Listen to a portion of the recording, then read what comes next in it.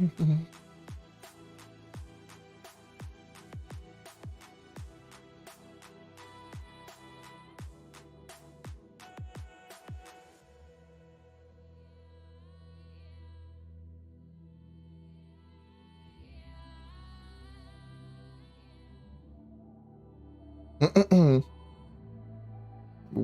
well, well. Well, well, well. Let me open up into Studio. I haven't done anything. I just made a quick thumbnail, and still haven't said everything. So I still haven't said the audio filters. Filter. Edit filter. Plugin. You should sound different. There you go.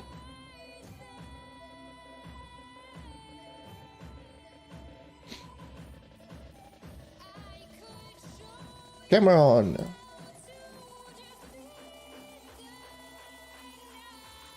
There we go.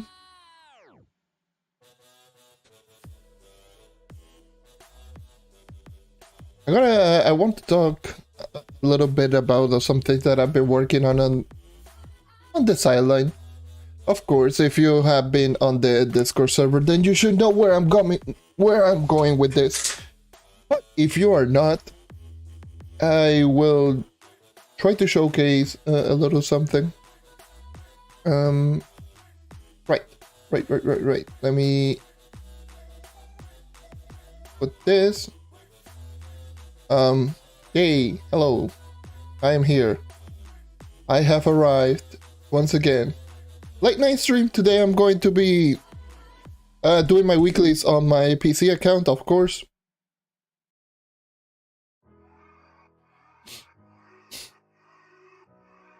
So yeah, that's definitely something that I'm going to be doing.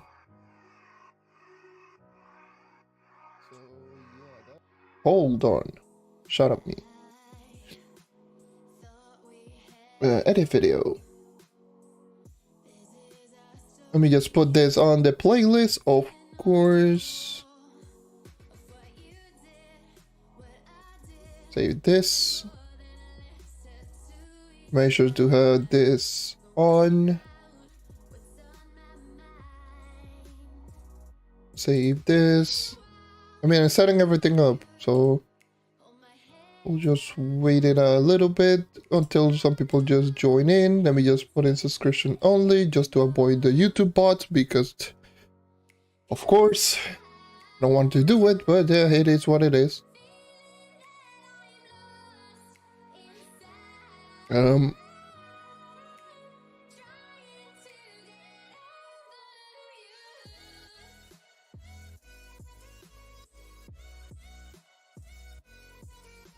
Did it say? Okay, now it's saved. Jeez, it took like forever to actually go for that. Give me a sec. Let's see if everything is just right. And yeah, everything should be fine. All right, good. Let me just put in. Let me just minimize this. Let me just get rid of GIMP. And let me open up Trove for a bit right now. All right. So, I need to log in. Welcome back to another JMP live stream, progression, PC, whatever the hell it is. Today I'm going to be just showcasing what I did put in on the title. I will be getting my second Primordial Dragon. I didn't even realize that I have well over 500 Diamond Dragonite. Also, let's see if I can... I don't know if I got like enough, actually. Hold on. I don't think I got any Empower Gem boxes. I forgot to do the weeklies Empower Gem boxes. Well, just rip. But at the very least, I do have enough Diamond Dragonite, so for me to actually just get this done and over. Oh, let me just put in in game right here. I moved myself over here. So I didn't even realize that I had over 500 diamond dragonite and over 500 dragon coins, so I was like, hey, let me just go ahead and get myself the second primordial dragon. I will probably just go be a power rank this time around, because the first primordial dragon that I got the water primordial dragon because of obviously the water. So now I can just pick whichever one just benefits me the most in terms of power rank. With this, I should also be able to get to 39,000 power rank, which is very nice. And yeah, I should have enough.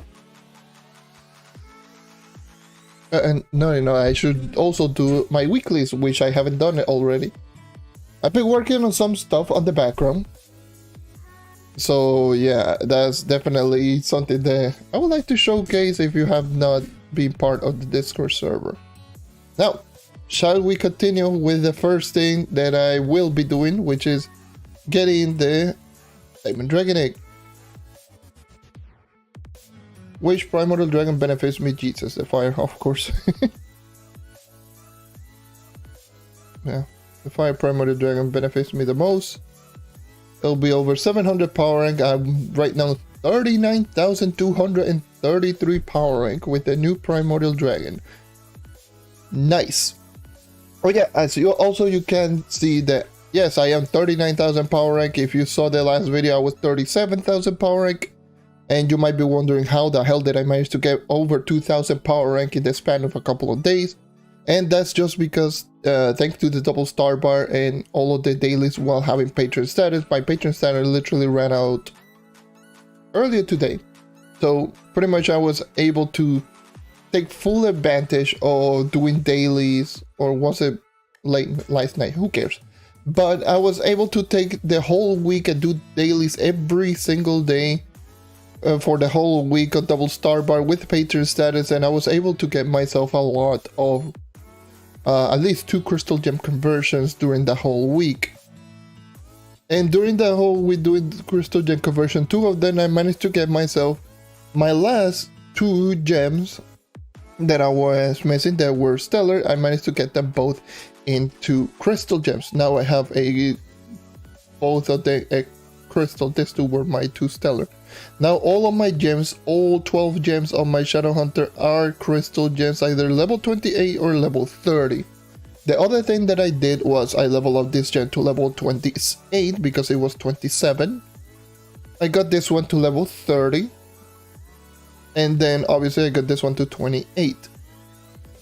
So that's essentially, oh yeah, and no, I didn't get this one to 28. Yeah, so it's either this one to level 30, this one I got it to 28, this one I got it to 28. Obviously these 2 I did crystal gem conversion, so that boosts my powering up quite a bit. And not to mention I also did get, I believe it was my hat to 2 stars. So now I have 2 star on my hat, weapon and face as well. So I bought quite a bit of nitro. I spent like 500k flux on nitro, or 600, I don't know. And then speaking of just using flux, I used, like, I do believe it was like over 1.5 million flux, give or take, increasing my mastery. So I got also quite a huge increase in my mastery. Right now I'm 468. I do believe I increased my mastery 10 times. So level up my geo mastery twice, and I do believe I level up this one 8 times. So I level up my mastery quite a bit as well. So those are the things that I actually managed to do during the whole week that I didn't even stream. Frankly speaking, I wasn't feeling streaming. Mostly because I was editing the video that I made on the Sunfest, not the Sunfest, the progression, which is the last video that I made. And aside from that, I've been working on stuff in the background. So yes, that's essentially what all of the things. Now these are my new stat: 408,000 physical damage, 103.9 crit hit, 2589.1 crit damage, and 9.2k light. So these stats look a little bit more appealing than what they are used to. Now, let us continue with the elephant in the room, which is going to be doing my weeklies. So where I will be going, let me just go.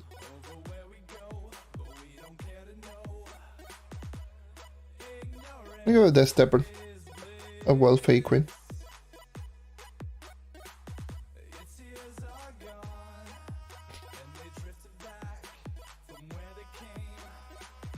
Yeah, I'm going to go lower because all I want is my weeklies. So let's go.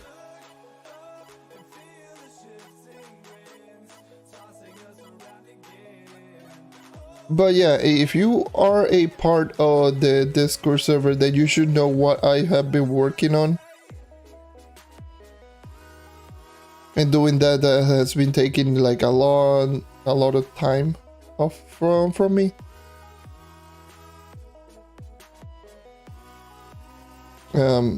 Also, the other thing is that I was grinding quite a lot on the Sunfest event because, of course, potentially getting the mounts to sell, because I already got mine. I bought mine. Woohoo! GG, 25 million flux. Even though I said I wasn't going to do it, but I ended up doing it because I wasn't getting it anytime soon. I was like, hey, you know what? Screw it. I'm not taking any risk. I'm buying it right now. It's 25 million flux. I can get 25 million flux, but I cannot risk losing the mount. So I did.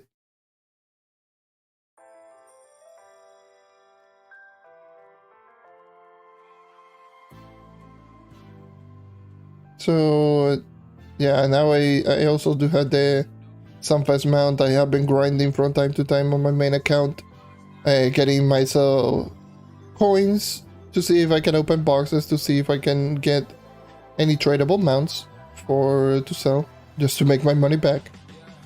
I ended up I've only opened 4 boxes, and all of them were allies because, of course. And yeah. I also tried to do some donation to see if I can actually get a costume. That was a terrible idea. That was such a terrible idea. I don't know how many I donated, and the only thing that I got was a poster. Like, okay. Oh yeah, sure. Let me just... Weeklies, let me just get this. Let me just get all these.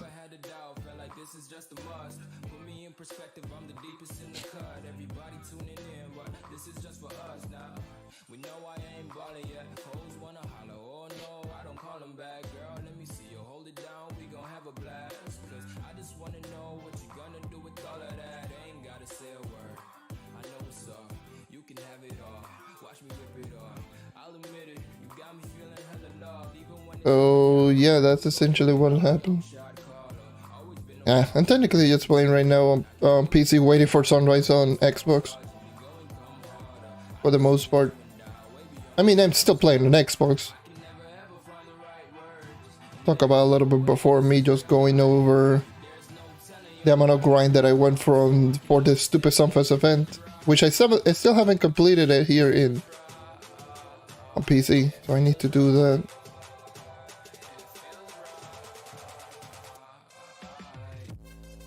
But grinding these stupid coins is just such a pain. I'm not even going to bother doing that.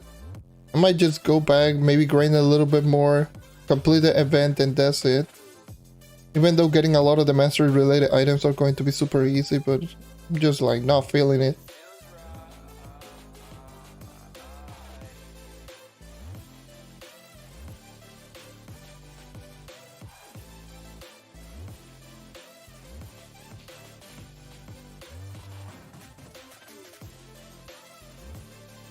Yeah, I know.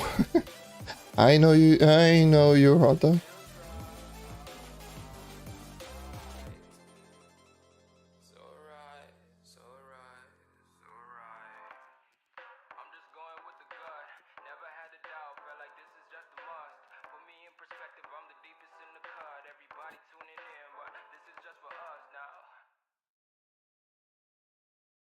But yeah. And for the most part, like when I stream, you're going to see me for the most part here on PC rather than Xbox, because what the hell am I going to show on Xbox? At least on PC you get to see progression. Just how someone would increase. What the hell am I doing? Is the mini boss? Killing enemies and it is the mini boss. Gee. At least you get to see this character grow and gets much stronger for nothing. Also, for those who still don't know, there is you can go into Twitch and just get some rewards. There are some rewards on. There are some Twitch drops. One of them is this costume that you see right here. The other one is a mount. You also get 10 super style stashes, a streamer dream 1, 2, and 3, and a death dream. Those are all of the rewards just by watching. So if you have your account, your Twitch account linked to your Trove Glyph account, make sure to go into Twitch and watch at least someone that has the Twitch drops enabled, so you can actually get all of this essentially for free. But no, essentially it's for free. You get them for free. So yeah, a costume, a mount, 10 super style stashes, 3 streamer dream boxes, or 1 of each number, and lastly is a death dream box.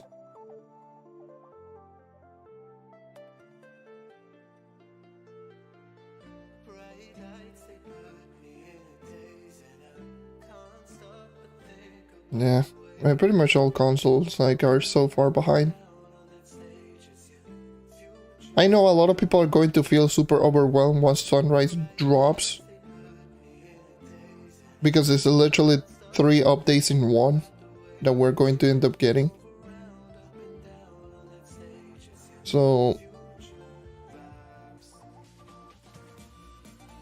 yeah, that's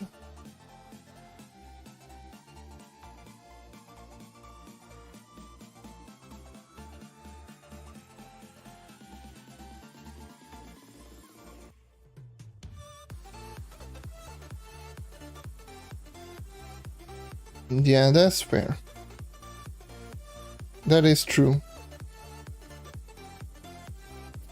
To be fair, I don't know. There are some people who has been asking, "Oh, where are the updates?" And they are literally not even close to the end game. It's like, bro, if we're asking for another, complete the other updates, so, bro.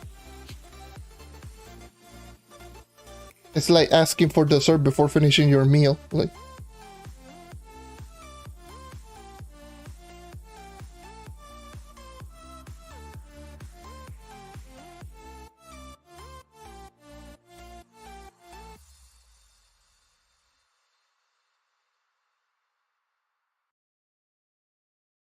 I'm going to end up using this custom for a bit and then just switch back to the Halo Shadow Hunter, because I like the other custom a lot more.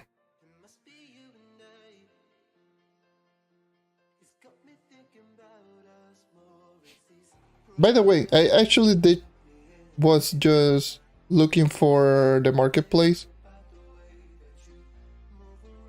to see what kind of custom that are people getting because of the donations type of thing. And holy Jesus, I actually did see a lot of, what is it, like a lot of costumes that you can get them from the store, but super extremely So it's really expensive, like it's so weird. Yes, you know what? I'll sell this costume that you can get for 1200 credit, 1250 credits, and I'll sell this for 25 mil. Bruh. Math, where? Not even on PC, like, god damn.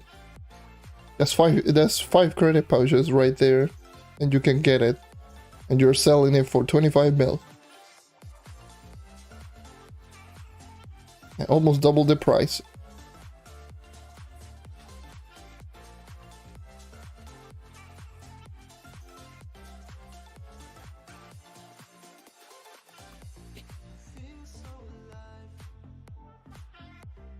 Already 26k in PC. Yeah, it's super easy to actually power it up nowadays.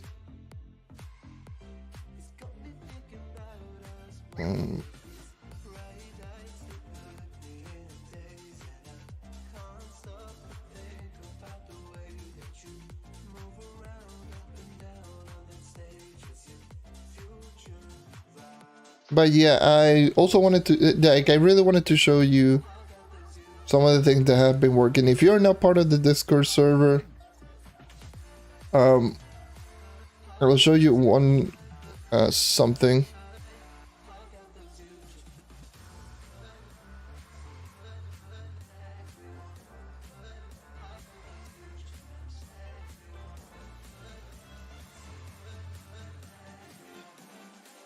I think it looks kind of nice.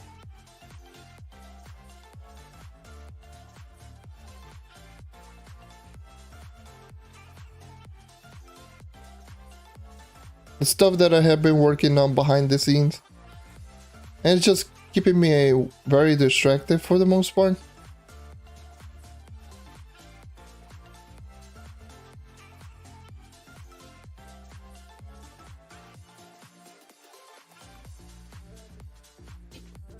Let me just complete this objective, get to the boss, and just show you.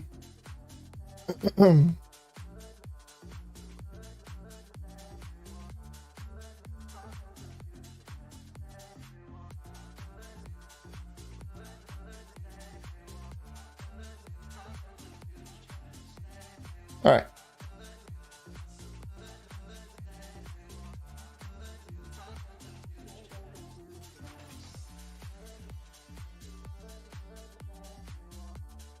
It's my Discord, the Discord for this channel, who has been there for like 2 years now. So yeah, that Discord. And so yeah, let me get myself out of here, like here first. So you all know this screenshot that you do see right here. Obviously, this is a still image of this model. Of course.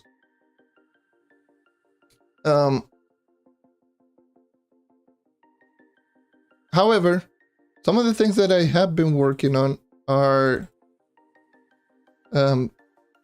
what is it? Like, let me just go over here. Let me go into my screen.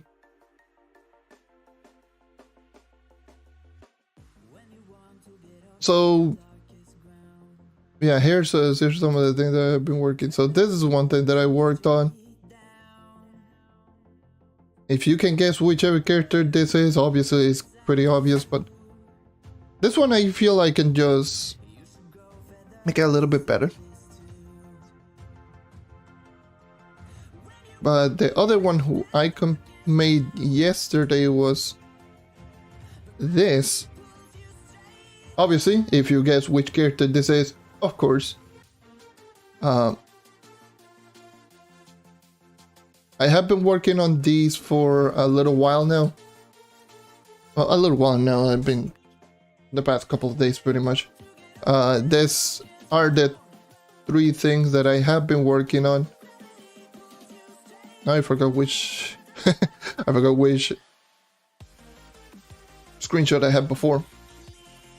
But yeah, I want to try to just do this, but with every single class, because with the current outfit. Let me just go. Where the hell did I put in? Should be here.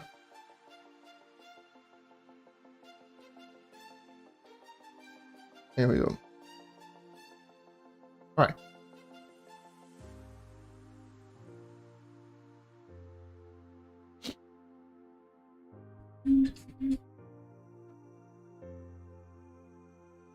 That's candy bar. Nope, that is not candy bar.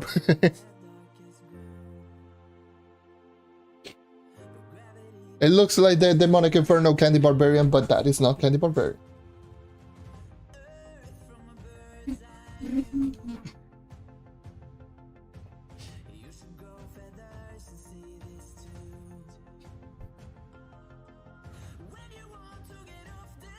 There you go.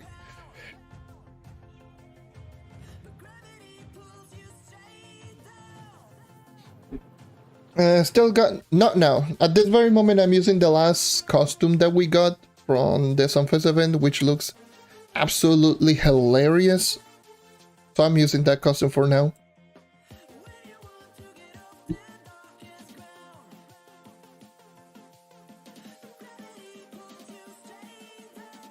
Probably some of the most hilarious and funniest costume in the entire game. Like, literally, it's so funny. I remember when I saw it on the test server, like, oof. That was just hilarious. I mean, I can't show you, I'm on PC. I have it on Xbox, not on PC.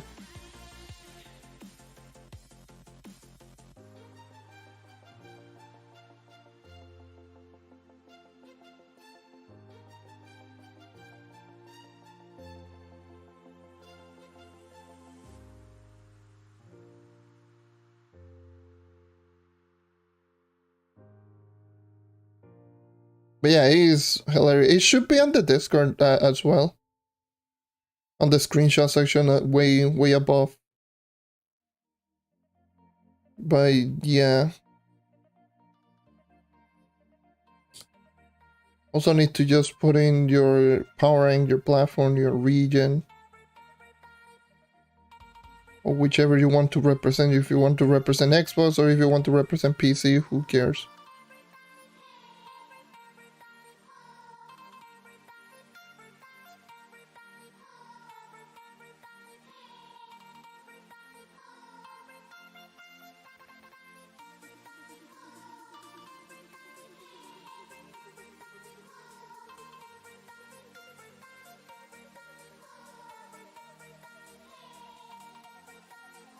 Yep. It's hilarious. It's so hilarious. And the hairstyle is literally the two eyes.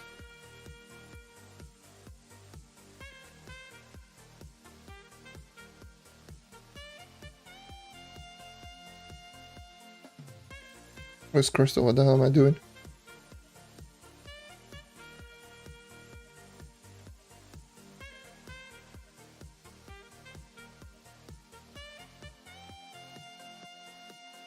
Like, it works so perfectly with all, like, all headless characters. It works absolutely brilliant. Alright.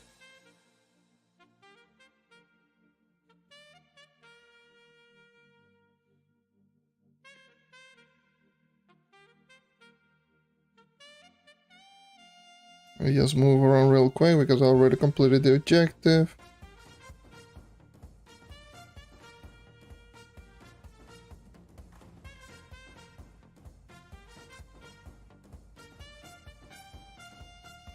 Okay, move on from over here. Kill enemy. Get here.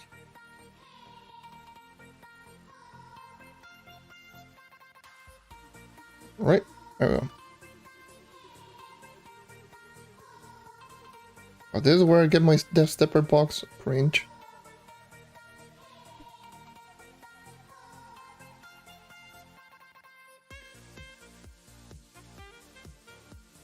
Oh yeah, Primordial on PC is like AFK Royale, pretty much.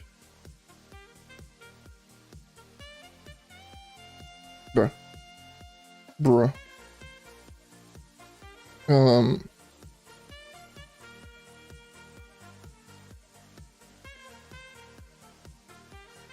Whatever. Give me this.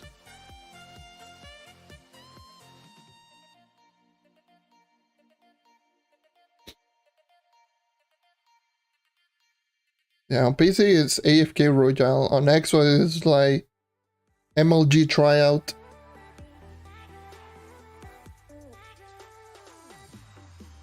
Like if you don't make it in the top 5, then your account is getting deleted type of thing.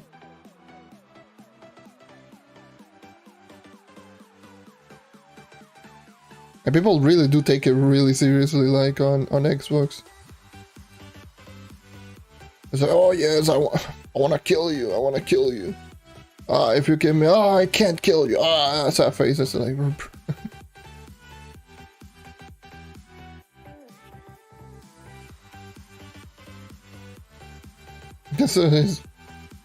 it's pretty wild. Every time I do see people, oh yeah, Bomb Royale, oh my god, you're a Bomb Royale expert. I'm like, oh, a Bomb Royale. Nice, I guess. And that's going to be when Bomb Royale Season 3 arrives on Xbox. Holy Jesus, it's going to be... It's definitely going to be a nightmare to even attempt to grind. First of all, because everyone will be grinding like other stuff like Uber 11 and Solarian and all of that.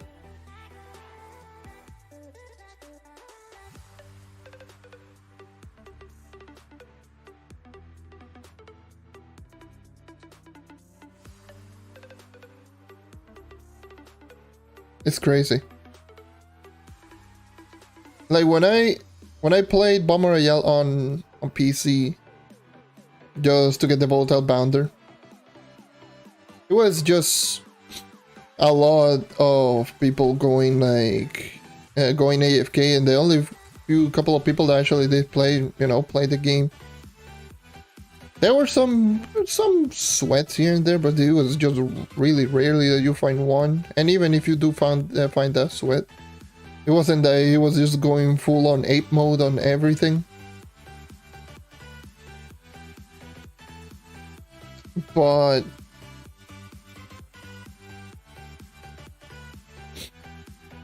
especially on Xbox, that at least for me, it's going to be a nightmare to do.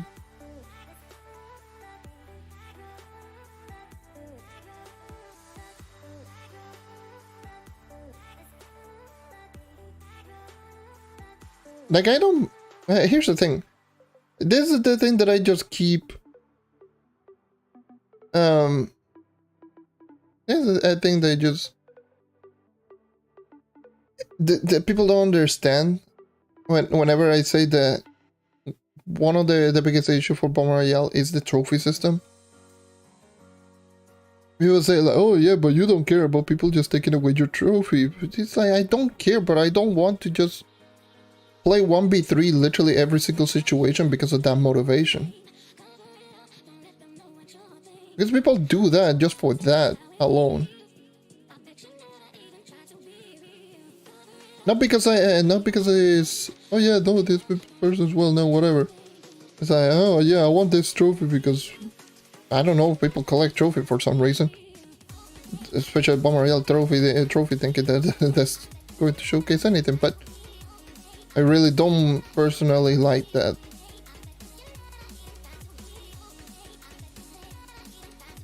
And it's honestly, it's not fun. When I played on PC, it was like completely different pace from what I'm used to. And when people used to play, like there are some times where people used to play like more than half the lobby play, which is rare on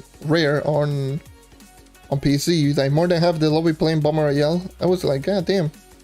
You know, this doesn't feel so bad, but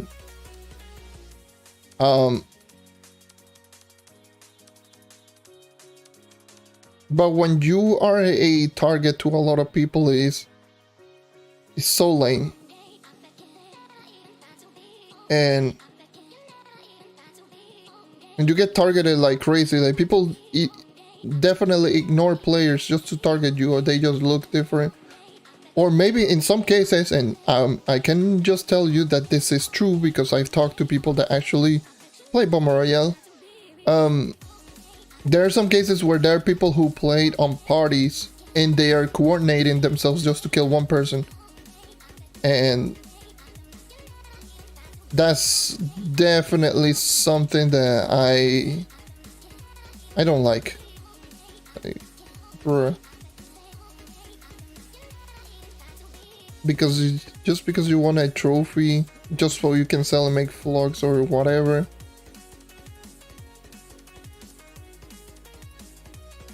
You would rather just go ahead and just kill the person multiple times for no reason. So just for this stupid trophy. Okay.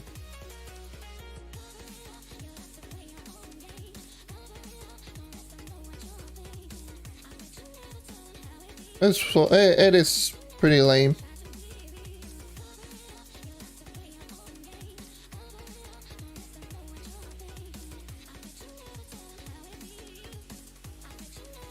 That's why I don't like Primordial, especially just playing on console.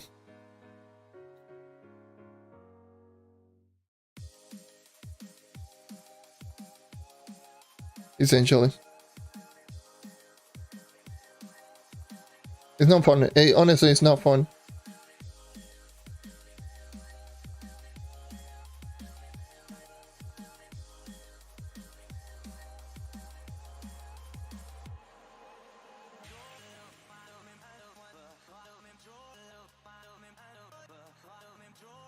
Oh yeah, this week is 2 times EXP week. Nice. I might consider leveling up, since I'm hunting for mastery for the most part. I might consider just going back and leveling up some of the other classes. And who knows, maybe I will end up getting another 2-week patron pass. Hold on.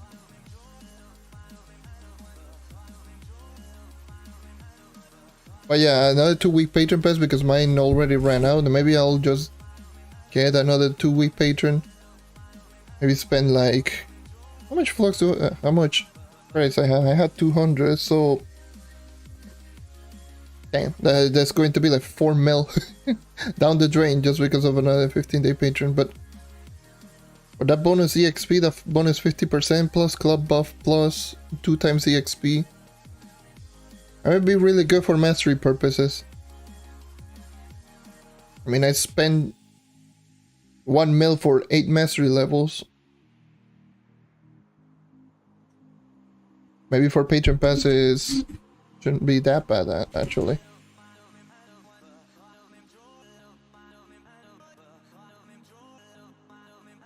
I mean, getting flux is not it's not difficult. I'll be honest. Nowadays, getting flux is so easy. I actually have been thinking.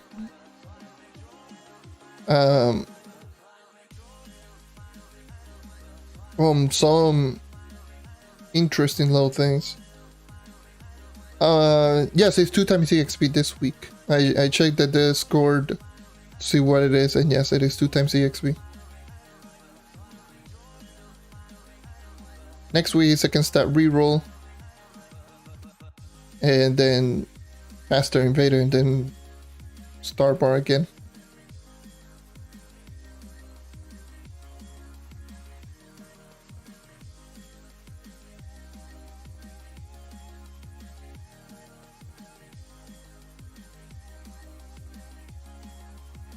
But what is it like? I have been thinking on one important thing, and that is going to be in regards to the prices on patron status. And just thinking about it, I'm like, considering how easy it is to actually get flux, actually patron status is still not too difficult to maintain on PC. Rather, it's quite easy, believe it or not. Because here's the thing.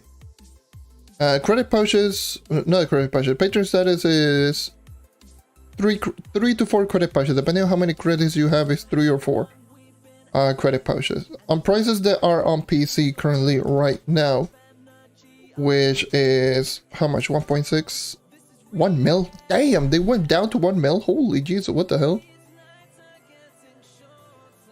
Only 1 mil?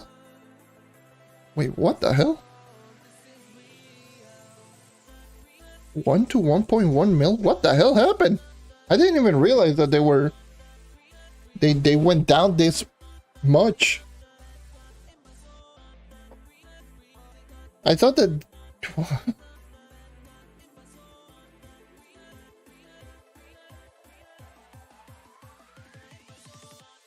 what the hell?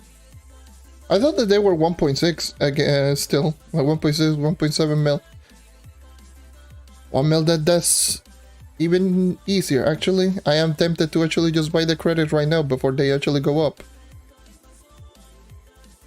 You know what? I'll do that.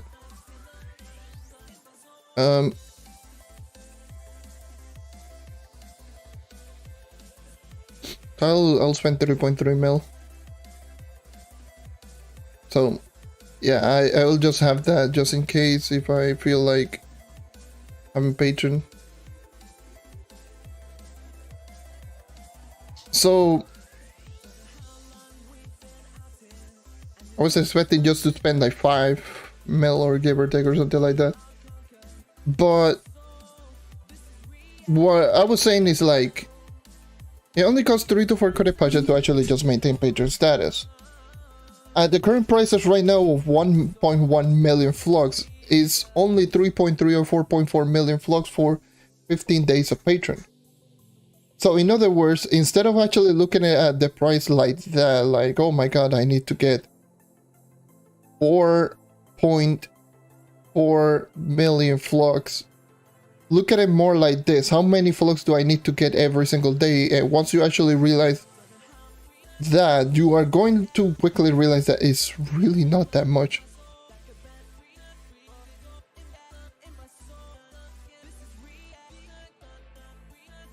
Like, it's really not that much. So just in other words, just take the current credit price total for all of the, you know, for all the credit pouches for patron status, and divide that by 15, and that's how much flux you need to get per day. And if you actually look at it like that, it's just going to be, oh yeah, that's not too bad, because it's how much is it? Like, let me just check. I'll check that one out real quick.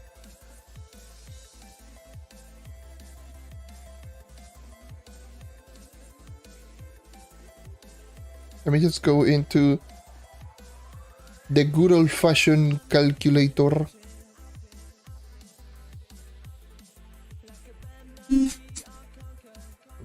Alright, where is my calculator?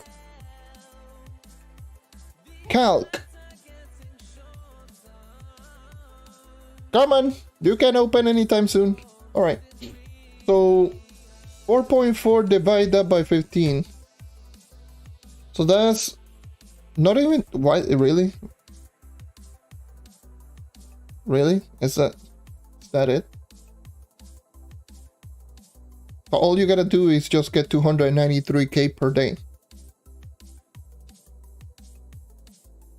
So just below 300k just to get a full patron. If you already have credits, you need to get 220k per day, 220k flux per day. I don't need to remind you how easy it is to get 220,000 flux. Considering current prices on a lot of things, like, let's just take for example, one item that I managed to sell quite a lot was Chapestone because of this event. They're 20 a pop. If I sell 8,000, that's already 174k. Primordial Flames, 160. I don't know why the hell they're so cheap. On Xbox they're really expensive. Nitro. They're still 261 a pop. How about the new ores? 100. 247 the Ember Slag. That's actually not bad. The Irradiant Power Cell, still over 1000, and this one is not that difficult to actually get, so. And the unnatural devices are still 4k each. So you quickly can realize just by doing some casual grinding here and there, you can actually just get yourself quite a lot of flux. So yeah, it is pretty wild. You'll be surprised. All right, dude. Thank you for dropping by. Let me just fix my chair.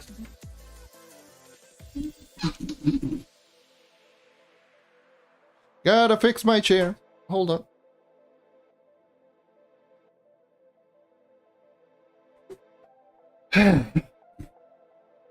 There we go. Now it feels a little bit better. I don't know what the hell is going on with this. Why is it like... There we go. I'm no longer clipping. I was clipping on the borders.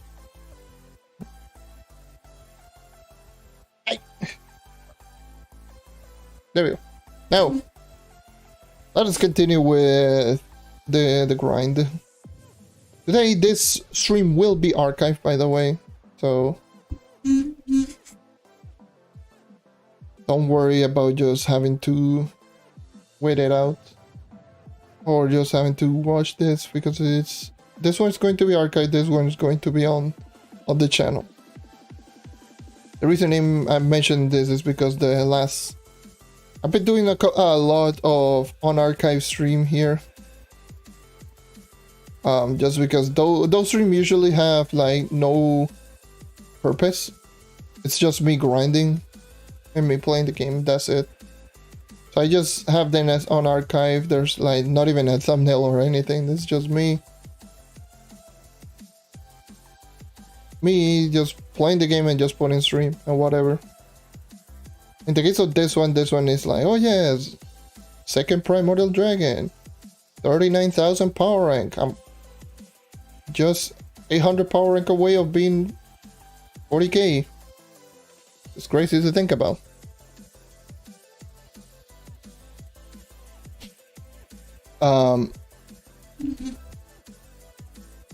What else? Like, oh yeah, doing my weeklies as well, which is what I'm doing right now. Especially like my weekly star bar or whatever. No, weekly star bar. What the hell am I even saying? My weekly lunar souls, whatever, because let's just pray, by the way, to good old-fashioned RNGesus. To see if I can actually just get the third and final light roll on my Empower Gem, because that didn't happen last week.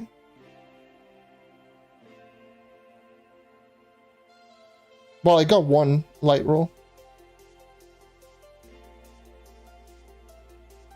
If I get the last light roll, I can use my lunar souls instead of sparks and flares. I can just use them for, what is it, like Empower Gem boxes, to see if I can potentially just get more Diamond Dragon Egg, even though that wouldn't be probably the best idea now that I think about it. Actually, yeah, sure. Maybe getting rid of my maximum health on my Cosmic Gem to see if I can potentially get myself the what is it, like physical damage, because I don't have physical damage on my Empower Cosmic. I have max health. So maybe if I get like one light roll like the third light roll. Can do a reroll to see if I can get myself physical damage.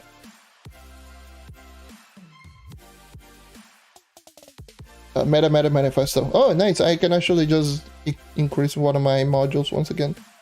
Insane. I do believe this should be my last for my weeklies.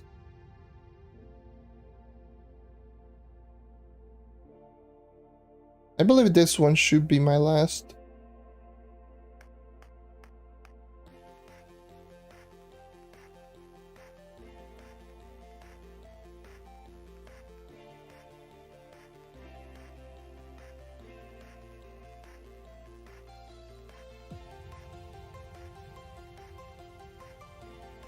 This should be my last.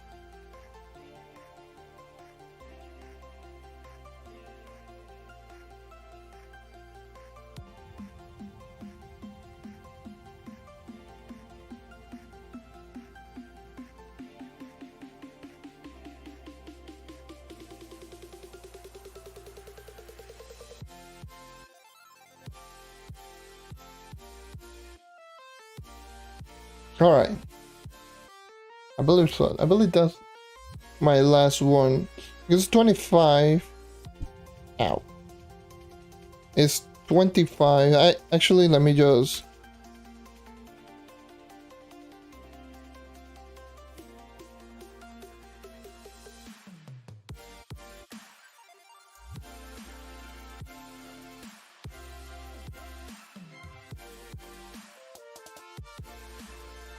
I almost have another conversion, but I don't need it because I got full crystals.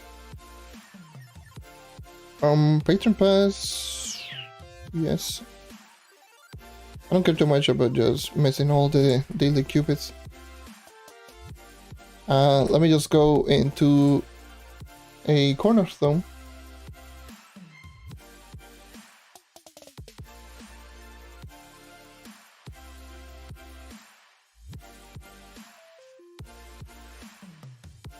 I look collect first.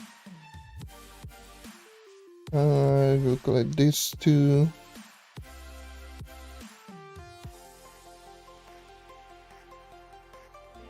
Open you. Open the two of you. Oh, I got a spark, nice. And yeah, if I get like a mount.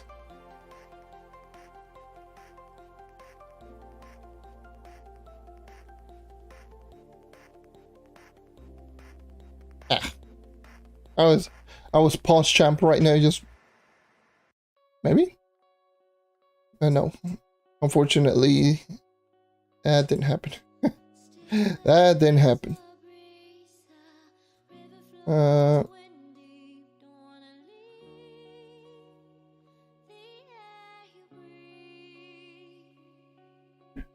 Alright.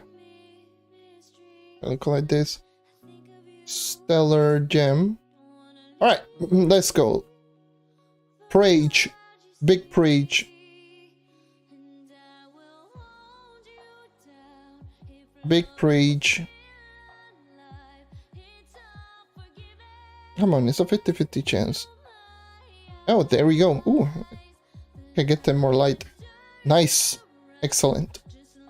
Excellent. Now get rid of that max health to see if I can get physical. Hey, okay, magic damage. Game. Physical. Not magic. Run damage type. Please. I don't need crit hit. Oh boy.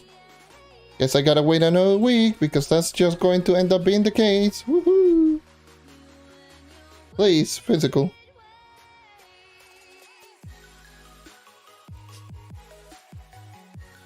I hate this game. I really do. I really do hate this game.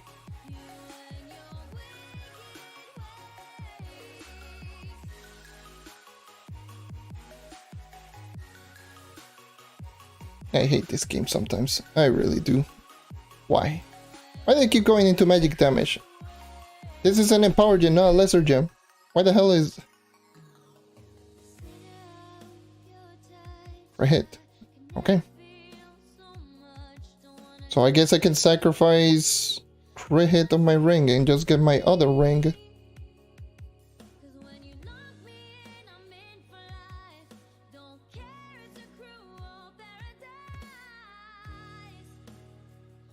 Same stats, but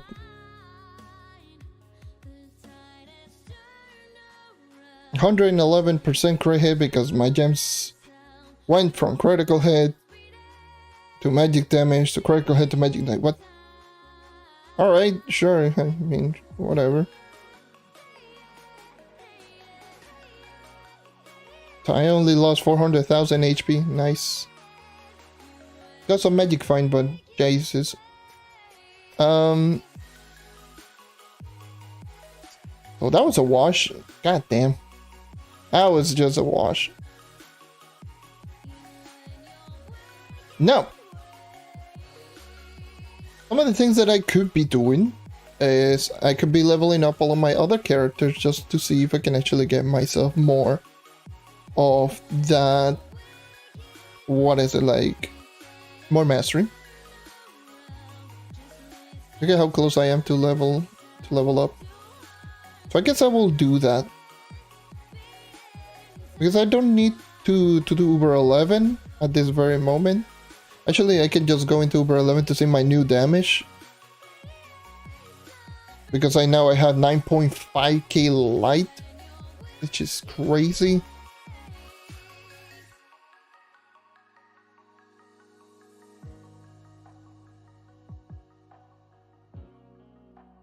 Let me just augment the last remaining.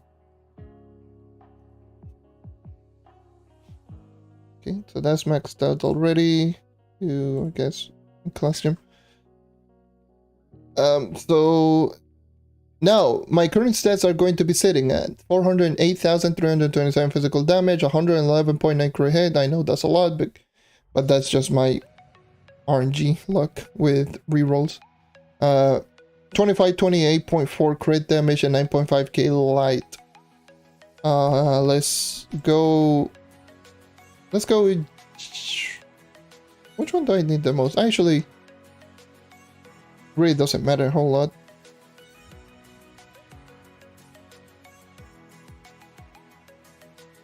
I have 1/9 life. I can actually just go for this gem.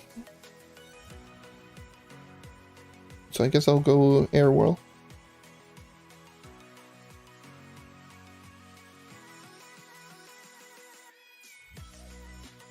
Let's see. Why is my damage currently sitting at 9.10 mil damage? Holy! Now that is big boy damage. Oh, right. I can potentially just do another reroll. I forgot. Event. There's an event going on, so I now have 5 more lunar souls. Nice. I don't think I don't have enough stupid Eyes of Cthulhu. Whatever. Let's spend 139k. Whatever. Please. Just roll into physical. Or whatever, just go back into max health, I don't care.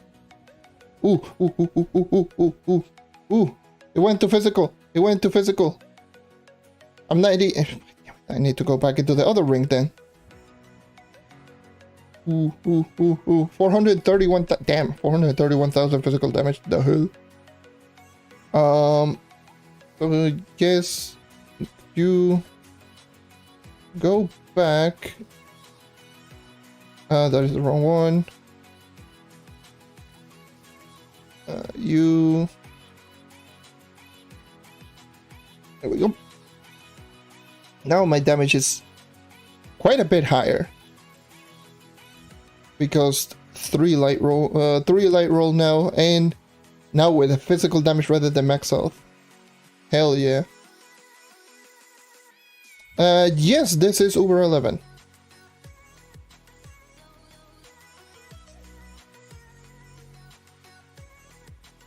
Where the hell should I even go?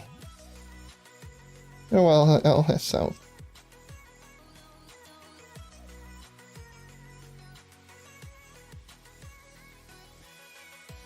And I need to equip my bows. Hold on.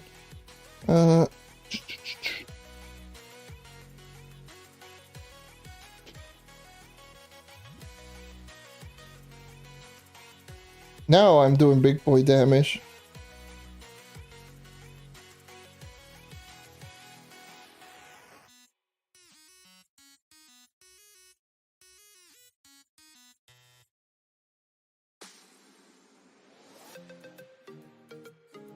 Oops. Press that button. Damn. That's how much of a difference it makes. I see you.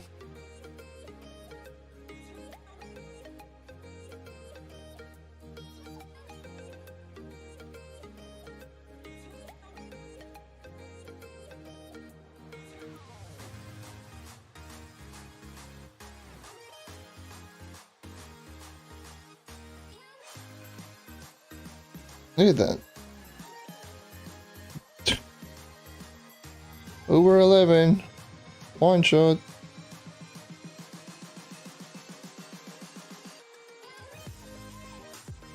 And I'm nowhere near max though, which is just crazy to think about. How strong would a maxed out player even be?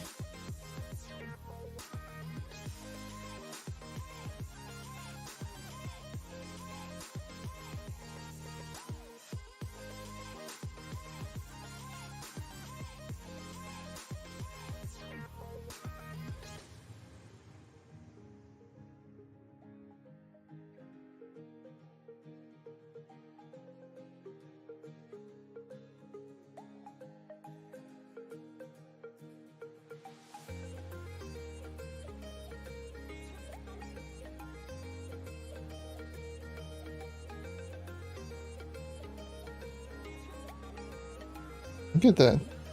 Damn, that's so crazy.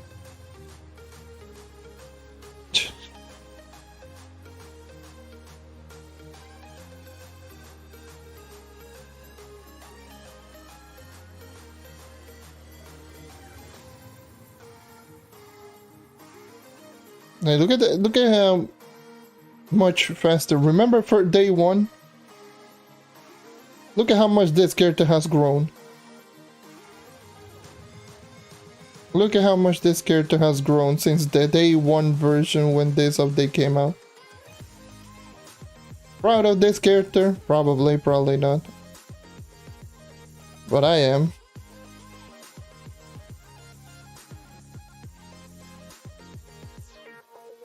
Day one of this update. Major struggles. But perseverance, grind will get you far.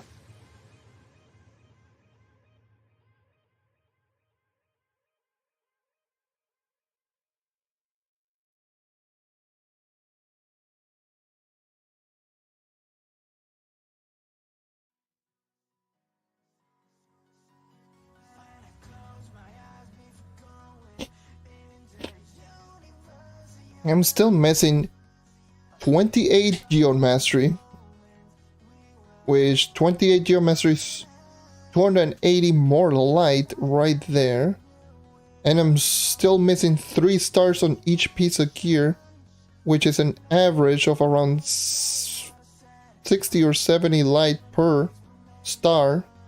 That's 6, so that should be like around 300 more light coming from those. Sheesh. What the hell is going on?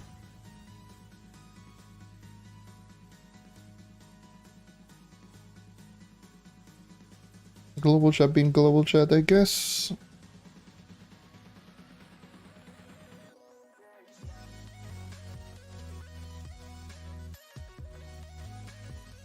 That's crazy, as high as 10 mil damage per arrow.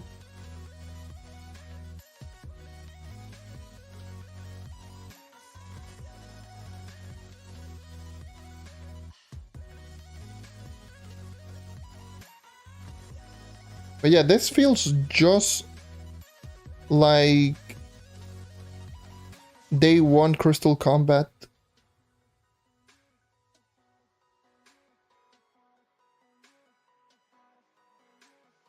This feels just like day one Crystal Combat. This is how you felt pretty much the first time that you enter. Like once you were like around 29,000 power rank back then. This is how it felt. Honestly, it felt slightly worse. This is more like 32,000 power rank. Day one Crystal Combat. I still feel it is more difficult than this.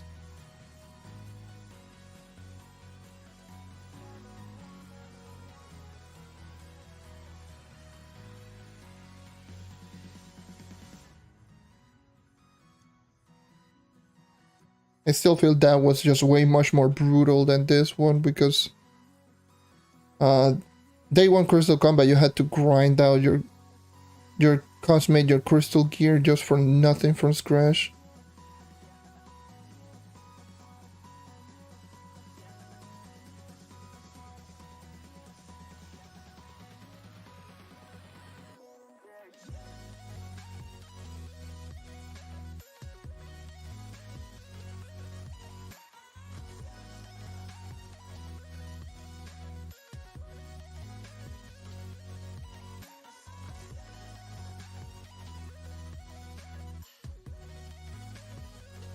I just throw two. That's just crazy, man. That's just way too crazy.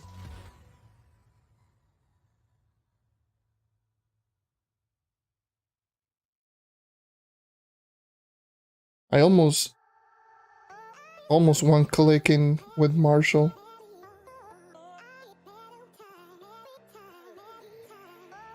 Almost one clicking with Marshall regular enemies. I'm pretty sure it's more than possible to one click. Maxed out. That, look at the amount of things just pointing out everywhere.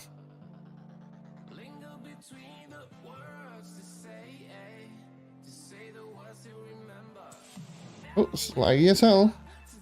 Please, game.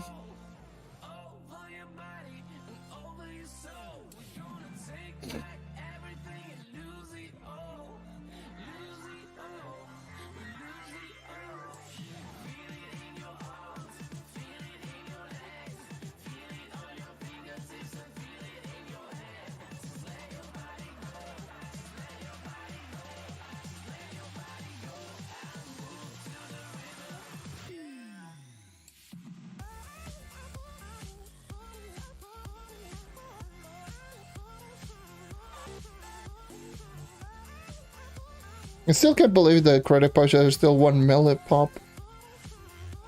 I don't know what the hell happened, but the prices just went down.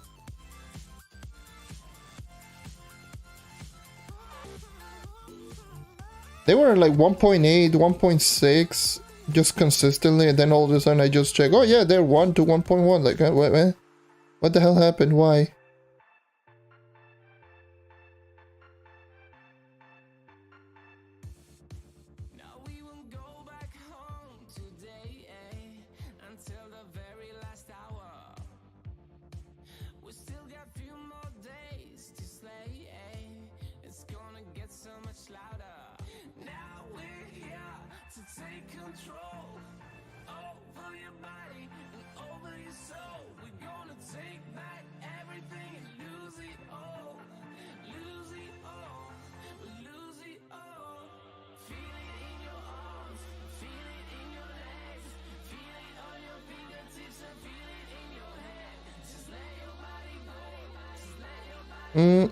Where at?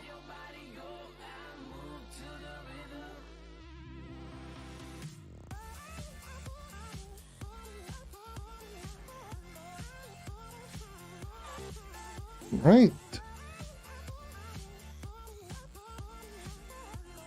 So my goal is just going to be to level up my empower gems to level 29 first. So for that I need... How many sparks? 11? I need at least, at the very least, 11 sparks. Just 4 for the primal shard plus 7 for the upgrade. So definitely 11 air gem sparks just to get 1 level. Yay.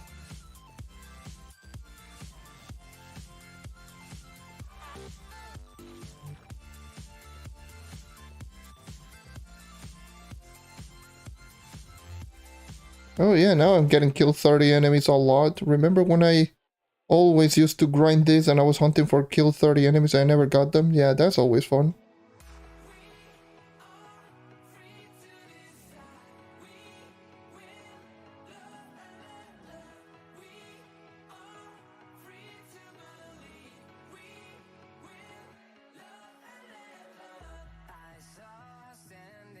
Curse Skull enemy seems to be like now way easier.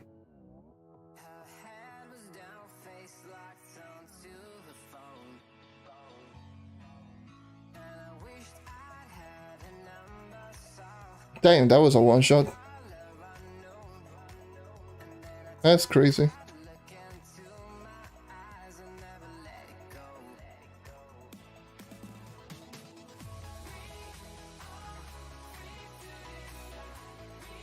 Changing my tome. Why is it always every single time whenever I'm loot collecting I want to change my tone, there's always an enemy that always targets me from like across the map, it feels like. It's so annoying. It's like I'm just trying to just change my stuff and the enemy's like, oh, you, let me be an opportunist and let me take this opportunity and just smack you like 2 or 3 times because reasons.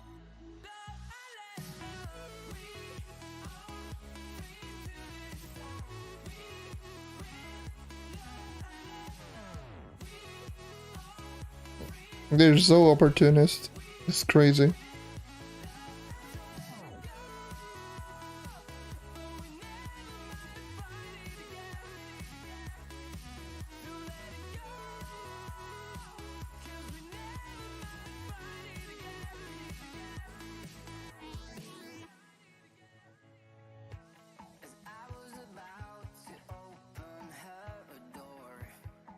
Okay.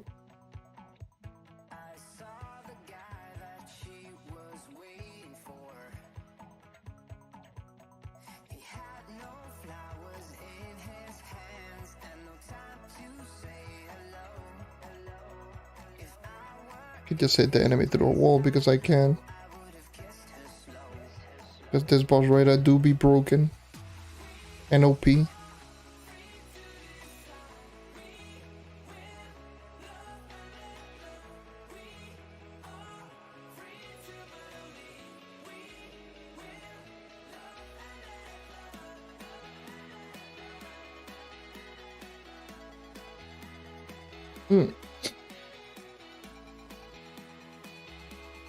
It's already been an hour? God damn. Why? I was like, yeah, no, definitely. It's not been that long. It's been like 30 minutes. Nope. 30 minutes my ass. Like, god damn.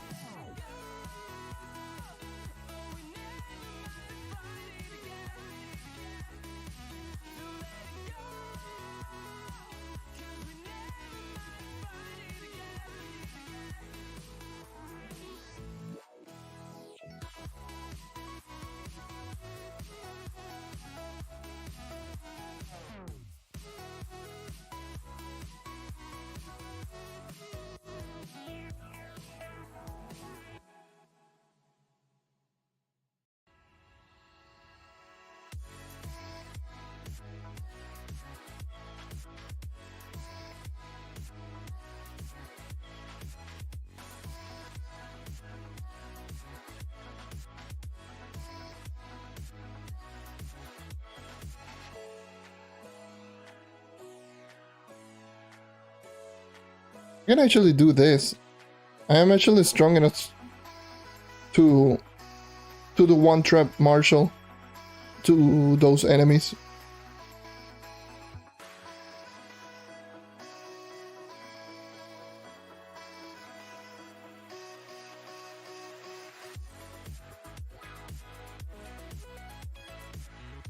A one-trap marshal that is super crazy. Oh, what the hell? Go down, go down, go down here. Kill this boss because reason. Kill. Get. Move.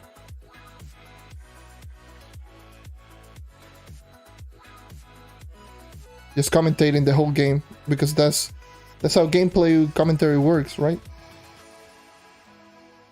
I'm going to be killing this enemy, grabbing this loot, moving to the 3-star now, getting all the enemies inside the 3-star dungeons. As always, you know, because this is gameplay commentary, just stating what the hell is even going on in front of me. Just going to be using my ult, of course, because one ult arrow plus basic, that's applying some dots. Against these enemies, I'll just use martial basic. I don't need to use the seekers. What the hell are you jumping so much? I don't know, but I'm going to kill you rather quickly. Just get the 3-star boss, and the 3-star boss, I will definitely use my seekers. Just boom. Then one shot. I thought it was going to one shot actually. And I even grabbed the chest because of course. Now moving on to the next dungeon. The next dungeon is going to be this mushroom weird dungeon right here. Obviously bomb all the way up top so you can get the portal. Get directly to the boss and just kill it one shot. You know what time it is. It's probably going to end up killing my throat, but who cares? Because this is an air gem dungeon or air dungeons or whatever. You can actually just blow out dungeons right down below. That's actually gameplay, commentary, and jokes aside. That's actually one of the beauties about the air world. If you do have bombs, most of the dungeons bosses actually do spawn down here. So you can actually just stay all the way down here and just blow the dungeons just directly from the bottom part, and that's how you're going to get there to the bosses quickly. That's actually a good tip for those who are just playing on console for the most part. Like this dungeon, for example, is down here. Like a lot of the dungeons in the air world are literally that. that was kind of cute. Same with this one. Like pretty much every single dungeon is like downstairs.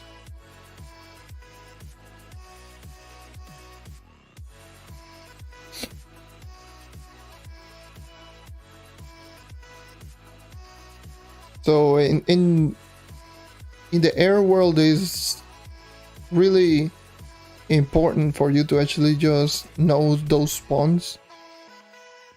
Well, not really. For pretty much every single dungeon is important for you to actually know the spawns, but more so here in the air world where I am full inventory. Okay.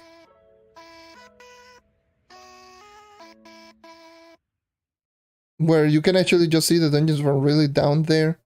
Even this 3-star, the boss is actually downstairs, the 3-star boss, but just get into a cornerstone first. But the majority, not all dungeons, like this one is downstairs, this one is upstairs, this one is obviously downstairs. This one is downstairs as well, even though I destroyed it from the top, it's also downstairs, the boss is down there. And knowing those little spawns and little things can actually help you out in planning on how to get into the dungeon really quickly. I've already mentioned all of this in my speed farming video. So if you're not familiar with that video, I suggest you check that one out because I actually did explain what are going to be some of the things that I personally like to do when it comes to speed farming. And just giving away some of my tips and pointers on it. And one of the most important things is dungeon knowledge, of course. And knowing where the boss actually is located for the most part it's a good thing because it does help you out in being able to speed through dungeons rather quickly. Dungeon knowledge is so valuable outside of actually grinding dungeons. The other thing that you can just end up doing with that is going to be you can use that knowledge to to get a lot of EXP. Actually, let me just kill this boss. Yeah, that's Same dungeon, downstairs boss.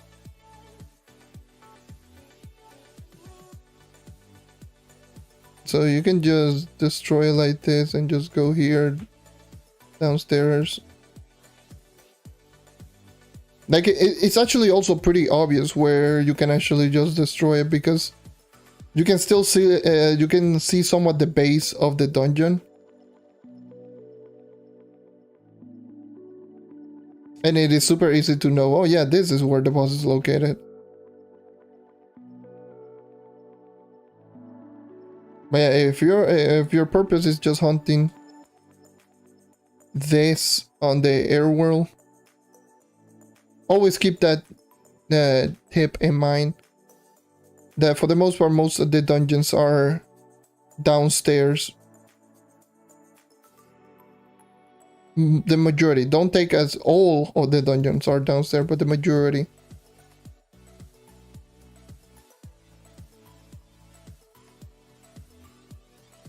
And for example, this one is obviously upstairs, but this one is pretty obvious as well. This one is super easy to spot and know where to go.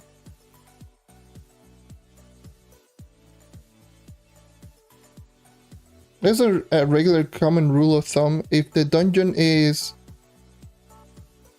what is it, like if the dungeon is a smaller dungeon in terms of like size when you look at it from the outside, more often than not, if it is not a tower dungeon, more often than not it's going to be downstairs, like right in the bottom floor.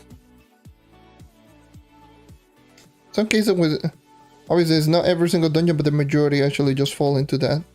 Also another thing is with 3-star dungeons, 3-star dungeons usually more as well, more often than not for 3-star is, what is it, like for the 3-star dungeons, usually more more often than not the bosses are downstairs, right smack down in the middle.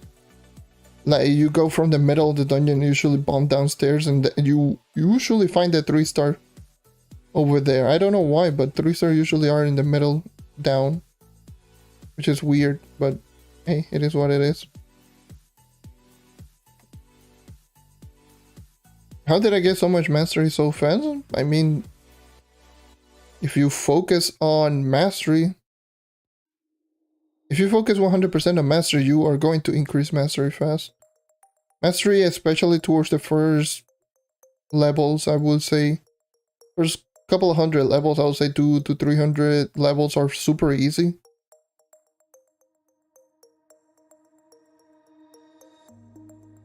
But it's just focusing on mastery. Never be afraid to use your flux if you actually get them.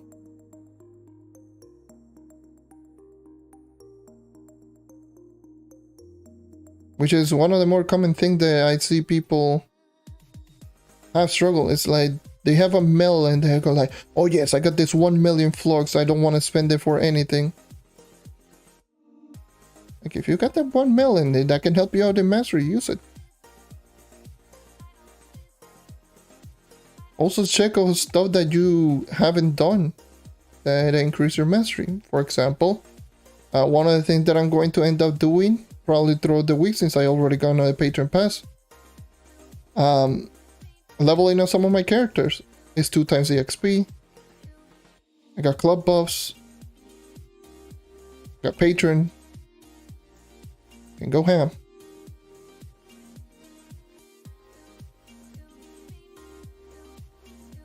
But yeah, always look for things that you are missing. And if you get something expensive, instead of just using that very expensive thing, try to turn that expensive things into stuff that are less expensive but give you more mastery. Like for example, I got on this account I did get the crystalline darter ally, which is a pretty rare ally from the glowing crystal caches. And I sold that ally for 9 million flux. Instead of actually using the ally and just be like, oh yes, I got a crystalline darter, look at me, I ended up just obviously selling it for 9 mil. Was it 9, 8? I don't remember. I sold it and used all of those flux to keep increasing my mastery. And still to this day, I got plenty of flux because of that crystalline darter.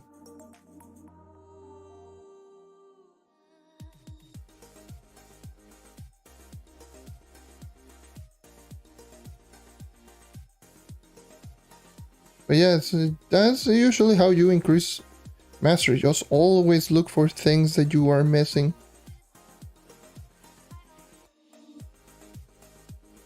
Have you leveled up all of your character? Have you done all of your badges? Have you bought most of the stuff in the marketplace? Have you grinded the geo caves? You know, can you go? You can craft certain things as well that you might be missing. And before you know it, you are going to increase your mastery like crazy.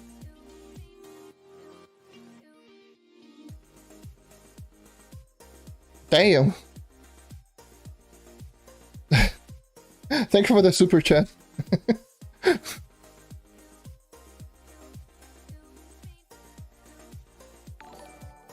That's wild.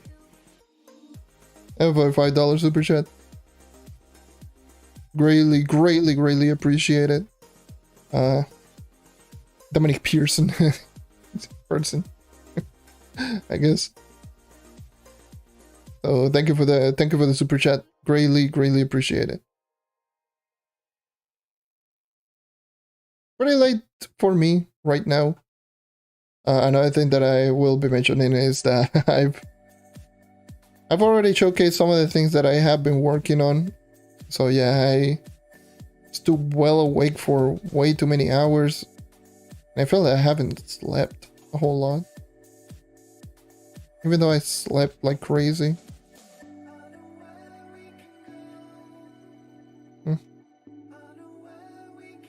Last week I've been working on my geo mastery. I guess I also got Trove mastery alongside you. Yeah, that's usually what ends up happening. Like doing geo caves, increasing your geo mastery will increase your Trove.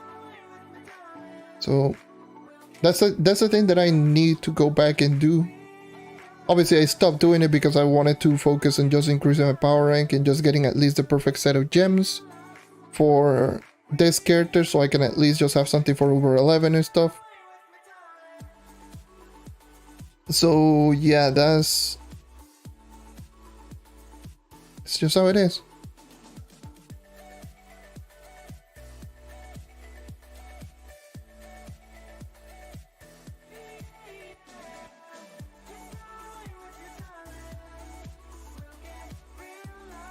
Hey, wait, what? Oh.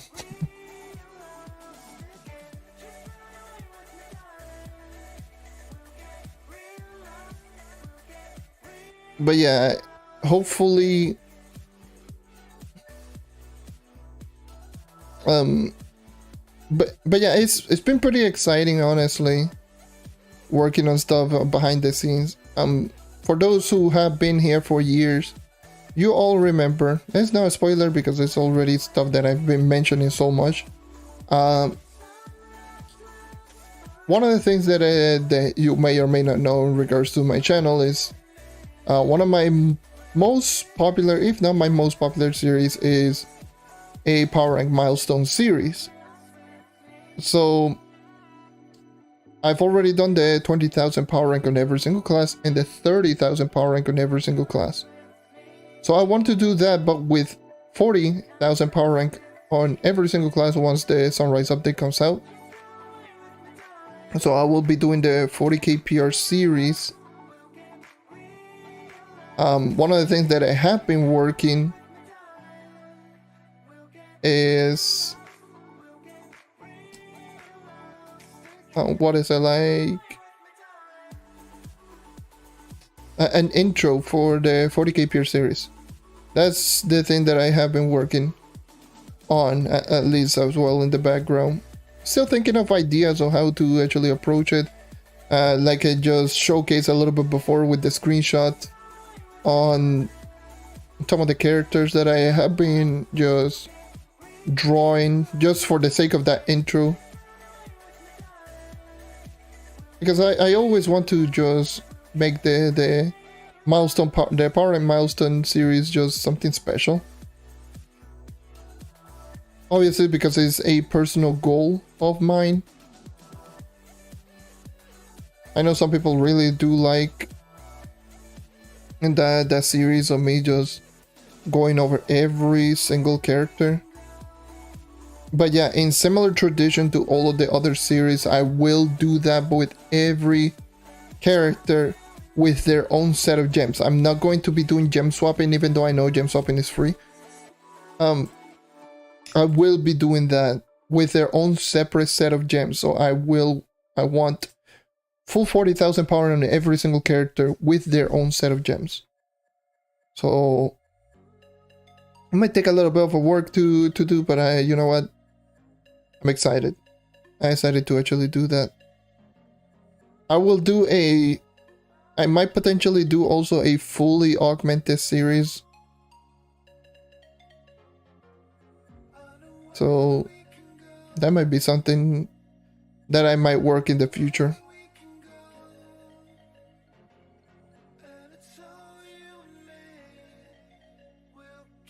And just thinking about it, I might do on archives streams using those characters and just going over my initial thoughts.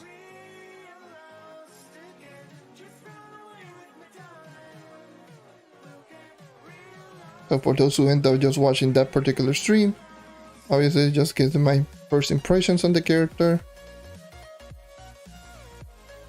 I don't know.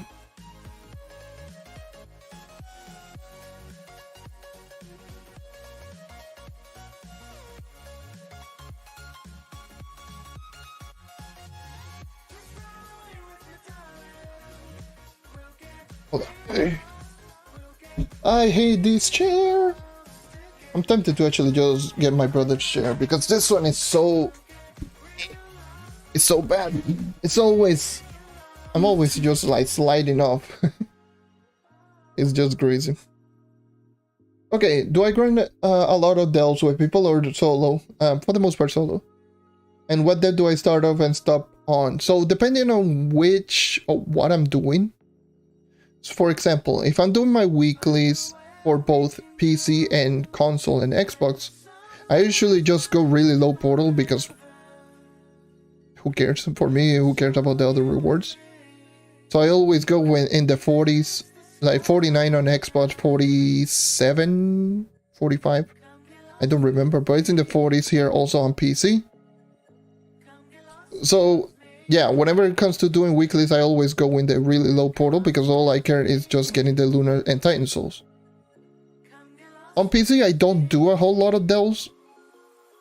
And the only time that I actually did grind outside of the 40s on PC was for the first couple of grinds for Crystal Level 4, which I started off at I started using I do believe it was the 112 portal. The stable depth of 112 that you actually do get from over 10, over 9 or whatever.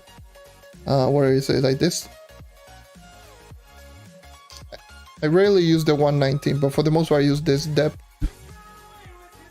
On Xbox, on the other hand, I have a portal specifically for if I want to do over 10 delves, which is a 117 depth, and I just start off on that one. So it depends. Honestly, it depends on what I'm doing at the moment. If I'm doing weeklies, low portal. If I'm doing, for example, like very specific delve grind where, let's just say, like you start getting rewards after depth of, I'll just say like around 75 or something like that, then I will do 90s. And if I want to do like C4 grinding delves and over 10 delves, then I will go 117. And then I'll usually just stop in Gloom. And the other one I just stop whenever I feel bored or before Gloom, which is like 128, 129. On PC is just, for the most part, I just do like weeklies. That's it. Yeah, more often than not, you are going to see me just do not only delve, but pretty much most of the things by myself.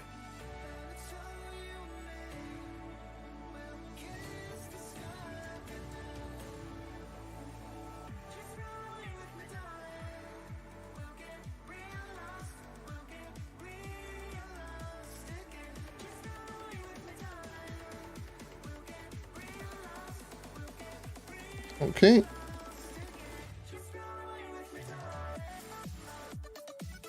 There's a world boss down there. Of course there is. This dungeon usually, more often than not, I always see one world boss in that dungeon. Like always downstairs, or what the hell?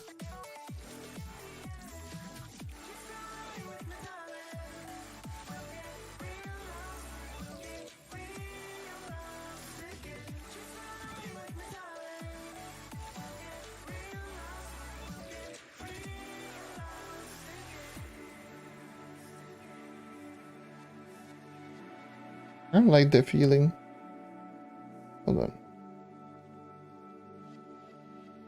The controller feels good. Still. It really feels perfect.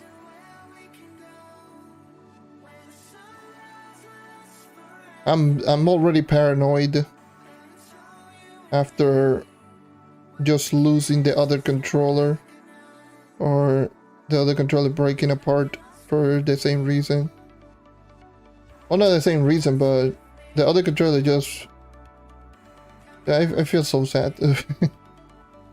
Spent 30 plus, like $30 usually. I'm gonna say, yeah, you know what, this is going to work as like a backup controller.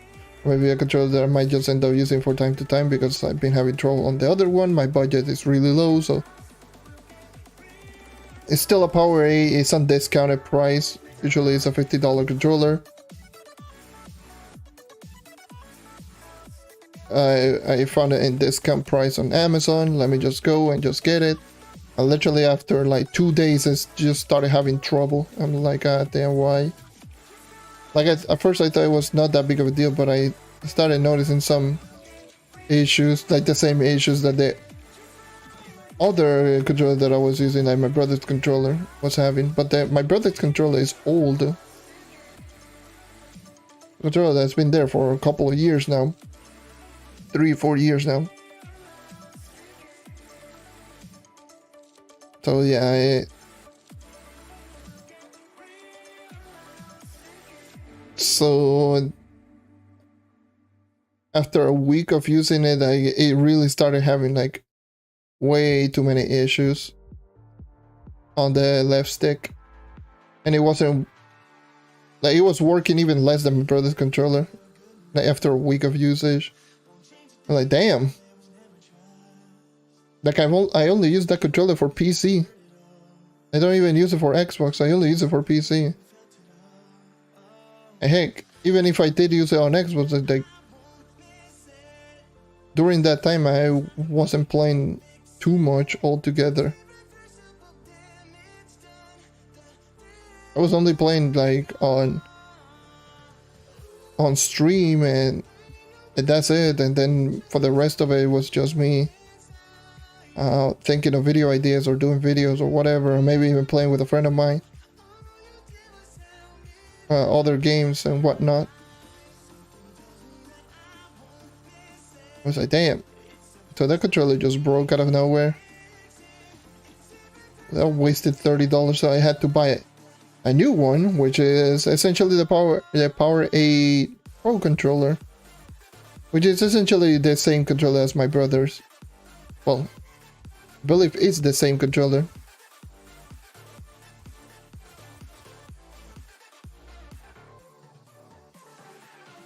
But maybe a slightly more, like a slightly newer version of the controller. Which normally this controller is like $100, and I found it in $50. Was it $50 or $60? And yeah, this controller feels premium as hell. it feels super premium. Like the other one felt like you can actually just feel that the controller was cheap than the other one, because it felt like it felt super lightweight. As I was feeling like extremely lightweight. Like the plastic was like it was like it felt like the cheap plastic. But the controller felt good. Like the buttons felt really good. Like the sticks, sticks felt also really good. The buttons on the back also felt really good. But yeah, I guess the cheap version of it is what ended up being the issue. But this one, not sponsored by PowerAD, by the way. Sounds like I'm sponsored, but no. I got no sponsor for anything, so I don't know why I'm even mentioning that. But anyways, the new PowerAD controller, this one, the Pro version, this one feels premium as hell because the controller is heavy. It is a heavy controller. It's actually much heavier than even the regular Xbox One controller. Aside from that, this is one of those customizable controllers. Give me the gun though. Oh. This is one of those extremely customizable controllers that you can actually just easily remove the front part of the controller. Put in new sticks. Put in replacement sticks and such.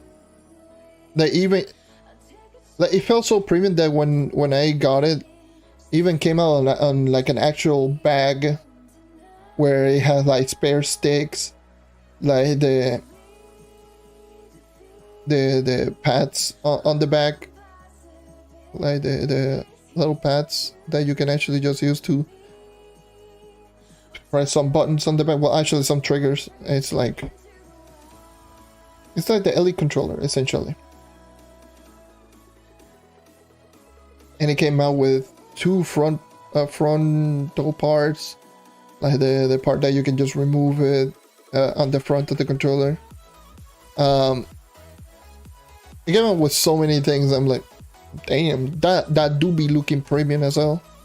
It's such a good controller. But I'm now very, very paranoid every time I just get any weird little feeling just because of what happened with the other one. So in the case of this one, it feels like maybe it's just because it's been used a whole lot more. It's feeling a little bit more loose because it felt way too new. If that makes any sense, probably not. So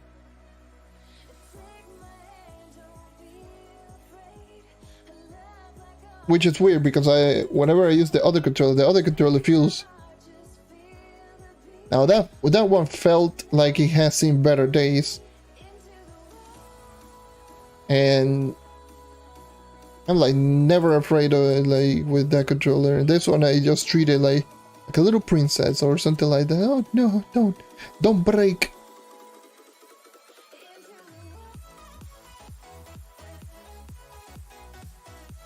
Whatever. This is what this, whatever.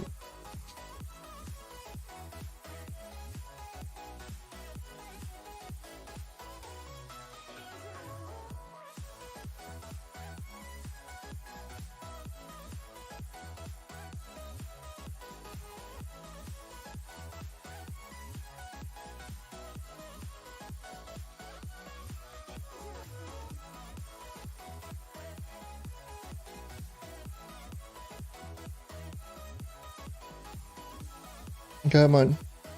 So, honestly, I'm not looking for any good gem here. And if I get a good gem, I will be so sad. I will be happy, but at the same time, I will be so sad. Because I Don't need any gem. Especially not air gem, like crying out loud.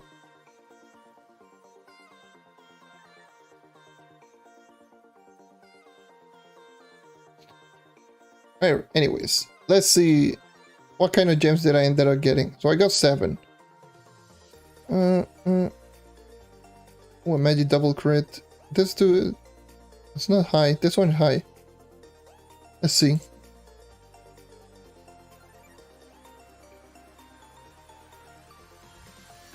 That's too bad. 2 physical, 1 crit hit. 2 physical, 1 crit hit again. This one's a 3 physical.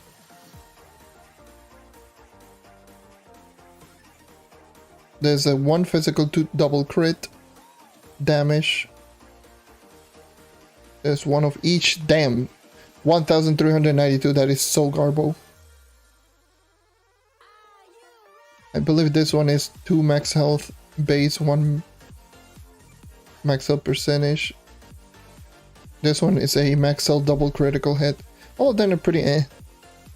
Like the only good one was this gem, but this one gem is pretty low powering, so who cares?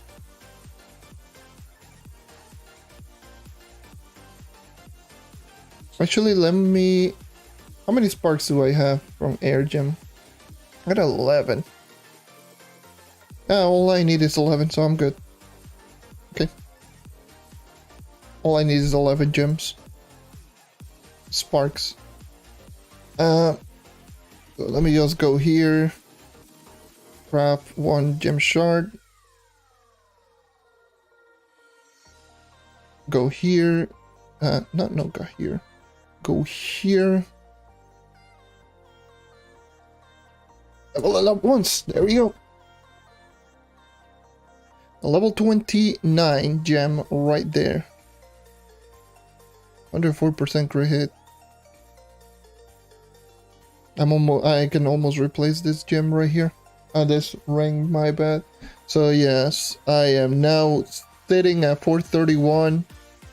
Wasn't I in like 436 or something like that? What the hell am I lower now in physical? I believe I was 430. 104.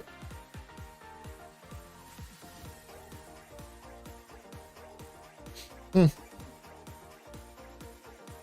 23.8. Against enemies.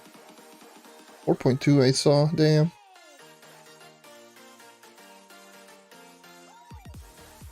$11 mil, holy.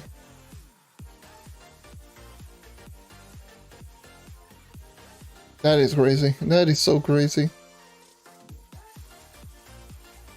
That is super crazy. Now that we're essentially done what I was just hunting for, I mean, I could technically go for level 30 on this gem. So what I need is 3 sparks. Actually, 7 more sparks. So I can get the 4 from the crystal gem shard. Primal gem shard. What the hell am I saying? Like primal gem shards. So I need 4 plus 13, and I can actually just get a 9th life right now. And I could potentially get this gem to level 30, get to 39.3. Should I even do that? Or should I level up the other characters for mastery?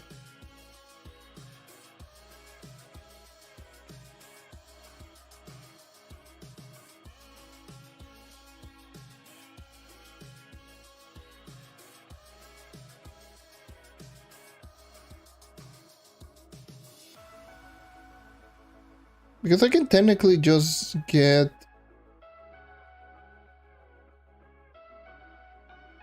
I guess I'll do this one, yeah. I guess I'll... Let's just finish up the work then.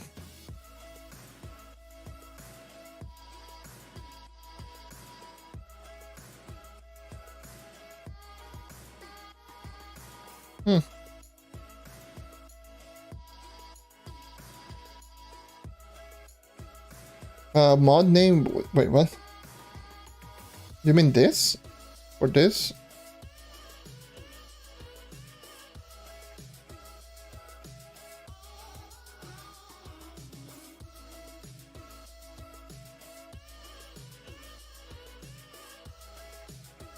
That is going to be called the Auto Easy Happy UI mod. I can show you real quick.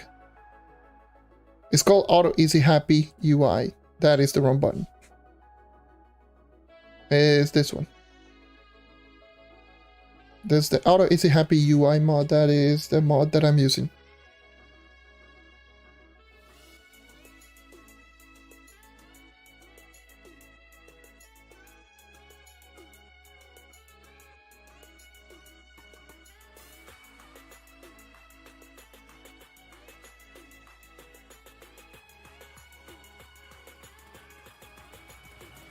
Okay. Look at this. Still killing somewhat respectably fast on without Marshall. And definitely against Swarm dungeons without Marshall is a cakewalk now. That's crazy.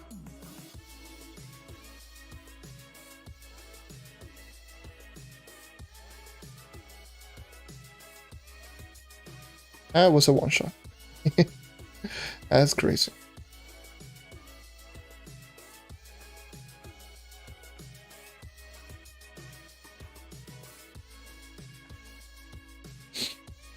Right. Go to a 3.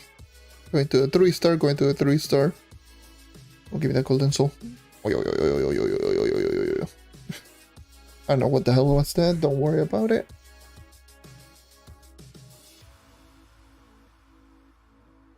Can I go down? Apparently not, because getting knocked around everywhere plus the movement speed, that's no fun.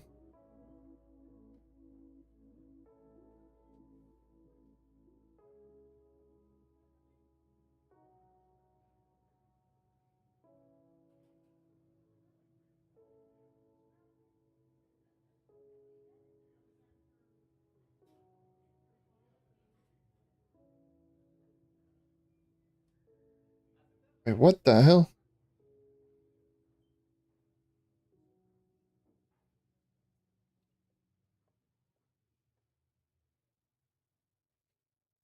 Go down, go down, go down, go down, go down here, go down here. I need to get myself more bombs.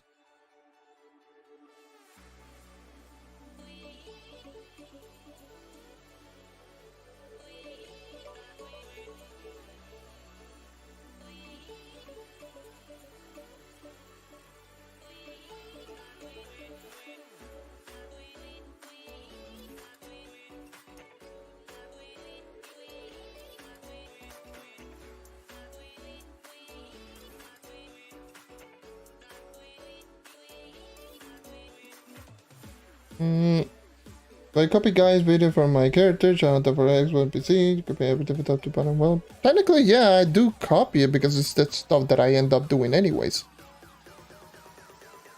So most of the things that I just showcase on my videos is the stuff that I do. So, I mean, technically, yes.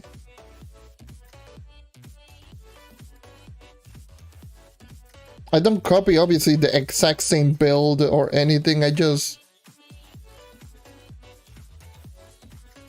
That's it. I just end up using what build I think is the better one for me personally. And usually how the... especially like when it comes to how to use the character, what are the things that I mention about the characters in general, that's the stuff that I do. Like for example, if I just say, oh yeah, just end up dodging like crazy like every single time, that's because I end up doing it, it benefits me a whole lot. Or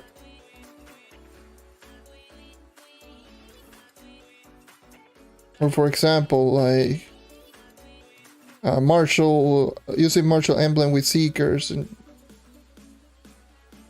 Stuff like that. Like pretty much most of the things that you do hear from my character video showcase guide or whatever you want to call it. This stuff that I just do normally. So I just mentioned stuff that benefits me to everyone else. And if it benefits you, then that's nice. If it doesn't, then that's fine too. Not expecting to change anyone's playstyle or anything. And when it comes to builds, I always just follow my same route. As long as I have no crit hit roll, full light roll, I'm just good to go, because let's all be real. Going for the full 100% number 1 build in coefficient A is going to be stressful as hell. And B, even if it is stressful as hell, you're not going to see a lot of benefit. There is benefit, but not a whole lot.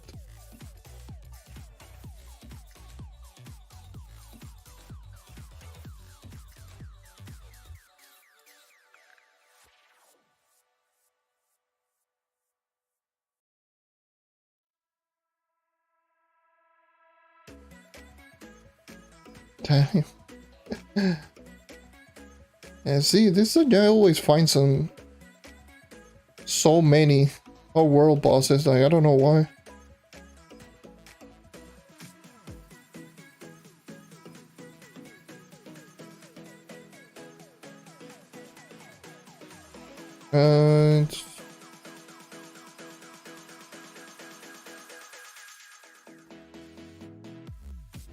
The hell?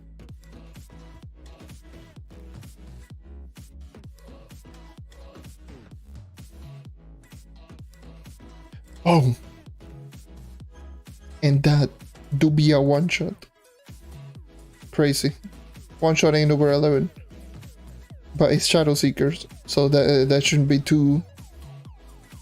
That shouldn't be like too surprising, because Shadow Seeker is so ridiculously broken beyond belief.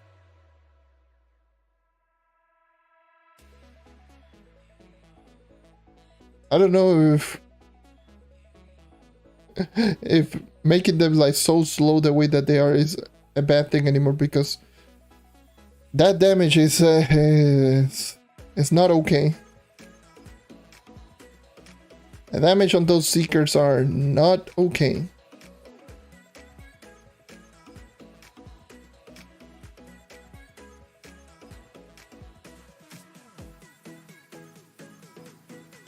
Like, I do believe the damage output is like 9 times damage times 5 if you throw a fully maxed out Shadow Seekers.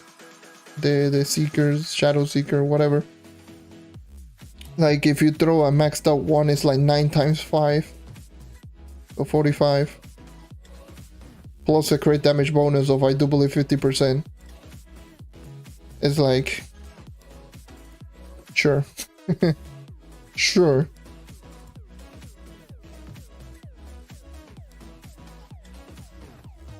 Yes, let me just throw down an ability that does 45 times damage multiplier, and I can throw it down at like every 3 seconds for the most part if I do have the Seekers. Or if I can just refill Seekers. Like, okay. Only bad thing is now, because of the knockback changes, it just causes so many ridiculous amounts of knockback.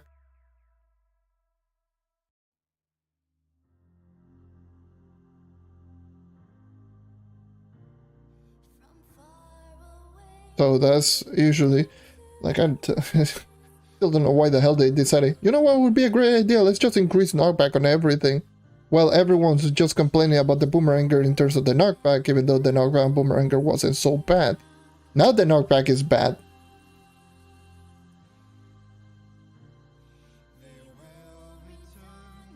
And not only coming from enemies, but also from players. So stuff like Shadow Seekers, where before used to not knock back like a lot, barely even, but now it will just send you across the map, just getting GG'd.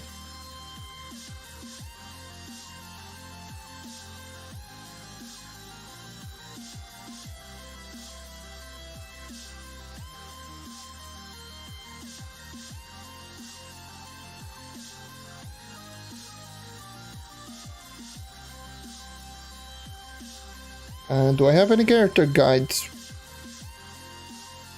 Not necessarily a guide per se, and pretty much all of them are old anyways. Most of my other series, it's just, how do I say it? In most cases, most of the guides usually they go like, oh yeah, this is the, you know, this is the character, how much damage does it do, whatever, like, this is how you use the character. And I always felt telling anyone how to use characters is never been the thing that I like to do or say. I always try to give all of the players options so they can actually just play however the hell they want.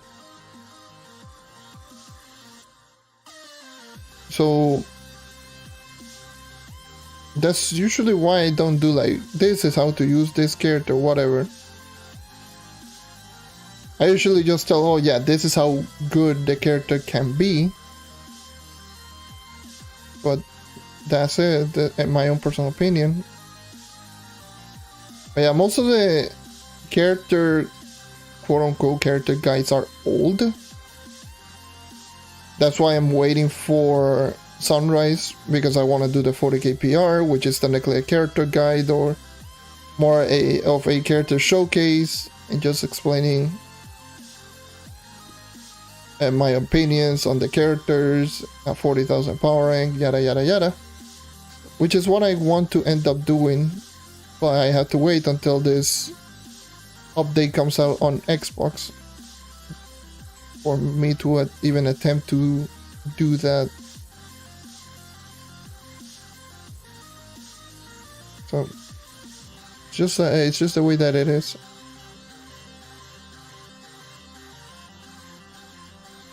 And just go here, go here.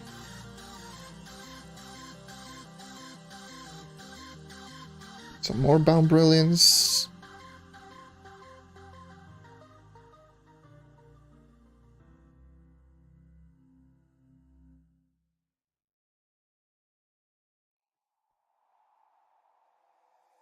Take me away from home. Show me all the places I've never known. I mean, I can always just tell you, if you ever have like a question regarding a character, I can always just tell you what I would personally do.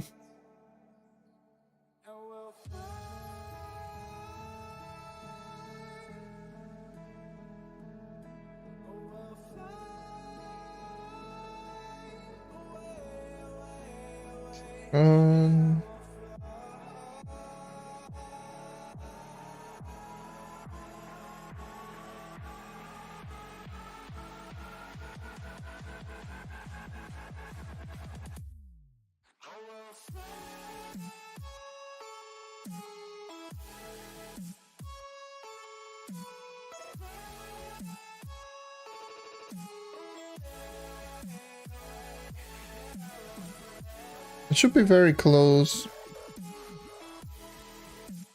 Actually, let's see, how many boxes do I have? I have 56. I got one for like, I got a karma essentially. Maybe potentially two, because I don't know how close I am for one. Let me just get into a cornerstone first.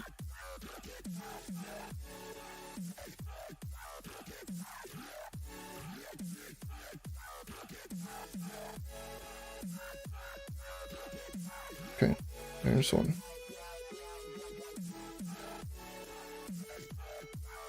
So let's just look at it and see if I have enough right now.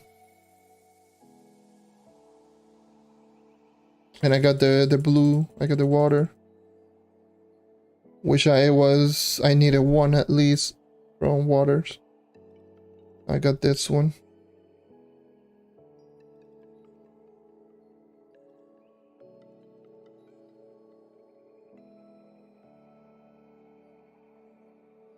Nice. 2 stealth stashes. You take those.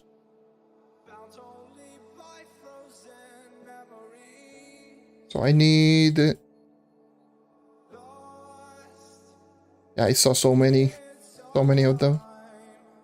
I just saw a lot of them, a lot. Get rid of these. It was 659.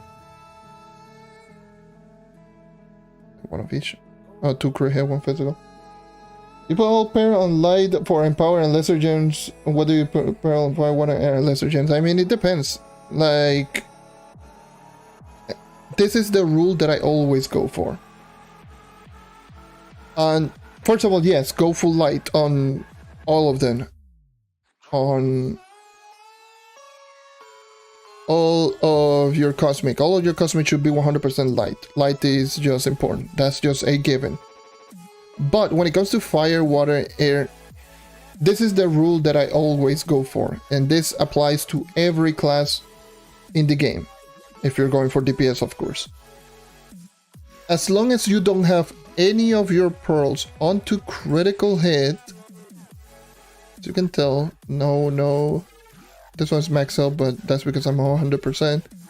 But yeah, as long as it doesn't have none onto crit hit, I'm pretty much good to go. The other thing that I like to do is I like to keep it more balanced. I don't like to go too heavy on either damage and critical damage. So I always try to keep it balanced. Like for example, I got a 3 physical damage roll right here. So I counterbalance that with a 3 critical damage roll just to be balanced with one another. This one is 2 physical, 1 crit damage.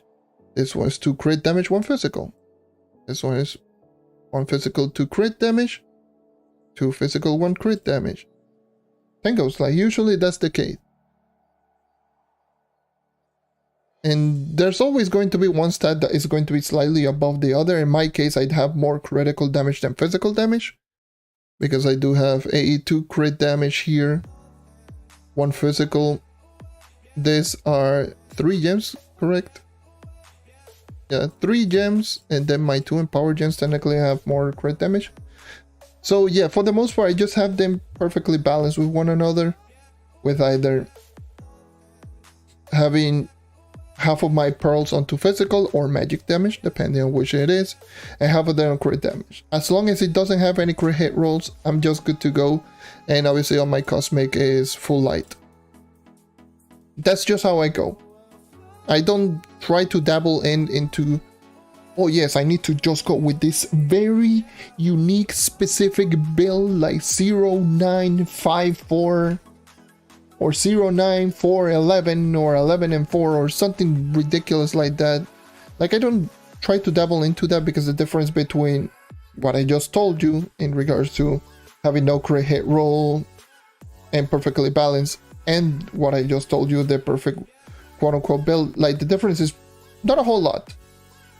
There's a difference, but it's going to be negligible to the point that you are not going to even bother. So that's why I never go for very specific builds. I just go for something. I just always go for a standard build and that's it, and just leave it at that. Yeah. Anyways. Hey, how's it going?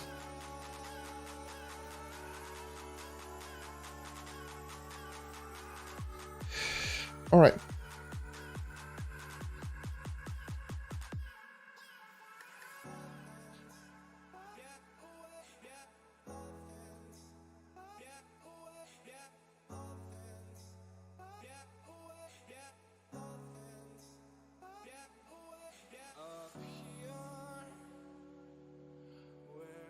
I need the primal gem shard.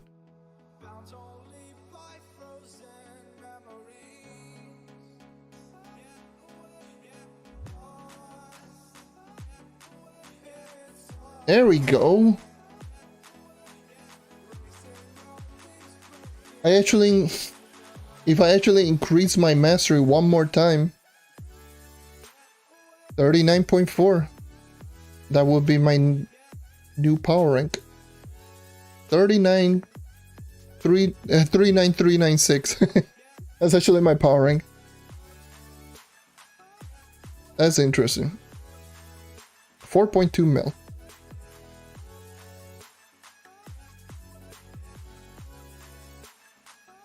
Oh, the Seekers literally just teleported to me and just...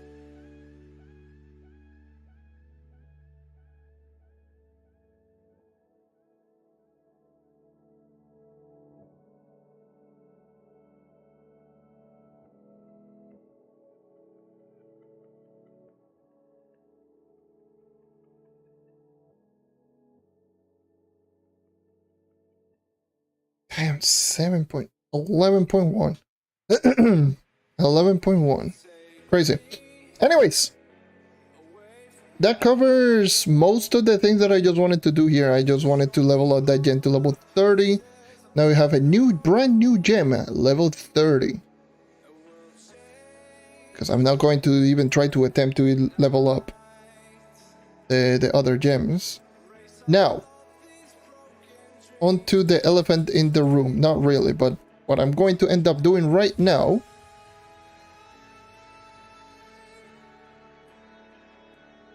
is level up some characters. It's 2 times EXP. I got patron. What is the other thing? I got club EXP bonuses. I can actually just use 2 times EXP potions. I got 3 of them. That'd be interesting.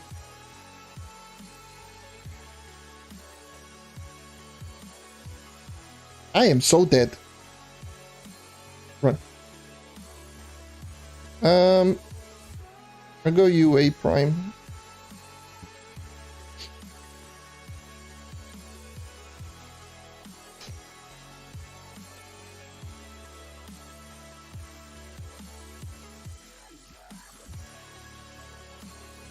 So let's actually, yeah, let's use some 2 times EXP pots.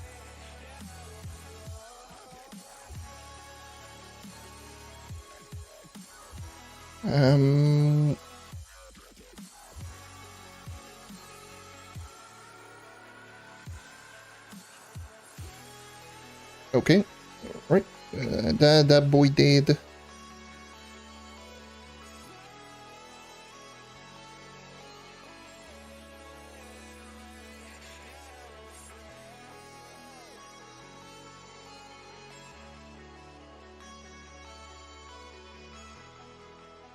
It's a huge chunk of EXP.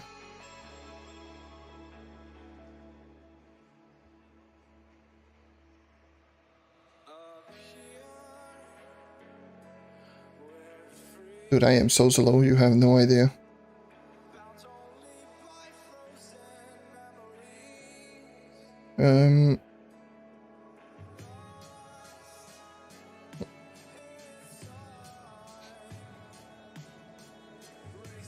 I feel so slow.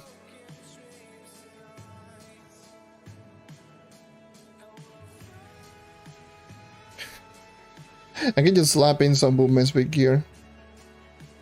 And that would probably be the smartest idea. But at the same time, no.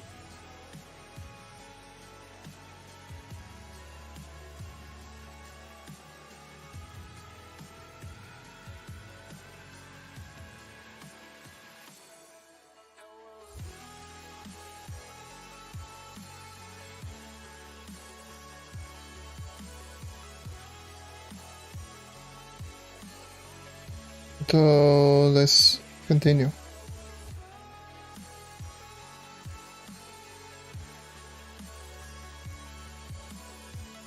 There's some under uplands.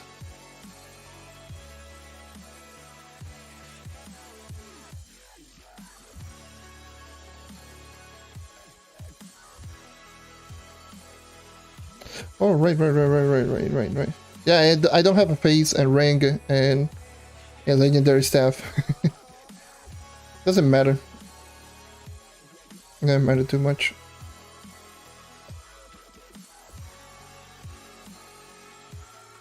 going to die.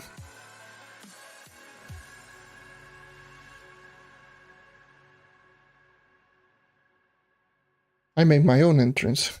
Alright. I can't find my way back to you till you make amends with the demons you've been through. I can't regret leaving you alone. Okay, this is the 3. Honestly, this should be the only important one.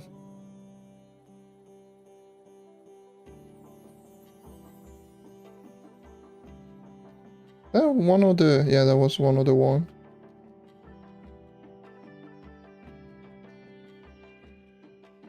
This one's the other.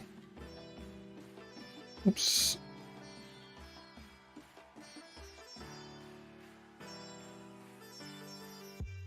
Till you find your way back home.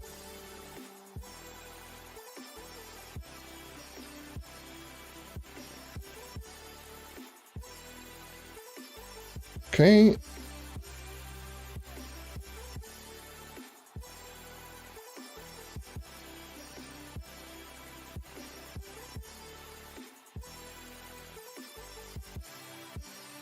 I could be doing like the...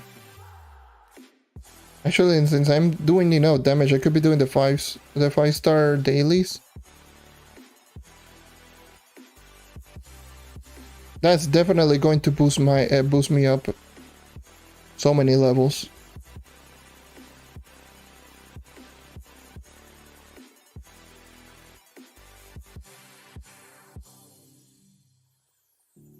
Don't let me drown. Don't How do you get purple name? You get them from being in the top 100 on this leaderboard. Like if you're in the top 100 on this leaderboard before the weekly reset, well, by the time that the weekly reset rolls around, you're going to get the purple name. So if you're in the top 100, and then that's when the weekly reset happens, and you're still in the top 100, you're going to get purple for a week.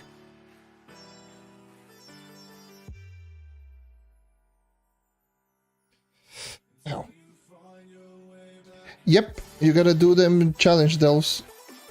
Be in the top 100 deepest challenge delves.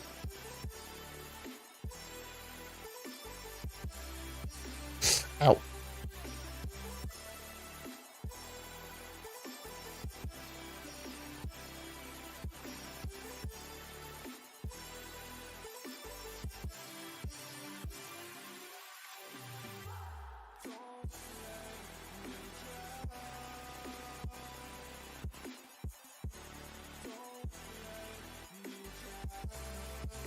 What is better, Peaceful Moment or Melody Overload? I actually made a video on one of them.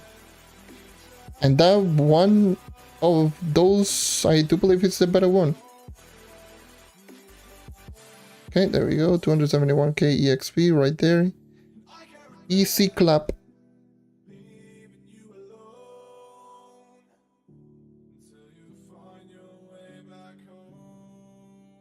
I made a video on the Bard's hidden effects, or all 3 ring abilities, if you're interested.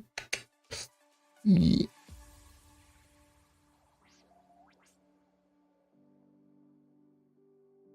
I know, I'm self-plugging.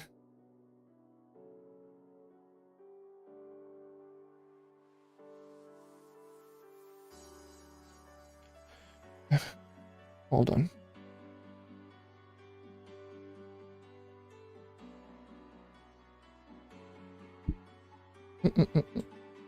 Hold on.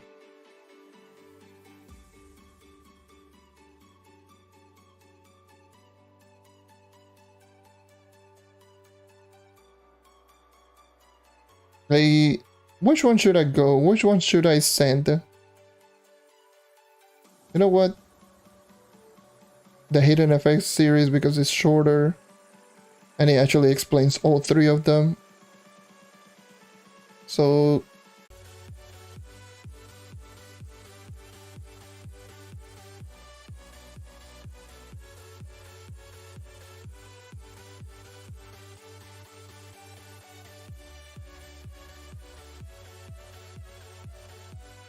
Make sure to refresh it if you haven't already.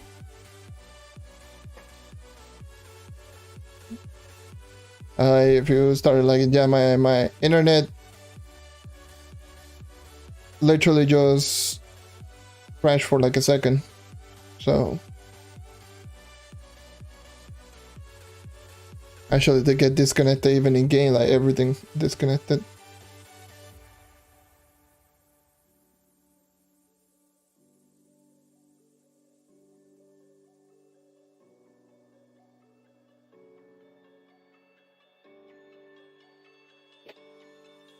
I need to fish as well here on PC. But I don't want to, I hate fishing. I do hate it. But it's something that I need to do because there's way too many mastery involved.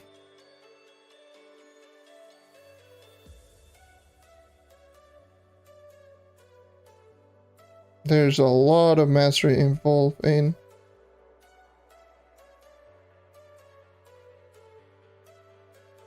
there. Yeah, level up my mastery. That actually should boost my Shadow Hunter up to 39.4.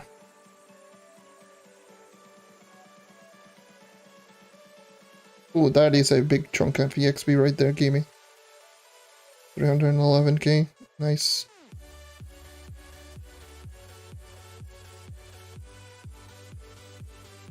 Actually, now would be a good time to do this.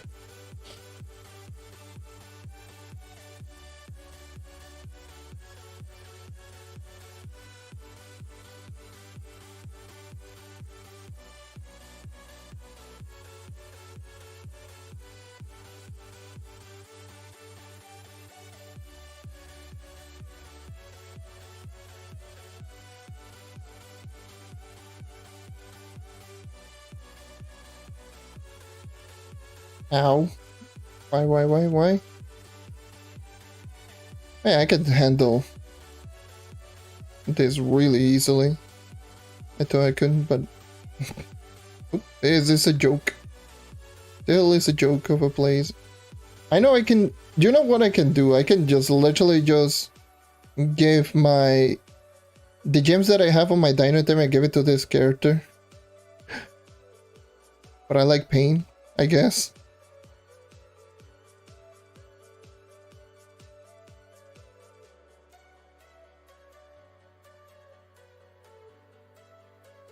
Oh yeah, right. My Paragon Piñata they sell.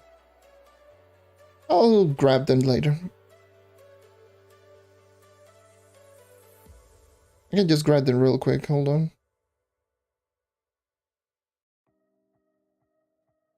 Just grab, woohoo, 150k.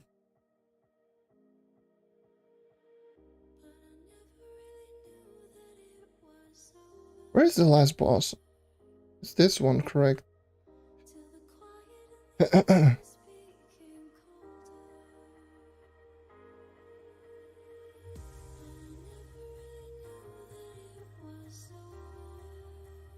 god damn it, they're doing the other 5. Can I get there in time? That's the thing, and I don't want... You know what? I'm going full mount speed. Let's go. I can just change into Shadow Hunter and move really quickly, but I don't want to risk just getting into the dungeon and they complete the dungeon immediately. But I'm pretty sure they're taking way too long. They're taking way too long to complete this. Oh boy. Oh. Sheesh.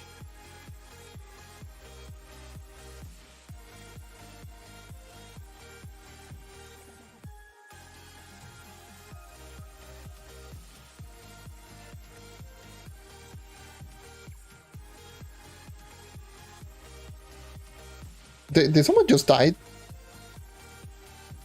Both of them just died. Okay.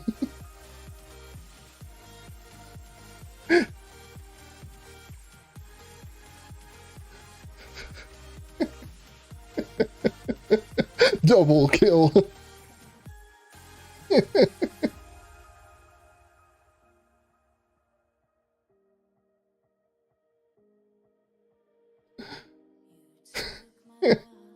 That just happened. Oh boy.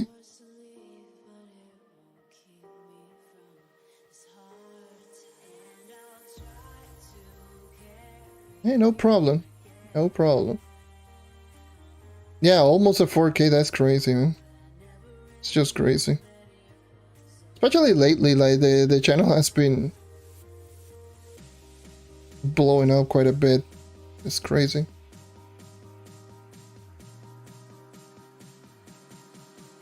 It's just crazy. I level up once, by the way. I got a full level immediately. It's just, ooh.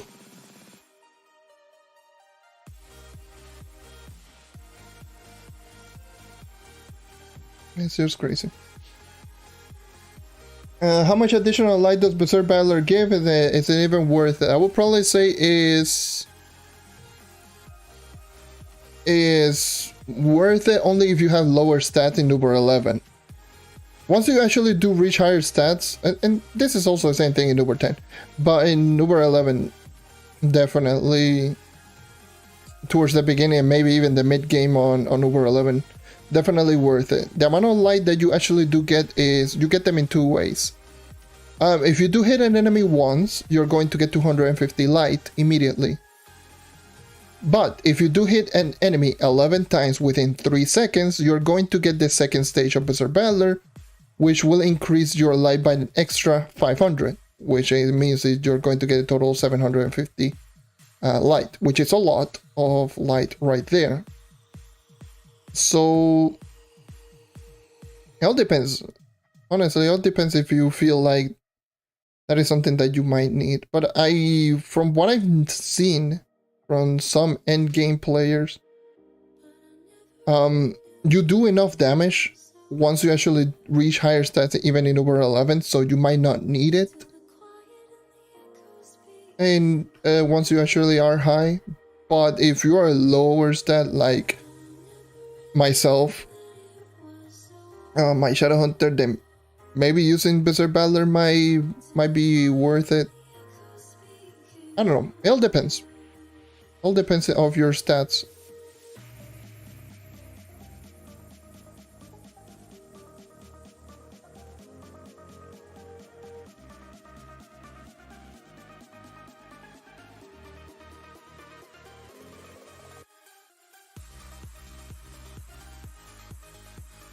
I know by the way, I'm being cringe, being super slow, but hey.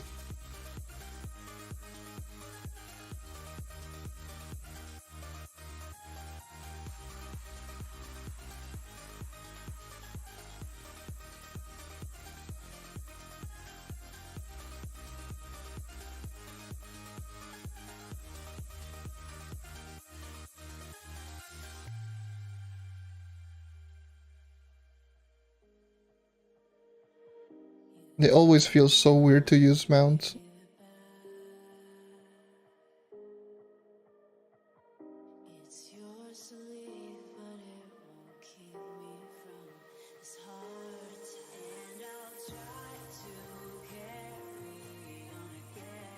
Actually, let's see. Did I get any staffs? I got a movement speed one. And an attack speed phase because that's always fun. Alright, dude, thank you for dropping by. Have a good night's sleep. So, see you around. Oh, no! I ran out of jumps.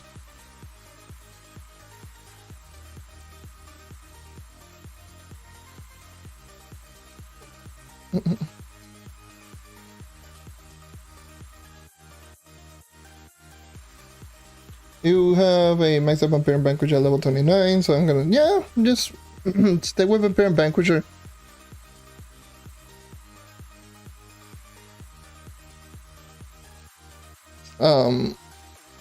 Berserk Battler is only if you really want that extra bit of damage.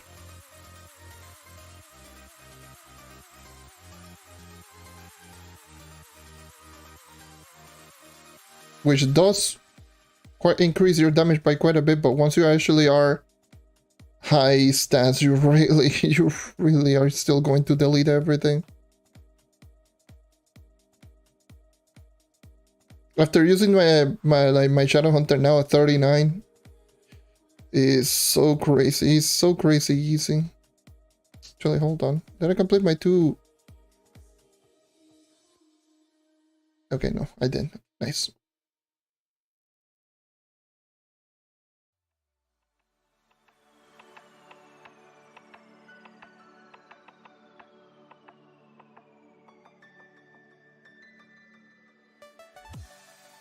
So let's just go ahead and destroy everything. Look at the amount of level I am going to get from this quest. Look at how crazy this is. This is patron status, 2 times the XP potion, club buffs on double EXP week. Just major sheesh right there.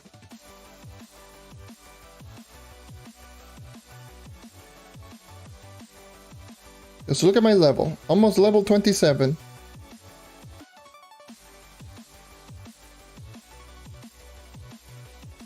One quest out of 5. There you are.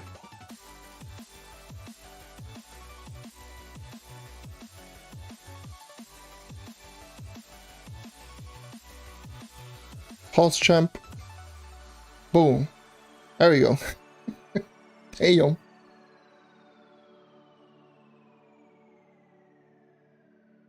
That is a huge chunk. That is a huge chunk. Right there.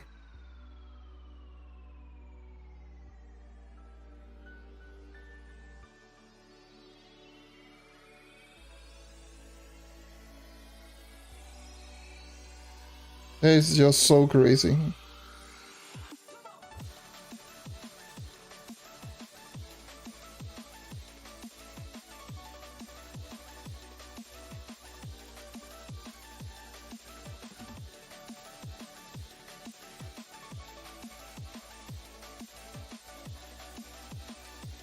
Okay.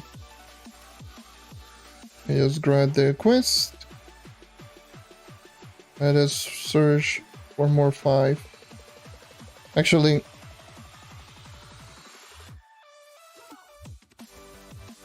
let me just search the 5 right here like this. Oh, there's one.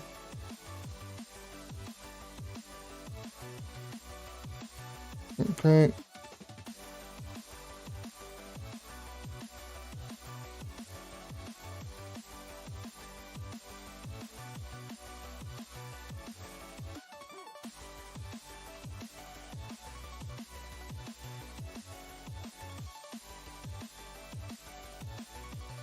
There's a stellar drop.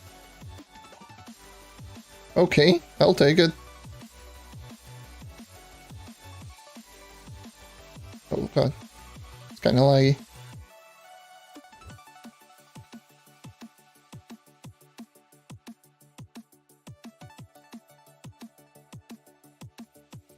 And I'm full inventory.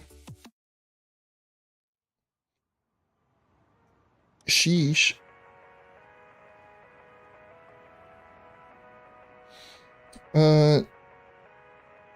Where? What?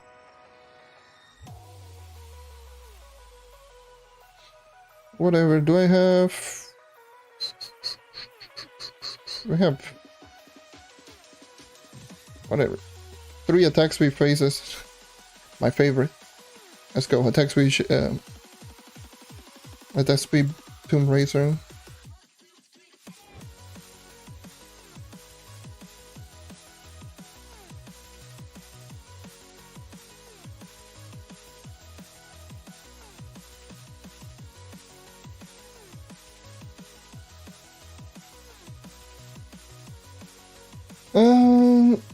Yes. Yes. 5-star dungeons inside Geotopside and also in the Thunder Uplands. You can actually get Crystal 4. Obviously the easiest one out of both of them is Topside. They drop quite frequently, by the way. Well, they don't drop quite frequently, but they are not too rare. If you do like 5 farming, you might end up getting like a full set in a day. Which is what I almost end up getting. In 1 hour, actually. In 1 hour, I got like two crystal 4. I got a bow and I got a hat.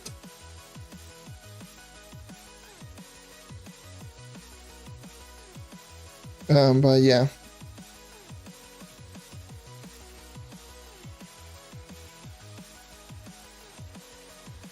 Yeah, it's crazy. Please don't lag.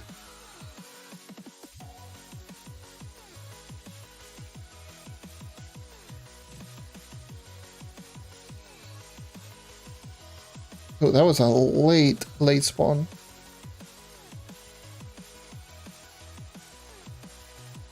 Oh, please don't lag like this. Yeah, a couple of days ago, the internet was just having a lot of issues. Hopefully that doesn't happen again.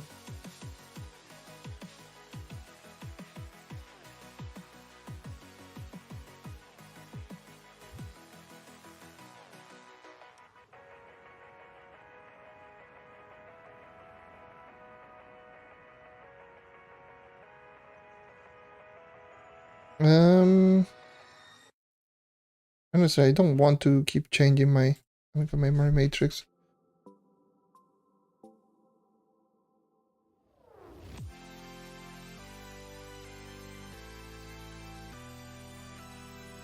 This should be either very close to another level or level up right now.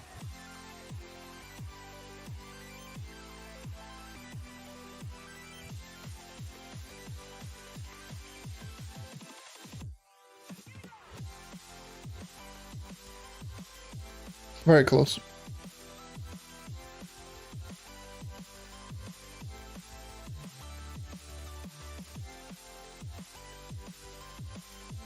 That was very close to a level right there. I just complete this dungeon, get the level. Oh boy, please, no lag. It's level 28.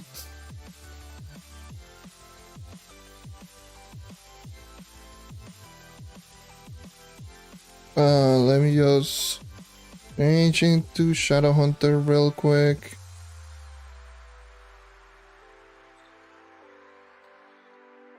And just grab the quest. I don't want to use another port potion.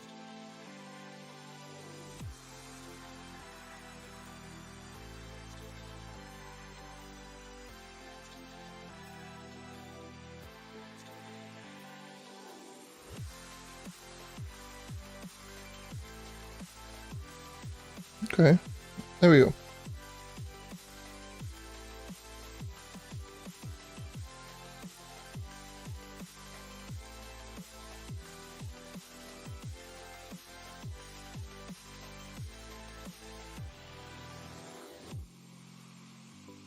That's a 3. That is a 3-star.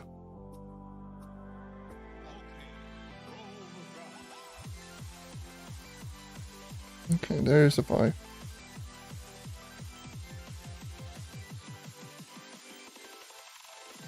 Can you dig it? Okay, just changing to Tomb Racer.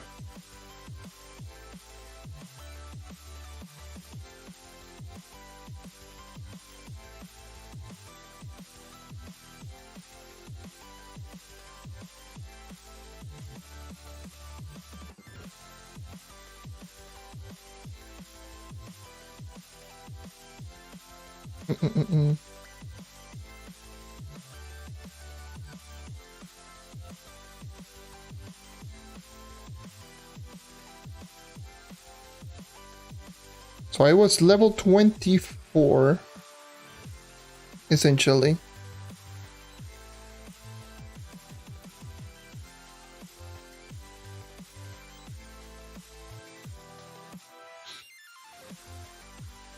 I've been grinding for a little over half an hour.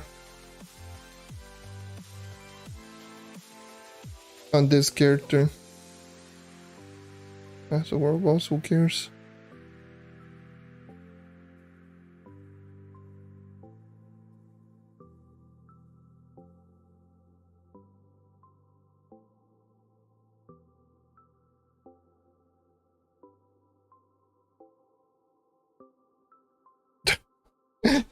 So laggy, goddamn.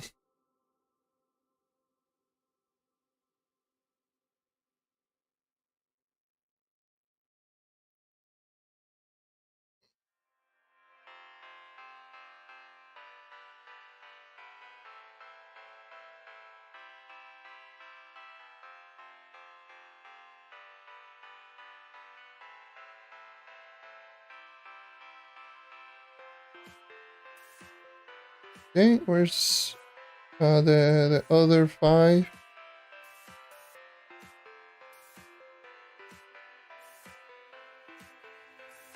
Okay, there's another one. Okay, I change.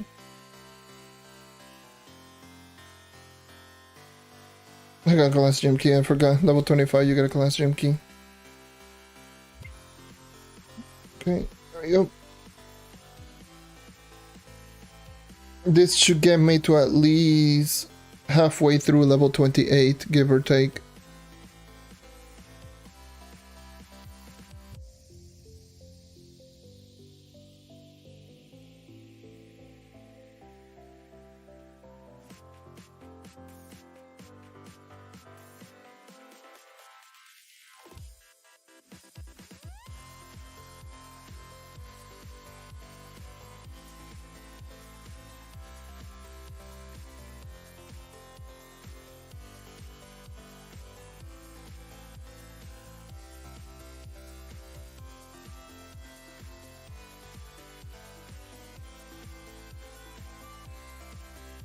Come on, hook me up with 10,000 flows. Gee.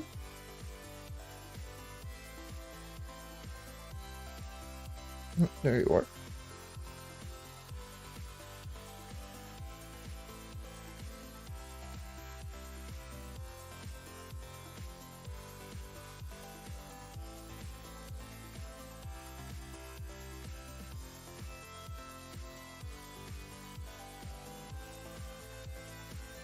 Okay. A little under halfway through the level. Change into Shadow Hunter.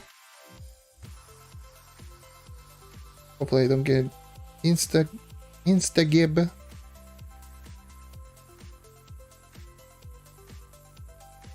Come on, map, load in. Oh, there's a 5. There are outposts like around here, so I don't have to use a port potion.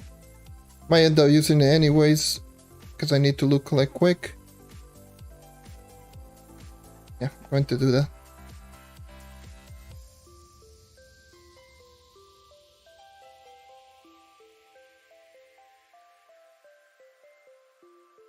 So do this, do this. Loot collect everything.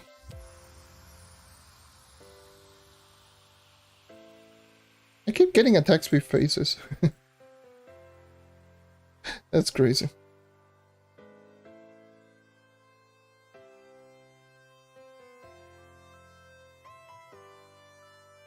Go to Razor. I haven't read the quest. Yes, I did. Okay. I didn't even pay attention. I just went full autopilot. And I didn't even realized that I even grabbed the quest. What the hell?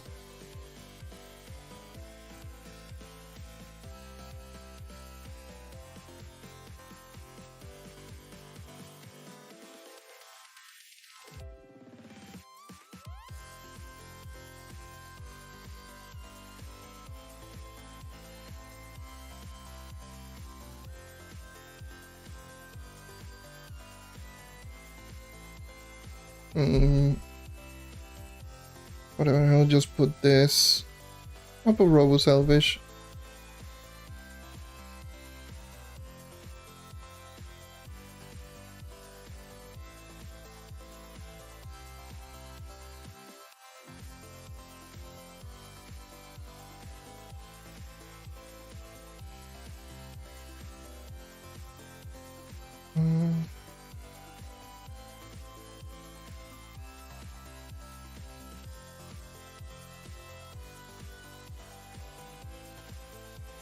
How much light do I have on this character? 1.5k. That's how much light I have. This is Uber 8, by the way. Just in case you're wondering. All I'm doing is doing the daily quest so I can get EXP.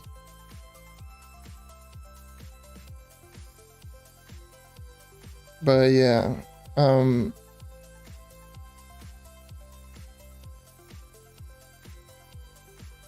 the Shadow Hunter is 9.5. Yeah, 9.5k. Additional.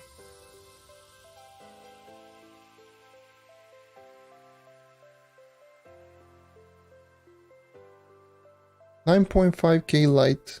That's the wrong character.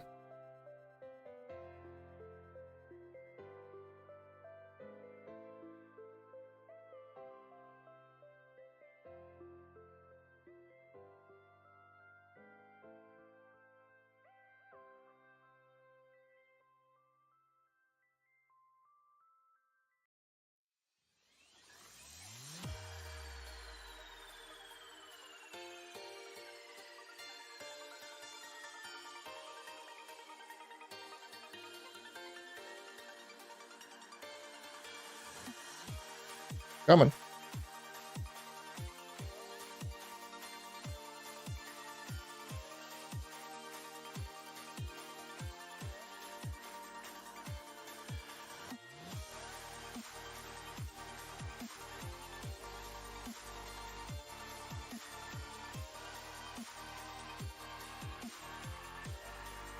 What the hell is even going on in global? I'm just watching, like, radiant items. Who the hell buys radiant item? I can't understand stellar.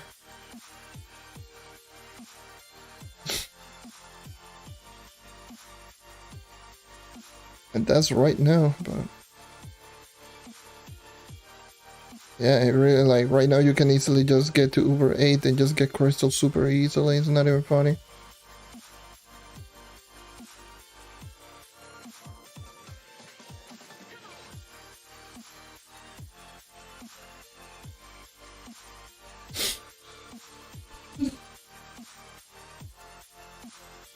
Best, quickest way to get light? Honestly, I don't know. I could just say, oh, this, like, oh, gems, but we don't know if your gems are perfect. Or I could just say, oh, crystal gear, but I don't know if you have full crystal gear. It depends on what you're missing. That's probably the best way to get light. I mean, that's the best way to get anything. It's knowing what you're missing and going for those. So all of the things that will increase your light are going to be your gear, obviously. Hat, weapon, face, crystal equipment. Crystal level 4 is the highest, of course. Crystal rings, banners if you don't have them. Gems, get full light roll gems if you haven't. Increase your geode mastery. One thing that will help out, but it does help out quite a lot. Equip allies that increase light, like animated jug, Ernie, or Aviar, or Orkin, like those type of ally that will increase your light by quite a bit. It should be... I'm done with these dailies. I'll complete the 5 anyways. But yeah, just check what you're missing. That's obviously the best way to actually just get light or any stats in the entire game. Because I cannot give you like any proper tips because I don't know what you have. I don't know what you're missing in particular.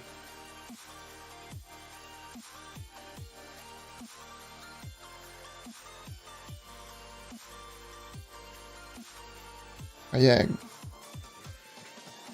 Yeah, if you haven't gotten crystal level 4 equipment, that's one way that you should go for. If you haven't gotten even a crystal 3 ring, get at least a crystal 3 ring. If you haven't gotten a full light roll gems on all of your gems, fire, water, air, cosmic, not fire, water, air, what the hell? Laser gem and empowered gem. What the hell? I don't know why it's a fire, water, air. But yeah, laser and empowered. Get a Leviathan torch, even if it is the weekly, obviously. Get free range electrolytic crystals. Get an ally that increase your light, increase your geode mastery, and I ran out of jumps, of course.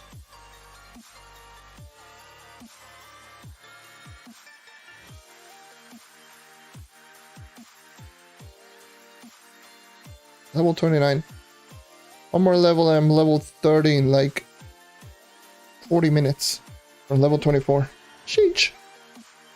Let's just go claim all.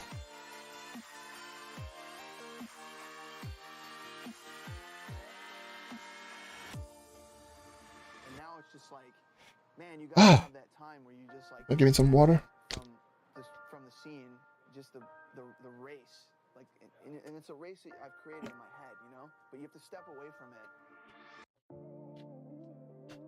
it.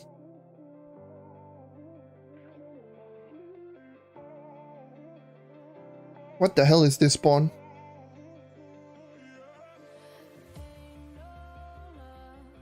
What the hell is this one? This one is so bad.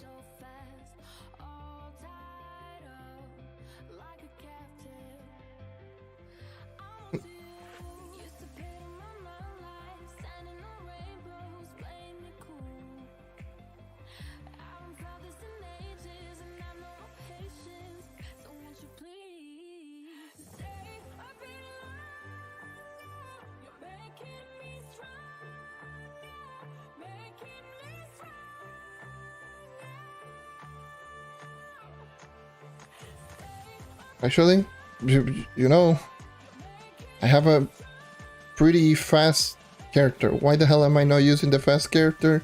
Beats the hell out of me.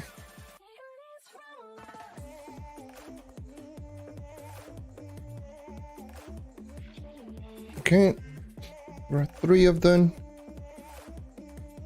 Eh?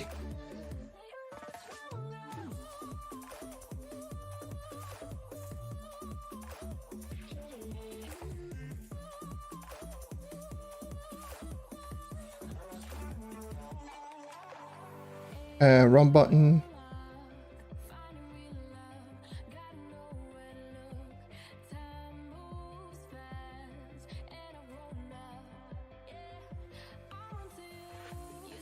I think I need like 1 or 2 more.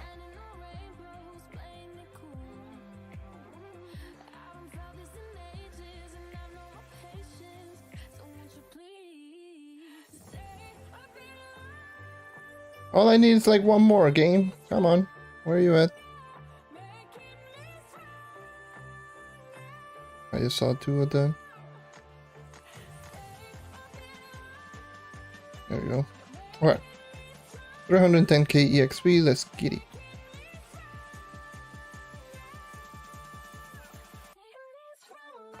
That's crazy. So I'm getting like 31k EXP. Here. In over 8 per dungeon.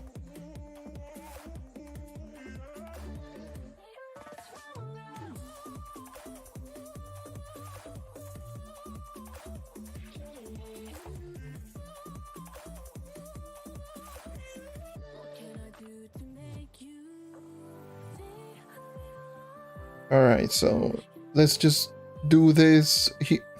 Hey, great job.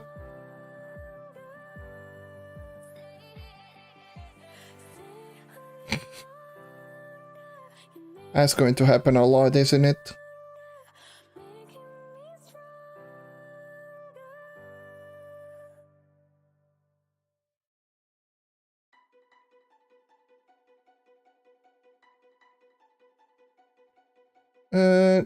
Actually I shouldn't be ignoring enemies because they can drop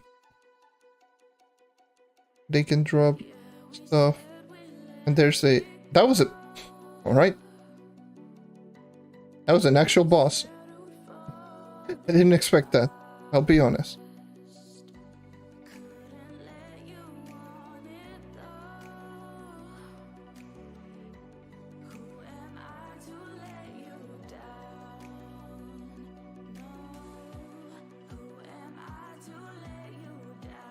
Come on, one of you can drop it. A blue dragon scale or fiery feather. Not asking for much.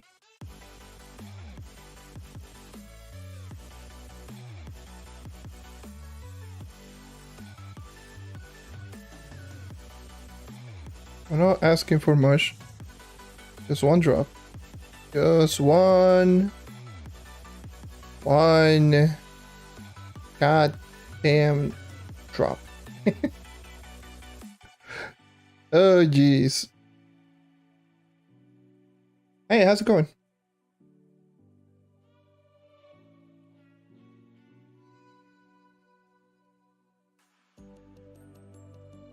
Hello. You... Keep forgetting that that's a thing on this event. This threw me so off guard.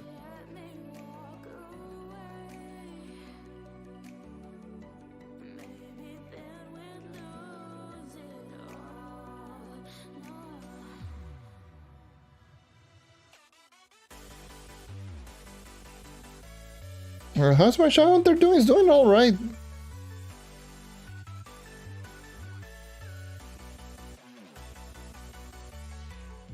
Right now I'm going to do quite a stop on just focusing 100% on the shadow hunter, and now I'm focusing on the other characters. Well, getting mastery. That's essentially what I'm doing. It's doing alright.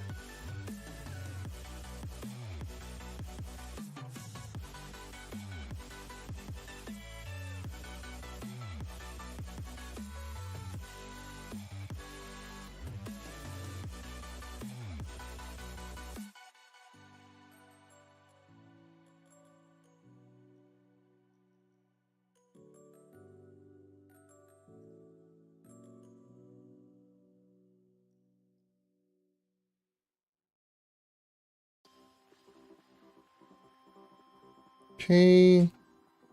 One of these will drop me a blue or a fiery feather, for crying out loud. I need them. One of them to drop. Come on. You know you want it. There we go. There's a blue dragon scale. Why mastery? Because mastery is super important.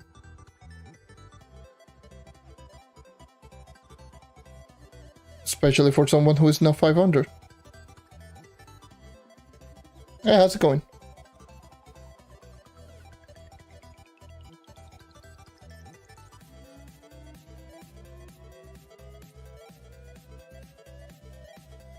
Since I'm not 500 Trove mastery, I need the mastery.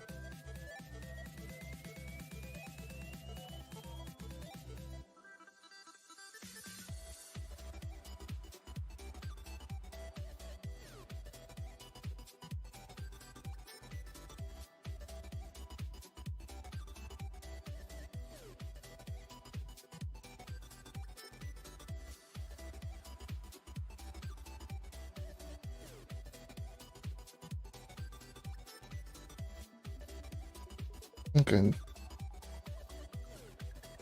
I need to search for more quests. I need to search for more quests.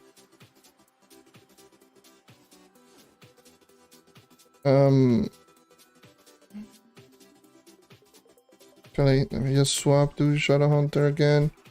And let's just go and search for more.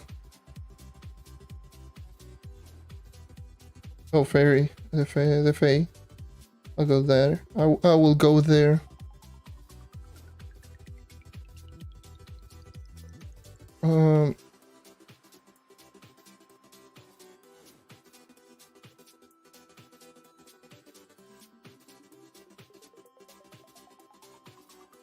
Okay,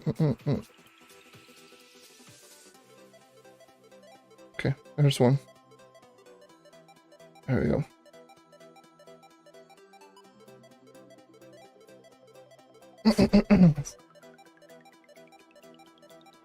$39K, yeah. That's my current power in 39.4.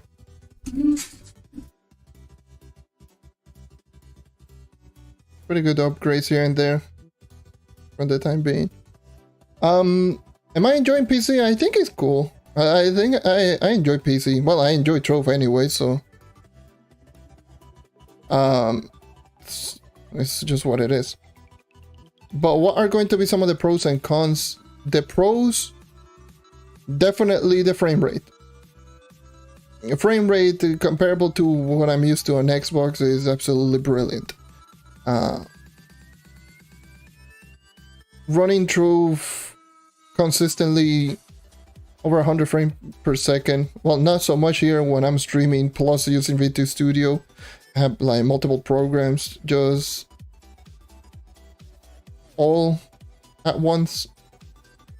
But even still, this still works. Like, this still feels better than Xbox. So the frame rate is just good. Secondly is obviously the mods. That's definitely a no-brainer. The mods are just a game changer that I don't know why the hell they are not in part of the actual game itself.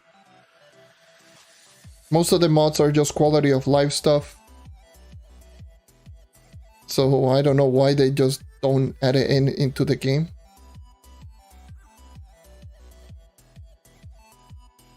Again, quality of life stuff that really would be great. Some of the cons, especially one of the biggest cons, is definitely the server issues. Also, yeah, another pro is going to be that there's a lot more players on PC. So getting into a group, finding people and such, and not only that, selling stuff in the marketplace is super easy. Like, everything is much more active here. However, the lag on PC is just... it's horrible.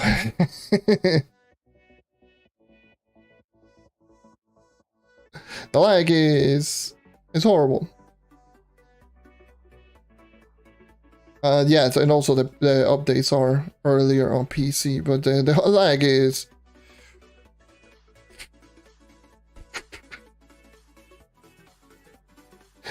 especially during non-prime hours, is brutal.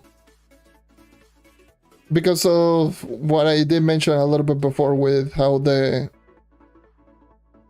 on Trove you don't get connected to the server depending on your region. Like, you get connected to the server depending on which one you choose, and it is default on the US server. And the problem is with that is, especially during this time of the day, there's a lot of players that obviously are not from the US but are playing on the US server, and the lag is horrible. It's horrible. It becomes goddamn unplayable. It is horrible.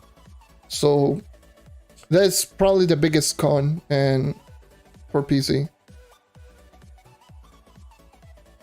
The lag, especially in non-prime hours, is rough. And heck, even in prime hours is kind of rough, but it's definitely on non-prime hours is, believe it or not, it's just rough, because you are going to see a lot of people from all over the place playing on the US server, and that is just nightmare fuel.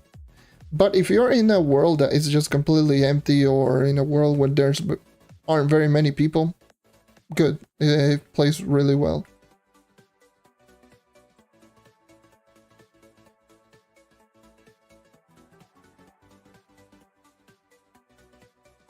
Yeah, I know I could do delves, but I'm so tired of delves anyways. I just don't want to do them. I find like, just don't want to do delves. If I can do anything outside of those, then I will do that. I don't care. I'm not trying to just go extremely speed farm through the EXP. I'm just doing my own thing. But yeah, I know about those. I know that you can do... I know that you can just do character swap. And I have ports that will just help me out and do that really quickly, but it's just boring. I'm so fed up on those. Especially, even more so with this event, the Sunfest event, me grinding on Xbox a whole lot. Oof.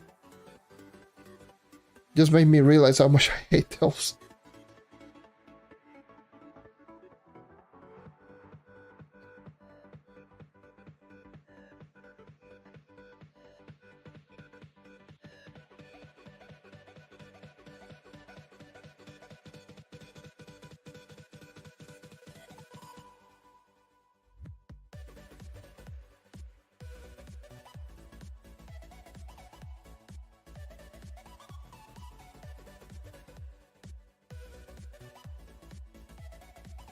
Like I've done way too many delves.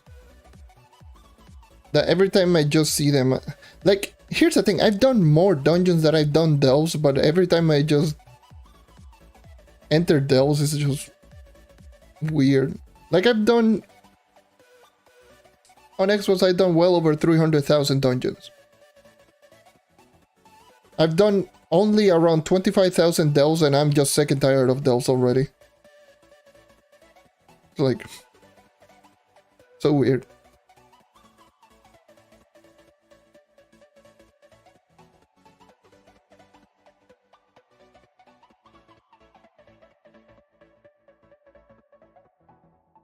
At 342, so I'm almost done.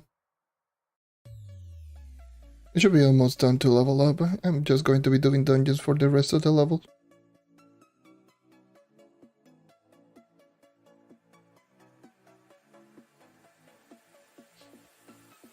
With the new update, what resource will be high in demand? I don't think there's going to be any particular resource that is going to be high in demand. Maybe nitro, but not really. It's just most of the things that are in this update are new resources. So the new resources are going to be the one in demand, but no old ones. Because all of the new craftable, like the mastery related items are new resources, and the items that require the old resources are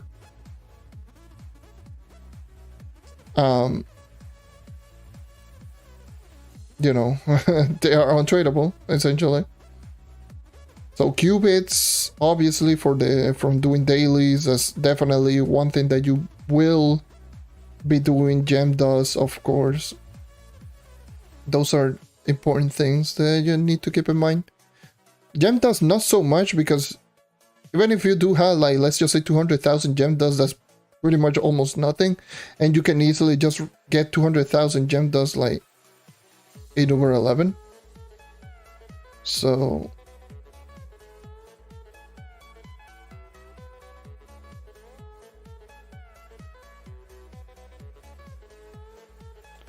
do you prefer the Vanguard over the Shadow Hunter after Sunrise Other, or no? I mean,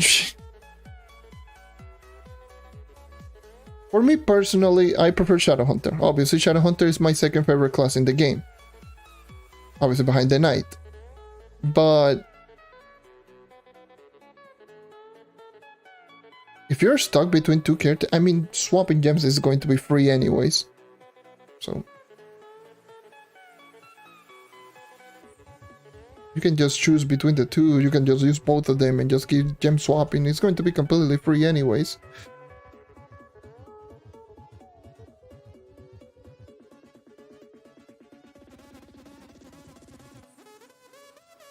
So I don't know. Me personally, I like the Shadow Hunter, but that's just because I like the playstyle, not because oh yeah, the class that got rework is so overpowered now.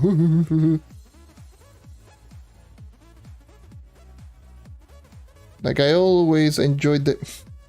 Okay. Yep. Not going to talk about... Not going to talk about that. Hmm.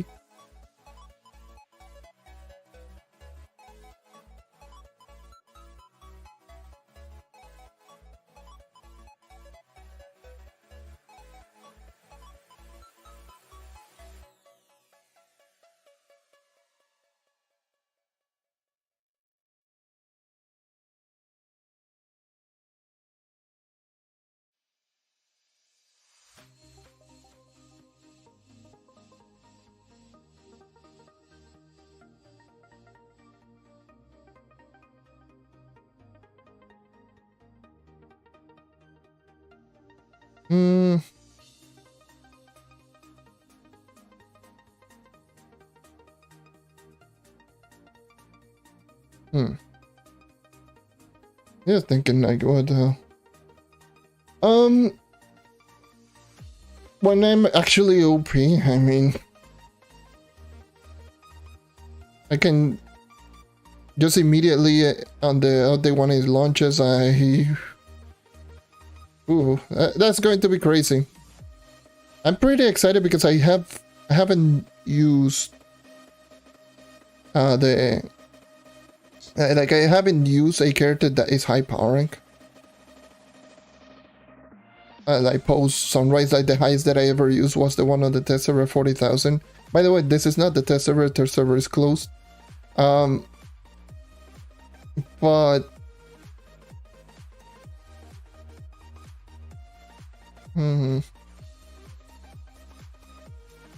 and then like my highest power rank experience with a character is 40,000. I will be hunting for max PR immediately just to see how good it actually is, so I can actually have a perspective. So I'm pretty excited about it. I'm pretty excited about just going over this update from an end game's perspective. You know.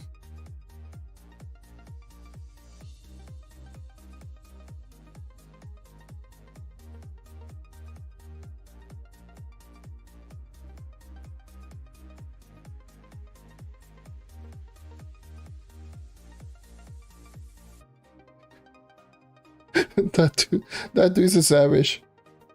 Bro got like one viewer himself. Ooh. I know the struggle. I know how that feels. And it happens sometimes. Even 0 viewers, and if it doesn't count myself.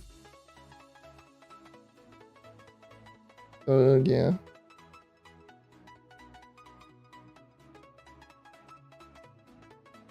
That is so savage. I always appreciate anyone who is willing to even try it out. Try out streaming, whatever.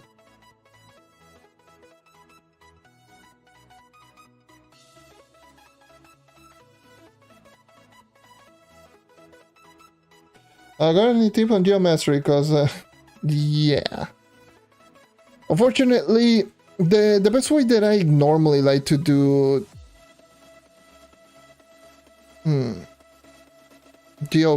the best way that I normally like to do geode instead of actually just doing the geode thing altogether is I personally just like to grind out crystals.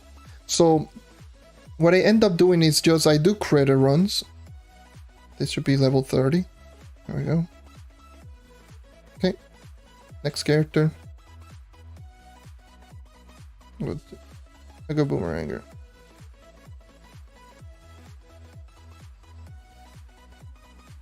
Anyways. But yeah, I just do crystal grind. That's just how it is.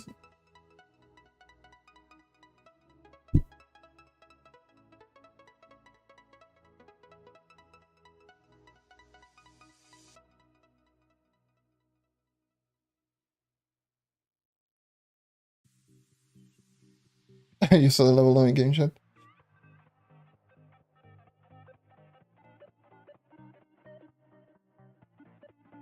Oh, you play with your son. That's actually sick. That's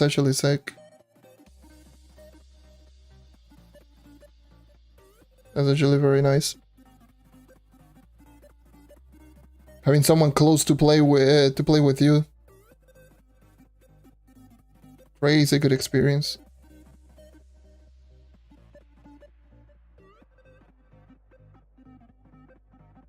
And having someone to talk to, especially like on Trove, is great. That's one of the reasons I like doing a lot of streaming here and there, because I am going to die. Hold on, let me just change into melee. I don't know why the hell I'm using a bow.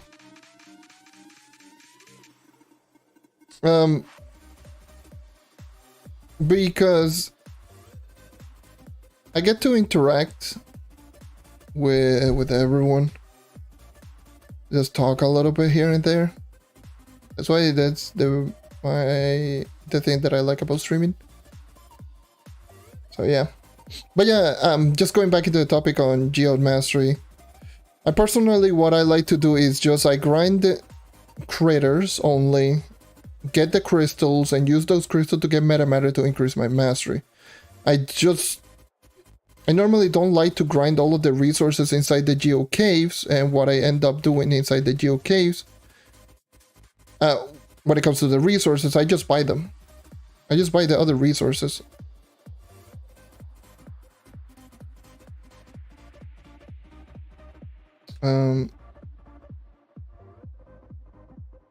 I haven't done permafrost. Let me go into the permafrost. It's just... No, give me that unnatural device.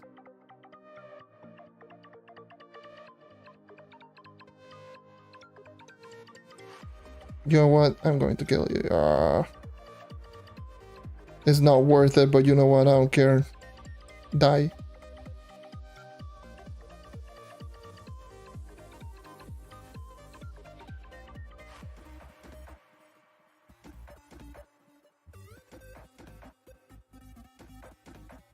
I need to change the mount.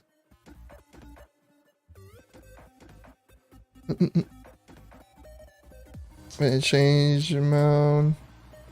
Battle arena, bullet hell bounder.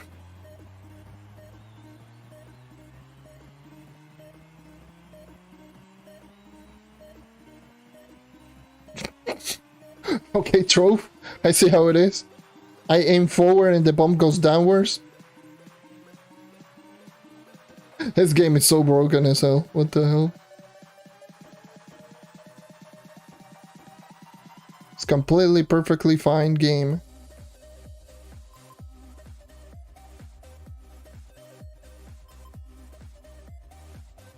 Ah, there's no shortcut here. That's lame.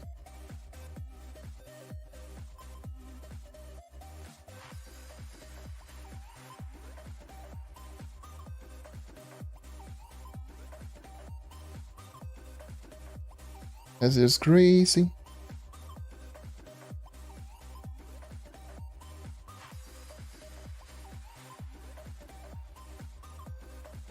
Damn, that boss got deleted. What the hell?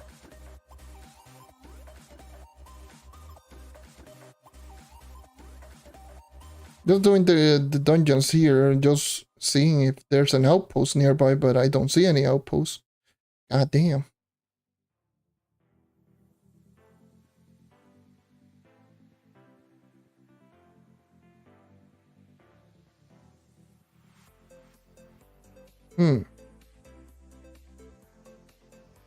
What, screw it. Make my own entrance.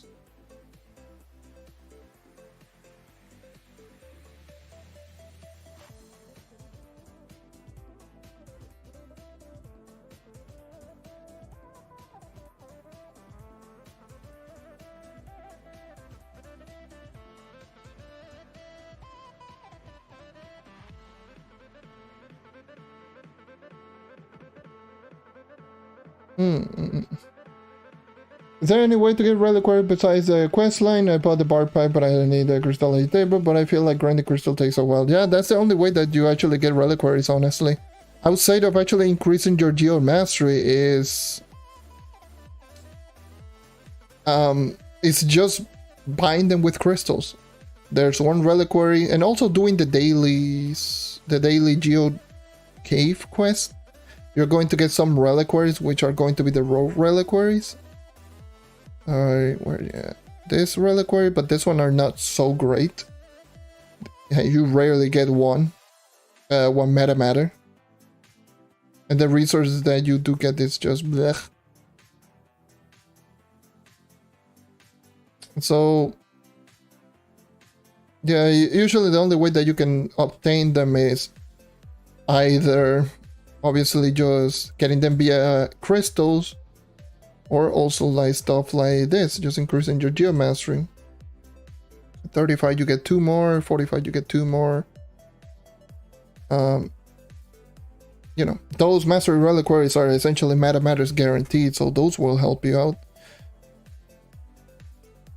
But aside from that, yeah, no, that's why it's so terrible, because you need to grind in crystals and it takes a while.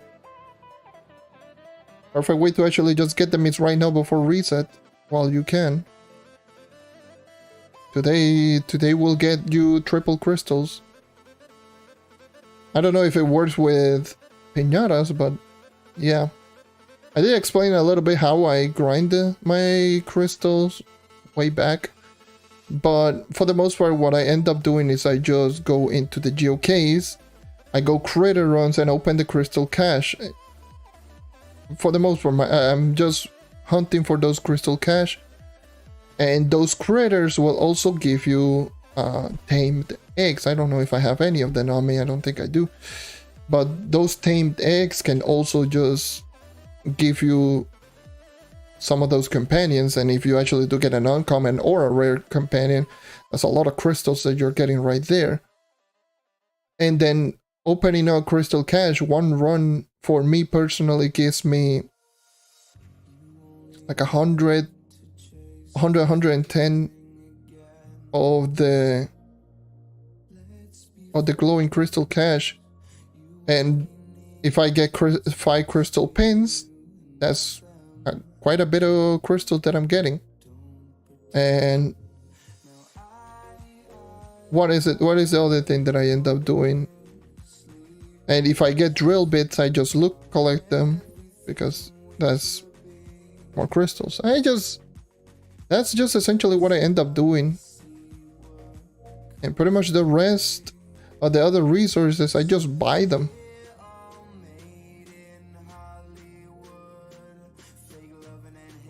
I will level, the first couple of things that I end up doing was I level up someone, obviously after completing the geode quest line.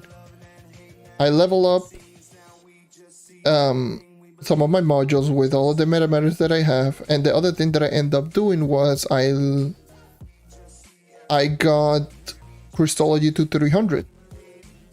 I finished out the whole profession, which boosts me out not only a lot in terms of the geode master, but also it also just boosts me up, and well, it also prepare myself for crafting all of the other resources and all of the stuff inside the Christology table.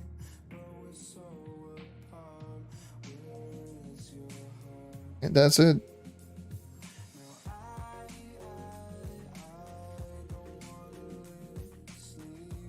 And right.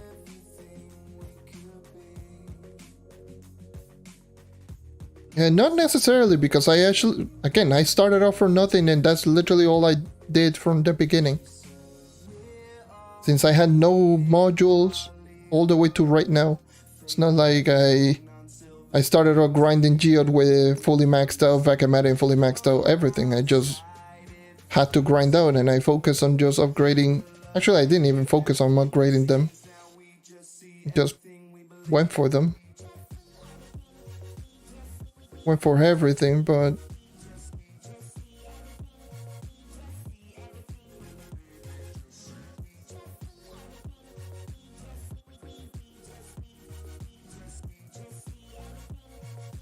That's the last thing that not the last thing. That's one thing that it has to. And I don't know how to put it without sounding like completely rude, but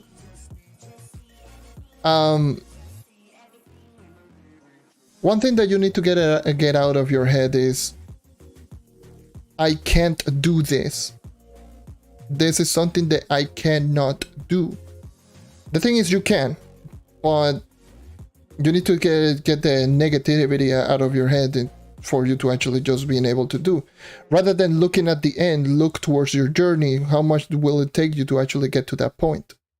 That's essentially how I look at it. I don't look at it like, oh, how much is it going to take me towards the end? It's like, okay, little step. I need this, I need this, I need this. And in due time, I will just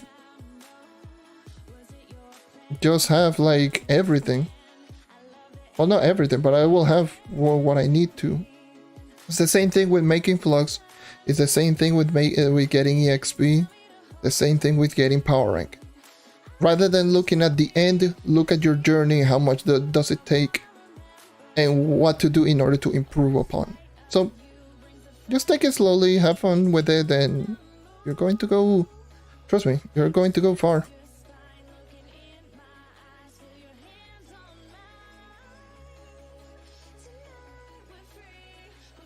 But yeah, that's one thing that you need to get out of your head. And also the same thing with comparing. That's probably your biggest enemy in this game. Compare yourself to another person.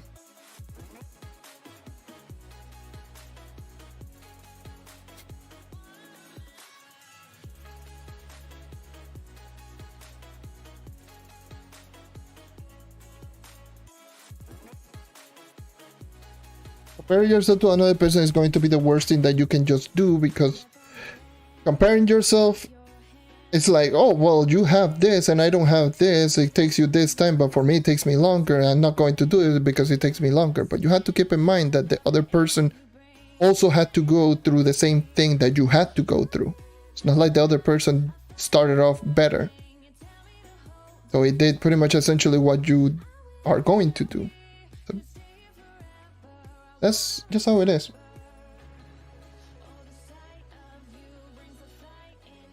But yeah.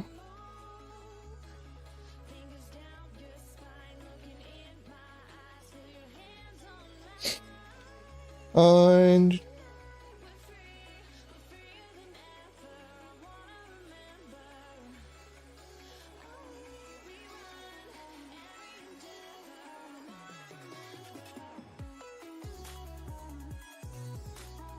yeah, don't also, yeah, same thing with making flux. There's another thing when it comes to making flux. Don't expect to make the same flux as an endgame player.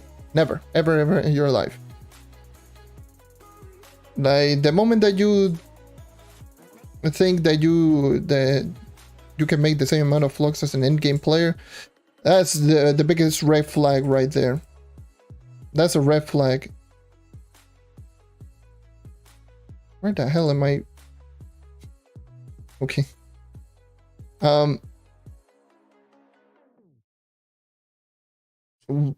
Just look at how much can you make, and then just proceed to do that.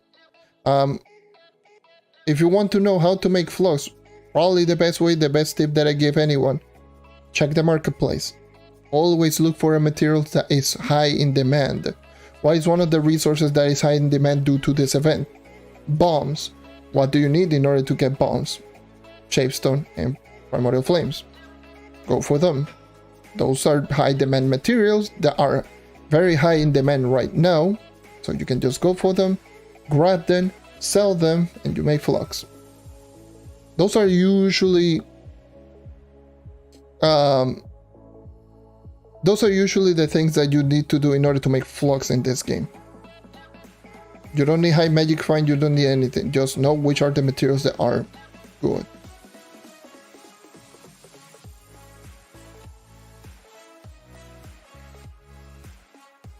That's usually what it is. That's how you make flux. Honestly, it's not too difficult. It's just looking which are the materials that the people that you know that people are going to use a lot. Nitro glittering. Go for them.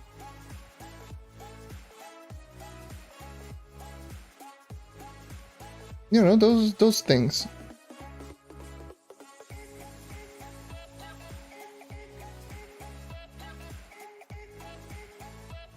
The last thing that you want to do are just grinding resources that are not good for flux. Or resources that it's not used as much. Like for example, one thing that I don't like grinding is I don't like grinding a lot of meteorite fragments. I know a lot of people swear by the meteorite fragment. I don't like them. Especially if coming from Xbox, selling meteorite fragment is a nightmare, and I'm dead. I just pressed the button and didn't register thank you game.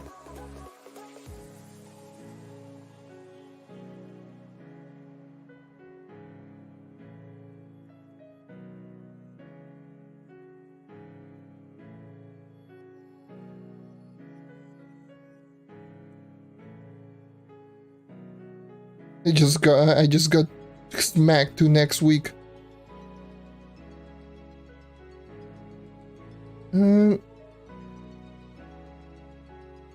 It's so crazy. Look at how big this permafrost is, and there's no outposts. Usually you find like a couple of outposts.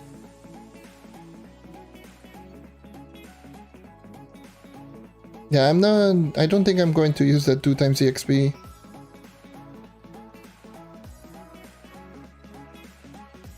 Yeah, I don't think I'm going to use that.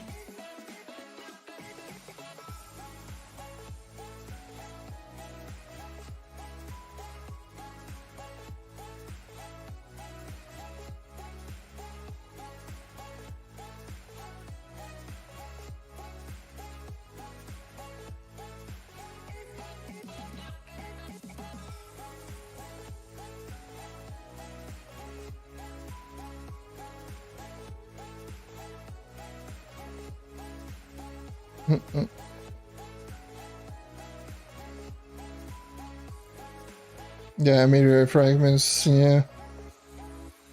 There are people who swear by that resource. It's like, oh boy, give me. It's like, oh yes, they sell for really high price, but you only use them for like a couple of crafting stuff and that's it. It's not consistent, good grinding method. You can sell some of them, but it's not good. Yeah, global chat being global chat. That happens. I'm not surprised that the global chat. There's a global chat going off. That's true, global chat. I wouldn't have died if I weren't an idiot and was paying attention to the game. That's the best explanation. There's actually an outpost. I didn't even pay attention. Okay. There's the outpost literally in the corner of the map. Sheesh.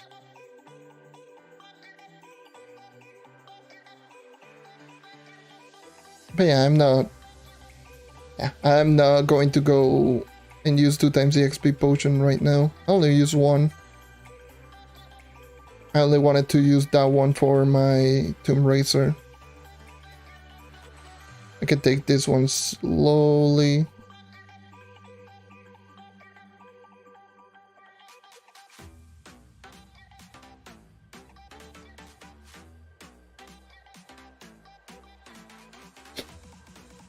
So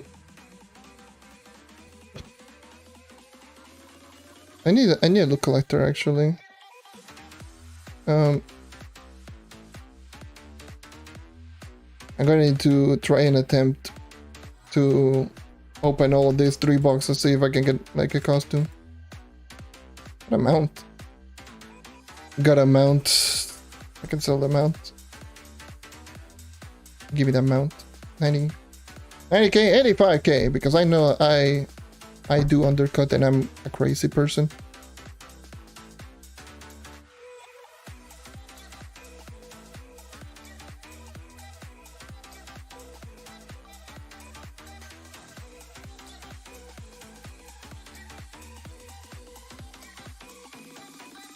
And look collect these two. Let me just put in my 2 times the XP pots. I'll use them on a later time.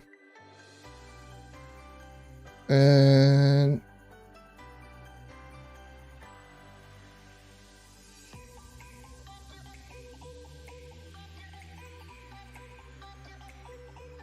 yeah, I missed the train challenge, who cares? Again, not even going for everything. If I miss it, who cares?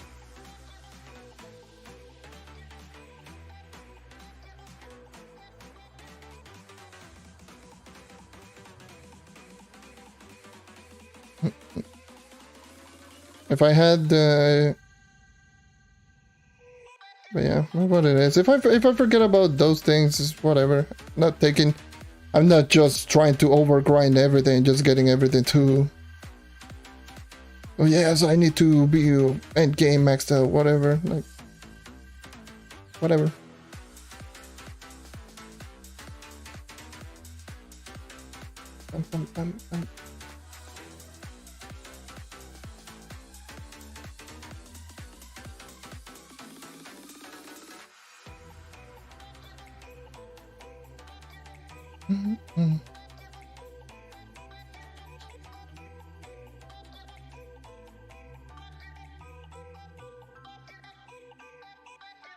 And he already sold it. Give me 85k, woohoo. Yay.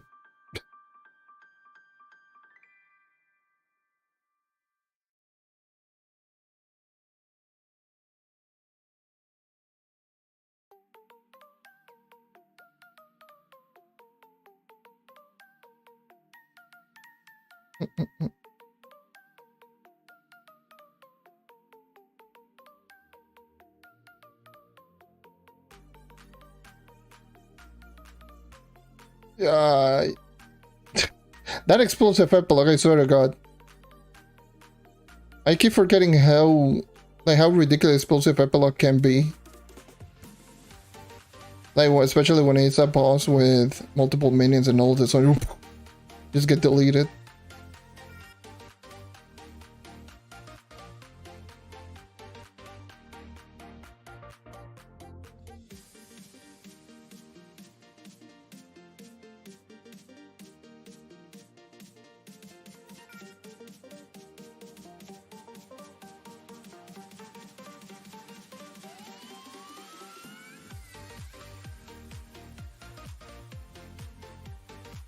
Yeah, that's the same way for me. I personally, I don't give away anything. I'm always in the mindset of, if you know how to get it, then what's the point in me giving it to you? See?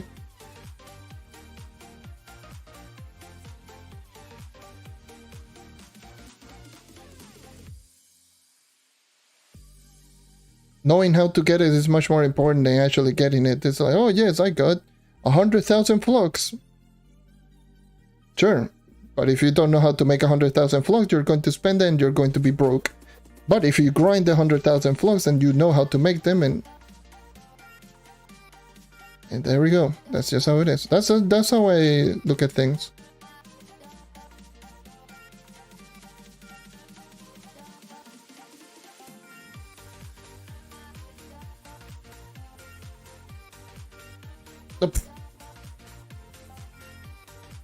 Alright, sorry, my bad, Jesus game.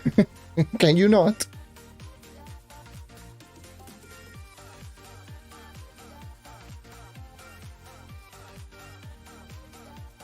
Oh, I got a puff dragon. Oh, they actually updated that.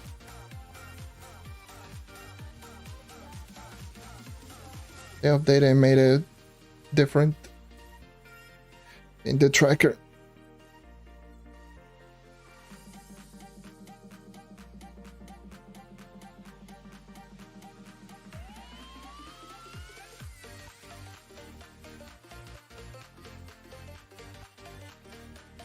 That's why you don't see me do a lot of giveaways.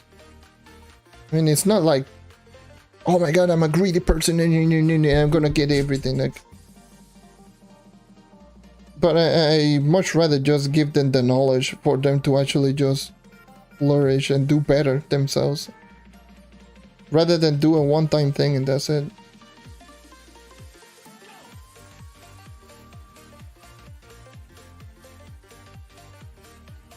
That's how I was essentially taught mostly in life as well.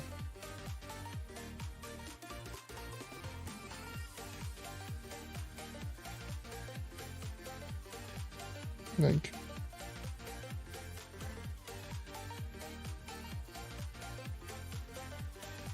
that's how they taught me. That's how essentially how I was being taught how to cook.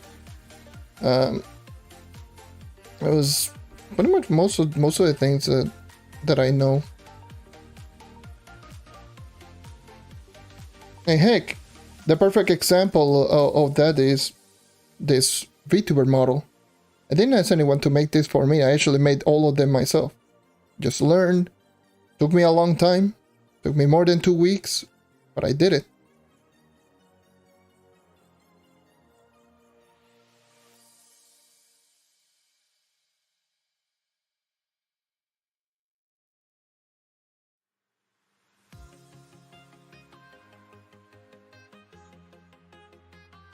Oh, god damn it.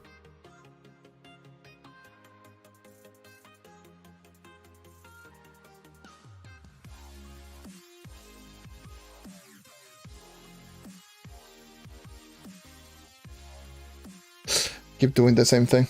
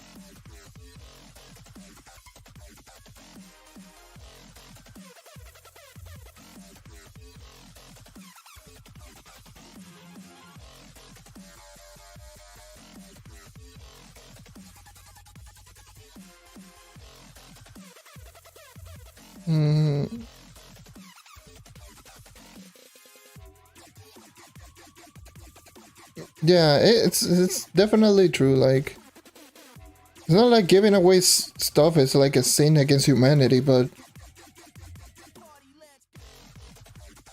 getting used to just receiving stuff from people is not a good thing.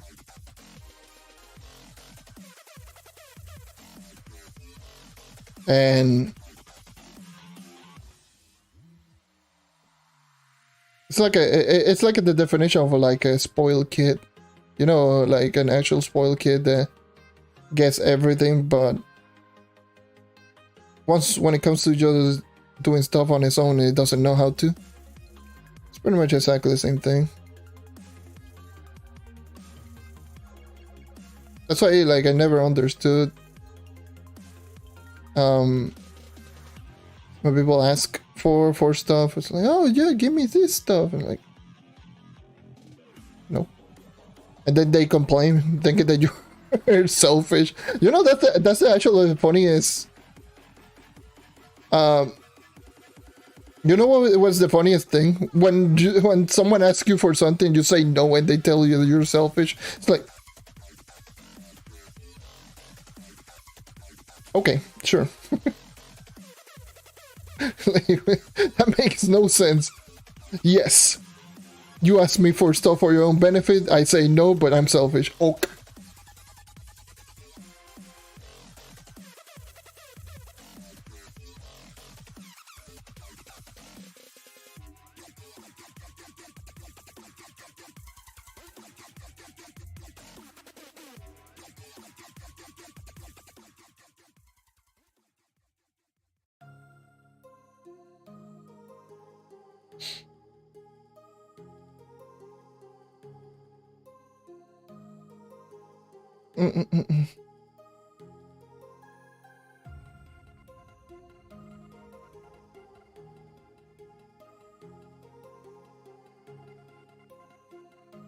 Yeah, that is very true. People, oh, I'm leveling up super slow, and do like 2 dungeons, or they do like, oh yes, I did like 20 dungeons. Okay. Do like 40 or 50 more, and you're going to see that you're going to progress a little bit more. I know, brain power. Where? Yeah. I mean, you could. By the way, you can start a conversation as long as it is not too controversial, and it's good to go. Like, honestly, giving away tips and giving away pointers to everyone is something that I much encourage everyone to do. So, obviously, trying not to be too rude about it is obviously the given, but no one is just being rude. Everyone's just stating some of the things, being more realistic. Personally, myself, I don't like sugarcoating things. I like to be more realistic on some of the facts. So, just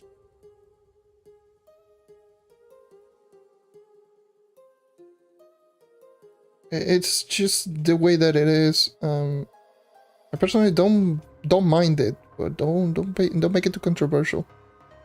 And that's it.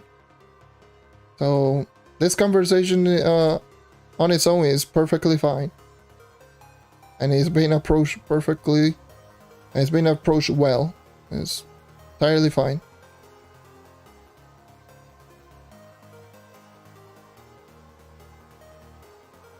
So yeah, that's usually the thing is just that's what I aim for. I aim for people to help each other out.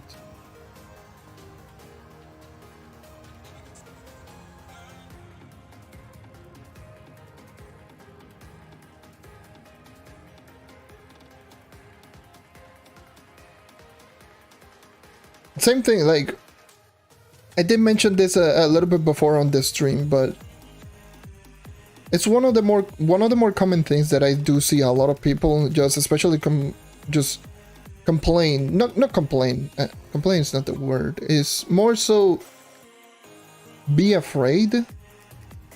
If that makes any sense, it's that whenever they do see, for example, on PC, like they do see the credit pouches and getting the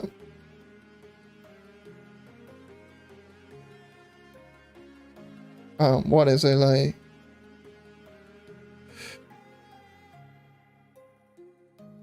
The credit pouches for Patreon. That's how it is.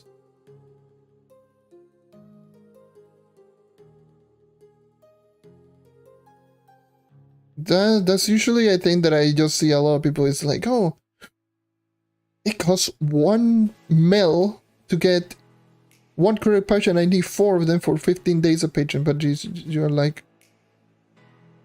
15 days? How much is that per day? How about look at it like that? Oh yeah, I need to make, I don't know, I need to make, if they are like, and the current price, which they are 1 mil, 1.1, I need to make like 300k flux a day. That's to maintain Patreon. That's it. How much would it take you to get 200k?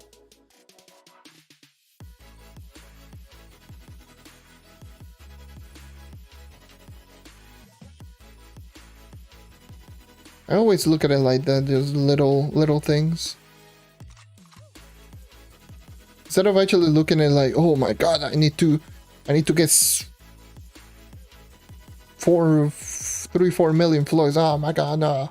Like, I need to make 200k flux a day. Sure.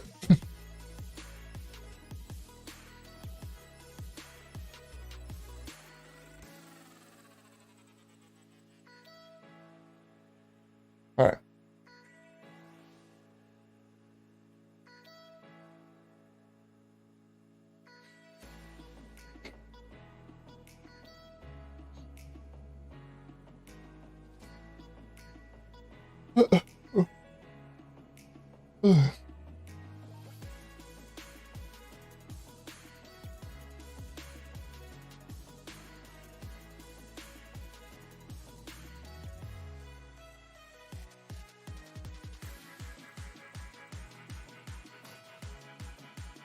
Yeah, jeez.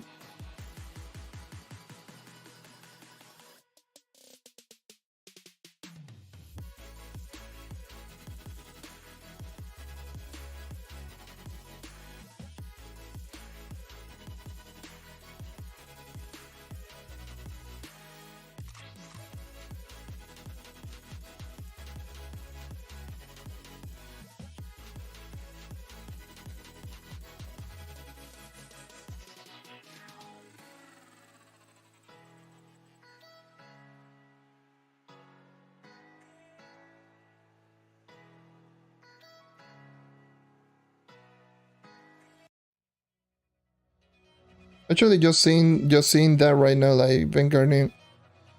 I'm actually very curious how Vanguardian will perform in Uber 11.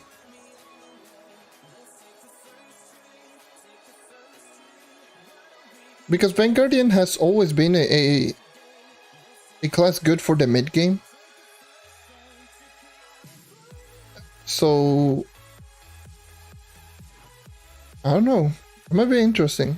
Just thinking about it, it might be just interesting because a lot of the characters that are just good in the mid game are going to be good for Uber 11, especially in the end game.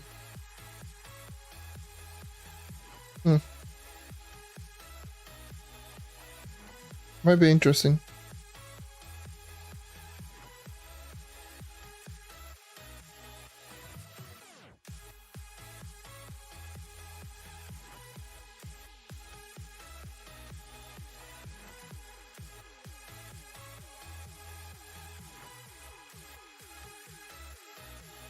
I mean, by the way, Vanguardian is just as a little heads up, it's not bad.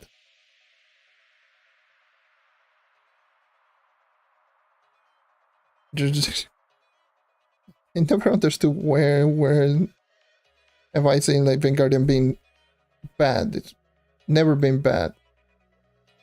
But, however, there's one thing that so pretty much everything that I just said is irrelevant because of the bot. But no, in in reality is Vanguardian receives some of them smaller buffs. So it's more overlooked than most of the characters that actually receive ginormous buff. It's not that it's bad, but it didn't receive the highest, the strongest buffs. Like the buff is only on basic, which is still good, but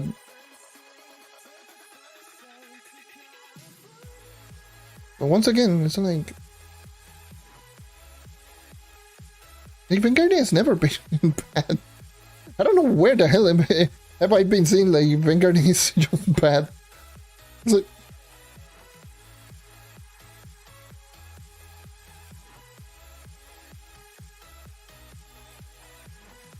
the character never got changed before Sunrise. Well, aside from obviously the stuff in the test server to the live, but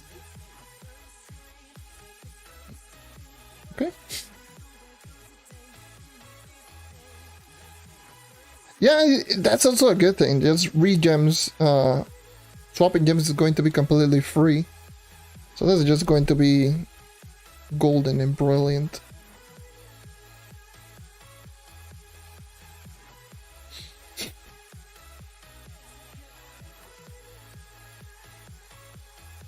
Like, I can kind of understand why people are saying that the Vanguardian is bad, is because it doesn't have the highest DPS, which, let me just tell you, DPS means not a whole lot. Doesn't mean like too much. Well, it means only for like bosses, but how often are you doing bosses?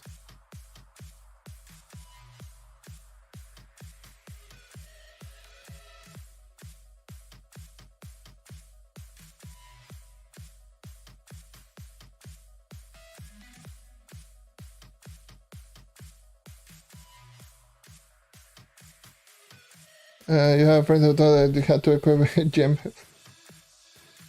Eesh. GG. That hurts.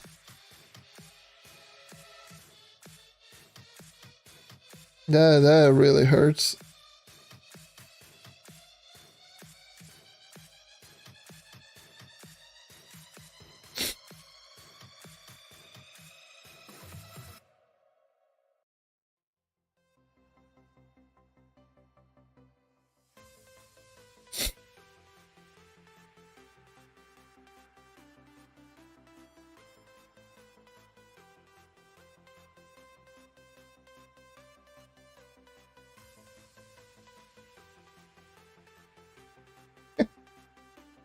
That's just so...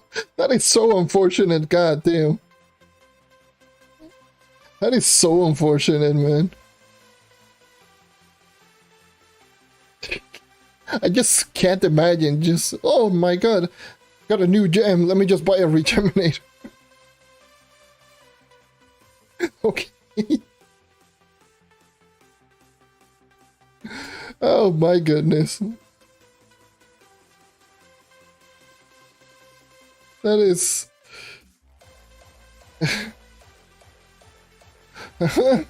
What? Why?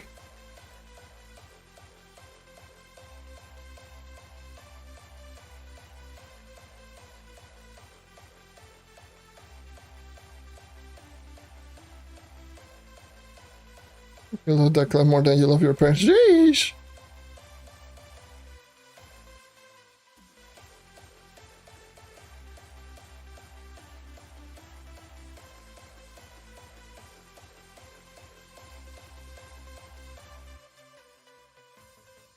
Oh, god damn it. That was a clutch bomb jump right there.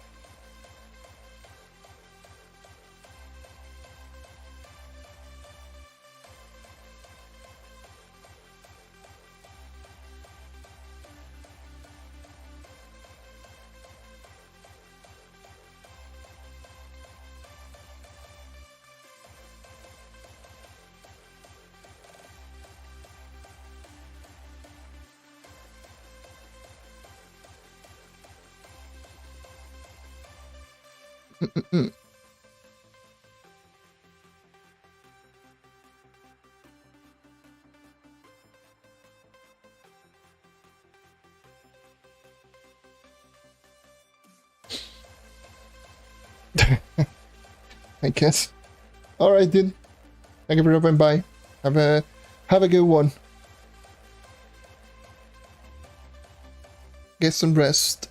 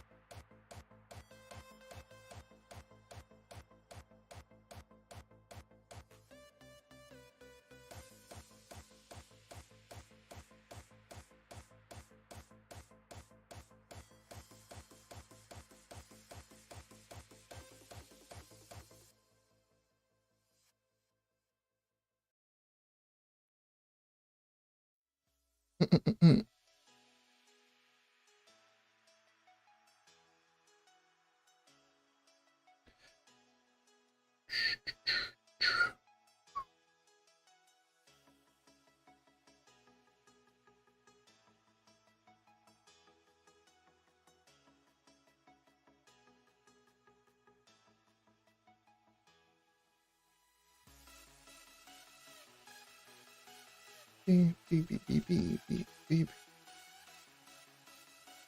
I'm not going to say we anything in there. Not going to say which class would I even recommend, because at the end of the day you use what you find fun for the most part. Another thing that a lot of people tend to misrepresent, like, this game is all about dedication. If you're dedicated to grind, you will for sure go far.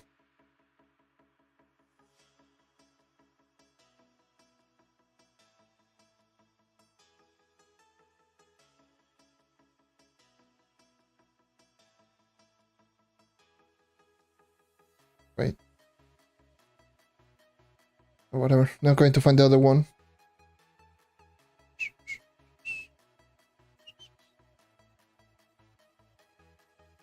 Level 23 already, goddamn. I'm just taking this so casually right now. Not even keeping track. I'm like, oh yes, definitely. Woohoo.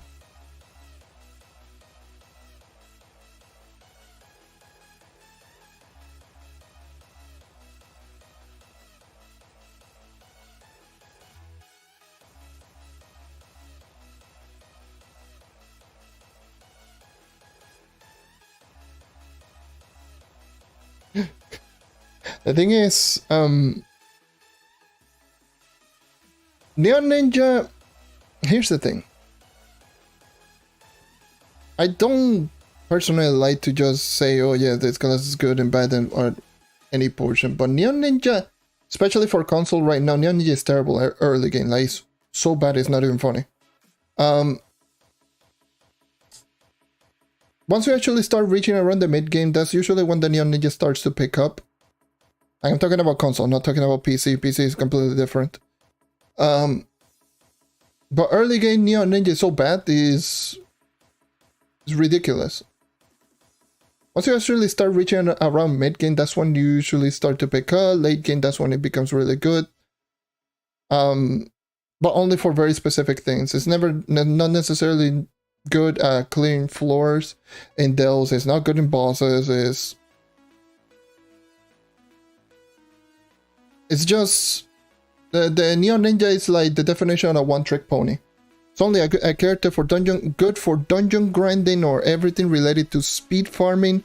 Once you actually reach the correct amount of stats for you to actually being able to speed farm. Obviously, if you had the high stats to one shot, then obviously that's when the Neon Ninja becomes good. For ore and resource farming, it's obviously going to be good because obviously it's fast. But for the early game, no. Console early game Neon Ninja is no. It's like pre-patch Luna Lancer not using the crescent combo type of bad.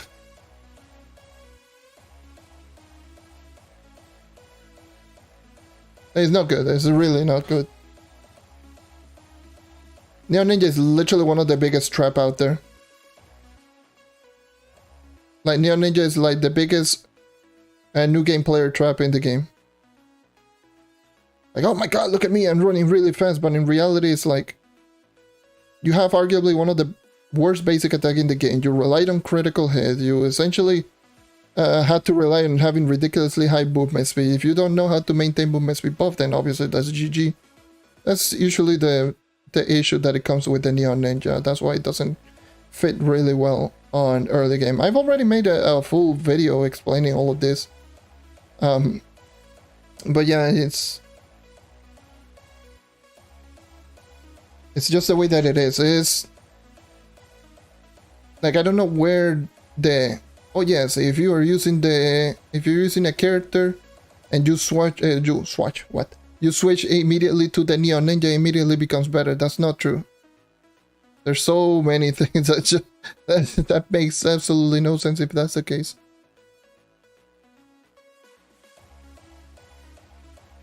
Like, there's so many things that Neon Ninja relies in order to be good. Which is no longer so much the case after Shadowy Spotlight. After Shadowy Spotlight, then the Neon Ninja becomes better. because it doesn't rely on one shot. Basic attack is stronger, all the abilities are better. It doesn't rely on critical hit as much, and it's still as fast as ever. So for the early game, it's better post shadowy spotlight, but console right now, before, hell no.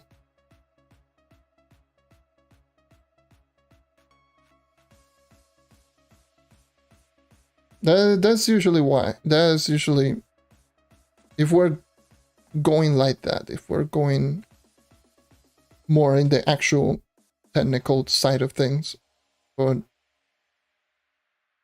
yeah.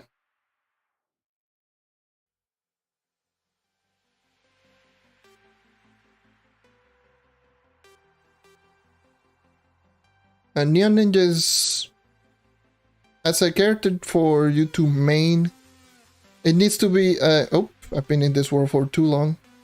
It needs to be either a secondary type character. That's usually where the Neon Ninja is best at on console. It's a character that you should... What the hell does it say there? It says image unknown. Wait, IMG unknown, what the hell? Let me just restart the world. I've been in this world for far too long. Then the game is like, nah, get out of here. I'm like, oh.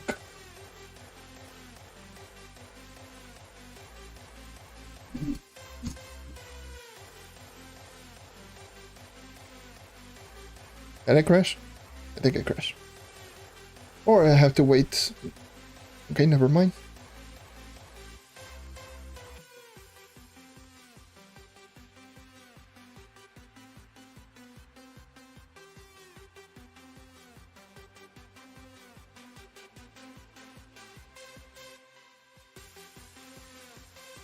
Actually, I do have 2 lunar souls. I can see potentially if I get another prime. If I get another Primordial, that would be crazy. That would be like...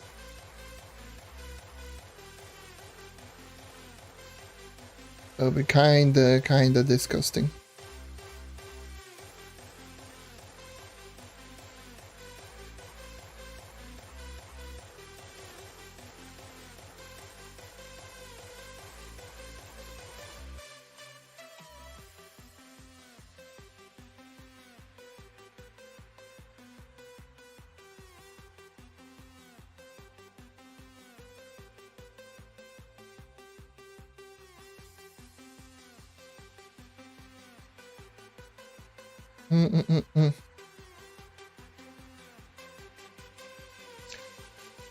So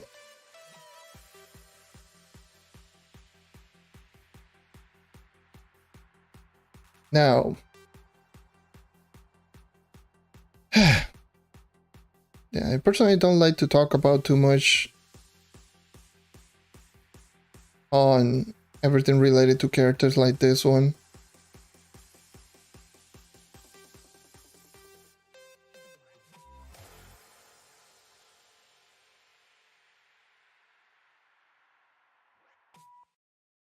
¿Qué tal el evento? Demasiado muy asqueroso. Ya lo terminé en el Xbox y no me importa mucho hacerlo aquí. Lo más seguro lo termine, lo más seguro vuelva a grind un poco. Pero...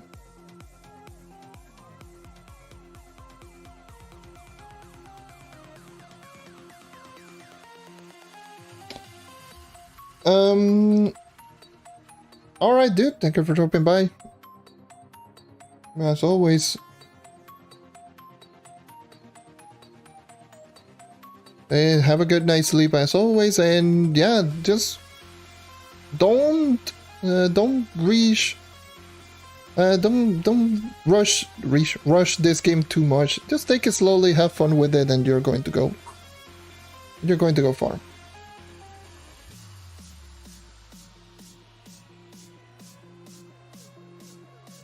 Yeah.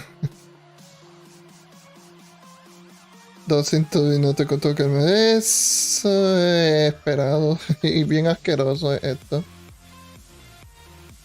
A mí nunca me tocó el mount. Yo dije, a la mierda. Voy a comprarlo. 25 millones, ¿dónde tú estás? Y lo compré. Eso fue lo que yo hice. Llevaba 18 horas grindeando delves y nada. Y después yo dije, vamos a abrir cajas. Abrí 5 cajas, creo, 4 o 5 cajas. Todos fueron aliados. Para la mierda. Dame acá. Eso fue lo que yo dije. Y ya. A la mierda esto.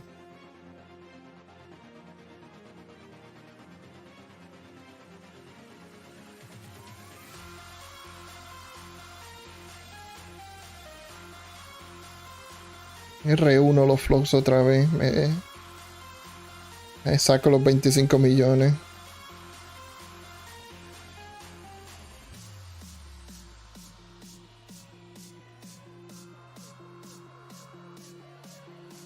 Total, voy a terminar grindeando mucho.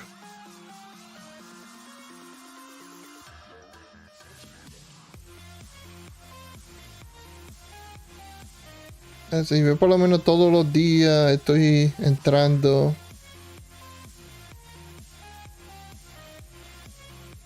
Sacaron que sea una que otra etiqueta.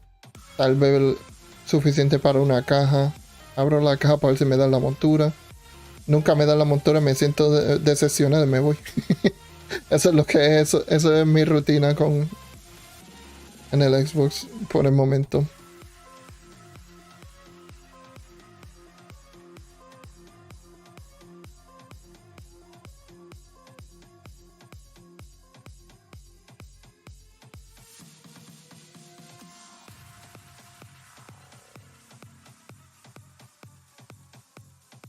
Saqué un... No. Doné... Yo no sé ni cuánto yo doné. De esas monedas para ver si me dan una montura, un costume. Lo que me terminaron dando fue un maldito póster. Y voy así. ¿En serio? Ok.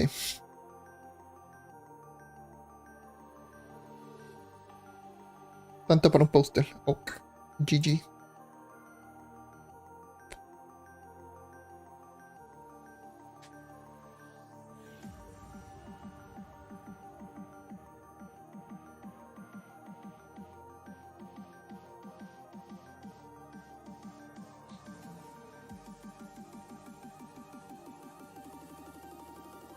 Yo lo más seguro que termine haciendo mañana es grinder un poquito de Chavestones. Chavestones están vendiéndose bien caro.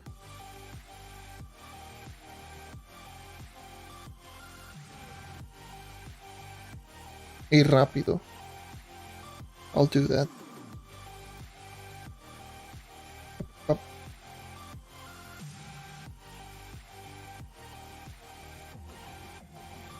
Alright, dude. Have a good night's sleep.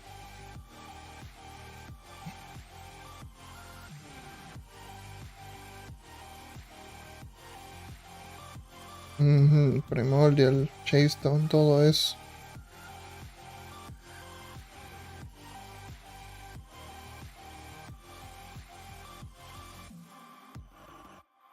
Por lo menos en PC ni tanto el Primordial Chavestone, es que por extraña razón está bien asquerosamente caro. Like, why?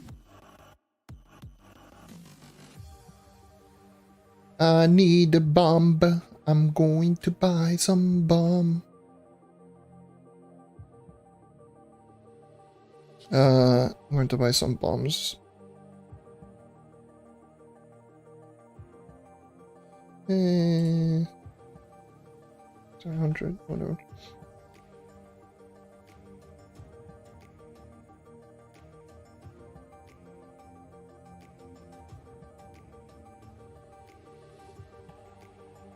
I'm flipping the Primordial. Gee.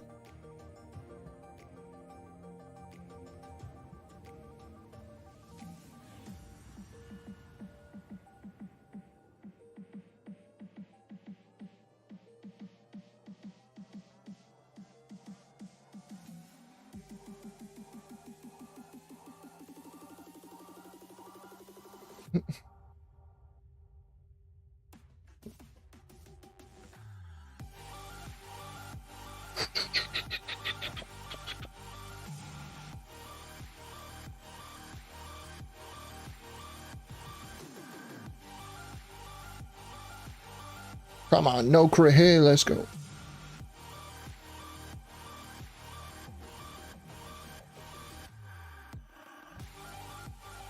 Okay, okay. You know what? I think it's time. I think it's time for me to do this.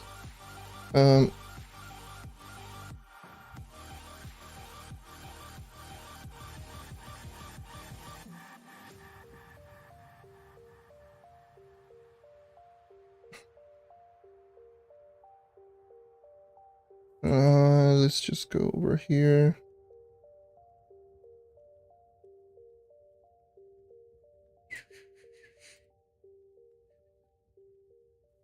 Trisha benefits me more, I believe so. Where's my trail? Give my trail.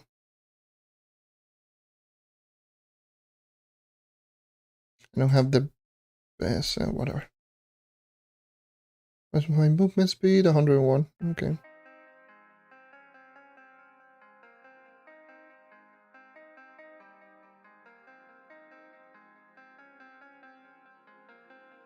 Stop sliding everywhere.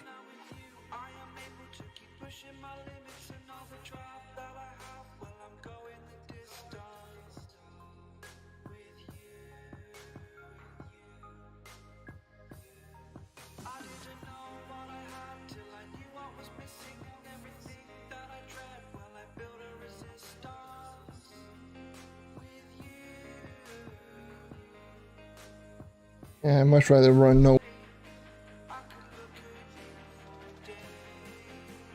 Bruh. My Streamlabs literally just did a reset.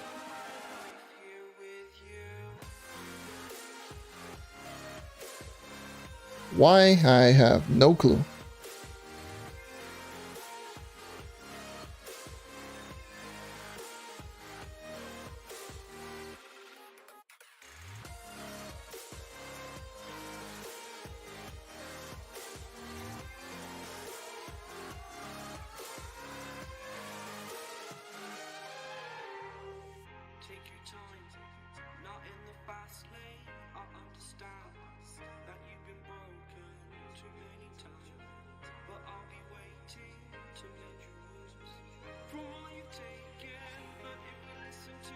I miss my movement speed. I miss running feast.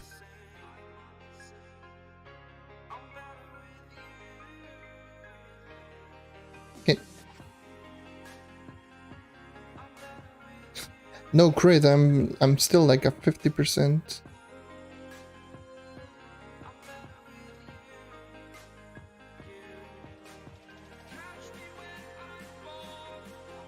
Yeah,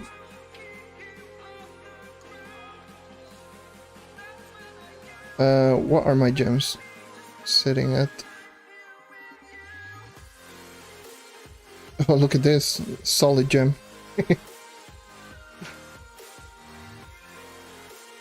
I just grabbed this gem. Grab my pyre disc. Grab level 25 gem.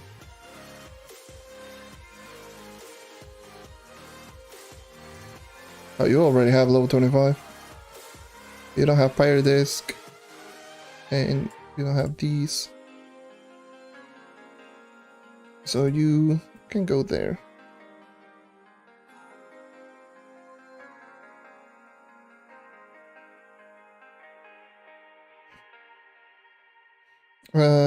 I'm not level 25, I wish I would just swap this one. Yeah, whatever, I'll just keep it the way that it is. I'm still probably going to end up one-shotting most everything.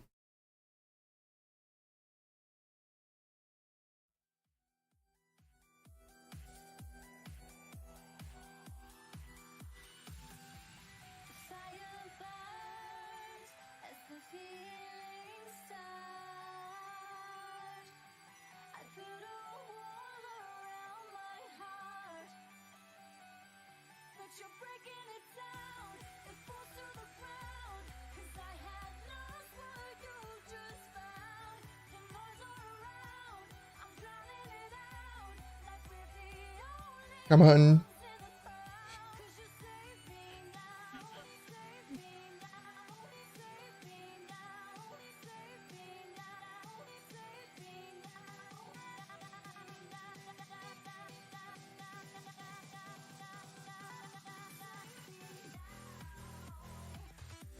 No, I don't need it.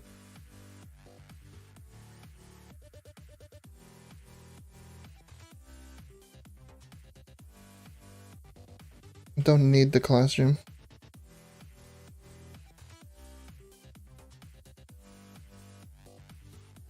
Hey, how's it going? Welcome.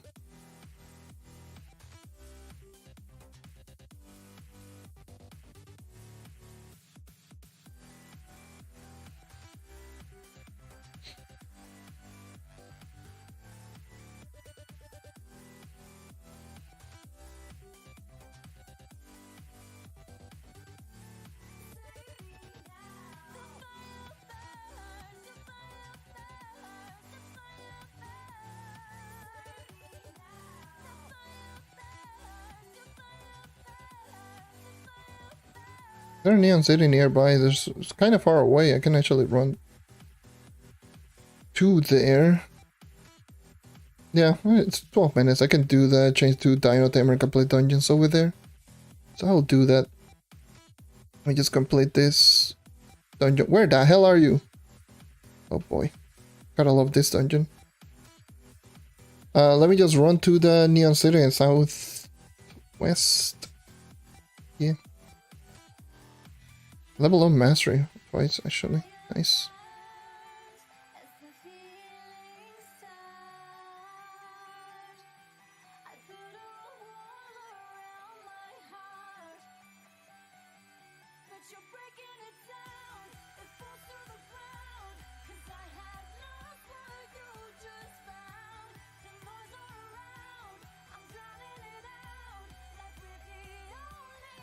Level of mastery 3 times already.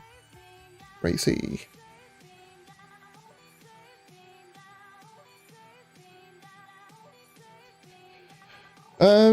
What mod? I mean, I got plenty of mods. Just asking which mod.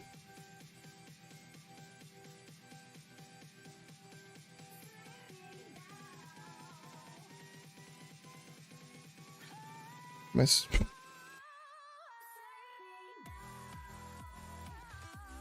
Okay, it's Luminopolis, god damn it. I forgot Luminopolis? Does I think the Luminopolis also count. I believe so.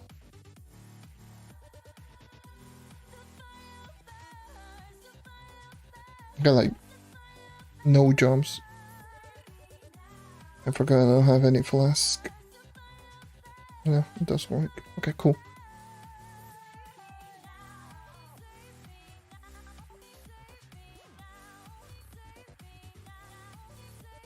The boss radar is Chronicle Boss Radar. That's the name of the mod.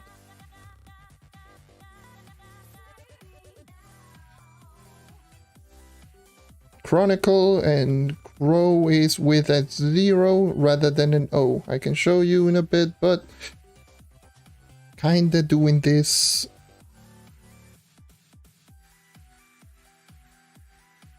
But it's Chronicle Boss Radar. It's this one.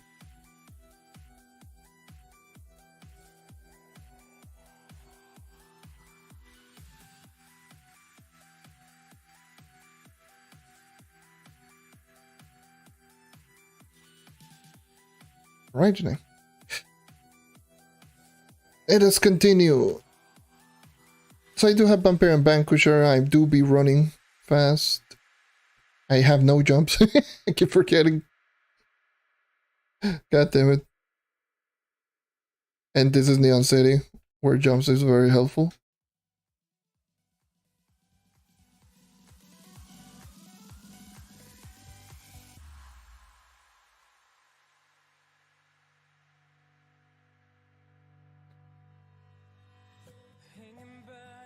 Like how much? Like 8 jumps or something like that. 14 jumps. Like I'm more than I thought.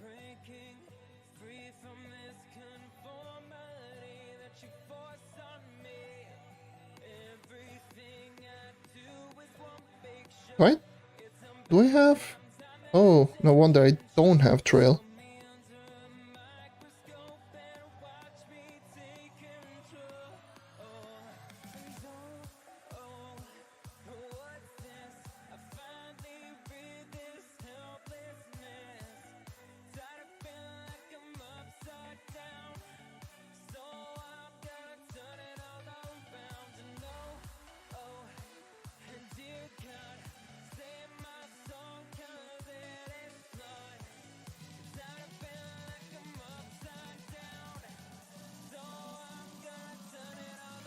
Right, done. Alright, cool. Let's go back.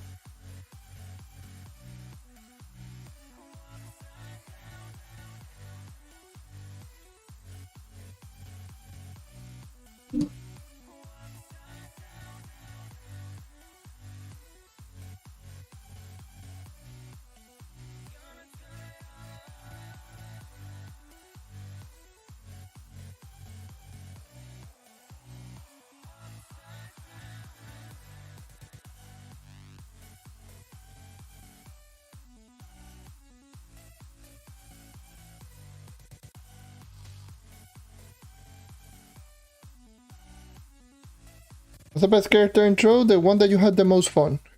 That's the best character that it is on Trove. There's no best character.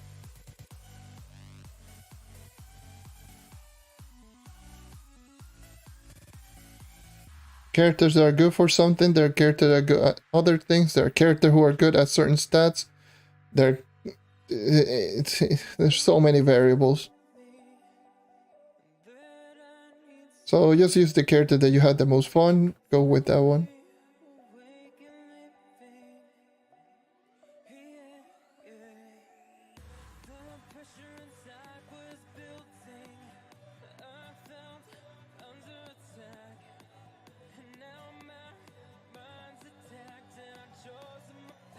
Oh, that's the last four.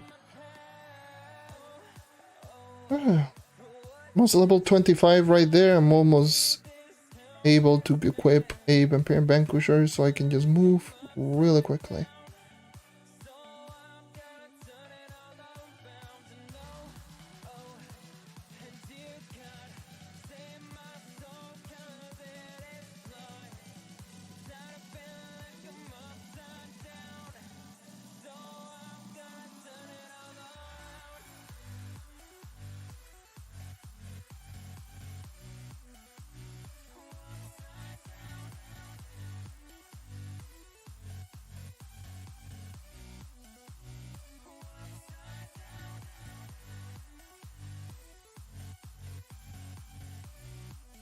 Okay. Good. Good, good, good.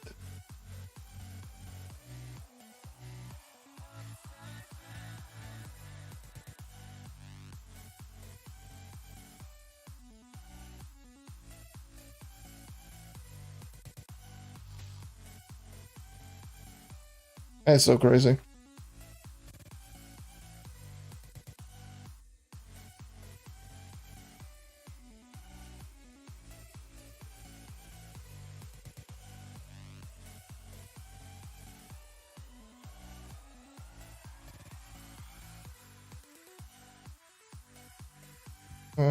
It was bomb directly here. Find the boss.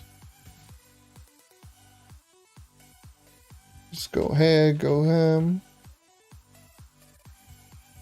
I haven't even completed the Curse Skull one, actually.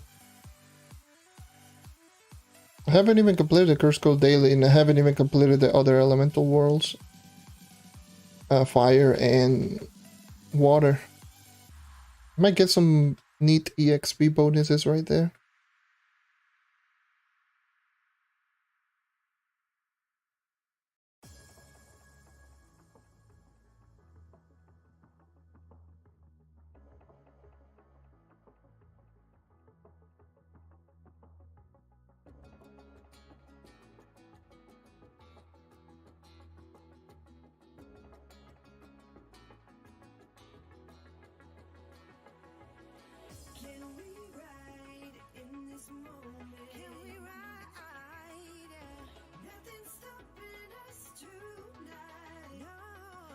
Dracula Ice Age, I mean, whatever you want, honestly.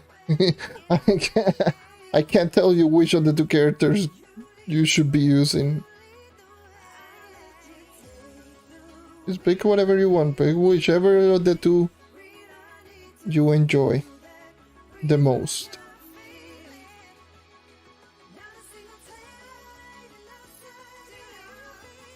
But they're using both character can do well on everything, so between Draco and Ice Age, yeah, it's honestly it's up to you. If you ask the majority of people will tell you Ice Age, but I can see Draco some things that Draco can do that Ice Age can't. I don't know. Yeah, it depends. You pick whatever you want. Both characters are just solid. It's and especially like it all also depends on stats. What kind of stats do you have? What are you going to end up using them both for? Bossing, delves, floor clearing, dungeon grinding. It all depends.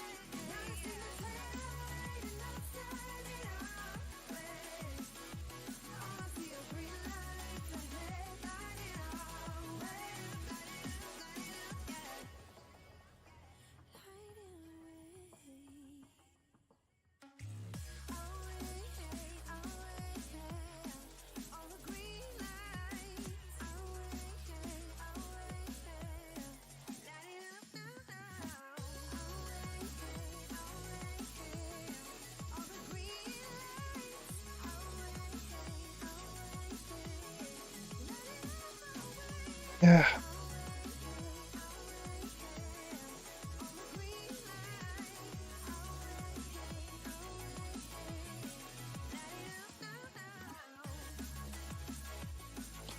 I didn't even grab. I just talked about it a little bit before. Oh yeah, I forgot to grab the Curse Veil one. Yep.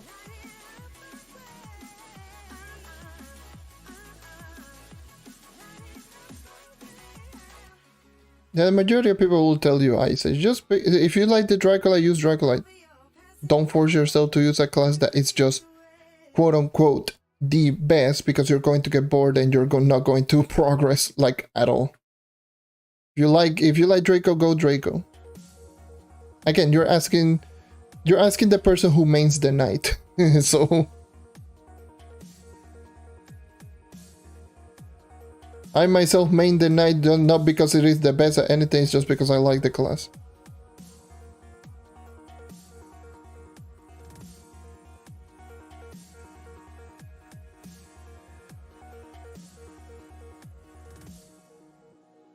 So if anyone just judge you, oh, I'm going to choose the Draco over the Ice Age, just tell you, oh, screw you. I'm using whatever the hell I want.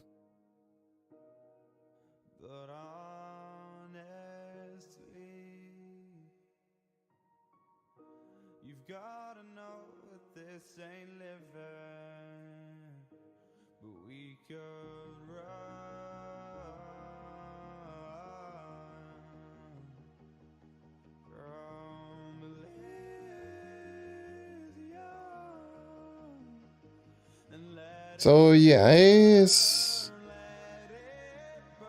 just how it is.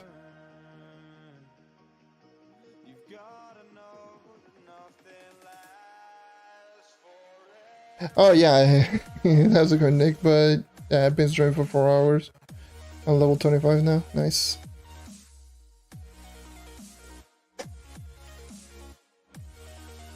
My sleeping schedule is like where? I don't know. My sleeping schedule is like literally where? Like right now, I'm technically on a night sleeping schedule. That's what happens. That's what happens when you end up working on stuff and never stop working on stuff.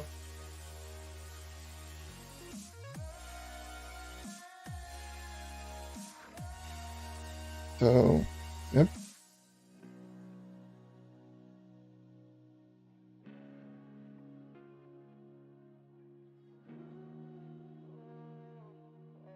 like, you know the emote that is on Twitch that is the mod check,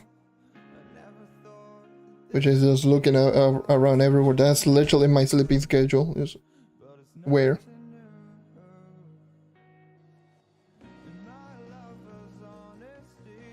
And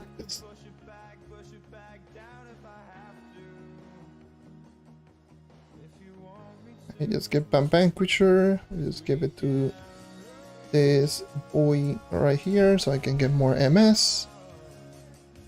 Nice.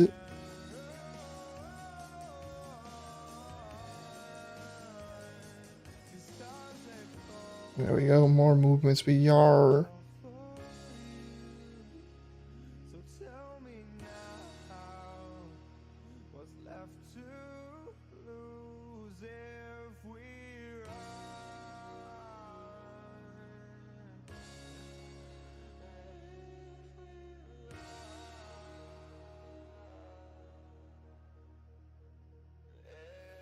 Speed farming boomerang, let's get it.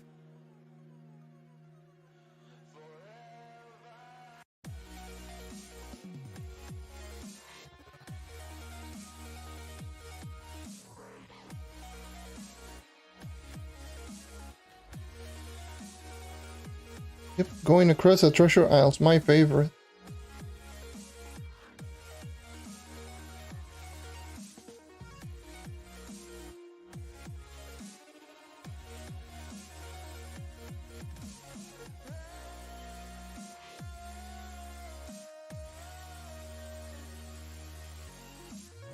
I'm going directly only for the 3.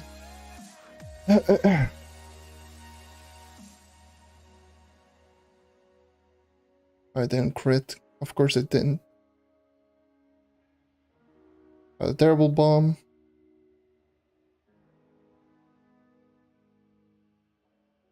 A terrible boomerang. Okay.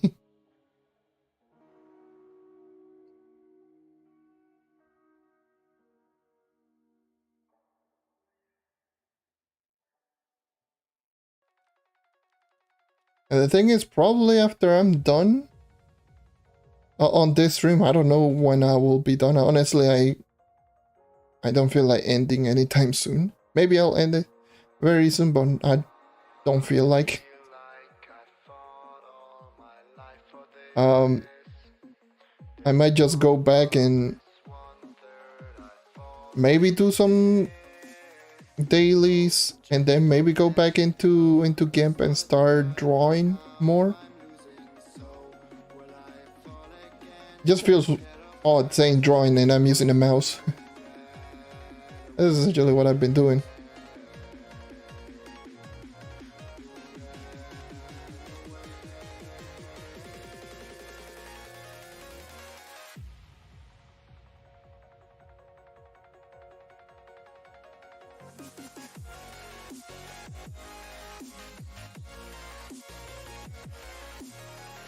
So far with 3 characters done.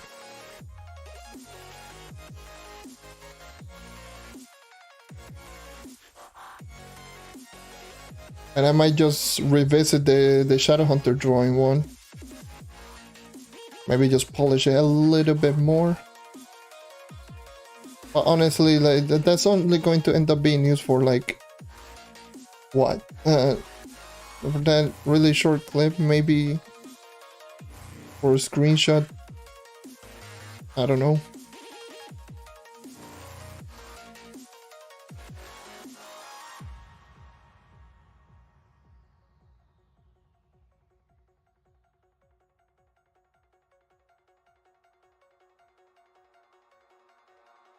Oh, I can't forgive, can't forget myself.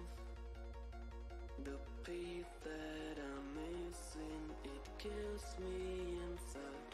I need help, oh please give me back.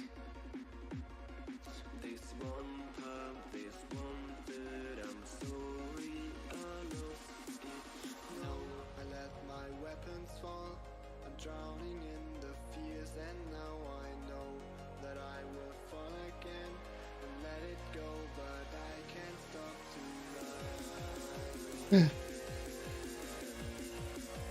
Confused on trial classes. Oh geez. Oh, gotta love it.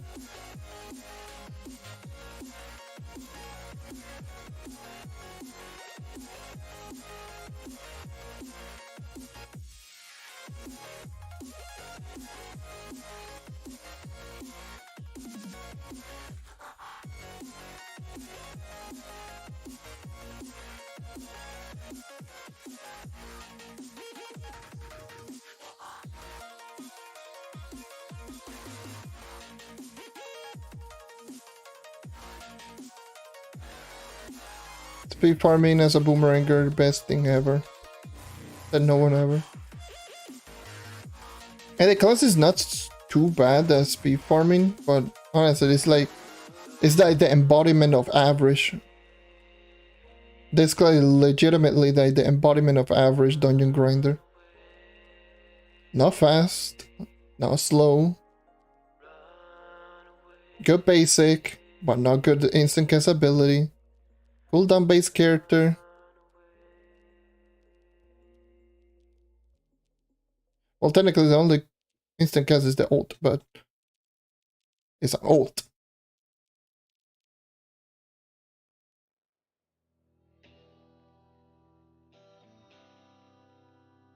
It's solid. That's it.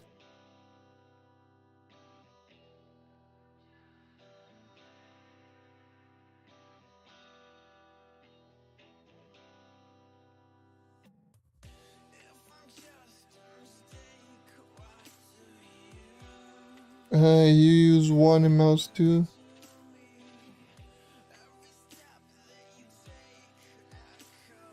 Oh, the animation cancel, yes.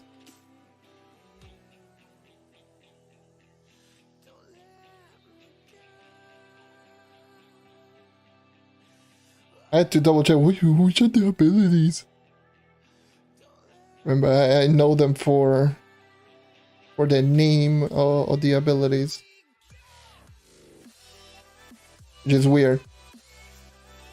Like a lot of people call it, oh yeah, this is the mouse 1 ability, the number 2 ability. I'm like, what? And then you tell me the name and say, oh.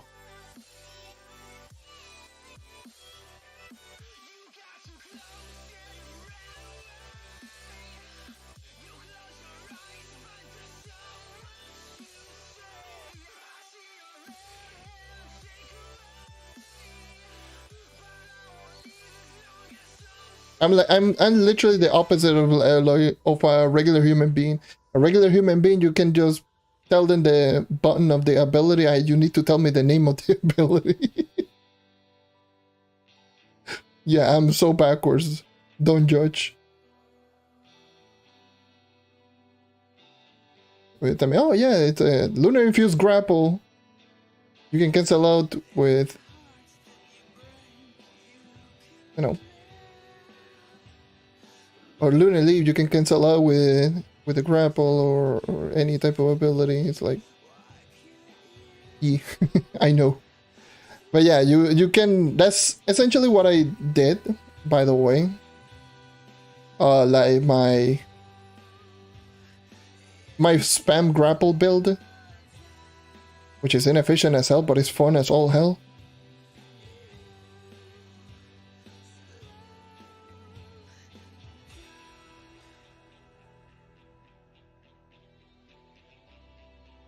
Like, for example, like I already did it because I leveled up this class to level 30. But yeah. Do I have it? I don't have the most amount of movement speed, but that is usually what I ended up doing. It's just grapple, cancel, jump, grapple, cancel, then jump. Then grapple, cancel, once again jump, grapple, cancel. And this is essentially what I was doing.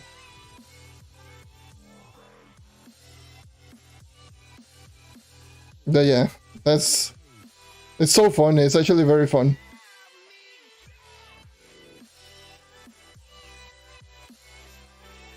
It's super fun. Like that, it is honestly one of the most fun things that you can do, especially as a Lunar Lancer. Now, what you mean? Do you want to? Would you want to live all class? That sounds terrifying.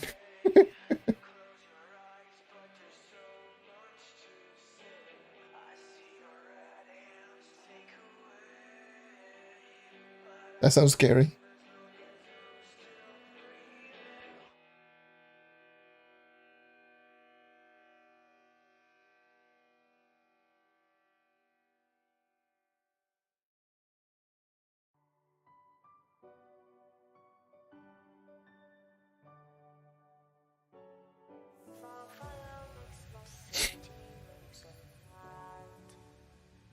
Yeah, night is...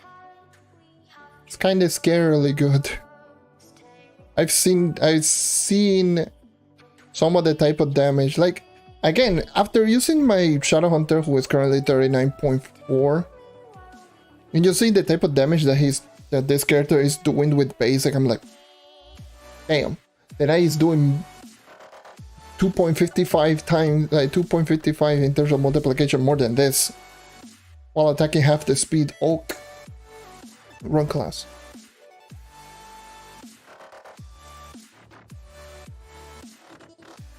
It's going to be so scary good how, like, that class.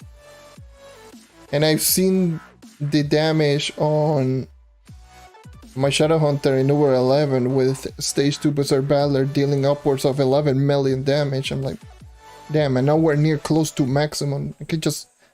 I cannot even imagine the type of ridiculous damage that Knight is doing with basic.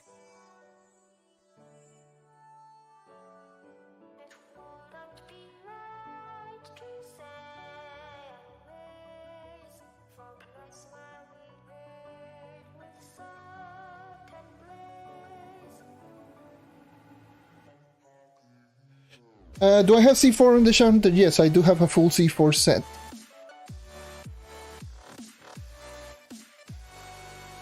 Made a video very recently just going over the equipment. I have not changed my equipment. I just leveled up some gems here and there, and obviously got the Primordial Dragon and converted both of my Empower gems into from Stellar to Crystal. But yeah.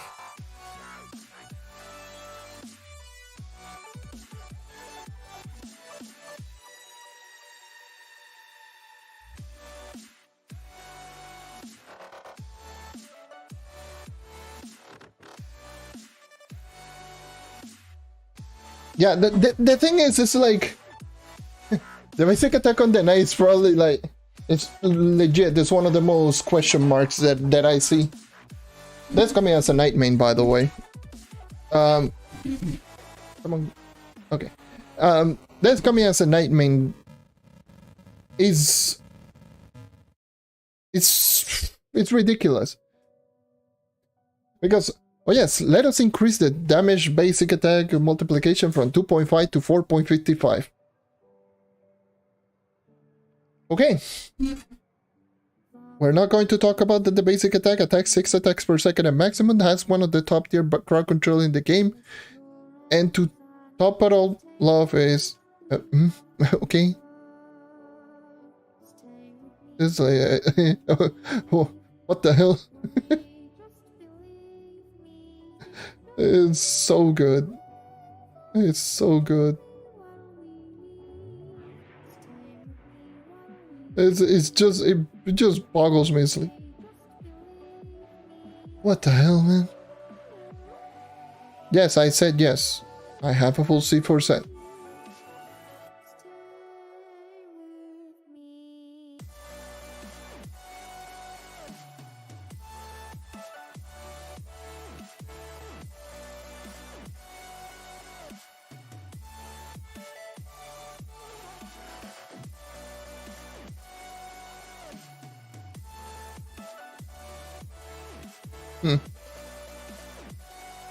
Why I don't play the knight? Because I already played the knight on Xbox, so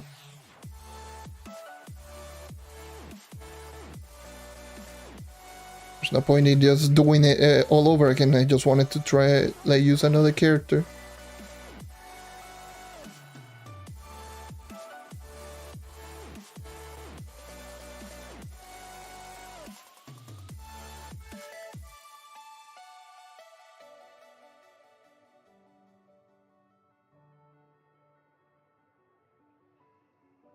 Yes, use main my knight or for the Xbox for my main account. Yeah, they will be kind of redundant. Oh yes, let me just use the knight again. Okay.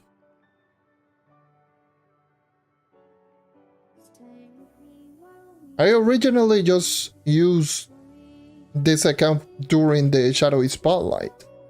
I was like, oh yeah, I'm just going to use the Shadowhunter, rework, Shadowy Spotlight, whatever. And once it comes out on console, then I'll just play it on console. But yeah, I was almost 5 months ago at this point.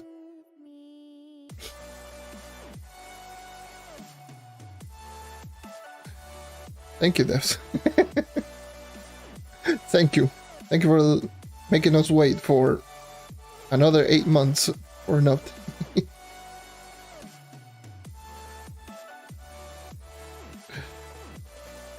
Oh, great.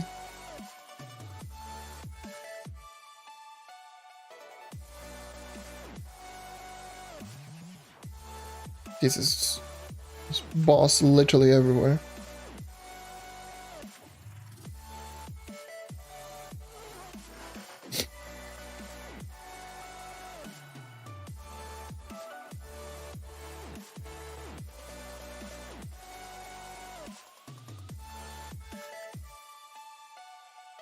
Like, I don't... Actually, now that you mention, like, I really don't know why they never fixed the hit detection problems with Vanguard. Because the Vanguard has ridiculously huge potential. Like, the potential on the character is dumb, because for crying out loud, an 8 times damage multiplier, no cooldown ability for Christ's sake, that's ridiculous. You see an enemy, yeah, GG. With strong basic and all of that, but the only problem is like it has such a weird wonky hit detection that it doesn't feel good to play around. That's a problem, at least for me with Vanguard. It's not so much the damage, it's not so much the utility, it's just the hit detection. Very susceptible to lag. That's definitely the... It's like extremely susceptible to lag. But when it does work, it's just so good. It's good. It's a really, really strong, solid class. But this is the hit detection, especially if you're in a laggy place. Okay, good luck. Like, I don't know why they didn't fix it. So, some of the things that I would personally... It would be personally great for Vanguardian. Would definitely be... one of my early suggestions was to make... You know the buffs that you actually do get in both range and melee mode, Force Flash and Fired Up, respectively? Force Flash and Fired Out gives some insanely good stats. I actually don't need any of these two. They give really, really good stats individually. Like, why not make it so that... Give me. Why not make it so that all of those buffs are permanent depending on which form that you're going. If you're going in melee mode, you get permanent Force Flash. If you're going in range mode, you're going permanent Fired Up. But if you switch between each and other one, you're going to get the other buff for a limited amount of time. Let's just say 15 seconds. So if you're in range mode, then just switch into melee mode. You have fired up for 15 seconds. And obviously force flash. And vice versa. So those are one thing that I would probably say it would be great. Because force flash being on a 20-second cooldown is... It's kind of a big detriment considering that the amount of movement speed buff that has no cooldown in this game. There's way too many cooldown, like way too many abilities that give more movement speed and they have less cooldown. Like, why? So even if you do give permanent force flash on the Vanguard, and it will not make it insane because Dino Tamer would like to say hello, Bard would like to say hello, and even more so Shadowhunter would like to say hello, and Neon Ninja. You know, all of those classes have a stronger movement speed buff and they have really short to no cooldown. But Vanguardian is like 20 seconds. Okay. Why?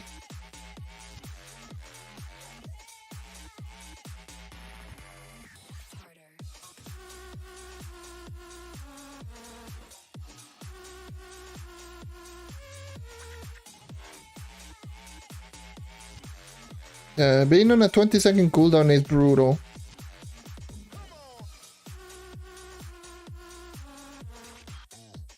Just giving the Vanguardian a permanent force flash, that pretty much will solve most of the crowd control problems that the character has.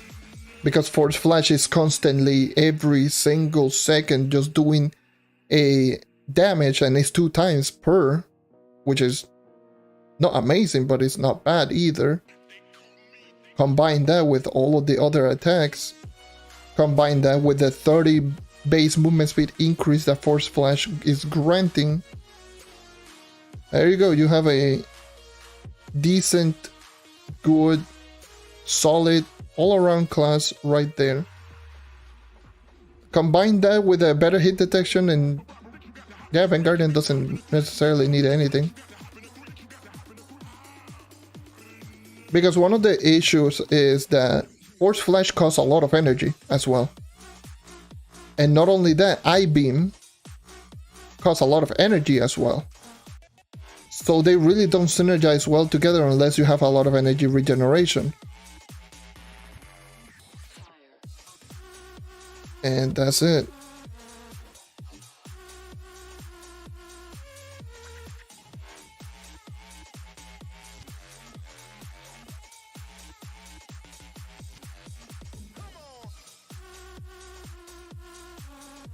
That would be really cool, by the way. Considering that the Vanguardian's hidden effects, all 3 of them are pretty mediocre. Wouldn't it be nice if one of the hidden effects would be... the Force Flash becomes a toggle ability. I don't know, that could be a hidden effect change and that would be so sick. Force Flash becomes a toggle ability. And also fired up, like both of them.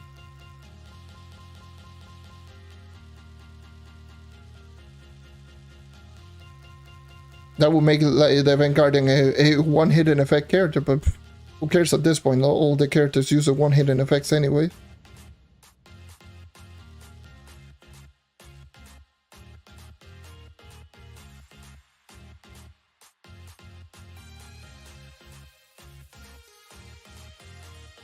There you go, you don't even need to do a lot of things.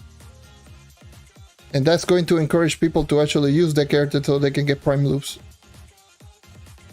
Oh my god, Vanguardian! Permanent force... I will be so sick. By the way. Like I have used... My Vanguardian currently right now is rocking my secondary fully augmented set of gems. And I have been using... And I did use the Vanguardian quite a bit. And the character is just so ridiculous. It's so good. You know what? Screw it. made my own entries and still went around it like a brainware mod check.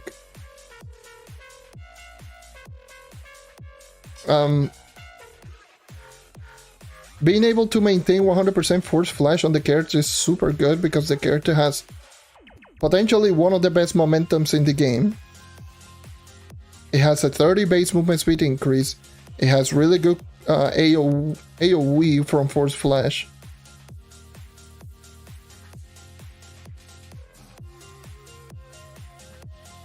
Like it's one of the it's like I like the Vanguardian so much because the Vanguardian and the Knight are very similar. Both characters play out pretty similarly, especially Vanguardian melee mode and Knight in particular. Like there's so many similarities you have no idea. Like you can compare I-Beam to Spirit Squire. You can compare Force Flash to Overcharge. You can compare the Force Flash damage reduction to the ultimate ability from the Knight. You can compare the basic attack of both characters. Well, not really. The Knight basic attack is pretty much destroys the Vanguardian one, but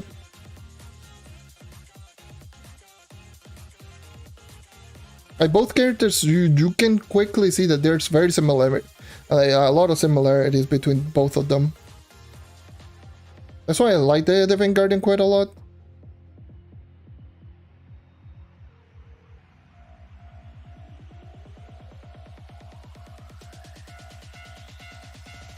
But it's just those hit detection on the character really... They can be really annoying. They are very annoying actually. The hit detection problems with the character. Like, you cannot spam too much the I-Beam despite being a no cooldown ability, because if you spam way too much on I-Beam, the ability is not going to register, like at all. The basic attack is super wonky. It's like, it reminds me of pre-patch Lunar Lancer. Like, it attacks only in front of it. So in terms of like Curse Call, it's just so terrible. It does a lot of damage, but that's it.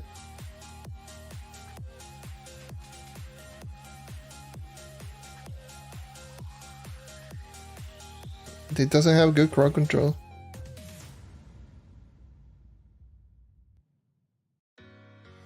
The good thing is like, well, not necessarily a good thing, is that you can use the Vanguardian similar way to like a Spirit Squire Knight, where you can only just end up using I-Beam. But the problem with I-Beam versus Spirit Squire is that I-Beam costs like what, like 55 or 60 energy?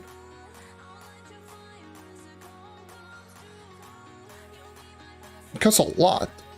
Versus Spirit Squire, which only costs 25. And Vanguardians is much more spammable. And then combine that with Force Flash, which takes 20 or 30 energy, and you essentially only have the buff for 6 seconds. And the thing is like the Knight's Overcharge lasts for 5 seconds, has no cooldown, grants 5 less movement speed, and is combined with the ability that you're always using. So you can actually just see where the Vanguardian falters versus the Knight, especially when you compare the Overcharge versus Force Flash or the Vanguardian in general. Like the Knight's Overcharge literally is 25 movement speed, lasts for 5 seconds, no cooldown, and you get it when you use Spirit Squire or Charge, but let's just use Spirit Squire. When you use Spirit Squire, which only costs 25 energy, and it is already the ability that you're using to kill, so you're maintaining that movement speed buff all the time. But in the case of the Vanguardian's Force Flash is separated from the I-Beam, so you have to use I-Beam and then use Force Flash, which could cost you like 80 energy, and the ability lasts for 6 seconds rather than 5, and it has a 20-second cooldown versus no cooldown. For a 30 movement speed increase, obviously you also do get like the like the damage reduction, the 25% damage reduction, but that's just not enough for all of the downtime or downgrade that you do have, comparable to overcharge in Spirit Squire. That's usually where the problem on the Vanguardian is, lies ahead. Like the potential is there. Like you can see, the potential on the character is already there. Just tweak some things here and there in regards to both Force Flash and the head boxes and whatever. You pretty much you have a golden character that is just ridiculously good. It's not going to be like the best at anything, but it's definitely going to be a character that is going to be a solid all-arounder, which, again, there aren't very many of them in the game. And the character should feel powerful as hell. It is ridiculously difficult to craft. Similar to Solarian. Solarian should not get nerfed.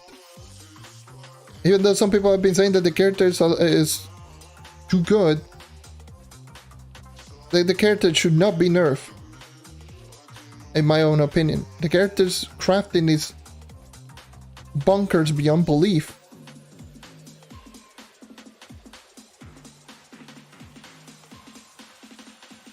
And the character it should be strong, considering how difficult it is to get, because imagine it's going to happen.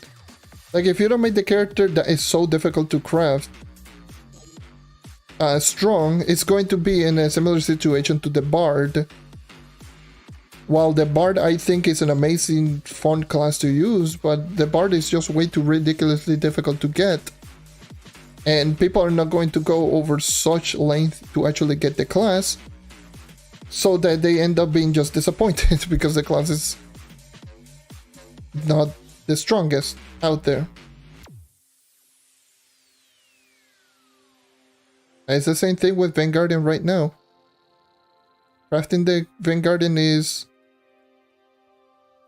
you know, it's not too cheap. And you can actually just see that there's so many problems with the character, where why would you want to use the Vanguardian if you can just use the Knight, have a similar playstyle but be better? Like,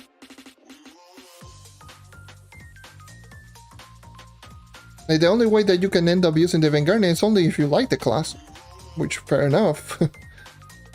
Use what you like, do what you love what you do, but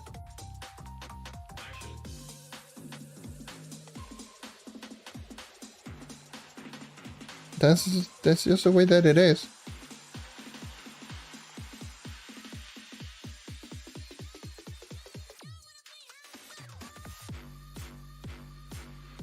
But that pretty much just is the way that it is. I do feel that the character, yes, needs some buffs. I feel that the character is good. We're not going to just sit here and just say that the character is completely trash, which is not the case. But definitely is. There's some problems that need to be looked at, for sure.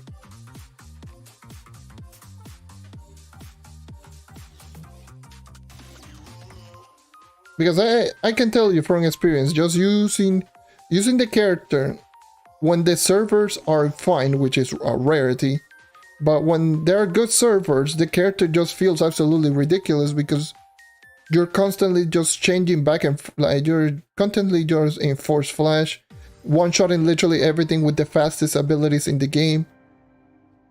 And it's honestly super good in that aspect.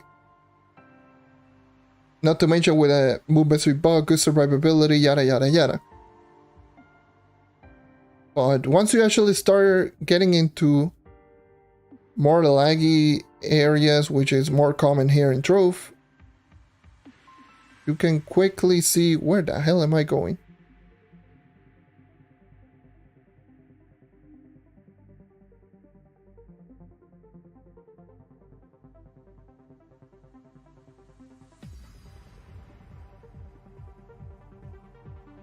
Yeah, the problem is like the reason that they put in cooldown on Force Flash is because the character is old.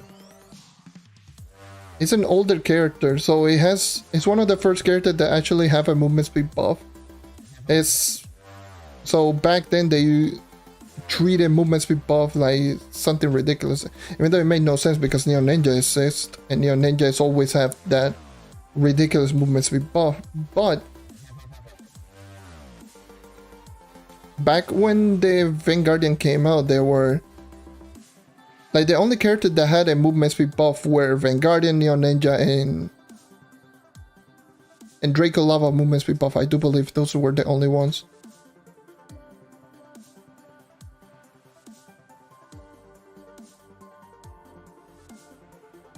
Like aside from that, like literally all of the other classes in the game were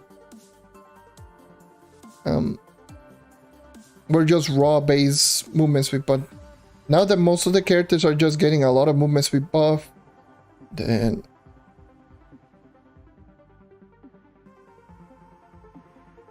now it feels outdated. That's the perfect word to describe it. It feels outdated.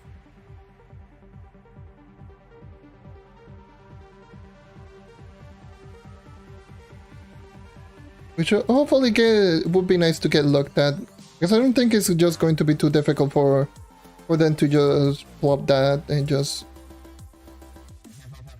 make that just change that and make that a thing. I don't know for how long I will be streaming, by the way.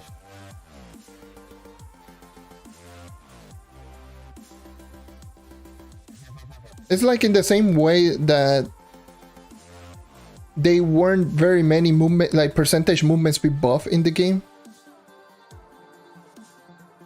But now all of a sudden, like this, every single character can technically just use a percentage movement speed buff with Bard Sub. Like the percentage movement speed buff was actually unique to both the Draco Lava movement speed and Neon Ninja, but most specifically it was technically just exclusive to the Neon Ninja.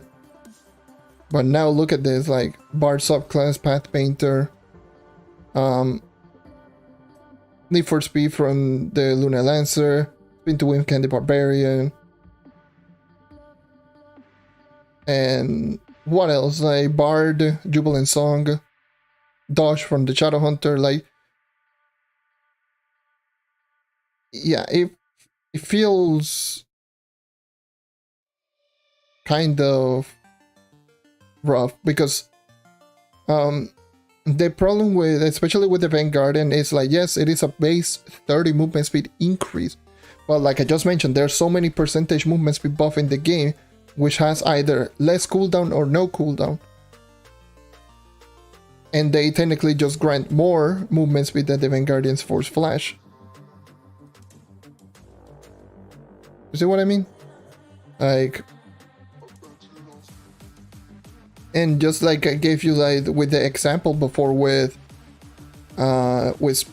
Overcharge and Spirit Squire, like Overcharge Spirit Squire is 25 base movement speed increase but no cooldown on an ability that only costs 25 energy, lasts for 5 seconds, and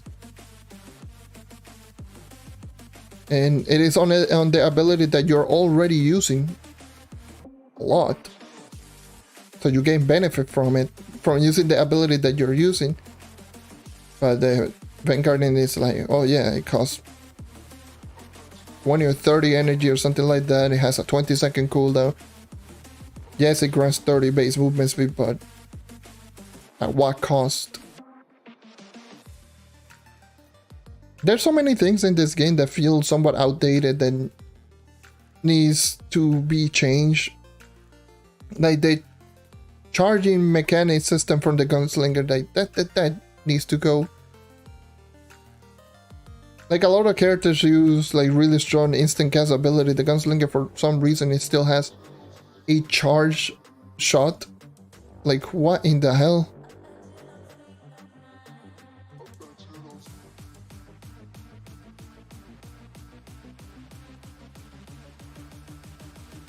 Yeah, also Solarian. I know the Solarian also did have a charge ability, but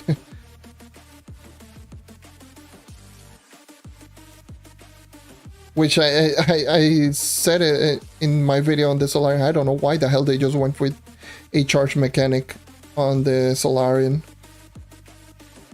And no sense. Make no sense.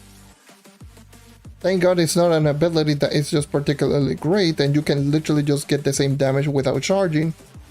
Because the charging only just grants more AoE. But no more damage. So you can easily just throw it down immediately.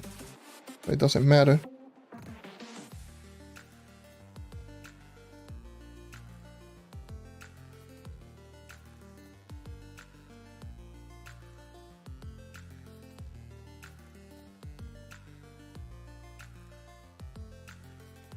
Yeah, pretty much. If the damage is at least at the very minimum, at least a 20 to 25, then it will be just alright. Because then again, it's like there's so many... there's so many abilities that are just better. Like for example, let's just go for example with the Gunslinger. The Gunslinger's charge... Right now on PC, it does 6 times damage maxed out. It takes you around 2 seconds to fully charge a shot to do a 6 times damage multiplier ability. And then you combine that where there's like the Fate Trickster basic attack, for crying out loud, that does 6.5. Does more damage and it's a basic attack that doesn't cost any resource and you're literally shooting much faster than just shooting once every 2 seconds. Like, why you go through all that trouble where the Fate Trickster is doing more damage and has the potential to shoot upwards of 6 times faster than just keep spamming the charge shot? Like, it makes no sense.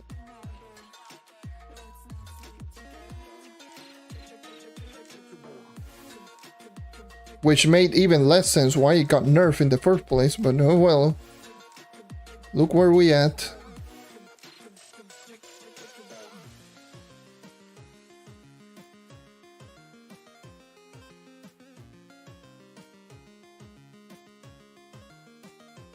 So what else? Like, there's so many, there's a lot of very questionable things. And even on some of the characters that actually did get reworked, like for example, Lunar Lancer.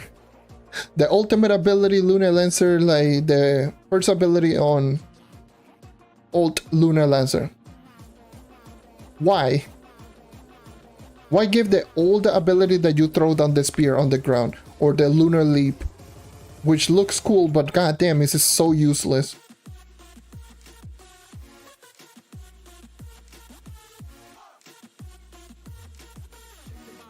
Oh yes, you do like 13.75, but you take like 2 seconds to land.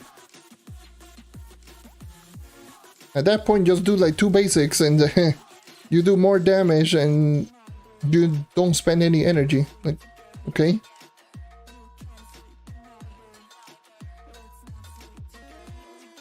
It's the same thing with like the throwing, like the throw spear, and I guess. Oh yes, does 5.5. Nice. It's instant. Cool. Good crowd control. Yes.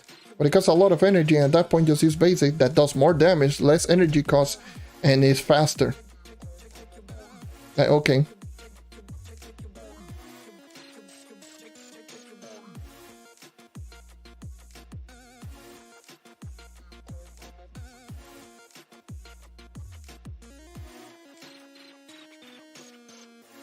Like, it's an alright ability. Give that ability to any other character, and the other character will do really good. Like, the ability is not bad, but it's just... why use that when you have basic? Has good crowd control, does more damage per hit, doesn't cost any resource. Okay, sure. Why?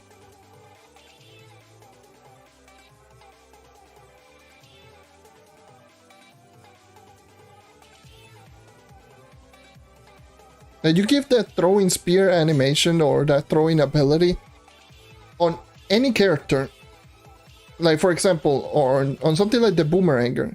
You give You essentially give all of the property from that ability, but towards this ability on the big one, the big one will be just extremely good.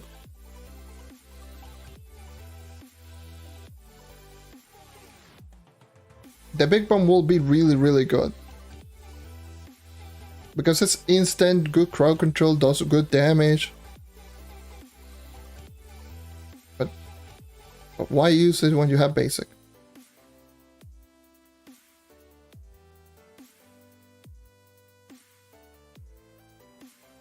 It's faster, does more damage, and doesn't cost any resource.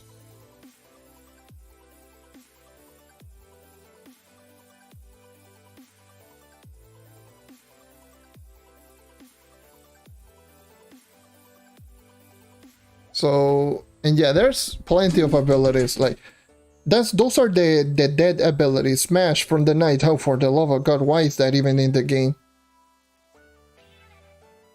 I have no clue why they don't remove Smash. Oh yes, let's just make an ability that does the same damage as the class gem, has less crowd control, it's much slower, kills your movements, but it costs more energy. But yeah, it can taunt. Hog.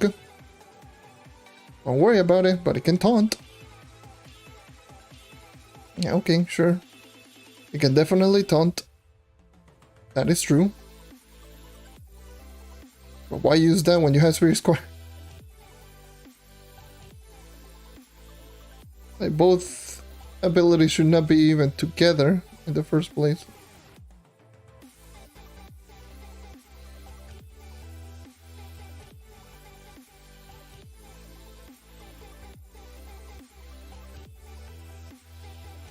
Like, it literally makes no sense.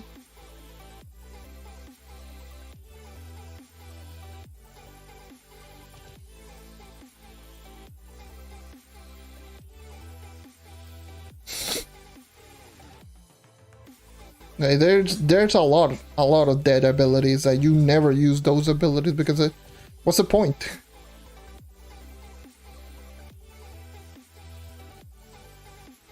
Like, and I'm not talking about dead abilities like the dino bodies from the Dino Tamer, where for the most part you don't use them, but they're not dead because you can still use them for DPS purposes. They are weak, but not pointless.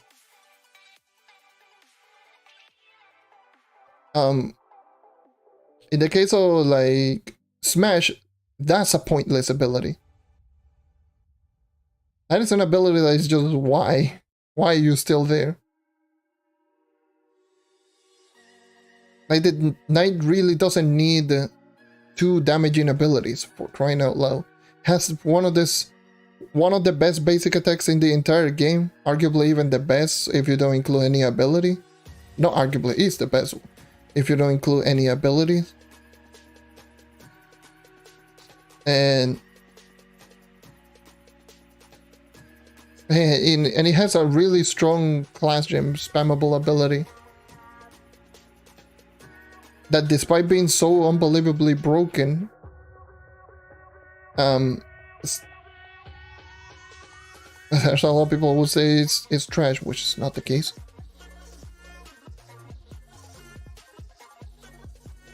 But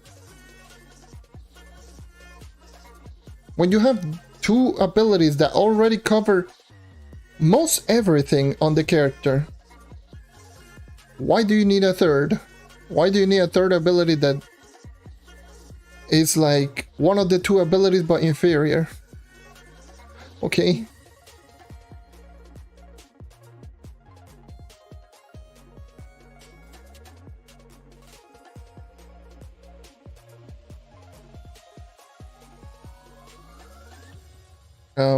What else? Like, I can actually just check on some of the characters. Let me just check which character actually has some dead abilities that makes no sense why they're even in the game. Sugar Crash from Candy Barbarian, that is a laggy mess. I get what they're going for, but Sugar Crush is just so laggy.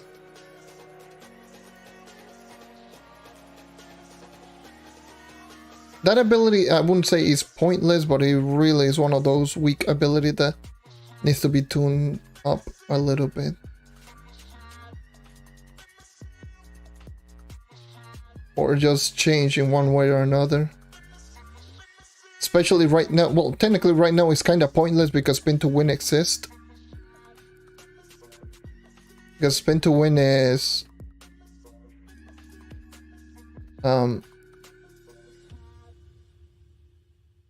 You know, spin to win is... You get more movement speed, it costs less energy, you do a lot more damage, you move way quicker, and you're overall much more effective than just using Sugar Crush, and you're not as susceptible to lag as spamming Sugar Crush. So Sugar Crush, I do feel, is kind of one of those abilities that is also kind of pointless at this point. Neon Ninja Luna Lancer best farming class? I don't know, dude. Some people say Lunar Lancer, some people say Neon Ninja. I don't know at this point. Again, just use whatever the hell you want.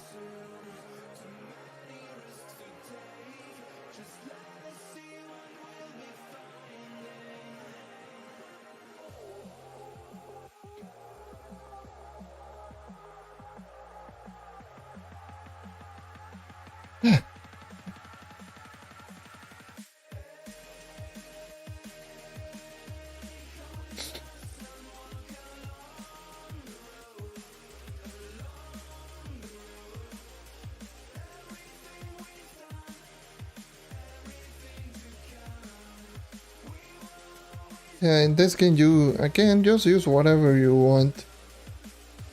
And Neon Ninja is good at certain things, where the Lunar Lancer is good at other things. When it comes to speed farming, like... honestly, it doesn't really matter. If I'm being 100% honest with you. I myself as a knight consider one of... a character that is not considered one of the best. I can outpace sometimes a Neon Ninja or Lunar Lancer. It's just depending on how you know how to use it. It's not so much, oh yes, I'm using a character and I'm immediately the top dungeon grinding out there. It's just, do you know how to use it? It's not the tool, it's the player. Or the person using it. So it's not the character, it's the person who's using it.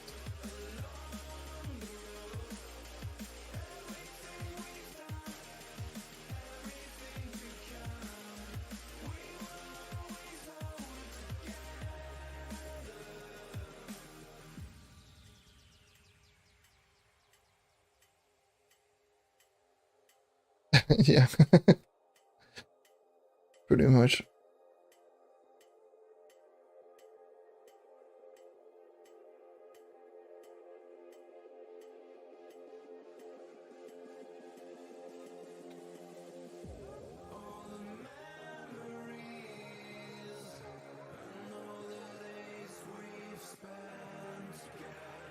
It's like every single time I showcase the night, people go like, oh my god, the night's overpowered, broken. It's like...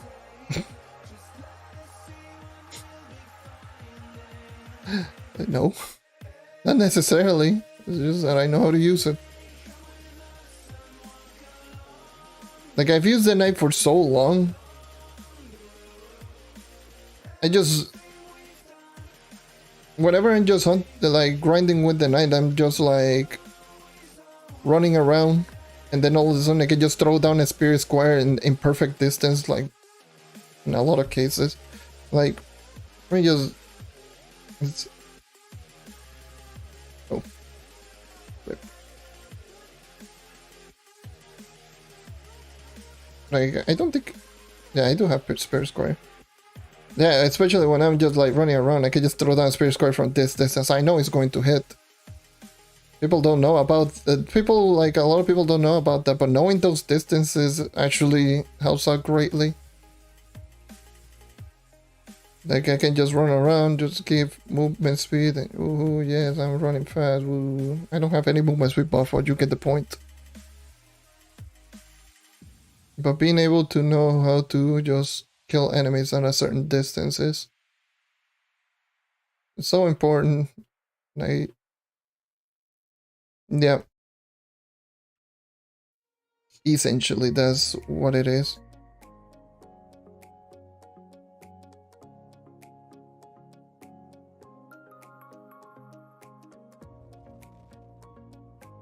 Gotta look collect.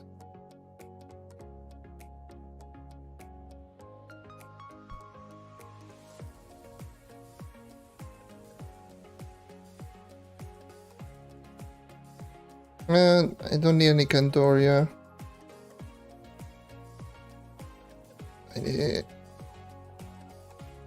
I don't think I need any of these.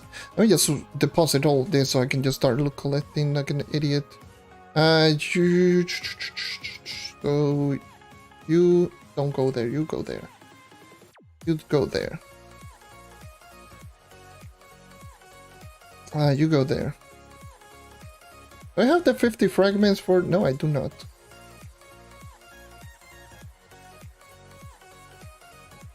I can just get rid of those recipes.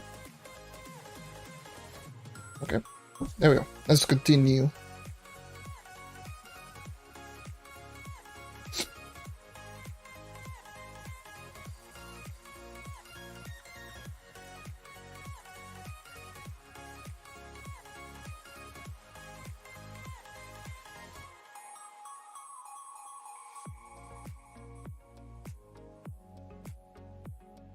It would have been really nice to see like someone like crazy enough to try out like a character, like an unconventional character that is just not known as the top speed farmer, but I want to see someone that mains one of those characters. Like, for example, I want to see like a speed farming boomeranger, like an actual really good speed farming boomeranger. That would be so crazy, imagine that. And it feels like every single time it's like, oh yes. Neo Ninja. Oh. Now with the Shadow Hunter. Oh. Luna Lancer. Oh. Maybe the occasional Ice Age. Those weird sons of guns that go like, oh yes, Ice Age top tier dungeon grinder. No. No. Good, but not top tier. No.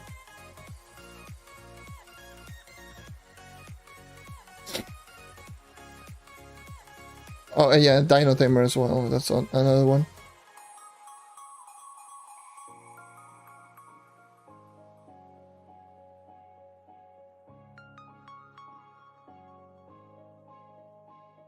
Yeah, that's why I respect so much Vlad, because he used a Candy Barbarian.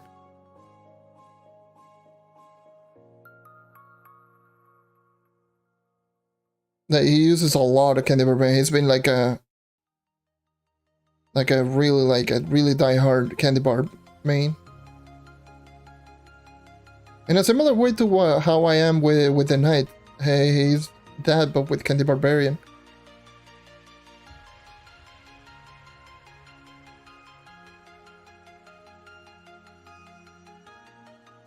So it's always weird, not weird, but it's always interesting to see other players use other types of characters, like unconventional characters.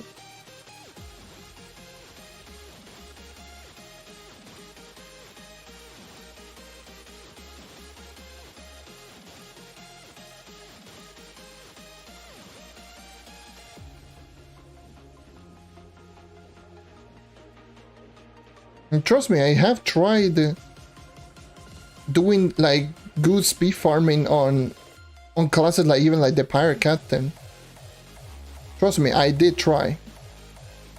And you can technically just run really fast with Pirate Captain, but you need really high stats. But You know that it can be done. It can be done. Yeah, someone's talking about you, indeed. But yeah, you don't see a lot of people that use one character that is, you know, the traditional character, or like the character that you see everywhere, the common one, like the Neon Ninja, Lunar Lancer, and Dino Tamer. At least those three, and Shadow Hunter with Post Bash. But you don't see a whole lot of other types of characters. Like, you used to see a lot of Vanguardian, but who uses Vanguardian nowadays?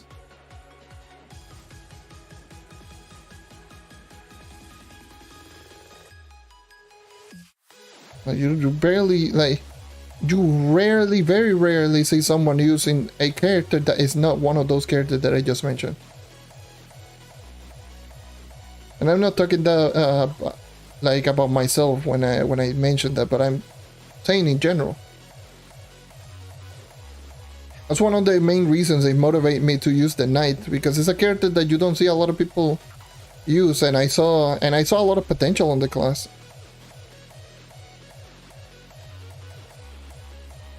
Like I said, like, good potential in the class.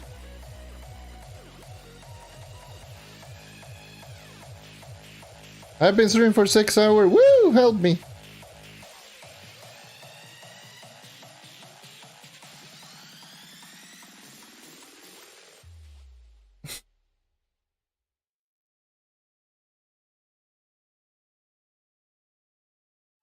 You just mentioned I wasn't feeling like ending the stream many times, and I got nothing else to do.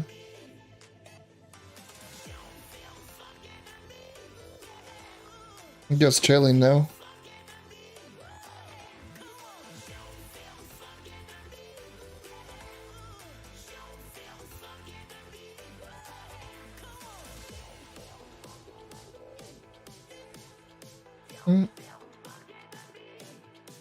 Where's the 3? Oh, there you are. But yeah, it is definitely, you know, really. It would be really cool to see like other types of character people running around with other classes.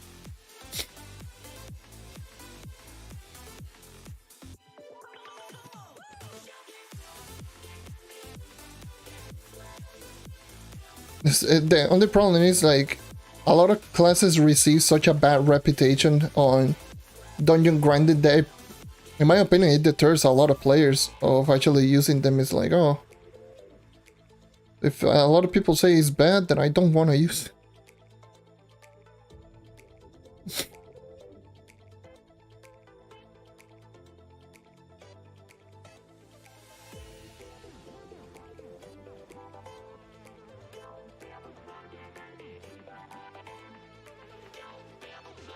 Yeah, that's just how it is. Like, in my case, like, if you actually check, like, my Paragon levels, like, my second highest character is like 70 or 80, I don't know. I believe it's the Ice Age, and then my highest character is the Knight at Paragon 300. Okay. It's like, it's so different. I love using the class. You barely see me use it like on stream, but like every single time off stream, I just using it. But yeah, there are very, like, a lot of players that do that. That is true.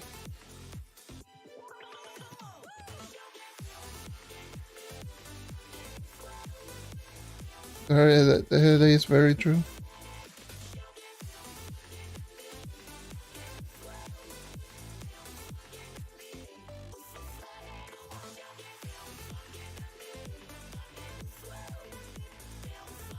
But yeah, it's... Huh. Yeah, my character falls from grace. I mean, it's... understandable. Because here's the thing, this is the very interesting thing. I didn't, like, I did talk about this with Vlad. Like, a lot of people have a lot of misconception and a lot of updates that you see really weird things. Like, for example, when the guy said that the Neon Ninja got nerfed, like, I just went like, wait, what? When? Why? How? Like, if we're talking about console, when? Please tell me. Let me know. That's story that I would like to note. When did the character get nerfed before Shadowy Spotlight?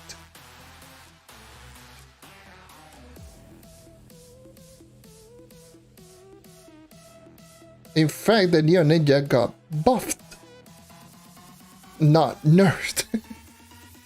It got buffed, and on Shadowy Spotlight, it got retweaked.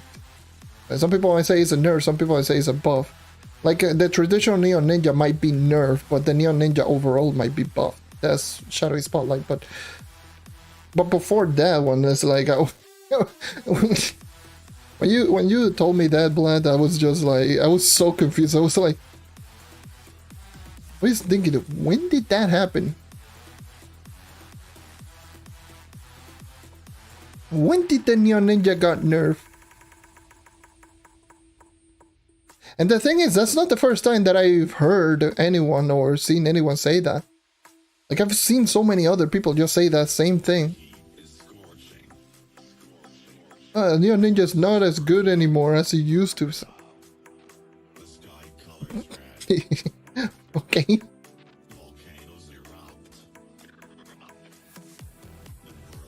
That's blind nostalgia right there, I guess.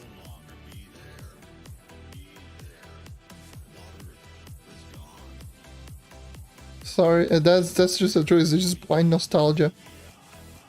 Oh yes, I remember when the character could run at 180 movement speed. And when all of the other characters run at like 150.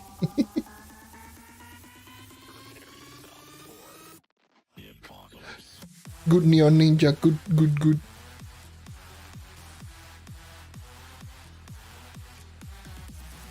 I guess it's so wild, it's so bizarre.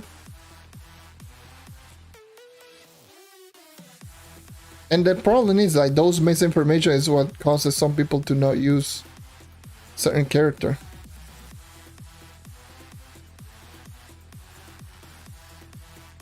Like, I still do remember all of the characters that got buffed and or nerfed in every single update up until Shadowy Spotlight. Like, I do remember when it happened. If I'm crying out loud, I've been playing the game for pretty much since it released on console, so I played during all of those time. And the game doesn't get a lot of class changes. So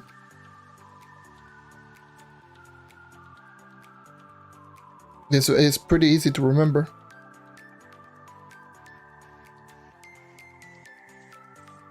It's like, oh yeah, I remember when the Fate Trickster got reworked. Probably a lot of people don't even realize it, but that was the truth. It's, oh yes, Fate Trickster never got reworked. It's like, yes, it was the first class to get reworked. Just that barely anyone just played.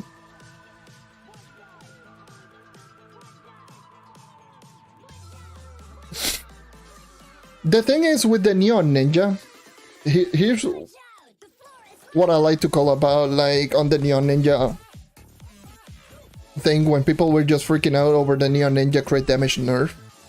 It's like, in reality, in over 10, this is obviously just before this update, the Neon Ninja on Shadowy Spotlight was, you know, better than before.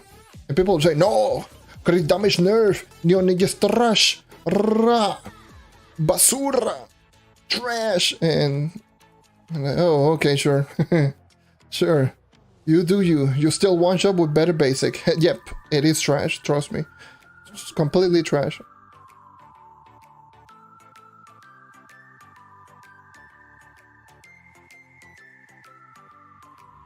Just because you're not seeing like those in ridiculously huge numbers doesn't mean that you're still not one-shotting.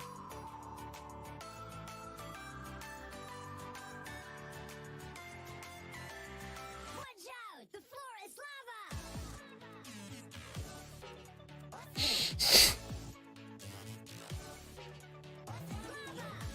lava! Okay, well, and you know, they're gonna pretty much the same thing about that.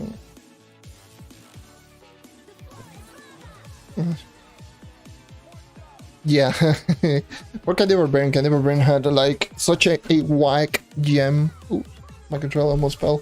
Hold on.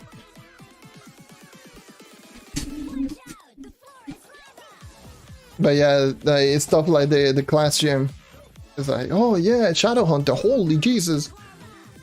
Shadow Hunter, you transform all your basic attack. Oh my god, best class in the game, even though it wasn't the case, but let's just put that, let's just say Shadow Hunter was the best class in the game. Woohoo, woo! Yay.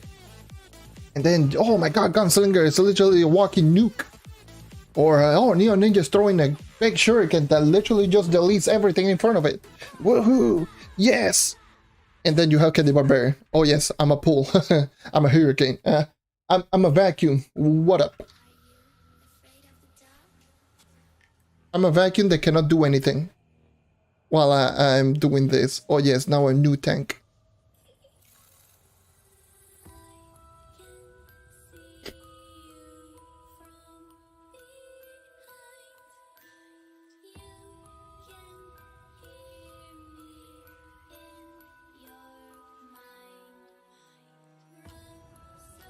Yeah, I can just imagine.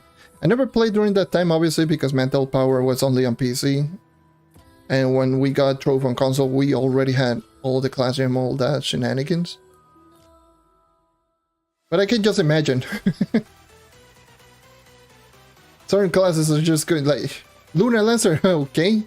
There you go, you have a Shadow Lancer. Okay, sure. Nice. Alright, a minion that does practically nothing because it's terrible in terms of targeting. What other class name would be like so rough? I mean, to be fair, the Spirit Squire on the night wasn't great, but it wasn't one of the worst. I would probably say it's still pretty decent. Because that was pre-reworked Spirit Squire, which cooldown, reduce movement speed 90, take like 40 or 50 energy. 1 second cooldown.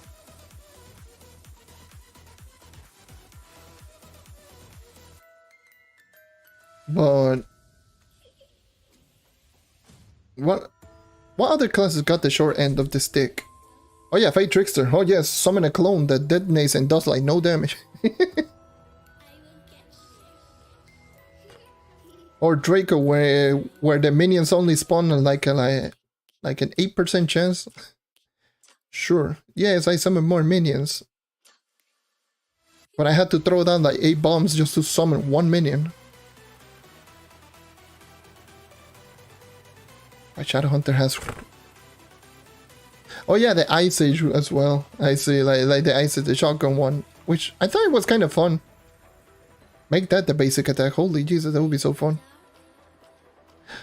I actually did like a lot on that class, but that class was just whack.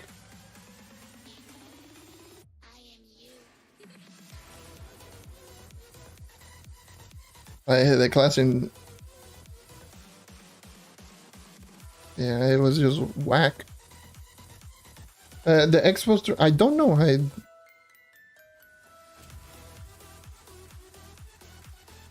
can check. I can check quickly.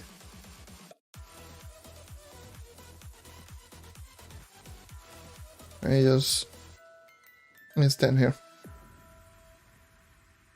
Let me check on the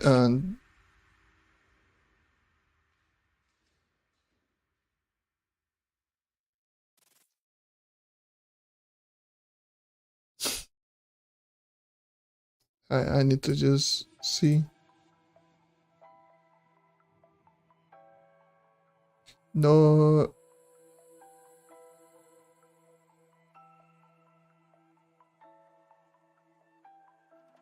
Don't swap worlds. Oh Jesus. Let me check. Oh, great job, me.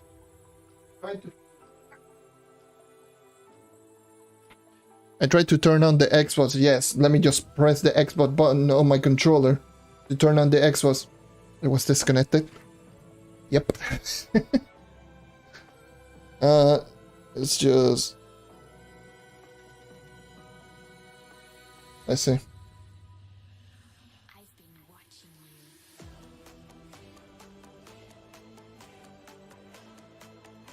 Just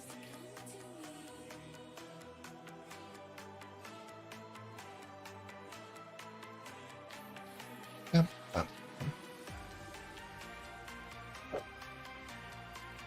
Okay, I'm currently right now on Xbox.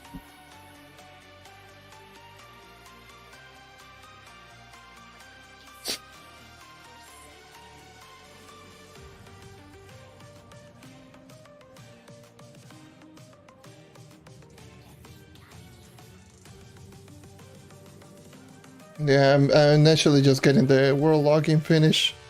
Right now, I think I'm logging in. I think it was just a bit of an issue with Trove being Trove, I guess. Or never mind, I'm stuck in login finish. Okay, I'm entering.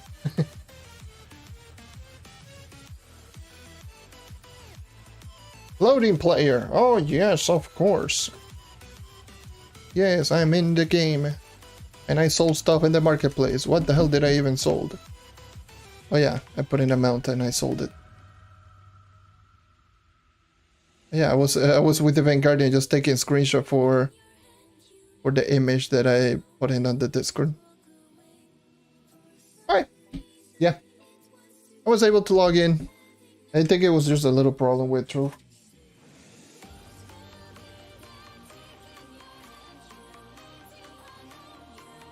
Okay, let's continue with this nonsense.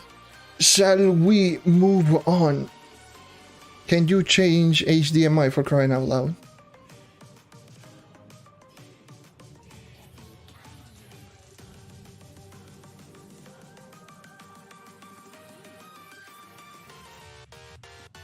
When I do the 40k PR series on PC on console, definitely on console. I don't have one character on PC at 40k, and it will take me like forever to actually get that.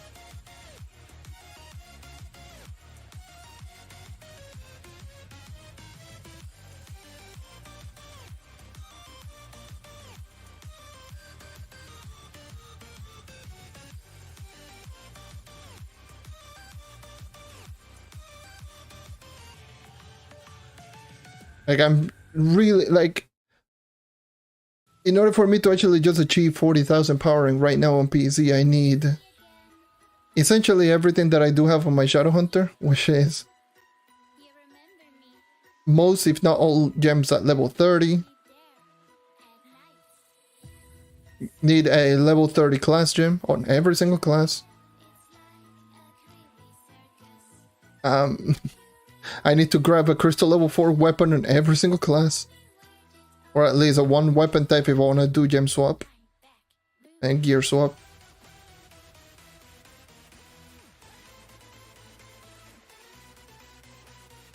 So in other words, yeah, it's going to take a long time.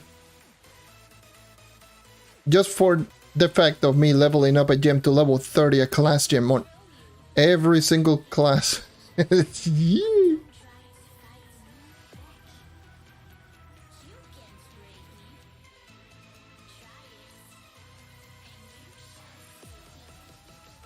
That definitely for sure is going to be a big no-no.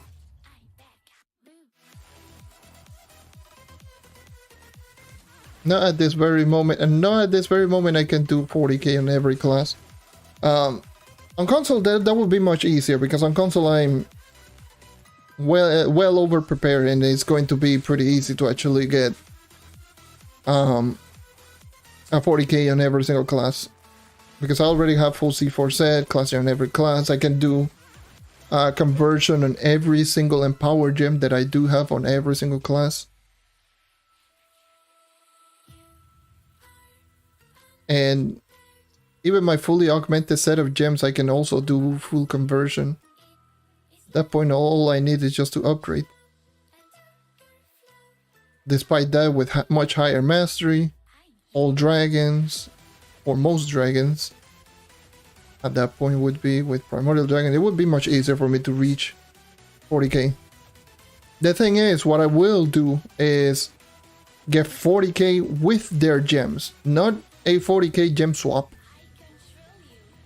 Because I'm not going to do gem swapping for the 40k PR series. This is going to be the same as the 20 and 30k PR series, where it is their own set of gems for each and every single class.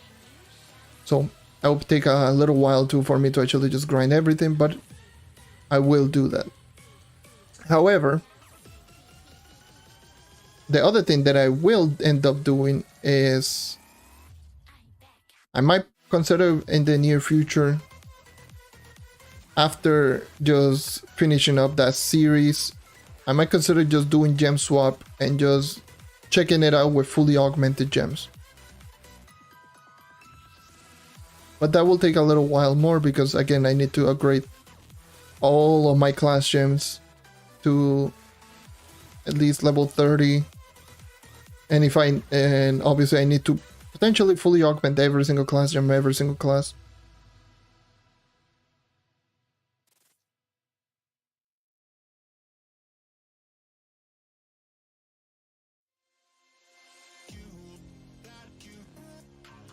Not to mention full crystal level 4 on every single weapon type, which I do believe I have everything but a spear.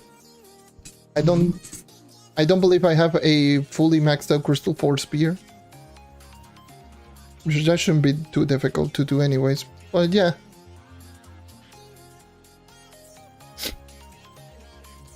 Definitely in due time. Like, I got plenty of plans in regards to the future of all of those series, because I really wanted to do a 40k PR series, honestly. It's essentially almost tradition with the channel. I might not do a 45k PR series. I think I will just keep that tradition every 10,000 power rank. So whenever in the near future they decide to do an in-game, like a 45 to actually 50k PR, make that possible, then it will be the 50k PR series, depending on how easy or difficult it's going to end up being.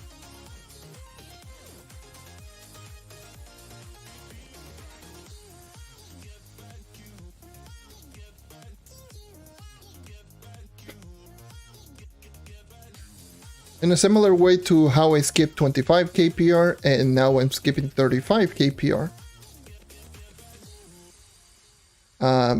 I'm probably going to end up skipping 45 as well. Maybe I'll just leave it to the, oh yes, fully augmented series. And that technically just serve as a 45k PR series or something like that. But at the very least, a 10, it was a 20, what the hell? It was 20k PR, 30k PR, and now 40k PR series. Which I'm still working on the intro, by the way.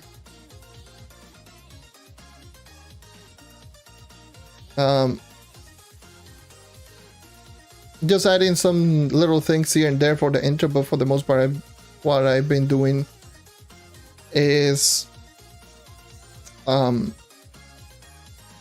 you know, with the screenshot that I have been posting on the Discord server. That's essentially all of the things that I have been doing for the most part.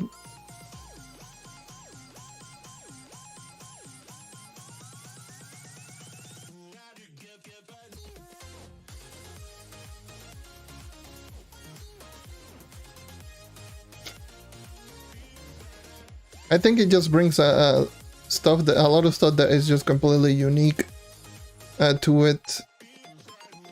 Just to give a little bit of a fun fact about myself is, I did study. Oh no, Stellar.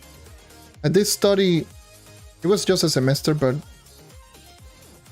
I did went to college for a graphic design, and I always liked to draw, and I always like a little bit on the art, but I never been just excellent at it. Never been great at drawing.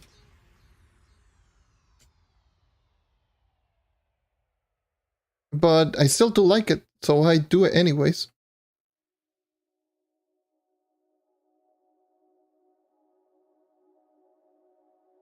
There are some people who, when I see them, I'm like, damn, that is some good art. That is a lot of details. I cannot even imagine the amount of detail and stuff that goes through. I'm just like here sitting around with all right art. I mean, perfect example is this VTuber model. Like, is in terms of like how it looks comparable to a lot, is obviously it's not top tier quality.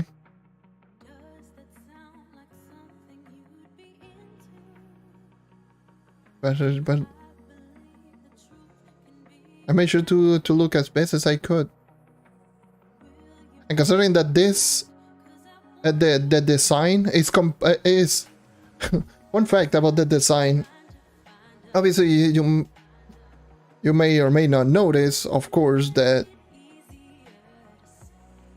the design is not exactly the same way as the Trove Defender. It does have some of the things, like the mask, for example, but can you? God damn it! But if you actually can tell, actually do have it cut off a little bit, but if you can actually just tell, this is more like an actual jacket rather than the suit, the Batman suit.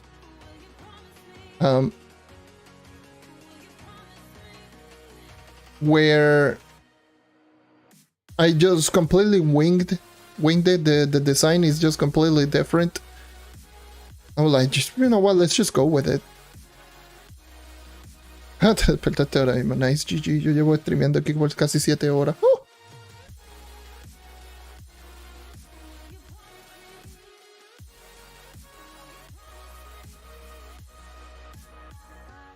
But yeah, the design is, little fun fact, is more of another winged, like I didn't even had any sense of direction of where I was going with this. I was just like, let me just add this. Oh, I like this. I like how this turned out. I like this. I like that. And they turned out to be this. Nope.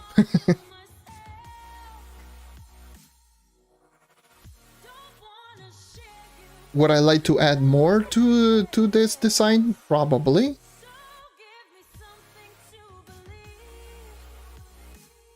But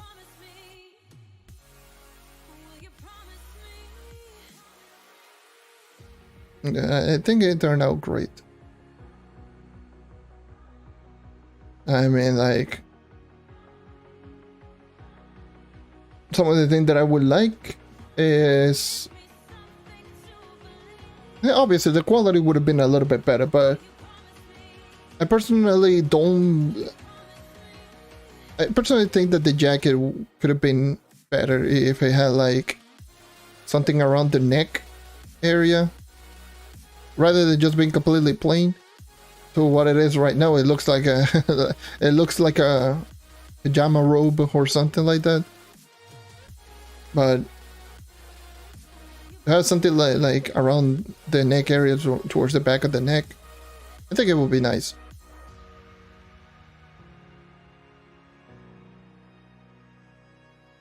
For sure. And probably around something in the front that is connecting both sides of the outer jacket, like the robe or whatever you want to call it, the pajama.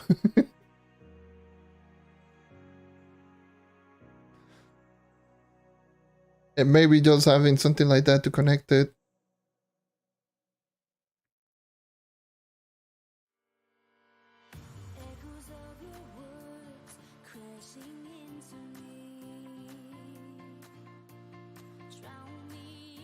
So I don't know exactly. Like outside of those two things, maybe like better polish around everything else. Like I like how the eye turns out, but probably in certain areas when I look up, down, or towards the side, maybe there could be somewhat polished a little bit. Obviously, like making the mask probably a little bit bigger as well, especially towards the back. Oh, that I know. Remember, that was just a bitch. Just making it like look more 3D, especially on the head. That was a bitch, just to say the least. It was bitch. That was completely difficult. You have no idea how many times I had to try and just redo so many things, because it's essentially two images. There's obviously the one on the front, which is if I'm looking completely still. This is one image, and everything that is just like blacked out, that is another image. And then, not to mention, there is another image like just in between both of them, which is for the neck. And then there's another image for the shadow. There's another image for the highlight. And not to mention, there is a layer separated for each and every single part, like one for each eye, one for each eyebrow, one for the mouth, one for each yellow ear piece or whatever, one for each shoulder, one for each side of the shirt, etc., etc. There's literally so many layers, it's not even funny.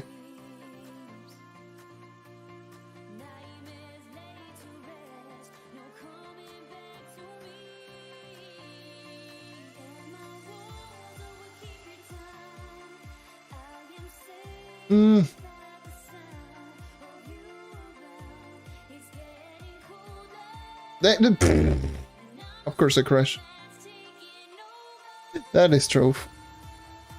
Actually, the first crash in 7 hours. That's a record. Yay! Help me.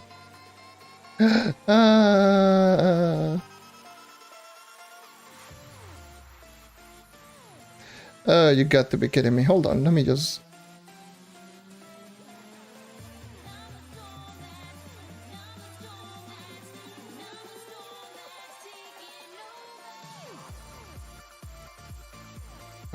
let me put this.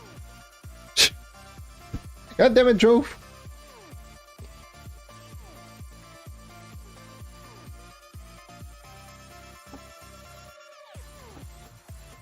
Alright. I'm back.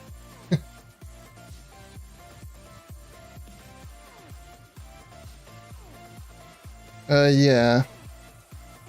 That's crazy. It's like one crash in 7 hours.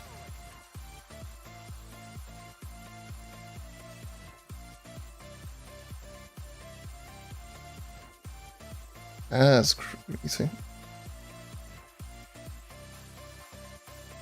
How much sparks? The same as the lesser gem.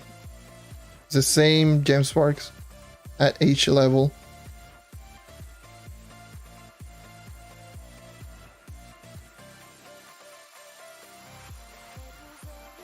Yes, Empower Gem sucks, and they don't grind any Empower Gem fragments because why? Why would they? You need 25 for one crystal gem empowered, and you don't get any of them when collecting a crystal gem. Hulk.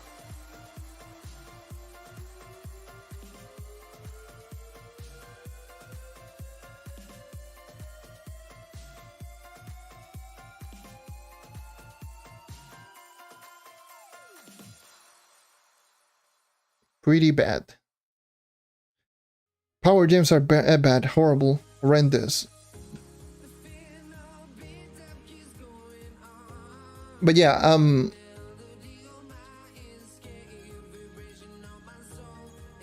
No, there's nothing. Like pretty much everything that you do see right here is my whole VTuber model. Like I made it more half body, even though there's a full design on this, but I was having a lot of trouble with Light 2D cubism. And it didn't let me just go full on out on a full body. So I had to go with half body. So there's nothing else. There's no hoodie, there's nothing. Like what the hell happened with that water?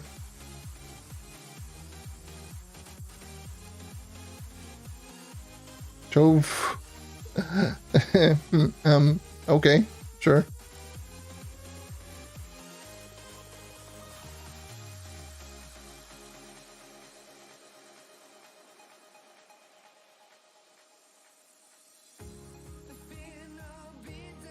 Baila como tú, pero que bueno.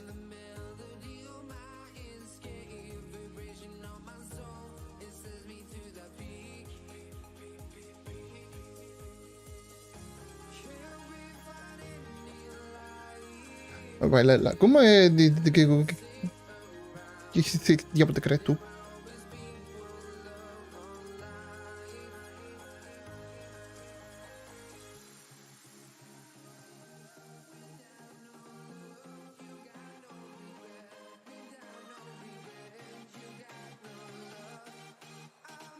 Going over all of the painful rigging process. Holy Jesus.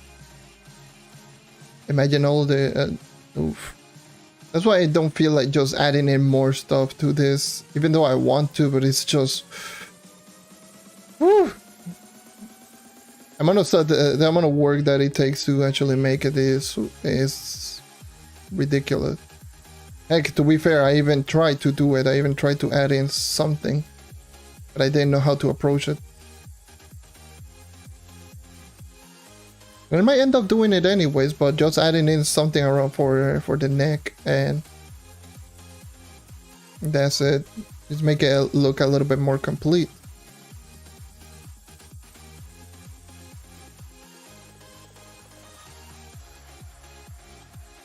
But holy Jesus, going over all of the rigging process. Oh no, hallelujah, help me.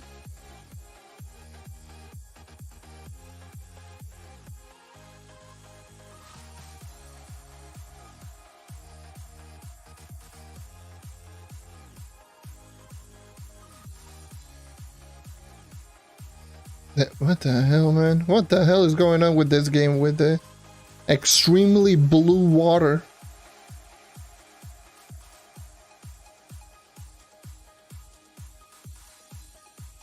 Like, look at this.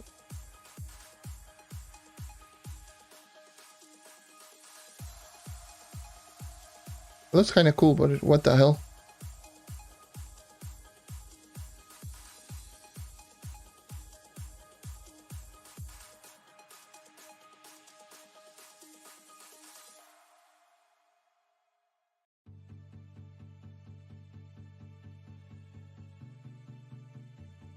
I can't believe, like, without double EXP potion, I got this character from 28 to to almost 29, from 20 to 20, almost 29. Just chilly derping, and also getting my Tomb Raiser from 24 to 30. Just derping around.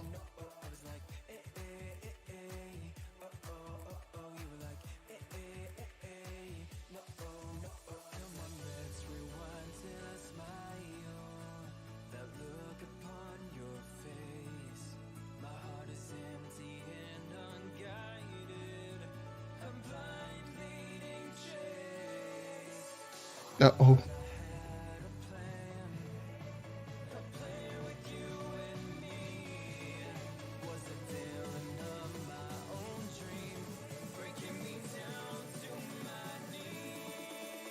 Oh, wait, what? Oh.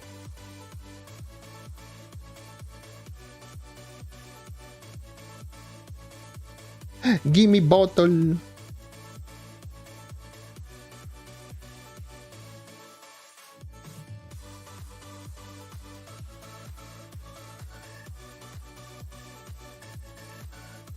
Okay.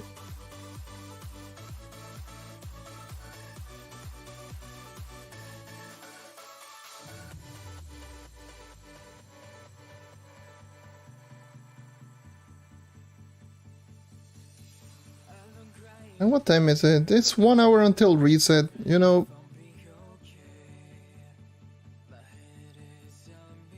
Candy Barbarian, Neo Ninja and Bard. Is there any Kandoria? I say Candy Barbarian, make Kandoria.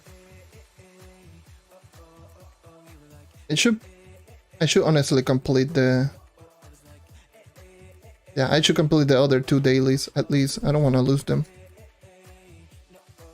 Not the other 2, but at least 2 other dailies. Drown World.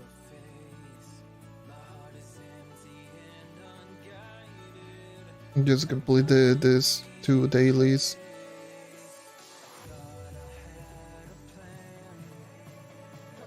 Just get like easy 20 dungeons right there.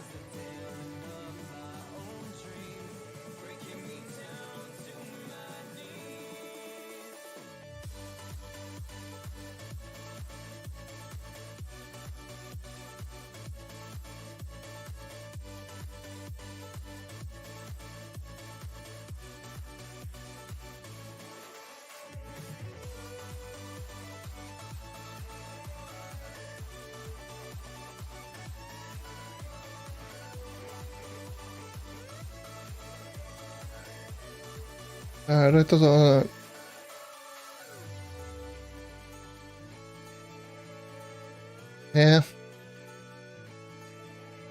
Creo que tengo son 4 sets. Yo lo que voy a hacer es maxear 4 sets. Maxear todos mis Empower Gems.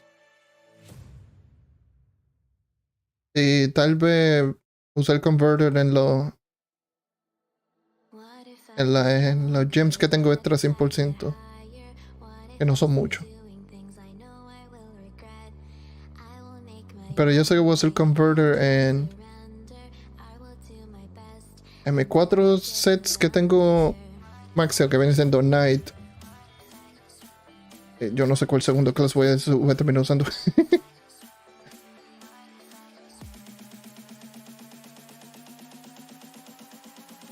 Yeah.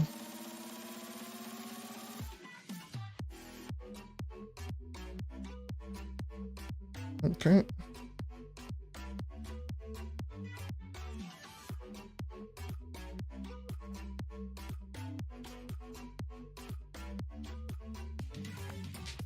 Yeah, it feels like that. It's just odd. It feels super odd.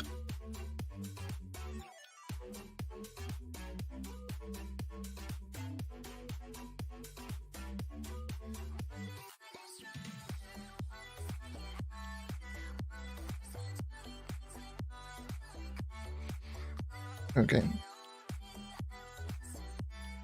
It just feels super odd. It feels like that, but obviously it doesn't reduce hit detection, but it feels like that.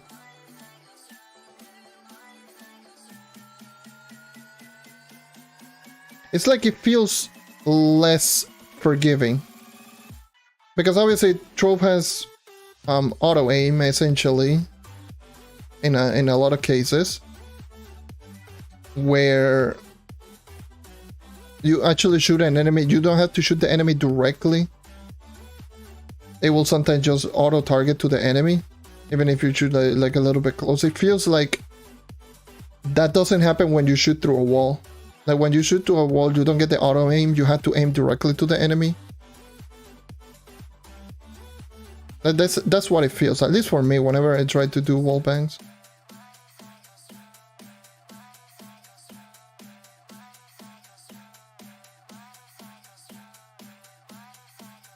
Like it feels like normally like you had to normally you can just shoot around the enemy and you can actually just see the shot just going towards the side. It's weird, but when you shoot through a wall, it just feels like that doesn't happen.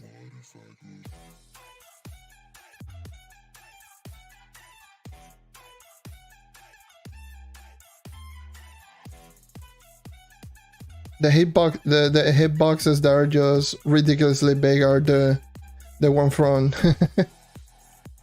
Thank you, Slick. Those T-Rex enemies, holy Jesus.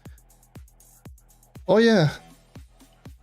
There's an enemy right there. You shoot right here and you hit it. Like, what the hell?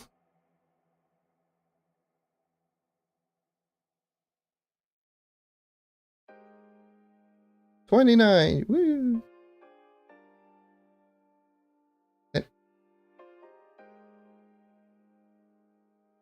It legit feels like that. Well, it doesn't legit feel like that. It is that way. Like, you literally see an enemy over here, you shoot like over here and you would still hit it. It's like hitbox mod check where.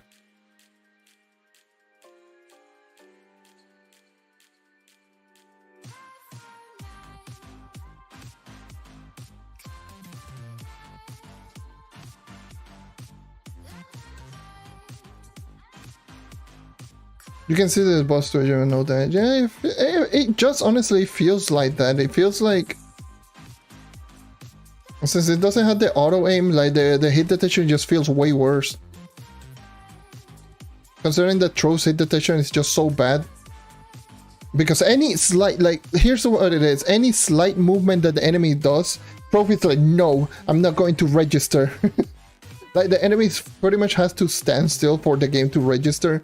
And if you're shooting the enemy through a wall, the enemy is just going to keep going like frantic and just keep going in circles. Just, you're not going to hit me. Just keep going like that crazy, and literally every bit of movement is like the game is like, nope, I'm not going to register because I'm Trove. And my hit detection is horrible because any enemy that you already saw, like I hit the enemy like twice just because I move a little bit backwards and it didn't register. Case in point, and there's a melee.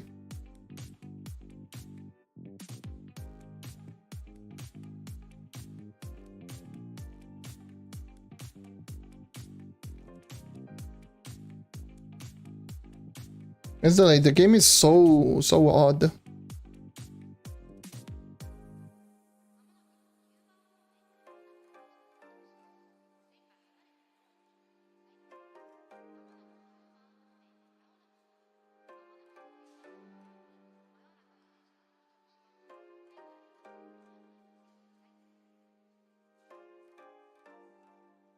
I'm lagging a little bit. That's not a good sign. Hold on.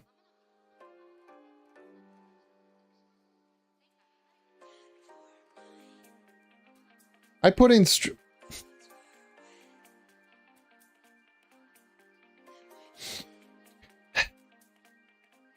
just realized the title.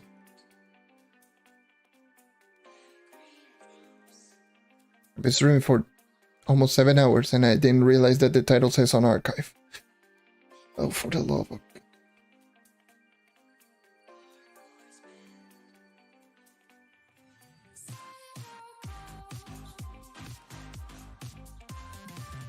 Just realized it right now.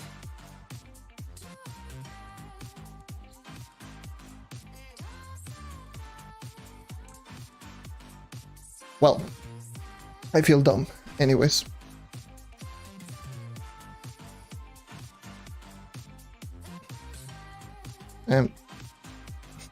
Jesus.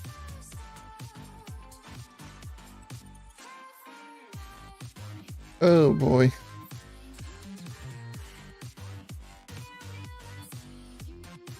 How am I doing in terms of batch? Horrible. Like, I'm barely doing any badges. There are some very easy badges that I can do, but I'm not doing them.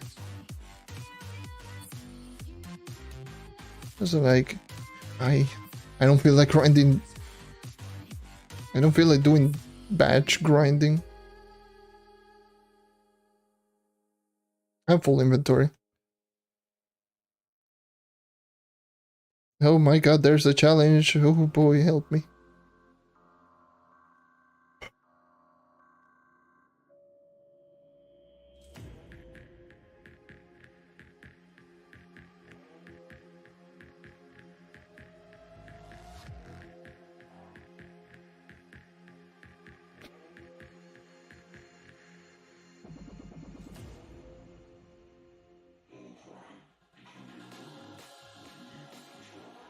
Where's the cornerstone? Like, this is medieval Highlands. There's cornerstone like literally every corner. Ah, damn. Of course. Oh boy, this guy is loot collecting. Let me attack it from the back.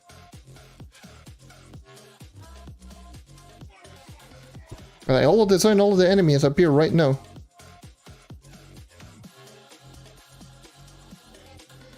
Ooh, level up my mastery. One more and I'm in the 400. 400 Trove mastery, by the way. That was $399. Trove mastery 399. So yeah.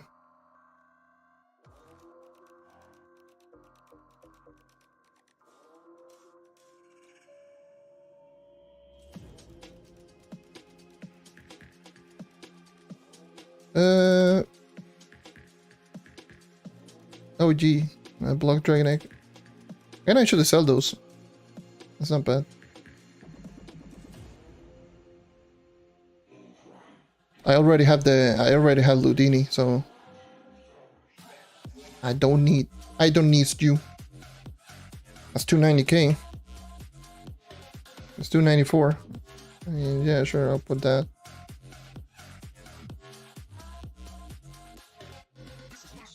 Can you?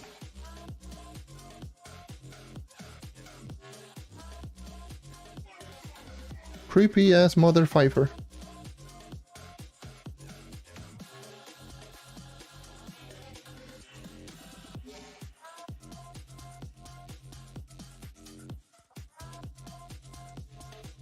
Accompany me, use POS. I guess.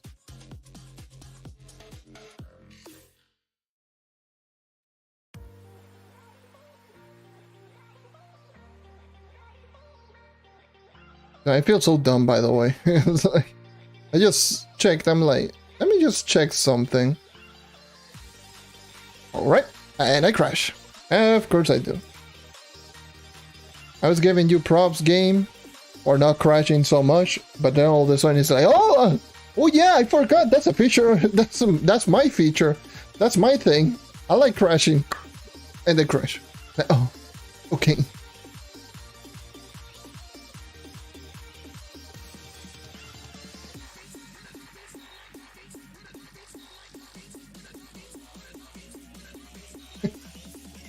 Yeah.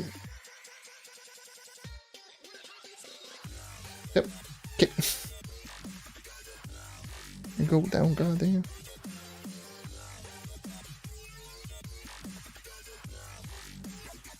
Yep. They require a lot of qubits to get some of the new items because of the flight ticket. Yes, let's just put in a time-gated resource, something that is used for crafting. Oh yeah, and a time-gated resource that is definitely can be very important to get every other stuff, like gem boosters, like dragon coins, like emblems, and flask, and no, more importantly, crystal freaking gem converters. Ah, yes. Makes sense.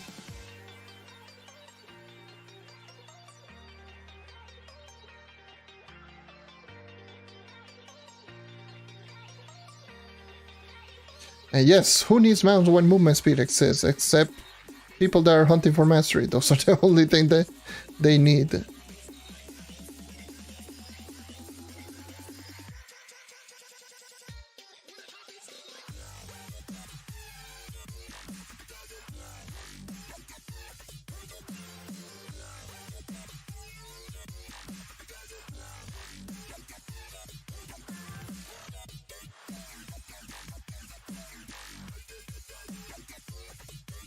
They just added, they added way too many stuff.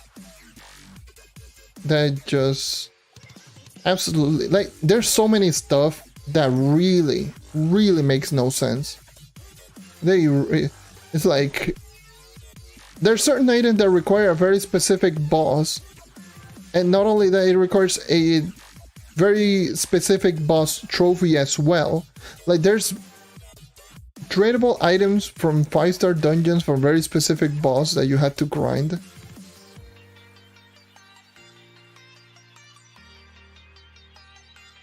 Speaking of which, has anyone even pulled any of those new mounts? I'm pretty sure they have, and they are selling it, but probably for 25 mil. Where are they? So they're uplands 5.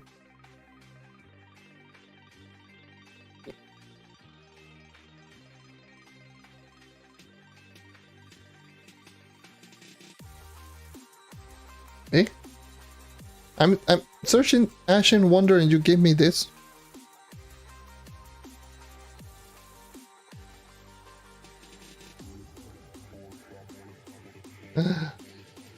Oh boy, man. The brand 100 mil. Holy Jesus. People complain about credit potion prices, but holy Jesus, it's like they also abuse those prices as well. It's like, oh yes, I don't want to pay 1 million flux for that. I don't want to pay 1 mil flux for a credit potion, but yes, you have to pay me 100 million to get a mount. Oh yes, of course, logic makes sense.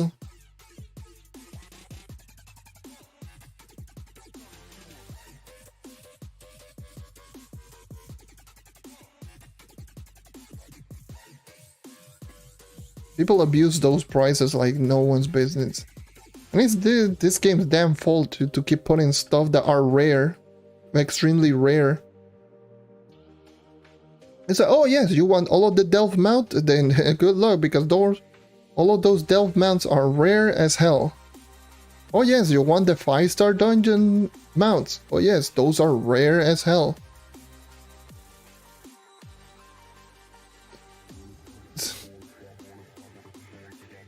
What the hell happened to this? I just glitched out.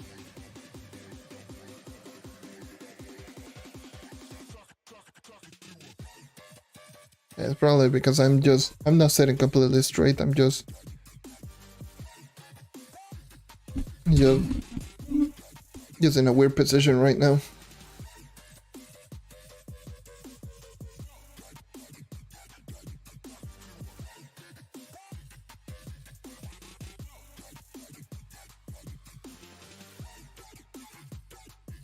Damn.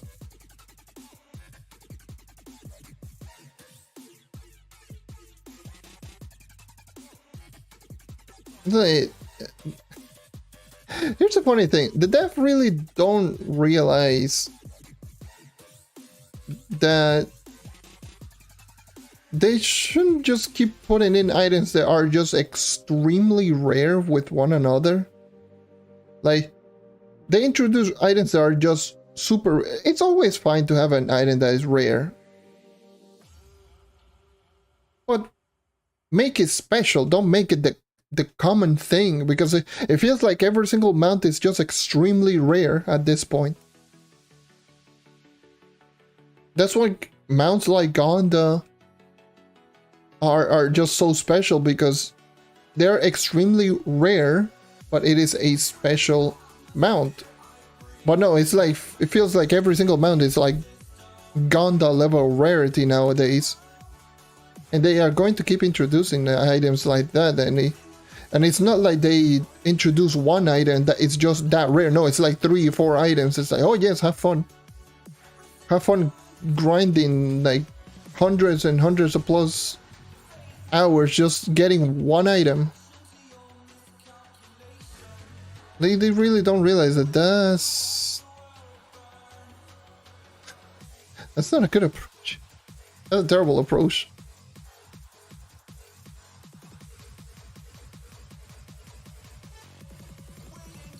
Because let me just tell you, it's like, some people might just get it immediately. true.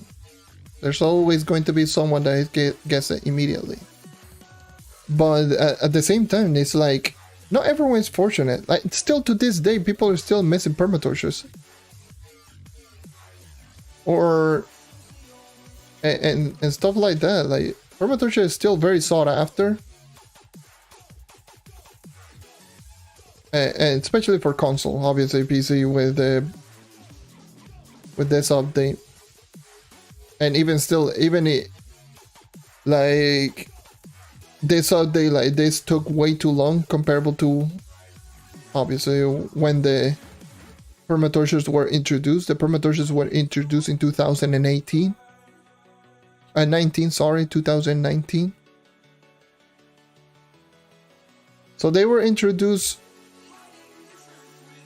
damn near 3 years ago at this point, because it was introduced in like late 2019, essentially.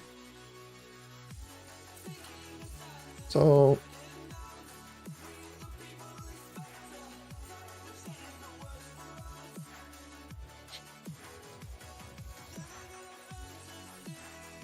they need to tone down on the rare items.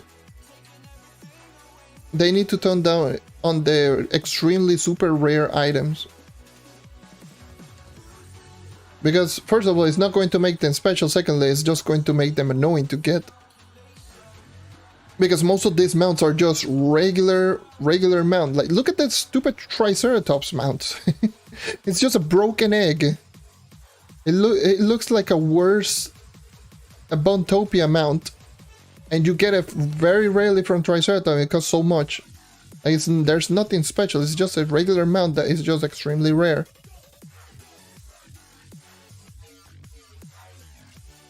Even to an extent, stuff like Lunaclepsia. Lunaclepsia is not that special of a mount. It's just another Pegasus mount, essentially.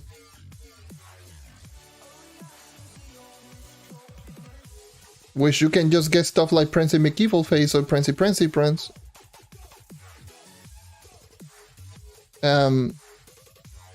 Both of them are just going to be better. Well, not better, but they're just going to work as substitute to Lunaclepsia.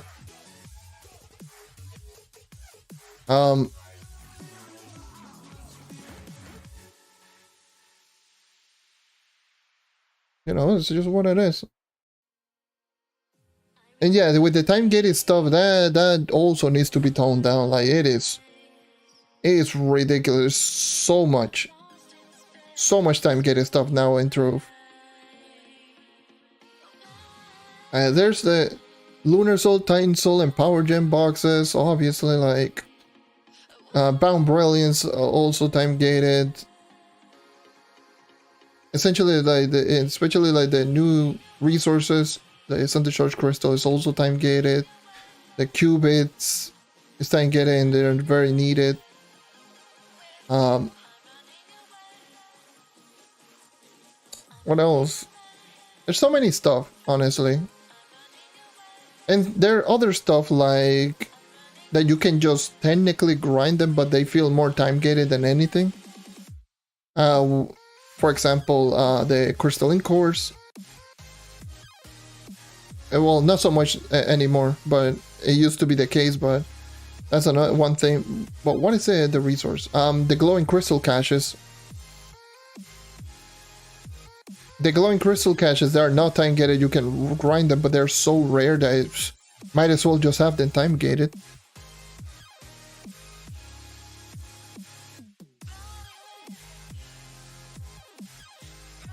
But yeah, Dragon Coins as well.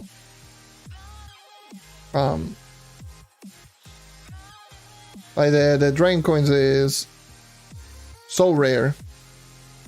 Not so rare, it's just time-gated. And you need so much, and considering that there's 4 new dragons, there is a total of 65 dragons in the game. Granted, some of them are not craftable, they are gotten from mastery and such. But even still, there's still around 60 or 61 dragons that are craftable with dragon coins. 60 or 61 dragons. Like, I think it's 60 dragons. There are 60 dragons in the game that doesn't cost dragon coins. That cost dragon coins. The other 5 that doesn't cost dragon coins is the Sagely Blue Dragon Scale Dragon. Oh no, 59, because I forgot about the Light and Dark Chaos Vault Dragon as well. So the Light and Dark Chaos Vault Dragon, the 3 Mastery Dragons.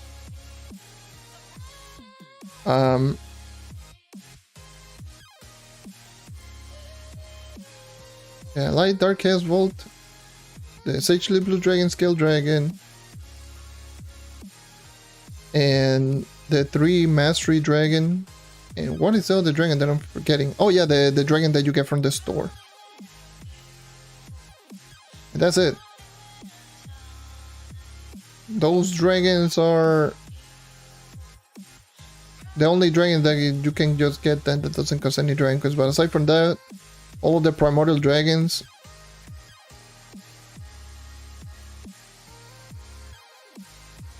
which I keep forgetting that there's 3 primordial dragons. There's so 63 or 62 dragons. Even still, there's a lot of dragons that cost dragon coins. And it's not like 10, 20, 30 dragon. No. 2 to 400 dragon coins per dragon. Or 50 if you're talking the Bomb Royale Season 3, but that dragon on its own is just a nightmare and a half. And by the way, no, I don't think it's possible to actually get the dragon. Well, the dormant version is not possible. You can get it from Effigy and Golden Dragon Egg, but you cannot. There's no way to obtain. They forgot again. They forgot that Sunfest.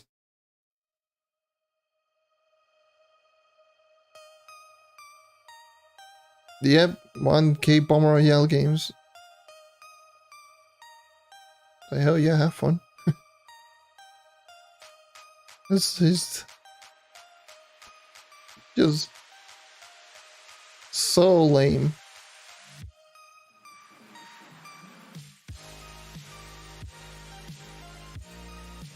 So lame.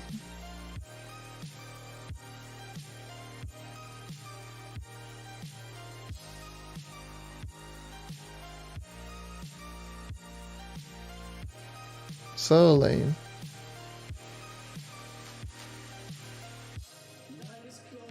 No, I cannot do that because we don't have the coins, and even if we did, the coins are limited to 300. I do have the 300 coins on each season, like season 1, season 2. But that's it. I don't have anything else. That's why I didn't want to spend my 25 million flows for the event mount. Where I'm going. That's essentially the reason I wanted to use my flux for more credit patches so I can buy the Primordial boxes. So I can get more coins. But that will have to... Thank you, event, for not being cooperative with me, like always.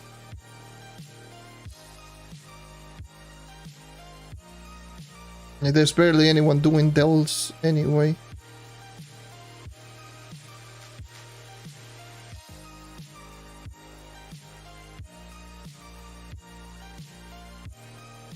Yeah, I wasn't about to spend like 30-40 hours on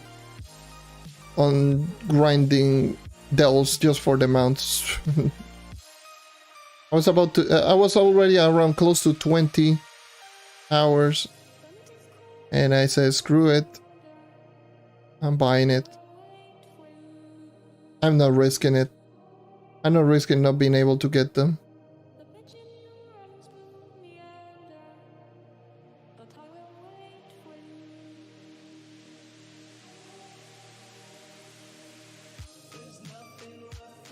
A good thing about on PC, it's like there's so many AFK, but On console, that's definitely not the case. Console Bomber Royale is like MLG tryout right there. Playing for 100k prize pool type of thing. It's like... I'm going like, yes, Bomber Royale, gimme. Oh yes. Let's just go Bomber Royale. With a group of people. Kill me and you get 2 Melflux.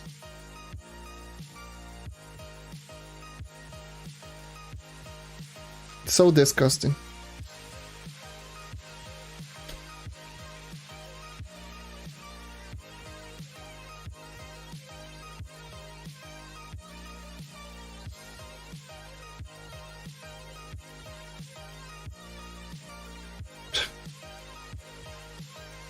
It's just so...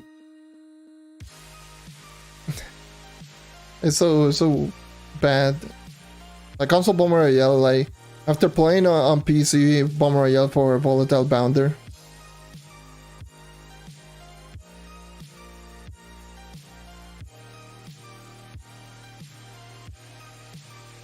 Do I have a 2 mil bounty? Probably more. I wouldn't be surprised. I mean, I don't think I got a bounty, actually, let me rephrase that. I don't think I do have a actual bounty, but people see me, people are going to target me. That's just how it is.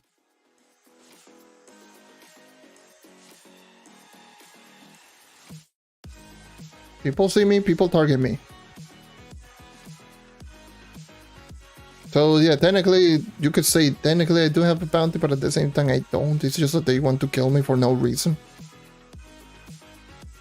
Like, oh yeah, look at me, I'm going to kill you. It's like, okay, good, you can kill me, but please let me play the goddamn game.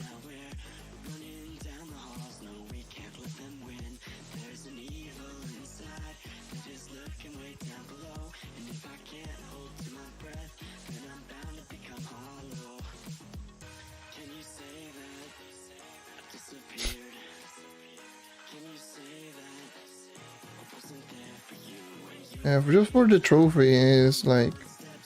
That's why trophies need to be removed. They needed to be removed. It's honestly, it's so annoying. It is annoying, it is. It's like... Because the thing is with Trove on console is that the game is terrible in frame rate wise. Unless you have like the next gen console, which I don't. Because I'm a poor bastard, but having at least 2 or 3 people just throwing bombs at you is like GG frame rate where. So just imagine playing on 25 frames per second. I didn't even grab the chest. Playing on 25 frames per second. While having like 3 people just throwing bombs at you like all the time.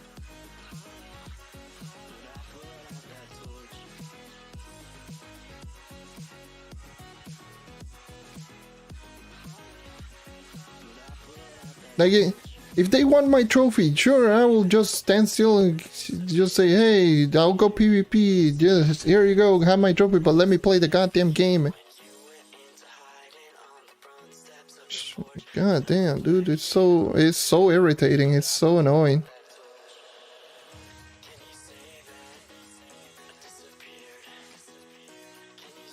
And normally I don't...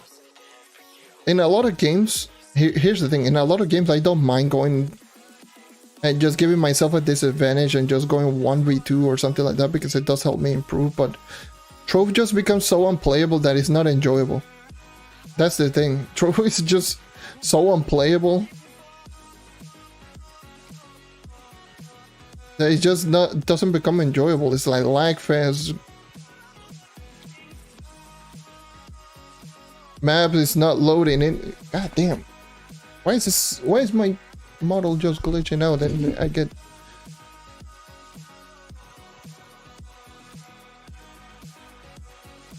Probably I need to do a refresh on that one. Just keep glitching out, I guess.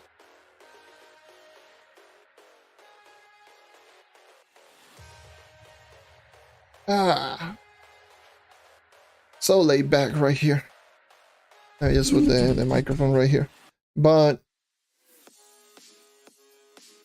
that's just the way that it is. That's why I don't like the Primordial trophies. It's because it doesn't make it like a very enjoyable experience for me. I'm just trying to fight the frame rate plus 3 people plus the map. Like, help. And the thing is, just in case anyone has never been targeted in Bomb Royale, one of the things that people will end up doing is they will just run around. They will not play the game, and then when they see you, they will target you. They will follow you around since spawn and just take away all of your power-ups.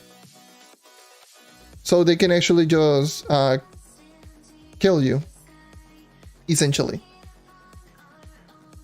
So they will essentially just follow you around from spawn and then just take away your power-ups.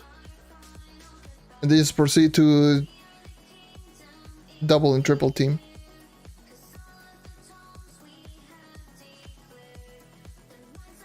Luckily, in a lot of cases, a lot of people weren't necessarily too great in Primordial. So sometimes I was able to do 1v2 and 1v3 and still win in those scenarios, but when you have a lot of people that play a lot on Primordial who are really, really good at that game mode, holy Jesus, that is no fun. I still remember one time I had a lot of people that were just running around, and some of the people that were just aggressive, they knew me and they would target me, and one of them was actually one of the more well-known Bomb Royale players, and holy Jesus, both him, another person who is in the end game who was also right there, and there was like 3 people that were on the end game that was just going at me, essentially, until one of them, like, I do believe I dropped the trophy to one of them because I got quadruple team, essentially. There were 6 people. Out of those 6 people, 4 were targeting me at that moment.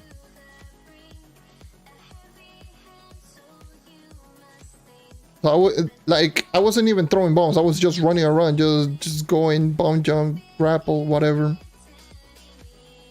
And what ended up happening was, like, I was up against one of them, and then all of a sudden, like, I do believe either I killed the person or the person ran away. I think the person ran away or fell off the map. I don't know.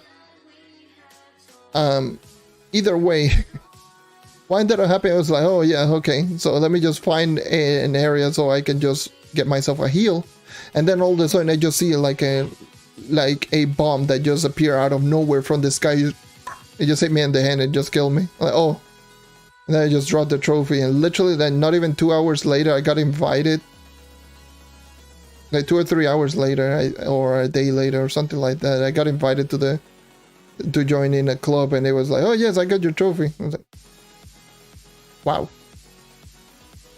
Okay. Sure.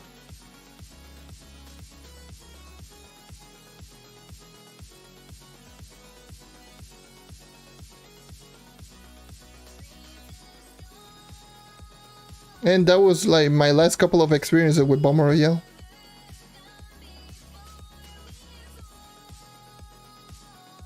The last game that... And the person who actually had the trophy wasn't the one who killed me, it was another one. It was one of the players. One of the other ones. So it felt like I believe it's like it felt like a party or something. Like, ah, damn, dude. Like, why? Okay. Okay, can I just play the game. The last game that I played, by the way, we were at 12 something, I do believe a 12-man lobby or something like that. 12 or 16. I don't remember if it was 12 to 16-man lobby. It was before they actually lowered the amount of player needed for you to join a royale. I do believe it was 16. And the thing is, that last game that I played, which was the last straw for me to say screw Primordial, essentially. Like, I do believe I only did it for an event. And during that event, I believe it was like Shadow's Eve, like 2019. One of the dailies was actually just get a coin in Primordial. So I actually decided to do that, and holy Jesus, was that a horrible idea. I only did that one daily and I stopped doing the dailies for Primordial. That was the last game essentially that I played on Xbox, and that last game there were 16 players. Out of the 16 players, I ended up in 4th or 5th with 8 kills. You can just imagine the amount of people just going at me. I ended up 4th or 5th place with 8 kills. That's not fun. And my stream lab literally just reset once again. That was my last game that I play on Xbox, Primordial. Ever since that moment, I decided to stop even doing dailies whenever they add in Primordial related stuff.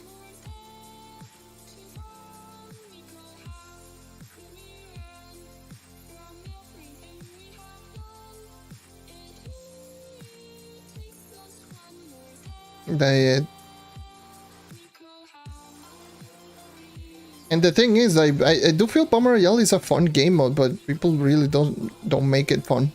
They don't make it fun. Those things really don't make it fun for me.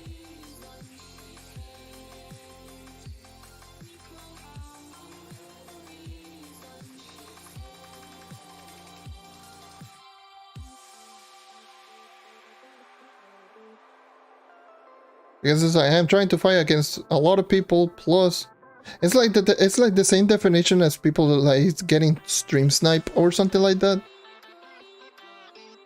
You know that people really don't like getting stream snipe. That's essentially how it feels. Like getting stream snipe. Like, oh, look at me, I killed you, yay!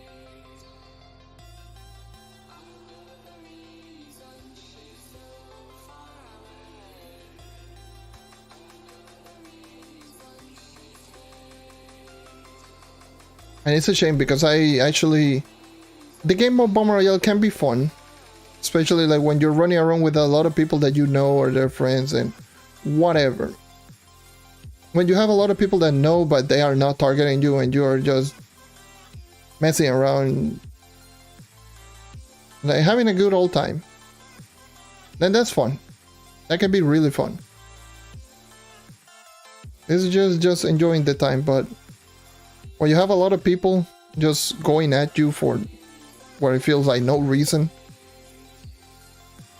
and that's when it becomes unfun.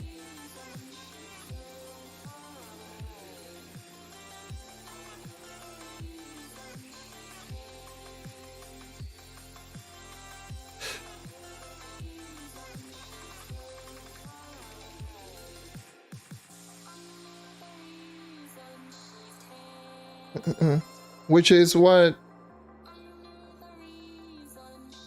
this is one of the reasons why I didn't just got super upset on just or didn't get super bored in grinding for the volatile bounder mount.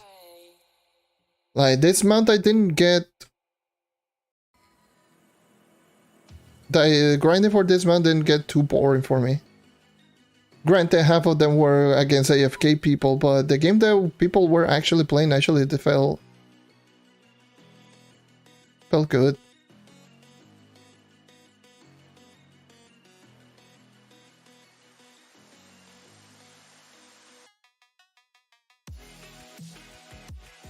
I actually want to... I'm actually very, very curious, by the way. It is... Again, no disrespect to anyone that think that Dino Tamer is on the top of the top in terms of dungeon grinding, but why the hell is it on the top? Why do people put Dino Tamer so high up there? And jesting.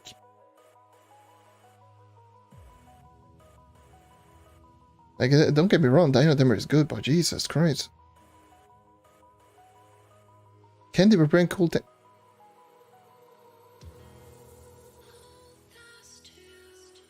I'm sorry. But yeah,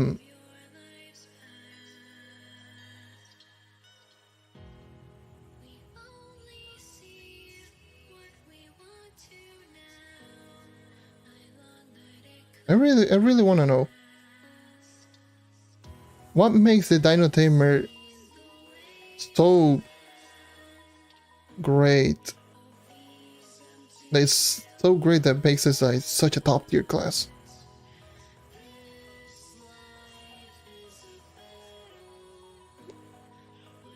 I want to know. If anyone wants to elaborate there, please let me know why. That kinda lowest DPS, that's not true. That's not true, but well.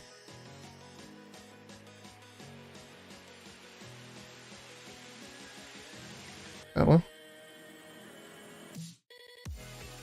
Not anymore. It used to be. I mean, not the lowest DPS, but well. It used to be lower. It used to be on the low end, but not anymore.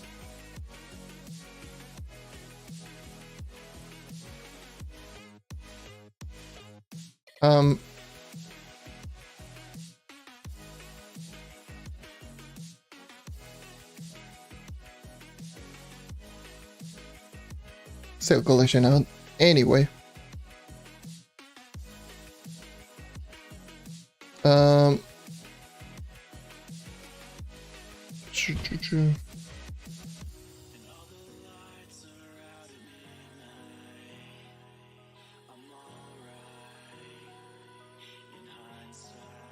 Yeah, that's why I don't like to discuss so much about characters with anyone.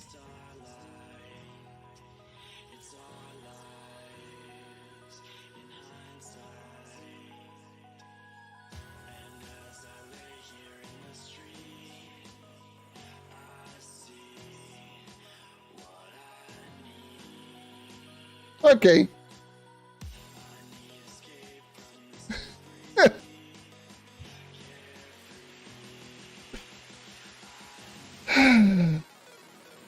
Yeah, I'm not gonna say anything. I'm not gonna say anything.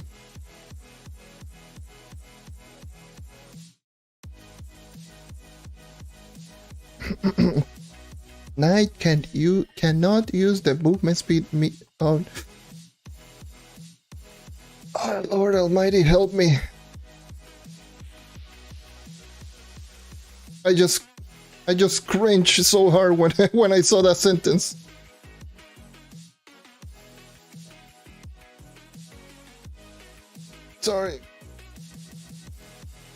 Sorry.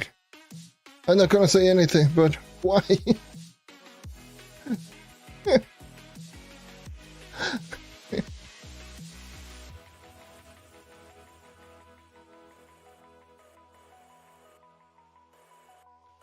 Yeah, we don't want to talk about it.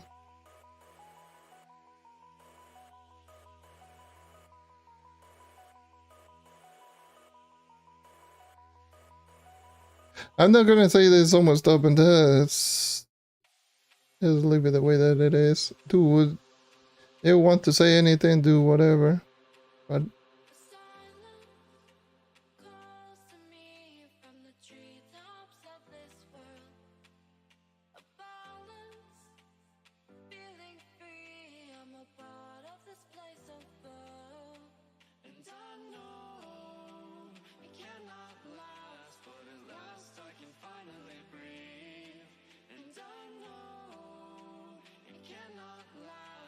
And but people are that's the thing. People are just so hard-headed. Even if you actually present the factual things,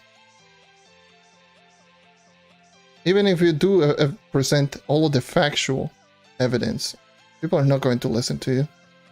You had to. That's why I.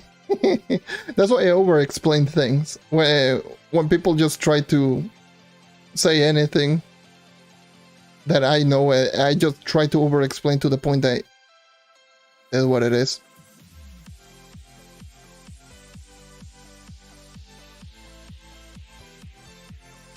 That's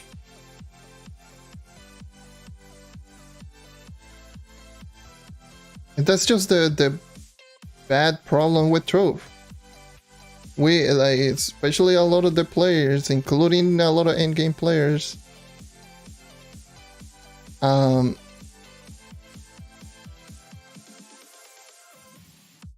you know, a lot of information are just misled or misrepresented.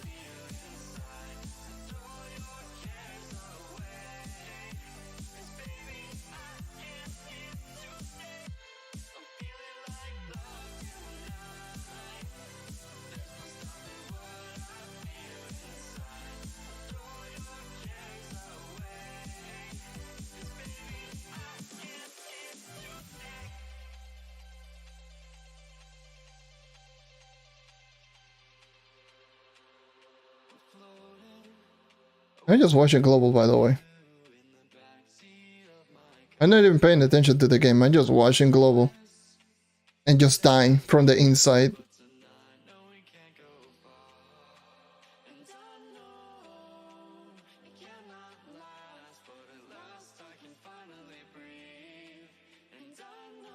Because way to DPN. I mean, same with Ice Age. And with Shadowhunter. Same with, heck, even to an extent, same with Solarian. Same with Pirate Captain. Pretty much all of those classes are just ult and shoot. It's not like the other classes, it just takes like 7 years to prepare. Gunslinger is just rough. It's an ultimate ability class that only focuses on DPS, but it doesn't. It's not even the best at doing that. But yeah, we don't. Again, we don't talk about it. I don't want to discuss anything about it, but you know, let's move on.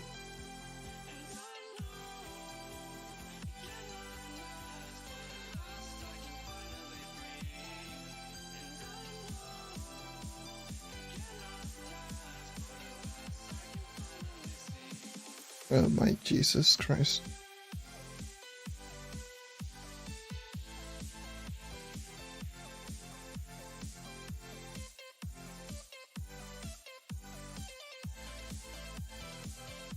This is why I love / hate global chat. When people start discussing about character. And here's the thing, I don't try to just make it sound like, oh yes, I know everything from the game. Yes, of course, but I know enough that there's so many things that are just so whacked.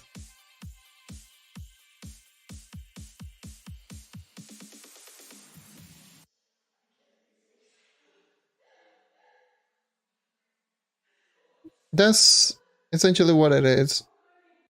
Like, I don't consider myself someone that knows everything at the game, but Jesus Christ, but I know a lot of things. What are you...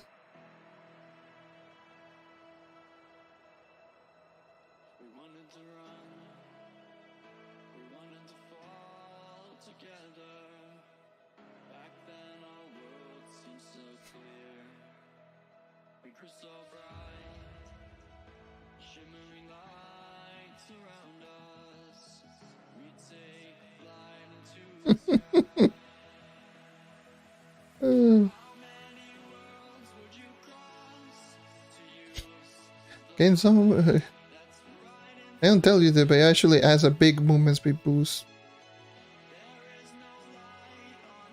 Not that big, but it's good.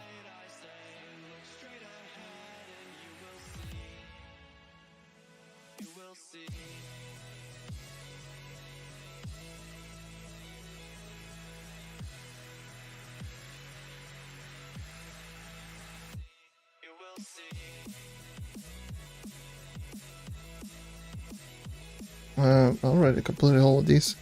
I'm almost level 30, yay.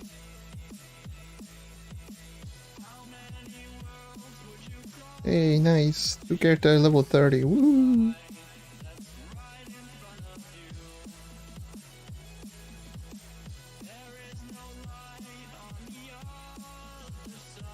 Yeah, that's just the way that it is. That's the problem. There's so much bad info that even the in-game players are just misrepresented on it. That even and giving the and you give them the info is so bad.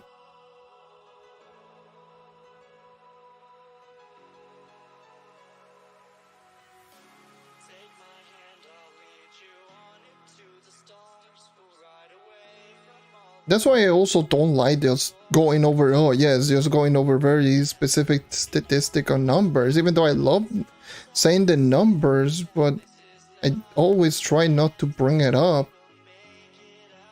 But even still, I try my best not to bring it up, but I just do bring it up anyways. Because here's the thing. If people knew about the numbers behind it, it would be like either play the maxed out, play the best potential maxed out coefficient build, or nothing. Essentially, that's what it's going to feel. Like if people actually knew all about the numbers and the gem rolls and such, people would be like going like, oh yeah, what is the best build? Oh, attack speed, movement speed on a 2 4 14 gem build with 9 light rolls.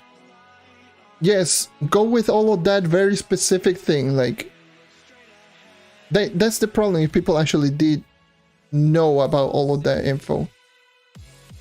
But the thing is, if they don't know about the info, you get this. People just saying absolutely bonkers stuff that makes absolutely no sense. Like, oh yes, Gunslinger, top speed DPS.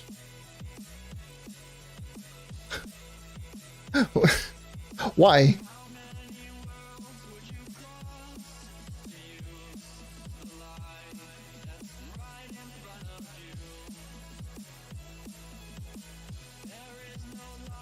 This makes no sense.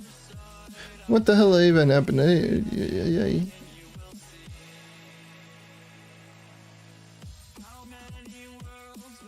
This thing is so trash.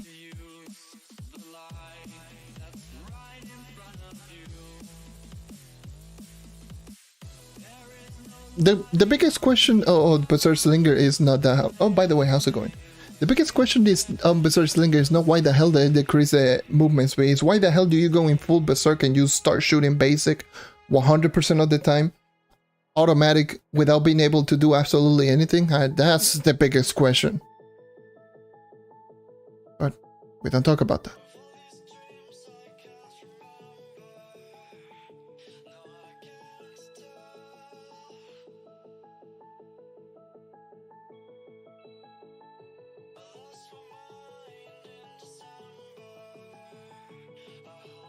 Oh, power rank 5,378. What level do you think I am? Probably level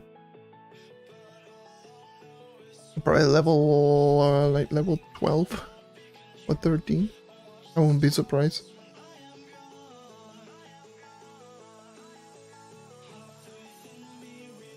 Oh Jesus, a big old flex right there. I can get to 10,000 power and with a level 10 class. Well, have fun. Sorry. I saw 30k PR with all new classes. Oh boy. Sorry, I've been streaming for like 7 hours. Cut me some slack. Me just.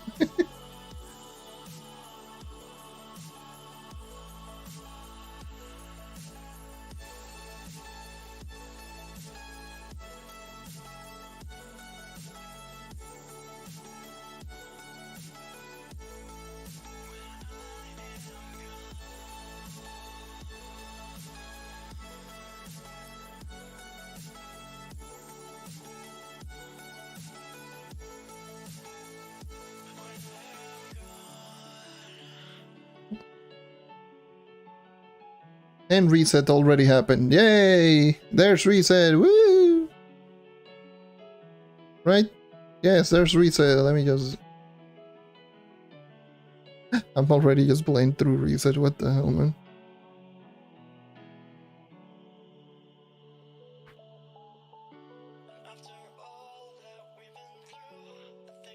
I started grinding on midnight.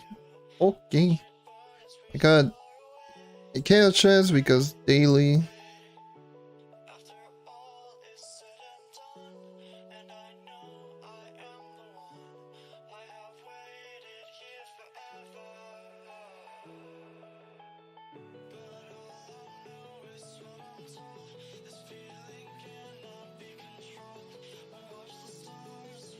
Intelligence, oh no.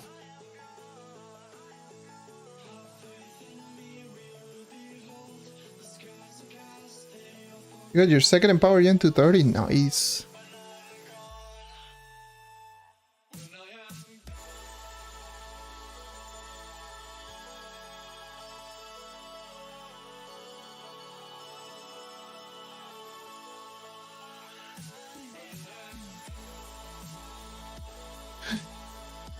Oh, Jesus Christ Almighty, help me for...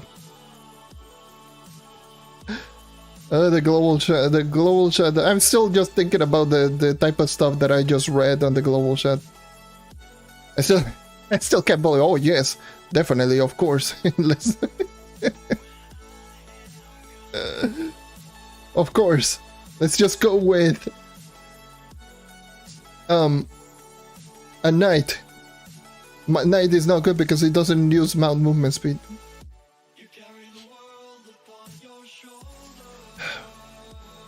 Oh, you sweet summer child.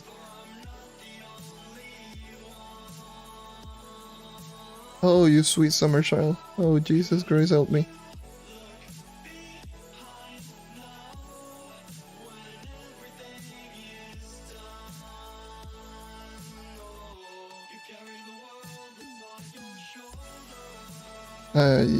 Yeah, pretty much. I guess. Yes.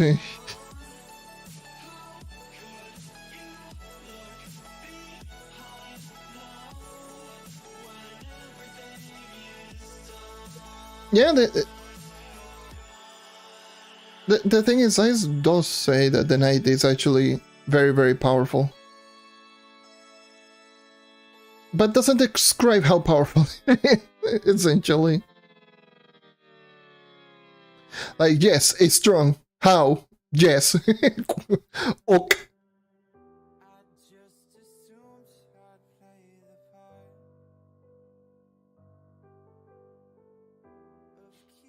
I just say that it is powerful.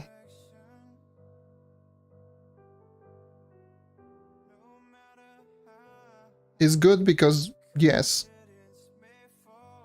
Okay.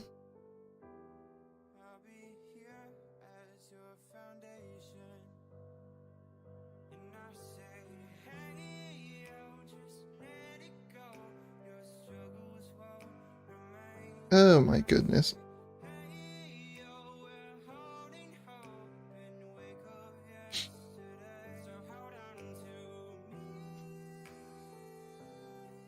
Yeah, that's the thing, like, most of the initial takes are just his takes. But when he corrects himself, it's usually because other people tell him what is wrong, and he just, okay, so this is what is wrong. Which is a good thing, obviously. We're not expecting him or anyone to know everything.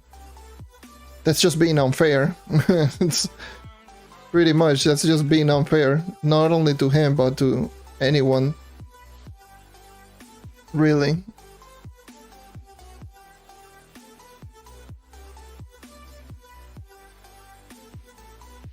But even still, like,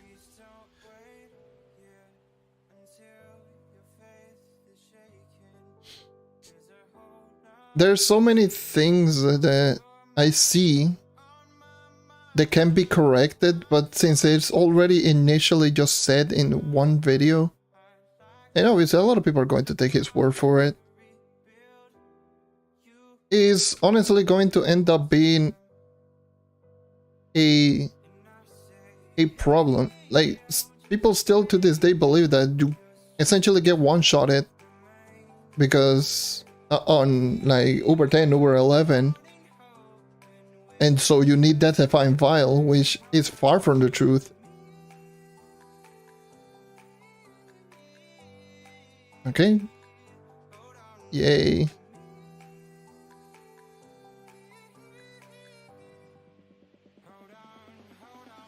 That's my second character in a stream. Woohoo.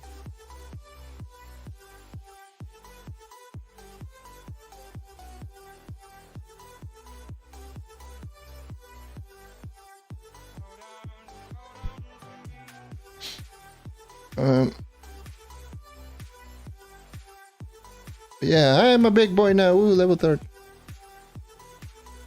Let me just do dailies now. Ooh! I got the mastery wings. I actually like those wings a lot. Actually, I do believe those are the wings that I use on my Shadow Hunter. In fact, this pairs of wings. These are the wings that I just end up using my Shadow Hunter on Xbox.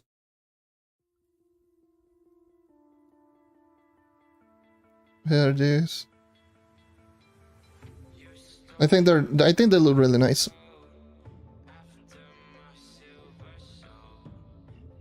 So I increased my power rank just from mastery from 39 6 to 39 416. So I increased my mastery 9 times, I believe. Here's my mastery 9 times. So I'm 400 now.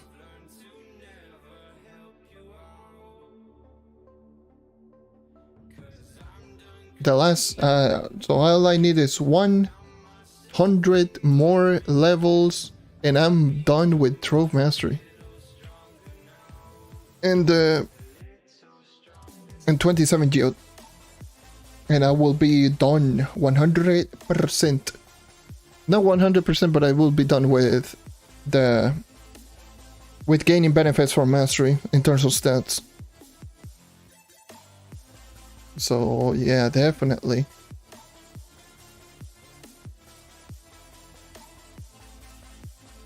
Which character should I even go for next? Let me just check. I'm not going to grind it today because I don't I don't feel like grinding anymore. I might just do the dailies. Actually no. Thinking about it, I might just hold off for the dailies. Maybe if I decide to stream tomorrow, grind some more characters. And maybe. So I need Gunslinger, Draco, Faye, Ice Age, Pirate Captain, Chloromancer. Yeah, those are the only characters that I need to get to level 30, all of them at level 20, and of course, Solarian, Bard, and Vanguard. So those are essentially the characters that I am missing, but I am not going to do them right now because I've been streaming for... How long have I been streaming again? My stream already reset like 3 or 4 times because that's YouTube. I've been streaming for like 7 hours. I can just talk a little bit.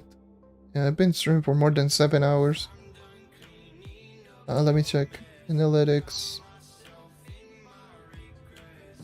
So I have been streaming for...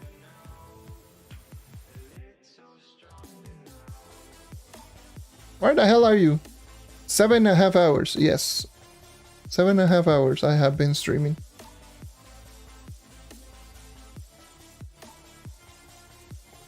Yep. That is crazy. That is just crazy. No, I do not have class coins. I do not.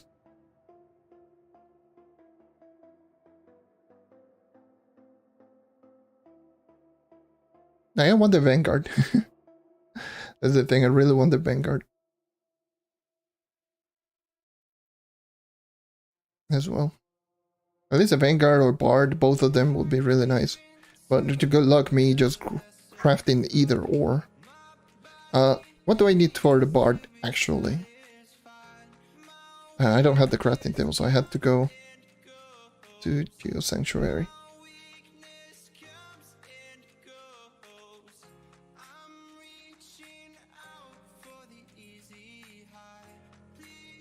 Right, no, there, it's over there.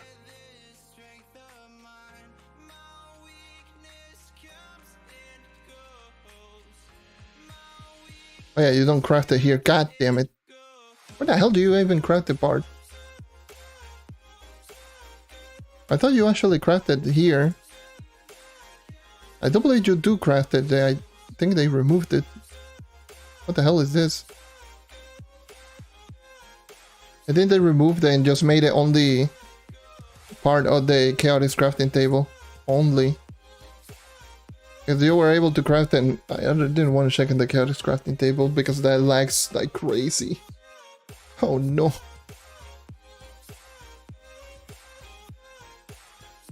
Lag. Ah! Okay. Advance, Bard, what do I need?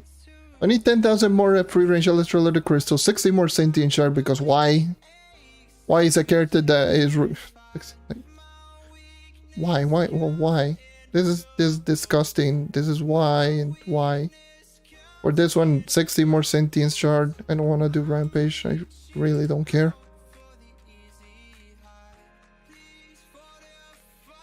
And we don't talk about this one. Yeah.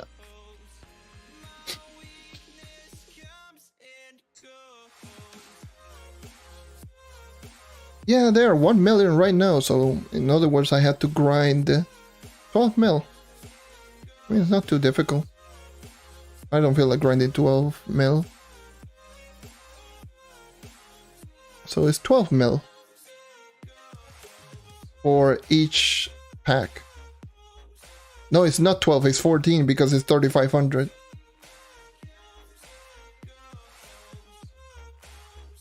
Correct? Is it 3,500? For Bard, like 3,000 for Vanguardian, so that would be 12. 3,500, so that, yeah, 14. So that's 14 right there, and for Solarian is 6 mil. Solarian is probably Solarian is definitely the easiest one. So for all of the classes, all I need is 32 million flux, give or take. 32 mil.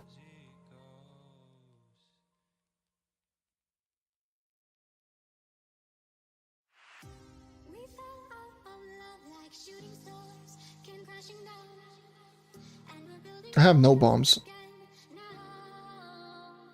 I bought like 1,000 today, literally. What the hell? There are 100 a pop. What are the Shapestone for?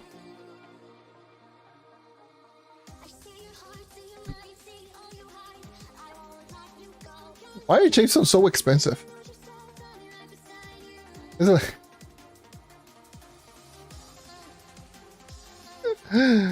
Oh baby, what the hell, man? Why are Shapestone so expensive? Like, it makes no sense.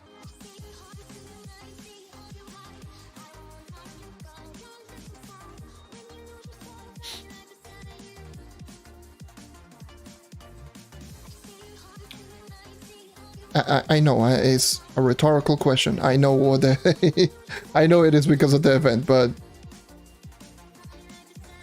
why are they like the actual big question is like not that they are why, it's more of why are there 23 each? Yes, I know, by the way. Totally didn't grind the whole event on my Xbox account. So, yes, I'm well aware. But why are there 23 each?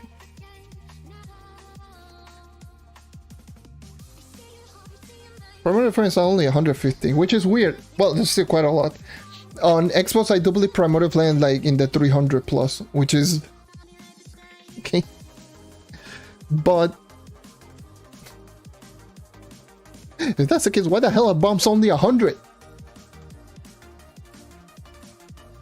Like, don't you need like how much shapestone do you need for one bomb?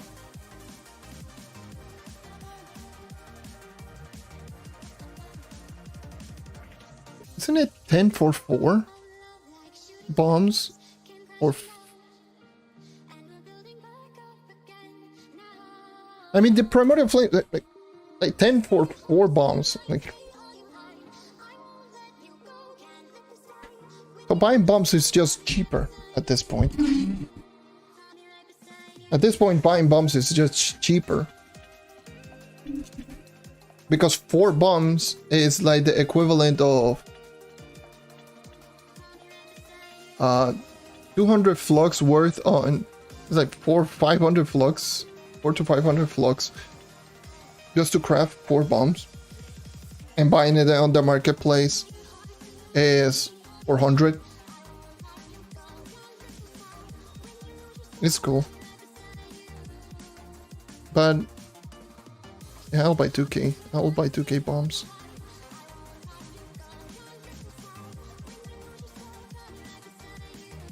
Actually, hold on. Let me just go into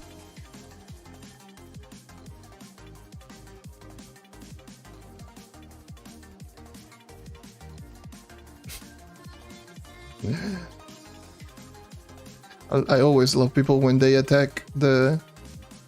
They come out of nowhere and they just start attacking the dummy. The thing is, it's like,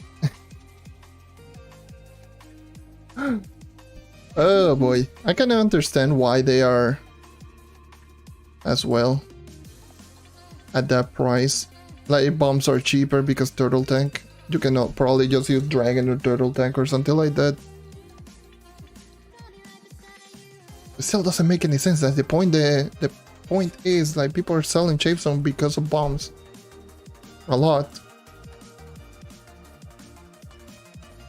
Let me just sell 9,000 Chapestone because reason. Let's just put it right there. Woohoo! Put, yay!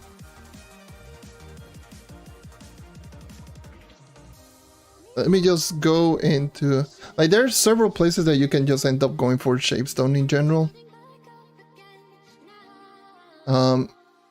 It requires 10 Chapestone. I'm pretty sure everyone right now are right here. I am almost certain that everyone is right here just grinding Chapestone. And it's going to be such a laggy mess that it's probably not going to end up being fun. I'm just gonna go here. Let's just see if this place is equally as laggy. Let me just do one quick round around here. And I'm in login. I probably end up crashing. Yay.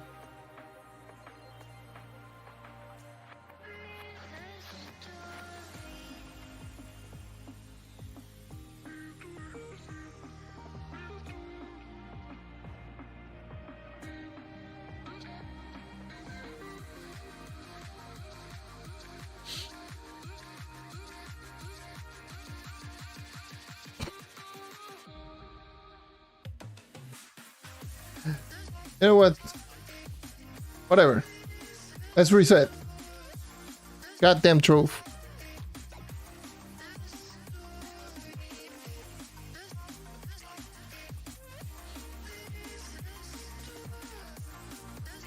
Alright.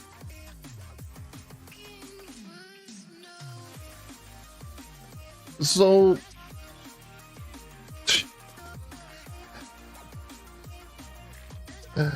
that is so lame. And I saw my Chapestone. You can see it right there. I just sold my Chapestone. There we go. Already made my 2,000 bombs worth right there. So going like this, just going... We don't talk about that bomb. Going like this is probably going to end up being really nice. why the hell is... What is this spawn? No, like seriously, what the hell is this spawn?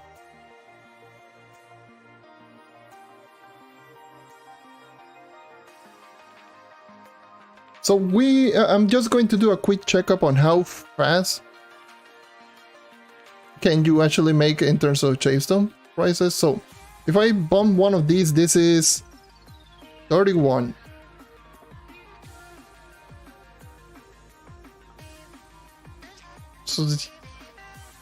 So on average right now I am going on pace of over 7,700 per hour, 7,900 per hour.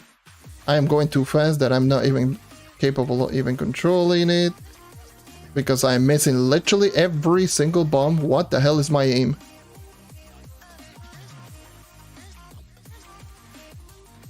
Just throwing one bomb. Just throwing 100 flux.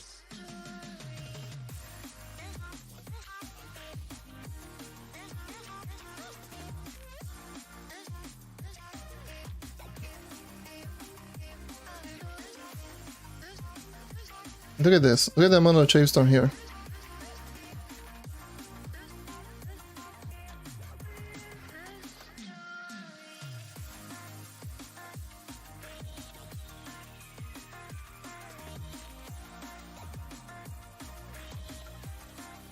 Mind you, like, look at the pace on items per hour on my item track. Oh yeah, you cannot see it because I'm in the middle.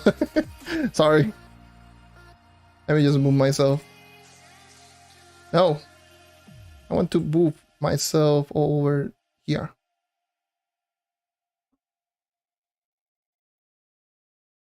Just keep it a watch on my trackers.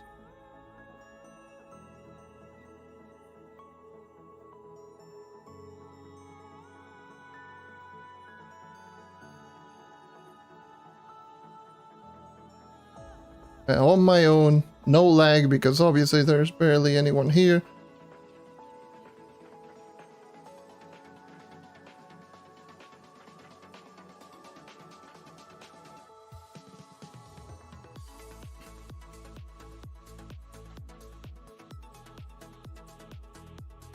Oh wait, Cinnabar, okay.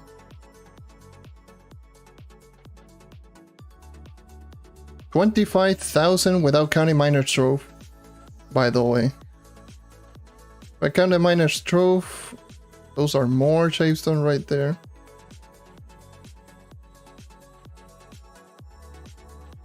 So 25,000 at 23 a pop.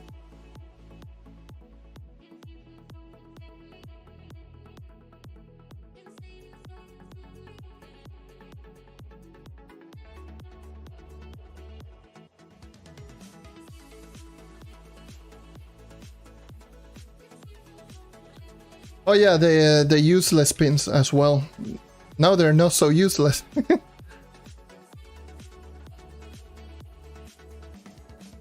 Those are also now very nice.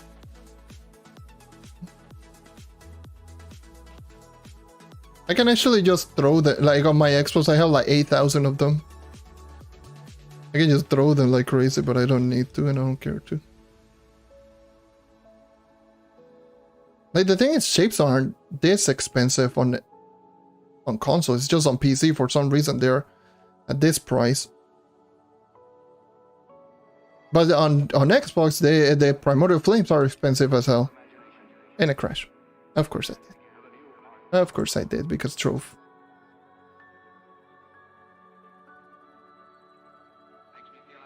But yeah, the pace that I was going, it was around 27,000 per hour.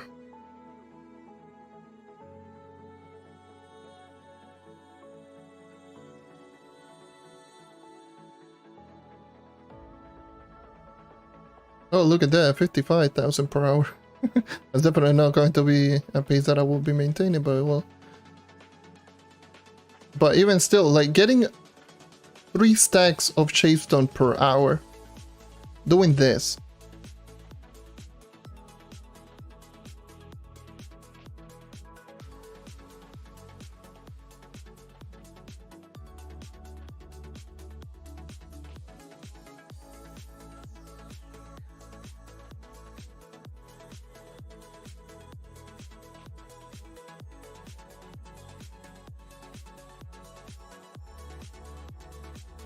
Why? What do you need to check on the welcome menu?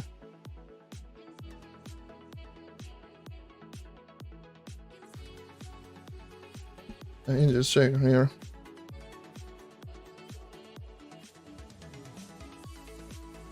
I am glitching out again. Oh no.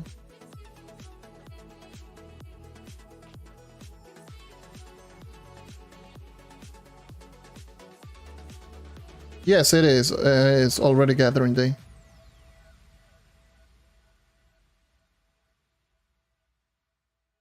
But yeah, even getting 3 stacks per hour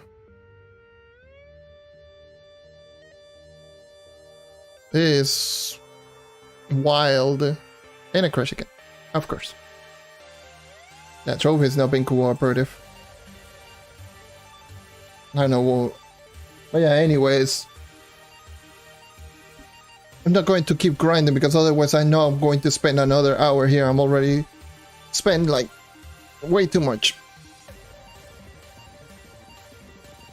With 480 minus Trove and just getting some other resources like this. And then potentially getting Diesel for Glim. Some 3,000 in like barely any time, and I could just, oh yes, let me just put in 3,000. They're 24 a pop, woohoo. That's 72k in like 10 minutes, 5 minutes, 10 minutes or something like that. But yeah, getting 3 stacks of Chapestone per hour, that's close to 700k an hour. That's not bad.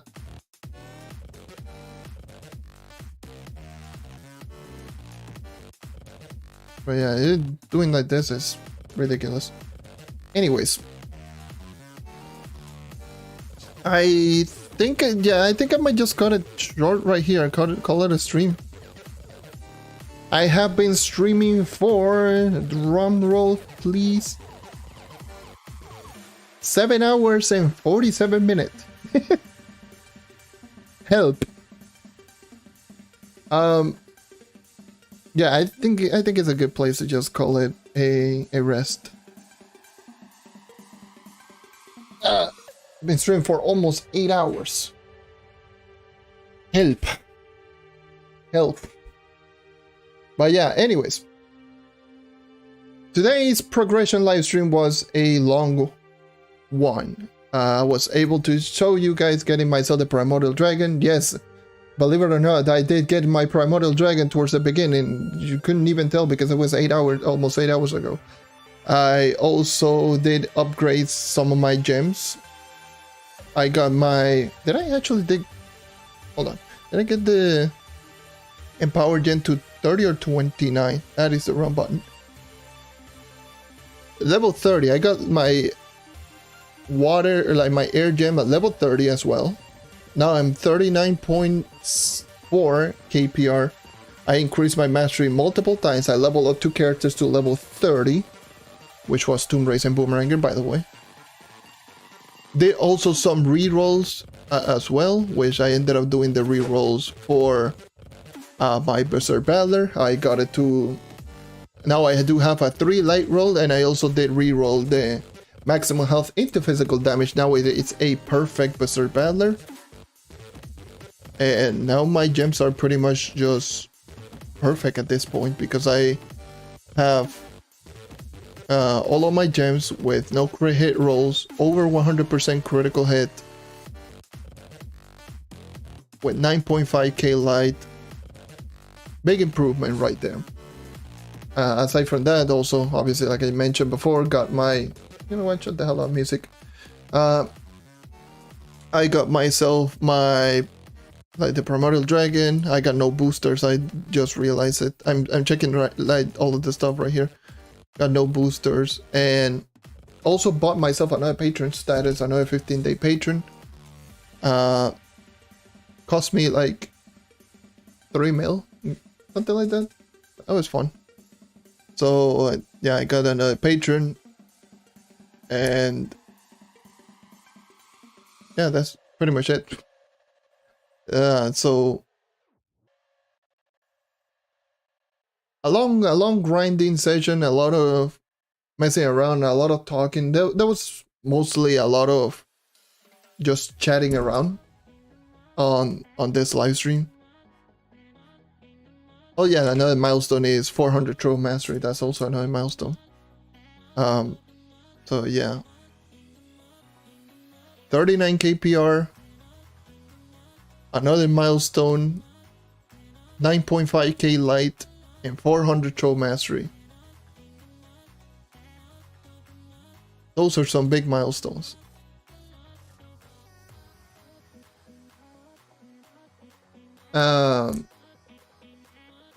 It's just the way that it is, man.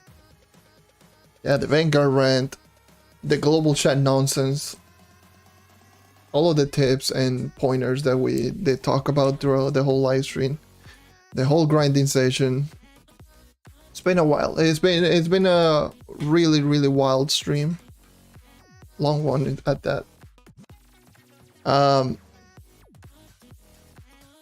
Yeah, I mean, it's only 1 week. Trust me. Don't expect the update to come out in a week. This not like stuff like Fortnite or any other big game. This game is like, unless there's an announcement, there's not going to be an update, which I'm pretty sure.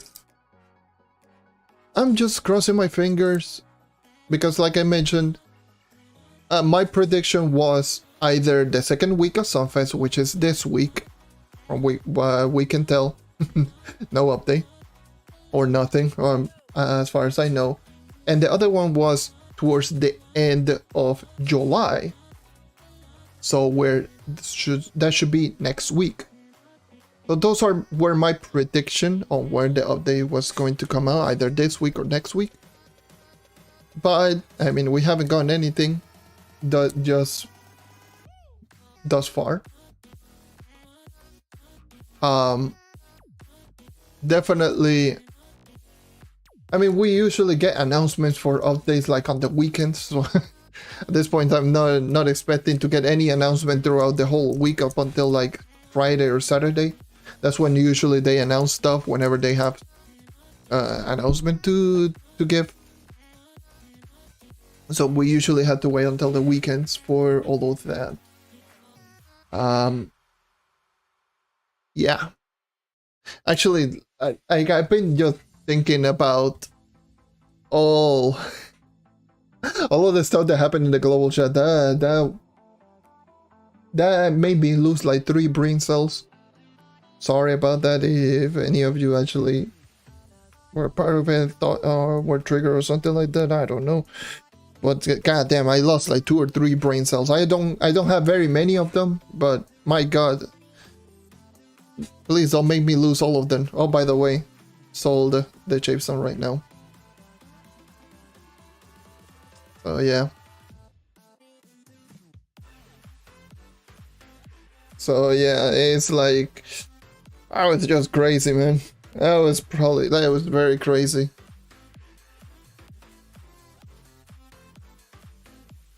that literally just boggled my mind when, as soon as I saw, like, yes, of course, the 9 is not good because it doesn't use mount. Woo! 1 brain cell just literally went down my ear, Joe. There it goes. That's 1 brain cell down. GG.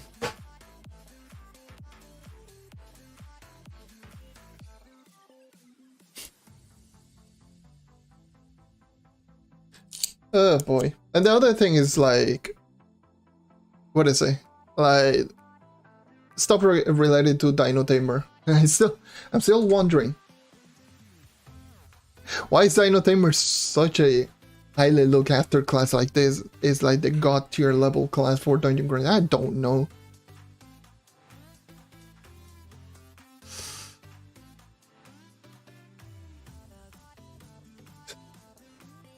Yeah, it's really true. Like, it makes no sense.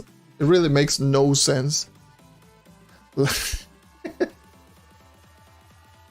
legit makes no sense because it's like, oh yes, then I cannot use the mount.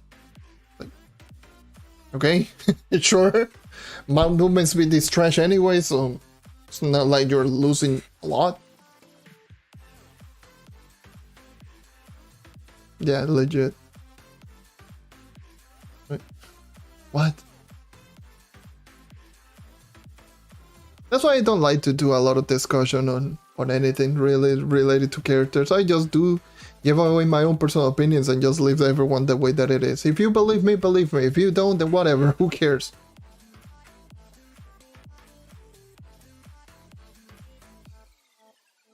Oh my god.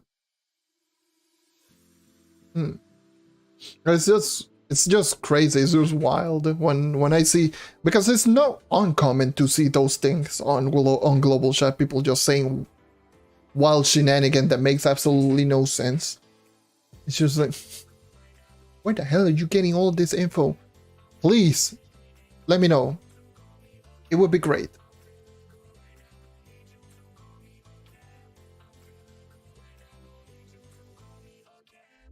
Like, it legit makes no sense. There's so many things that makes no sense. Yeah, wish. It's that's just the way that it is. It's just global chat. Global chat being global chat. By the way, anyone who's just tuning in, this is just nearing the end of the live stream. I've been streaming for almost 8 hours today. So yeah, I need somewhat of a break. Probably I might end up just doing dailies on Xbox, if I'm being honest. I might just end up grabbing something to eat or whatever.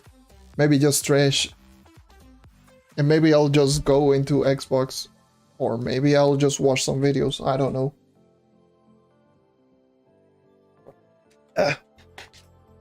So yeah, those are some of the things that I might end up doing. I might not grind at this very moment, but I might just end up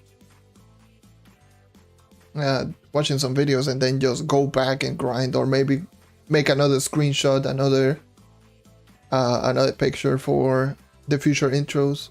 Hopefully I can just get this more and more done throughout the whole time, and see if I can actually just at least do that, because this I do feel is going to be like a cool intro. It just makes it unique, and that could work perfectly for like the final picture. On both of my 20,000 power rank series and my 30k pure series, there's always been a screenshot towards the end as a part of the finale, which is probably going to take a little while, because at that point, like, just thinking about the finale is like, I need to get every single character to 40,000 power rank first. So why the hell am I thinking about the finale? So 40,000 power rank on every single class, including Solarian.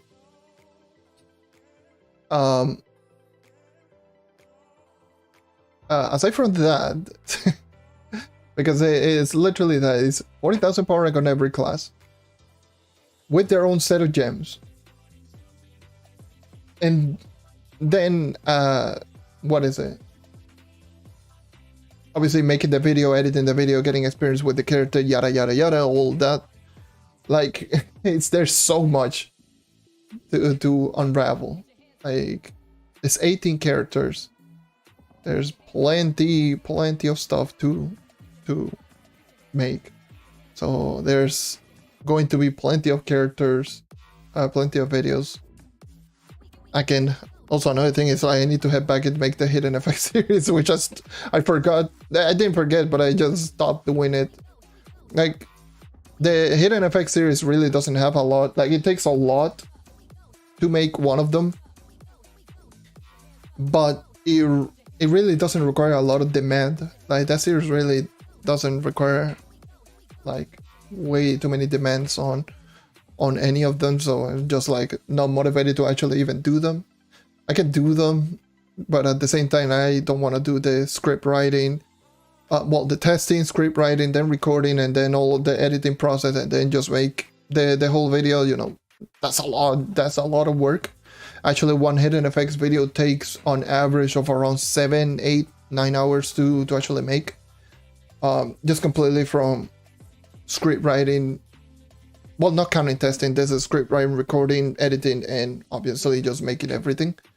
It takes around 7 to 9 hours to make one video. That's not counting testing. And testing obviously just takes, depending on how complicated the ability is, it could take from 1 hour to upwards of what happened with Scale Beagle's Flame, which was 3.5 hours of testing one ability. And yeah, there are some cases where there are certain abilities which take a little bit more testing because there's no explanation anywhere. You had to either guess or just do so many testing on the same thing over and over and over again, which just makes it more and more difficult to actually just do. It's not like, at least in the case of me doing the Hidden Effects series, it's not me making the just going based on only on the description, just letting it out right there. I'm actually just going into each and every single ability and testing it out, so see if there's chances, cooldowns, any hidden things that is not mentioned in the description. I just plop it down and just also just do those testing. Those are the reason why it takes so long to actually test all of the hidden effects, because I had to constantly go over all of the abilities and just check if there's any hidden things here and there. That's why I like when I make videos like the Melody Overload. Oh, what's a Musical Master? Musical Master, not Melody Overload. Musical Master for the Bard.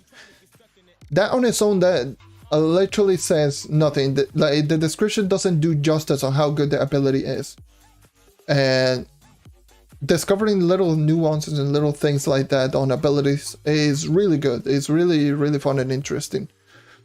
But there's some certain abilities that are just boring. Me trying to just talk about it and make them interesting is not going to work. So yeah, that happens. So for abilities like the Musical Master, the Chill Out ability from Ice Age, oh my god, that ability is, I still remember when I was testing, because here's a fun fact about the Chill Out ability. The Chill Out ability, originally on the Hidden Effects video, I had it just straight on, just like that. I didn't do the whole lot of testing on the Chill Out ability. I was like, oh yeah, but you get it, you get it from reaching 50% HP. And once you do reach 50% HP, you get a free ultimate ability similar to the ring ability from the Revenant, the Vengeful Storm. So I was like, oh yeah, sure, why not? Let's just go over the Chill Out and just test it out if it is the same cooldown, whatever. And it was the same cooldown and same everything.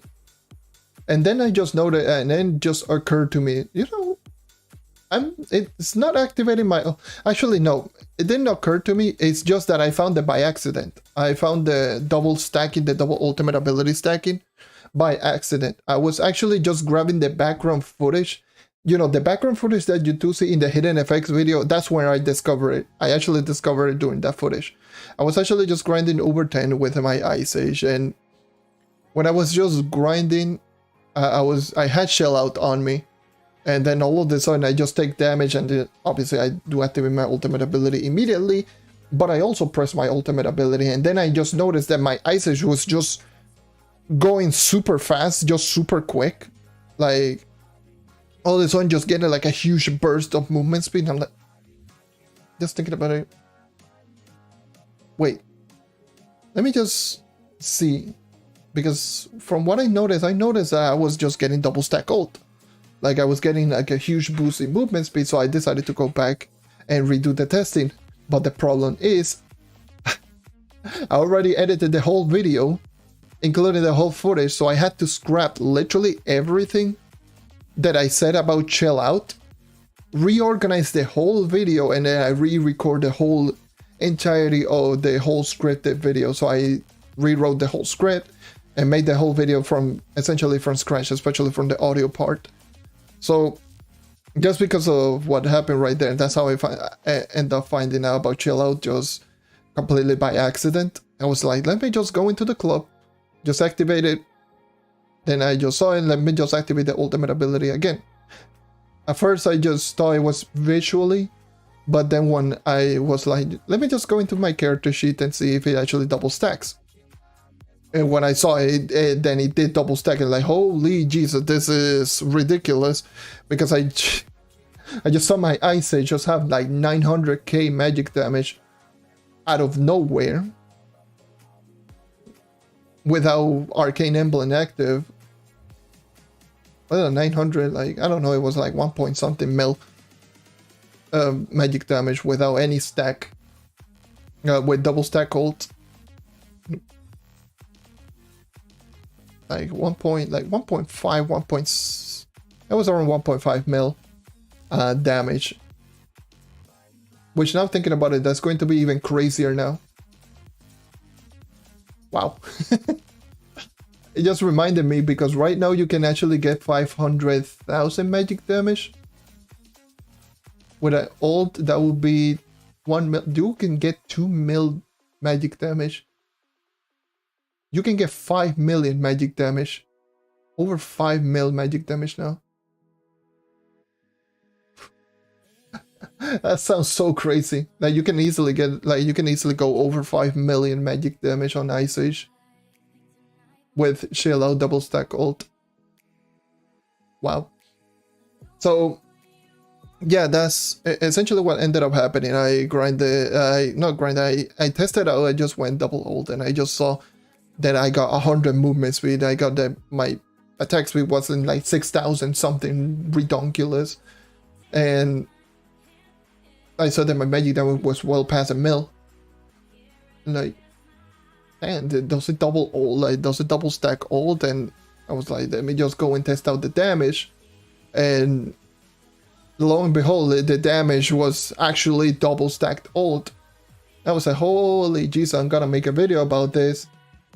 But I had to rewrite the whole hidden effects video, which I ended up doing. I rewrote the whole hidden effects video and made the chill out video. So yeah, that happened. And that, actually, just thinking about it, that's just crazy. But yeah, that's usually the reason why I like doing certain things, like actually over testing some of the stuff in regards to the hidden effects, because you find nuances, that you find really weird, quirky things on hidden effects like that one.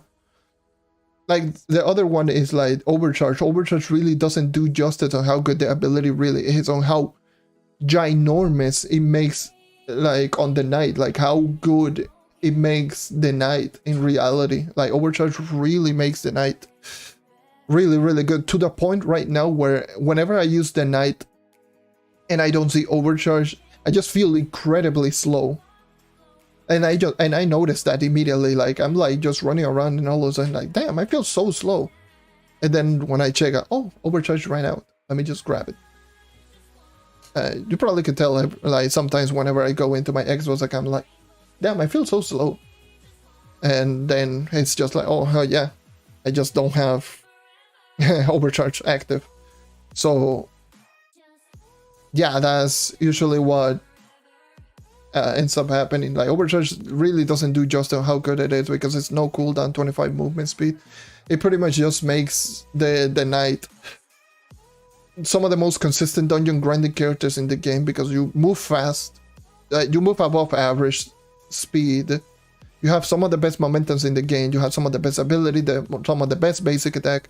You have pretty much essentially the perfect class for dungeon grinding. You have burst damage capability, you have strong damaging ability, instant cast ability, good crowd control, and movement speed buff, with, not to mention, with a good survivability.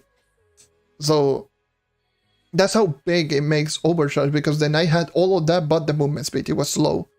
The character was among the slowest, if not the slowest character in the game, because it doesn't have any movement speed buff, base movement speed 40, and the worst dodge in the game. And just adding in Overcharge just makes it really, really good. So stuff like that really makes it super interesting. Blast Bow is another perfect example of an ability that really doesn't do justice on how broken that ability is on the Boomeranger. Having no cooldown is literally... Oh yeah, it's an explosion that has no cooldown. Okay, so it's the Ice Age 2.0, but on a physical damage form. Cool, nice, thank you. So yeah, it legit just makes like the character so good. Spin to Win also is another one, but Spin to Win pretty much explains it really well. Same with Speed Spears, it explains it really, really well. But abilities like Chill Out, Overcharge, Musical Master, what else?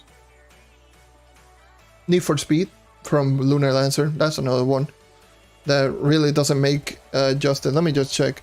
Oh yeah, the one from the Draco, the Firestorm. That ability, I swear to God, like what the hell is going on? Skullbiggle Split, it explains it really well, but at the same time it's kind of meh.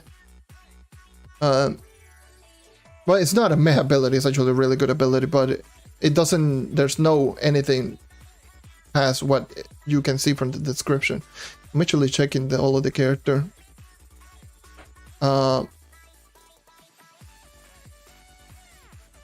usually those are the characters.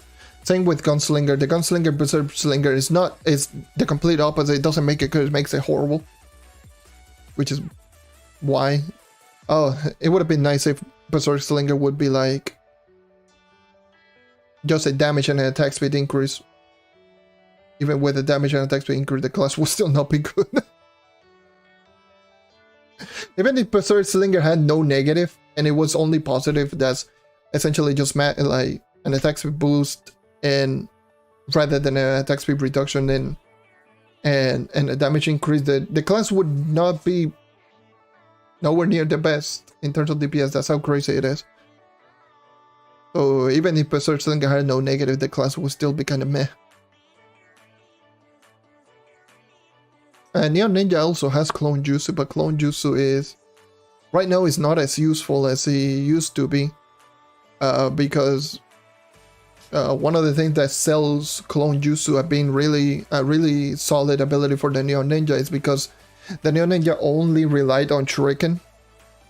Now that it doesn't rely on Shuriken, like Clone Jutsu becomes less and less useful. It's still useful. You can still just go ahead and go into Curse Skull and spam backflip like crazy and destroy everything, because it still does 5 times with good crowd control. So still is really good for Curse Skull, but especially with the amount of knockback that you do take, it's just horrible. Like you just get, like you do a backflip, you move really fast and then you get knocked back, and then you get knocked back into the corner of the map. It's just horrible. It's a horrible, horrible thing.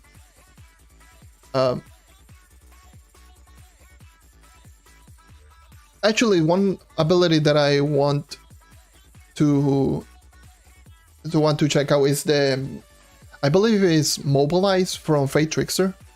The one that just has the staffs behind your character, essentially just follows you around. I think that looks pretty cool, but the only thing, it has the same terrible targeting as all of the other minions. So one little gap on the ground, that's it, GG. He doesn't like the staff doesn't know what to do. It's just stuck.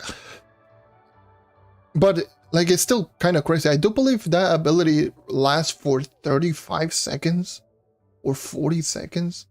Like, it is super easy to have 100% uptime on that ability. And it's just extra bonus damage on Fate Trickster, so it doesn't hurt. Yeah, actually the ability, the trap one, especially now post-patch, is not bad. But Tactical Seeker is ridiculous, but yeah, the Sneaky Traps ability from Shadowhunter is also not that bad. It really is. It really is not. The only problem is, obviously, like, it's not affected by gravity. And that is quite a lot, considering that, especially if you're way up in the air, especially just doing a flip, you literally just leave a trap in midair, just floating around doing nothing. Which would have been really nice if it actually fell and it actually was affected by gravity. And if it was affected by gravity, then that would have been probably one of the best abilities for the Shadowhunter. In terms of like overall, including all of the abilities, because you can literally just run around and just keep throwing traps while you're jumping around in midair, and those traps will just fall. Boom. It will work like an ice crash. Doesn't do as much damage, but it has ridiculous crowd control and obviously proximity. But yeah, Shadowhunter Sneaky Traps would be also really, really good. It's also really good. Well, not insane, but it's also pretty good. But Tactical Seeker is dumb. Tactical Seeker is just ridiculous. Like, oh yes, you get more DPS on the ultimate ability, your main DPS ability. Alright, makes sense, sure. You do you.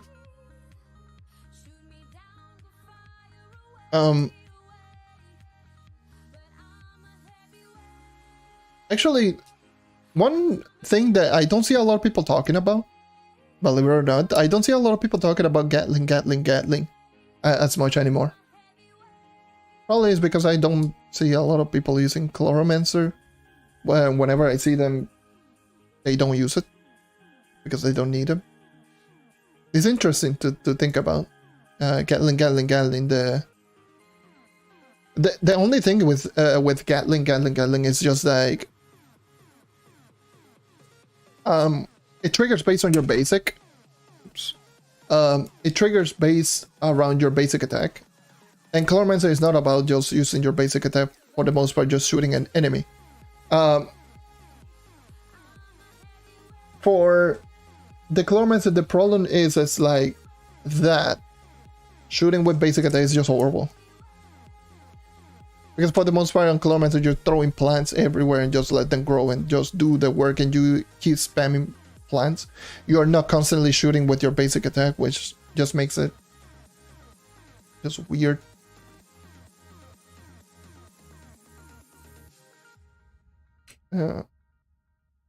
Yeah, slow DPS character, like a character that has a slow build up on their DPS.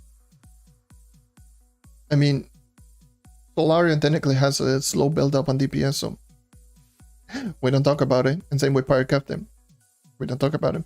But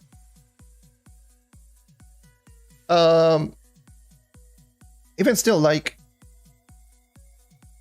characters. Usually, like characters that are just usually the better characters in the entire game, and it's always been the case, are characters that have instant cast abilities or abilities that are just come out immediately.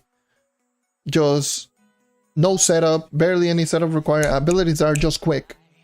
That's why abilities that are charge related are not good. Like Solar Flare from Solaria and the old charge shot from the old charge shot from Shadowhunter, Radiant Arrow, the charge shot from Gunslinger, Chloromancer in general, because Chloromancer is all about that. Like all of those abilities, for the most part, feel kind of useless. It's because it requires a lot of build up, and considering that Trove, a lot of enemies just die immediately, or you like characters that benefit the most are characters that do a lot of burst damage. So characters which are really, really good in just giving a quick burst of damage that doesn't require a lot of setup, those are the characters that are going to do the best, usually, for the majority of the time, for the majority of the game.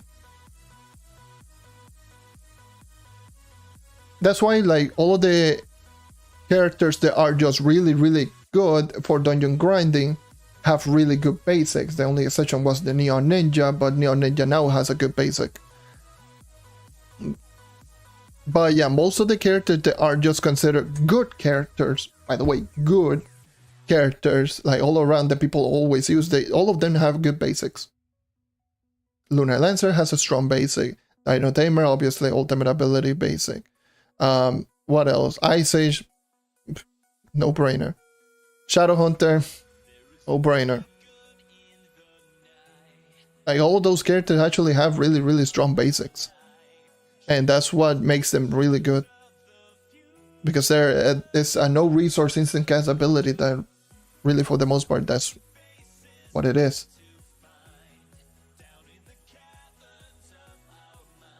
I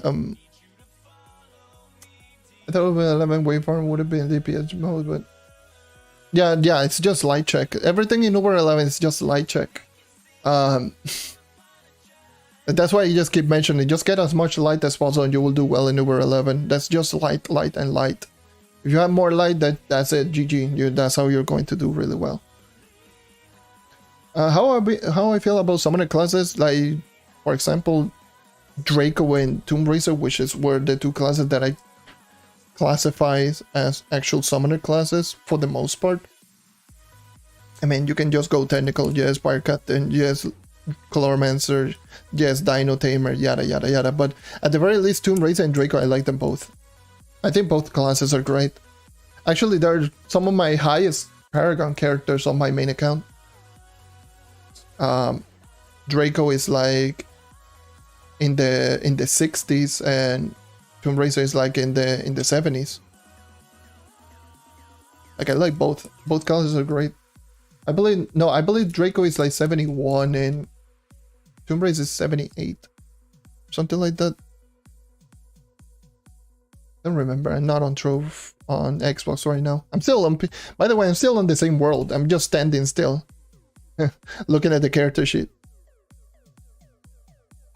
But yeah, usually summoner type classes they're good. But they're not my top favorite, if that makes any sense. They're good classes, especially if done really well, like in the case of Draco. I think Draco is probably the class done the best, better than even Tomb Raider, even though I like Tomb Raider more than Draco. But Draco, I feel it feels good, because summoner classes like the Draco feels like you yourself are competent without the summons, but the summons enhance your gameplay or enhance your damage. Rather than in the case of the Tomb Raider, you feel like you're useless unless you drop down like a couple of possessed minions and maybe a Goliath in here and there. Then the minions just die quickly.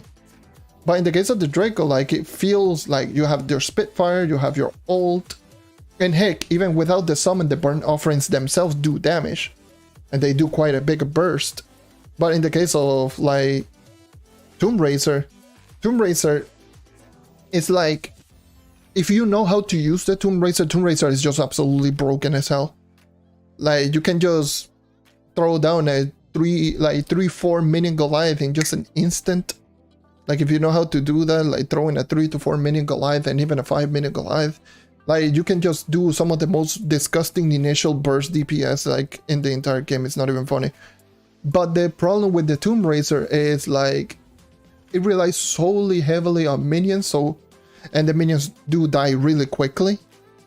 So the minions will just end up dying, and then you're just sitting duck, just attacking with the stupid little and just going like and that's it. And that's how it is. I mean, yeah, it does have a movement speed boost, but the movement speed boost is really not that great. I mean, with the lava, of course, but with the ult, it's only a 10.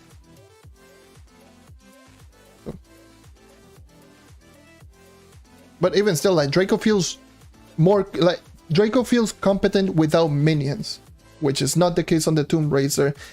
Even though me personally, out of the two characters, I like the Tomb Raider more. But I believe the summoner, like the Draco, was done better as a summoner class. And the thing is, it's not difficult to maintain minions on Tomb Raider, because you get minions from killing enemies, which is super easy. You get minions every 15 seconds. You can summon minions like crazy. Like, summoning minions is super easy on Tomb Raider, but if you're not killing a lot of enemies, then you're essentially a sitting duck with one or two skeletons that are just attacking a random enemies in the corner of the map while you are attacking the boss. It's like, minions, attack this mother fifer! In the case of the Draco, you can control the minions because you can just throw down the bombs next to the boss and they will detonate. If they don't kill the boss, pretty sure the minions are going to attack the boss because it is the closest to them. But in the case of the Tomb Raiser, you summon a Goliath, and the Goliath is just... You're attacking the boss, and the Goliath is in, like, another dungeon attacking a random enemy and just doing the slam attack and killing it one shot. Even though it is hilarious, but it definitely doesn't... Yeah, it definitely is just no. It's hilarious. You're just running around. Where the hell is my Goliath? And you see the Goliath just... Blam! Delete the one enemy in a corner that is not even close to the dungeon. It's like, oh, there you are.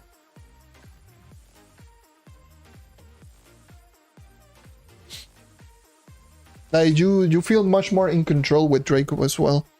Just maintaining minions.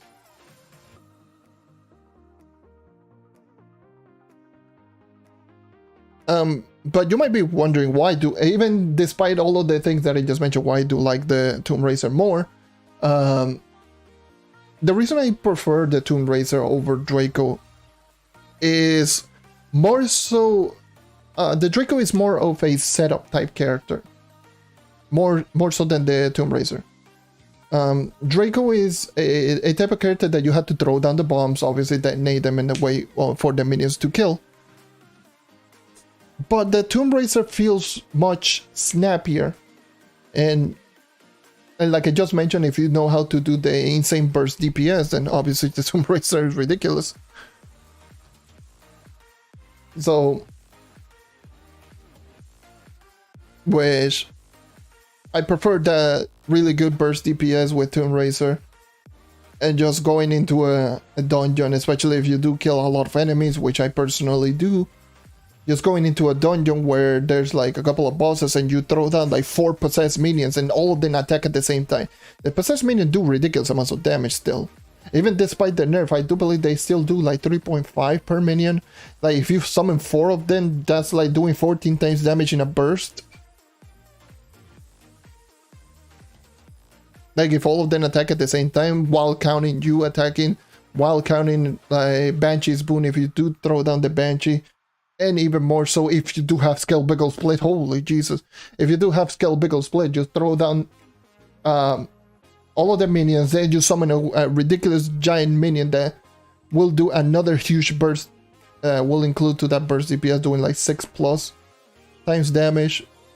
So imagine 4 possessed minion, then a possessed Scale Biggle Split. Just initially, just a burst of 20 times damage. That's just GG. And those are the things that I like about the Tomb Raiser over Draco. But relatively speaking, like Draco is still a much better character. Like how it is done is much better than Tomb Raiser.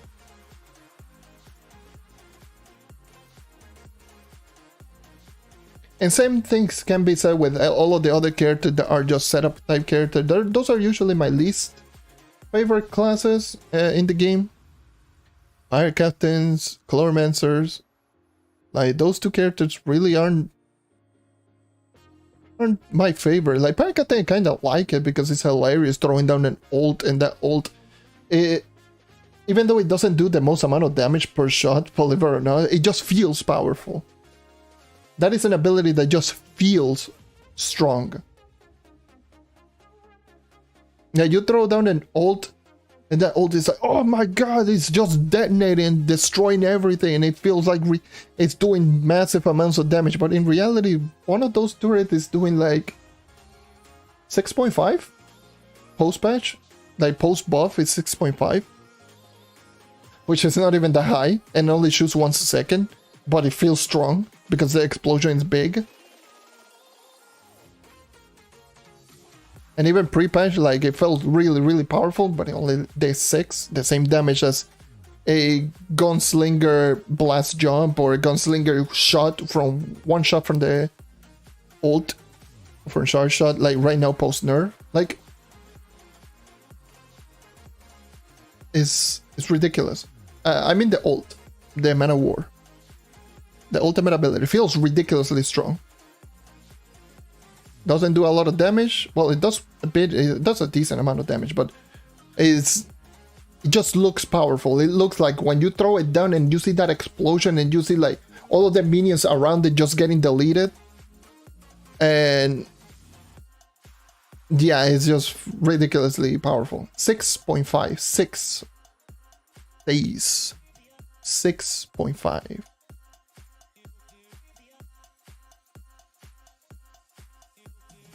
So it feels strong, but when you actually look at it, is like, what would you prefer? Having a knight throwing down Spirit Squire or having someone throwing down one Man of War? When you actually look at both of them, like when you actually look at both the Man of War and you look Spirit Squire, you initially think that Man of War is doing more damage, but in reality Spirit Squire is both faster and stronger. Man of War is only shooting once a second, doing 6.5. There's a post buff, and you throw one of them, but the explosion is so big that it makes it feel like, holy Jesus, it's like pff, GG. But in reality, when you actually check, it's like, oh, 6.5. Cool. And then you look at Spirit Squire. Oh yes, this little spirit just going like, just going like.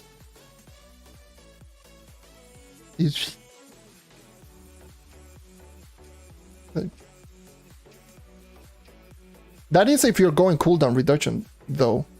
I'm talking about the ability itself, not the application that you can do with it. Obviously, of course, you can just throw down multiple cooldown reduction, but I'm talking about one ult. One ult is only 6.5. And that's the point that I'm trying to bring. It's not like I'm just saying, oh yes, what is better?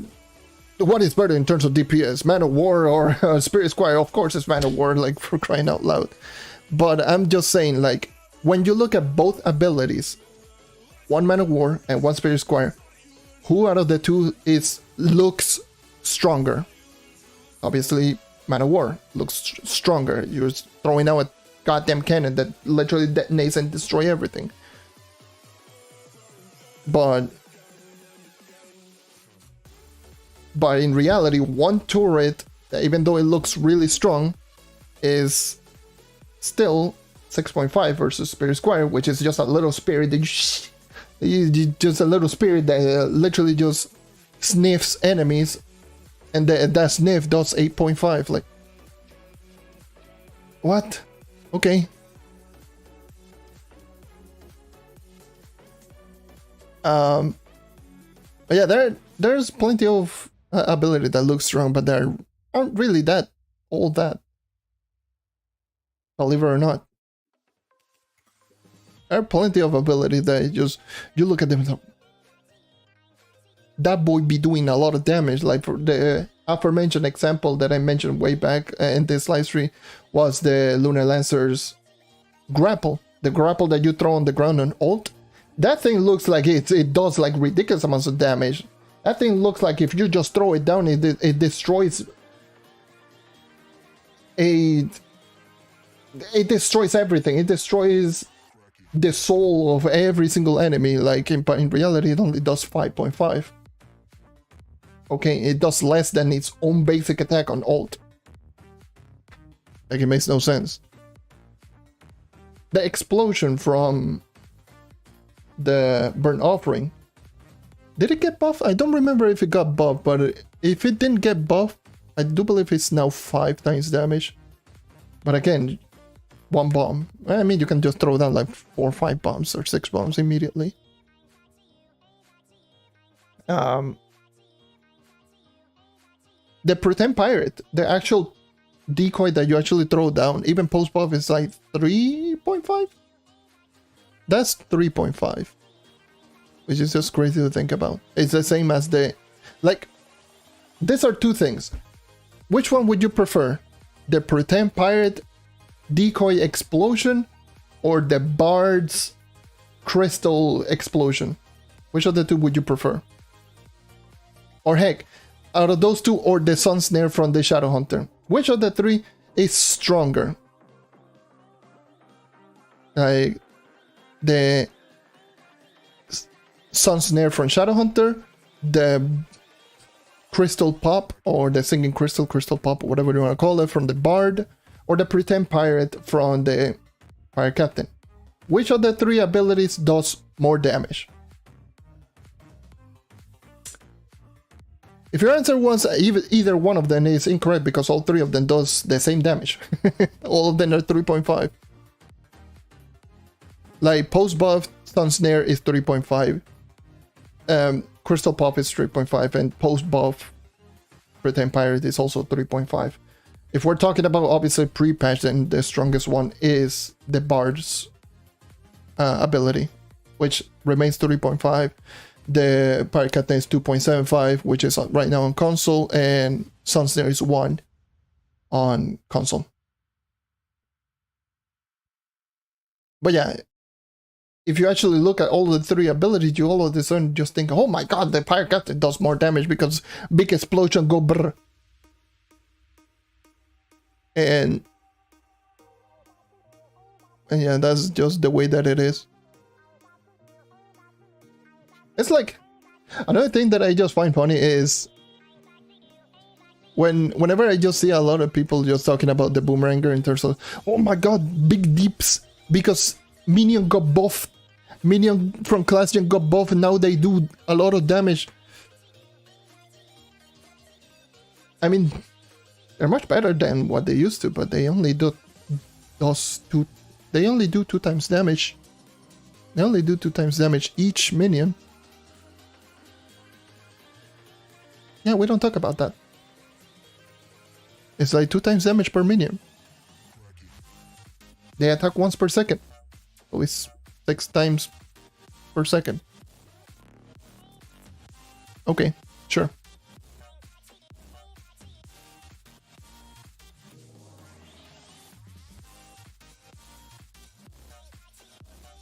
So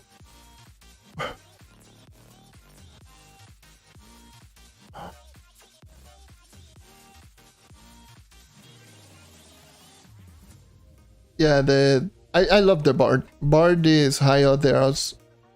I'm still debating which of the 2 characters is my favorite magic damage, either Bard or Dino Tamer. Like, I love Bard. Bard, especially, like, Bard is such an interesting class, I do feel. Using the class just effectively is interesting for me personally. Because it's a combination between both, at least both the Knight and the Shadowhunter. You have the Singing Crystal. You have the movement speed buff from Shadowhunter, post buff Shadowhunter, at 40%. You have the Singing Crystal, which is essentially a slightly weaker version than Sun Snare. It does the same damage, but it has cooldown. And the basic attack really reminds me of Spirit Squire, but obviously does a lot less damage.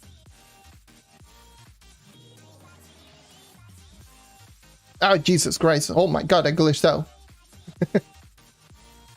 Why is it so glitchy all of this on? This webcam is being glitchy. I don't know what the hell is happening. Probably is because I keep changing position of how I'm sitting. Like I'm sitting now like a goddamn crab, what the hell? Yeah, it's like every time I do this, hold on. Yeah, it's every time I just cover my face. It glitches out. Well, it makes sense, obviously. It's trying to pick up my face. Oh, it glitches out.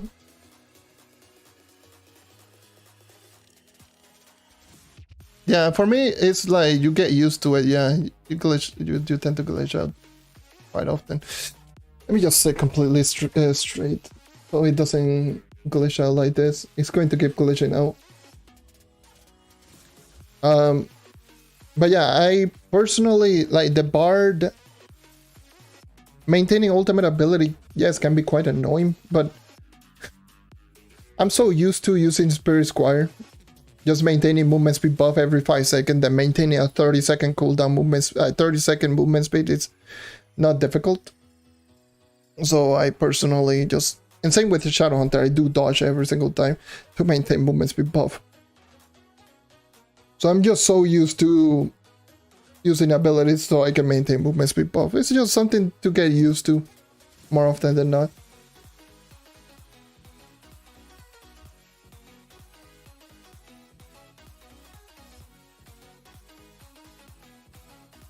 And the thing is, like, Bard, that's the thing with Bard. Like, once you do get used to, like, I can understand why it can become quite annoying.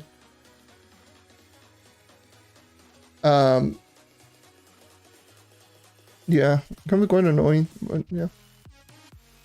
How do I deal with energies? Just slap some energy regen. That's usually my solution.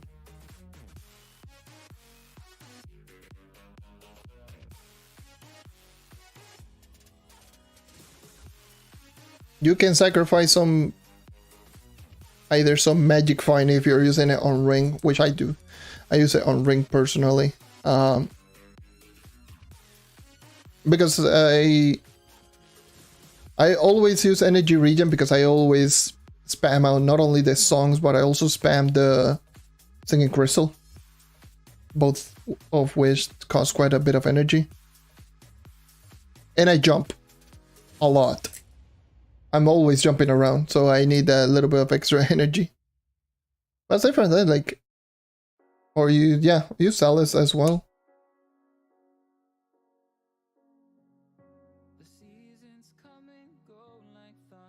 I mean, if you don't want to use Trail, then just use Arcane. Use Arcane and sell this. But outside of that, I mean, yeah, if you're in Uberton, if you're running around Uberton, you really don't need Arcane. I mean, I use it because I'm a freak. Because I love one shot and go brr.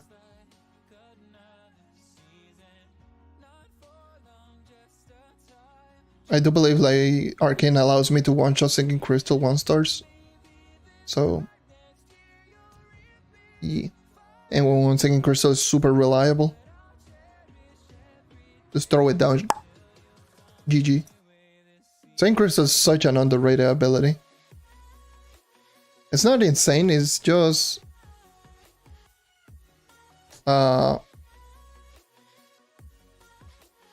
ew, keeping full sun, that's cringe. No, I don't like doing that. When it comes to just hyper speed farming for me, I never use full songs. I never keep track of all of this because I feel it's a distraction. I don't like doing that. And that's how I was able to run 340 plus, actually 345, which is recorded on the Musical Master video. You actually don't need it, that's the thing, you actually don't need it. If you slap in some Arcane with stage 2 basic, you can run with Arcane stage 2 basic and just kill everything in like one shot. But you don't need stage 3 basic, that's just that's just a little bit overkill.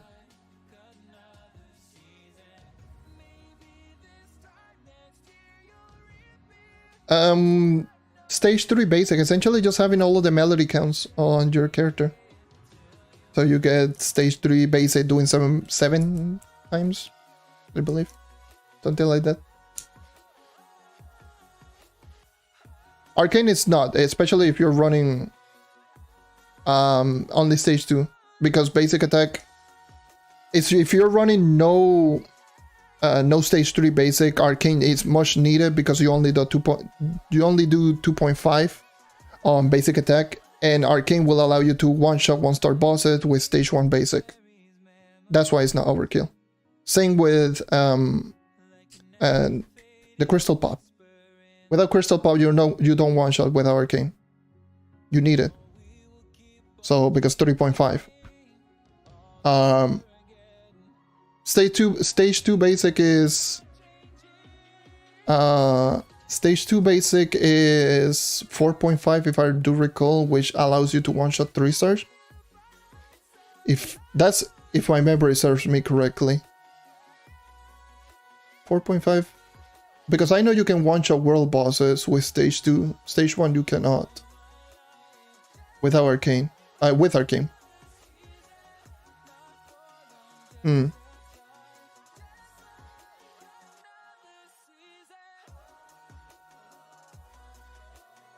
So yeah. Arcane only becomes overkill if you go stage 3, of course, because you do 7. Oh, 7.5. I don't remember. It's like 7 times damage.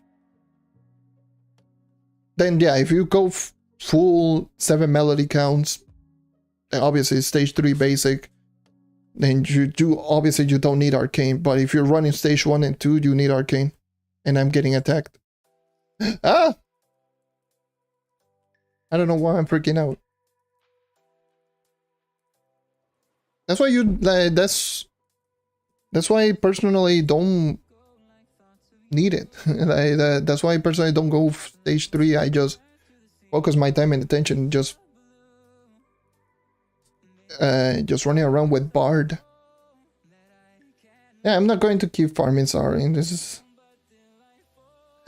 been talking for like almost an hour now. Jeez. Yeah, a little over an hour I've been here just talking. Almost 9 hours. Hey, this live stream has been almost 9 hours.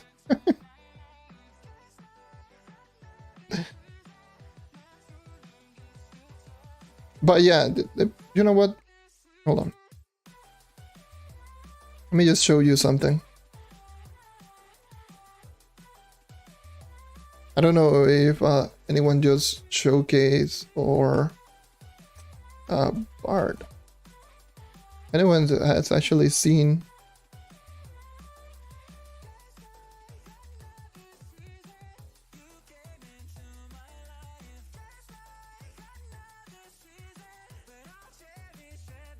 let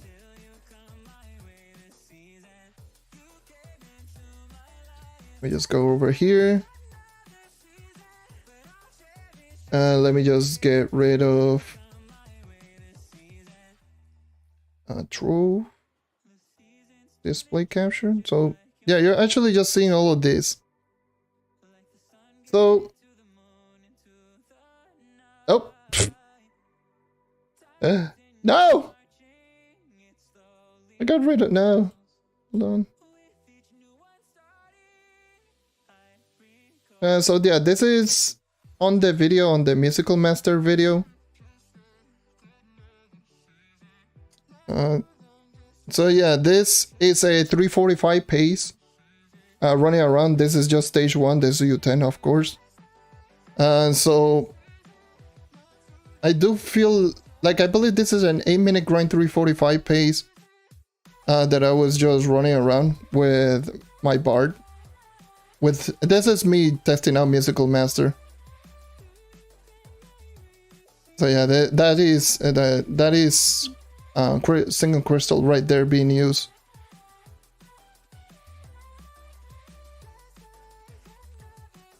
That was just stage 1. There are 2 basics with my stats. Ew. I'm so bad. Me just chili derping and just missing out my jumps.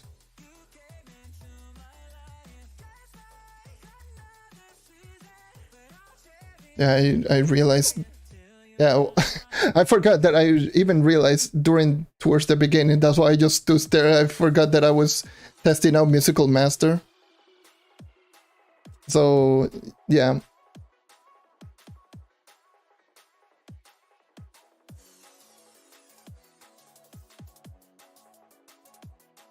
I made Minecraft video. I don't play Minecraft. Well, not anymore, actually. That's how I personally like to use my Bard.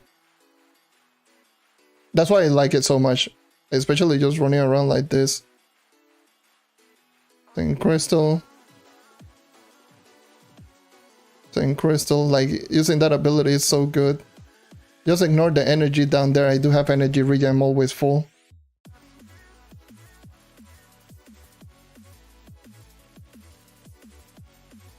Oh yeah, 345. I wanted to do this, by the way, something similar. But for every single class, just showcasing me running around on every single class, see how fast I can actually just up the pace. On pretty much all of the things related to the characters in Crystal right there being broken as hell.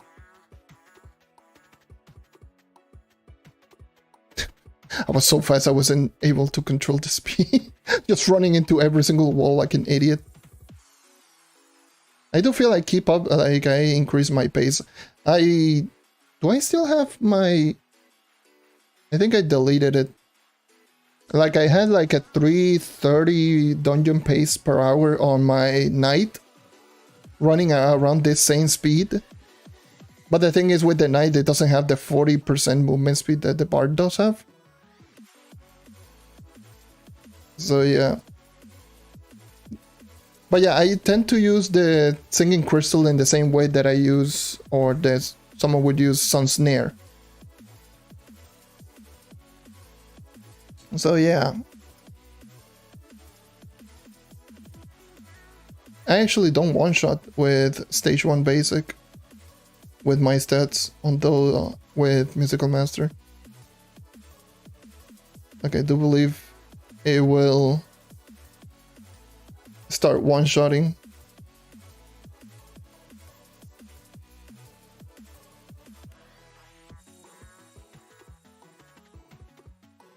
I'm pretty sure it would not go like this in over 11, of course not. There's U10 off.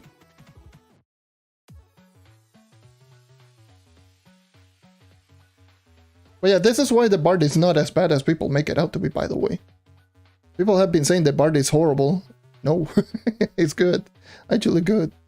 Especially if you know how to control the speed and maintain songs. Like all you need is slap on some Musical Master. Go Jubilant Song 100%. Sheesh.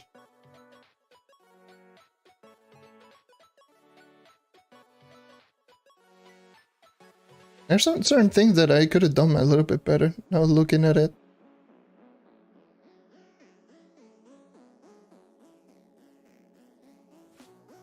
But being able to one-shot there, that would have been huge. One-shotting like... one-stars. One-shotting one-star would be huge. Actually. But yeah, this is how a 345 dungeon pace look. A dungeon per hour pace.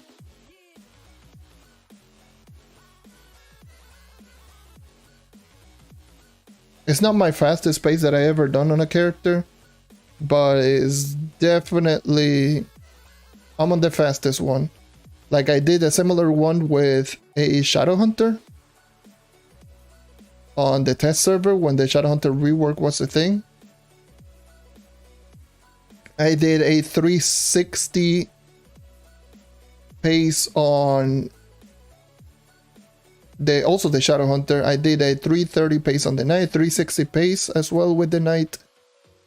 I did a short burst pacing of around 5 minutes, give or take, on the Knight of 400. That was crazy. I was like, it was like 405 or something like that. It was on the low 400s. But that was just insane pacing. I was just getting some of the best lucks on dungeons. I was also... Yeah, I was actually just...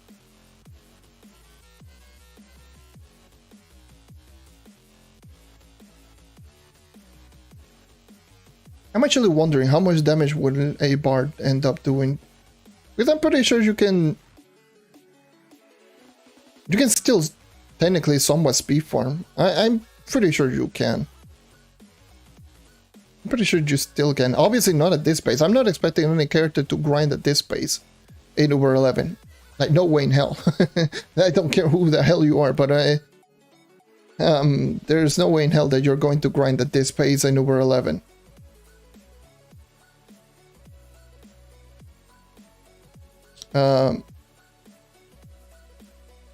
This dungeon pace is like it's almost it's difficult on Uber 10, let alone Uber 11. I actually want to do a high, like some of the characters that I want to do high pacing dungeon grinding, like this one is I want to do a high pacing what is it like? There we go. All right then.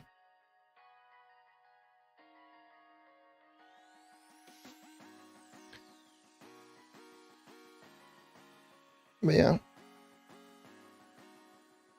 Yeah, I'm pretty sure some of the characters, like, I'm pretty sure some of the characters are going to be able to farm fast. Not in the same pace as Uber 10 fast, but fast, nonetheless.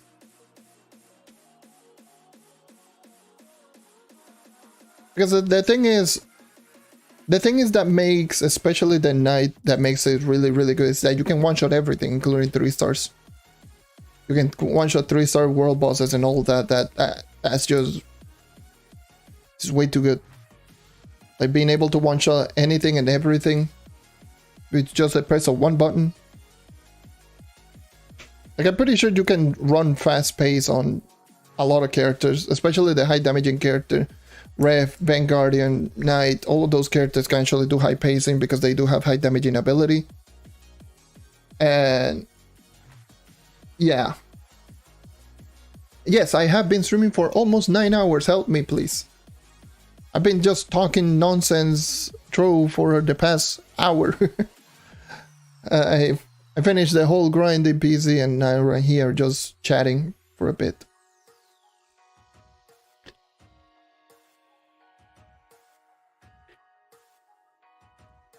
But yeah, streaming for almost 9 hours. I don't get paid enough for this.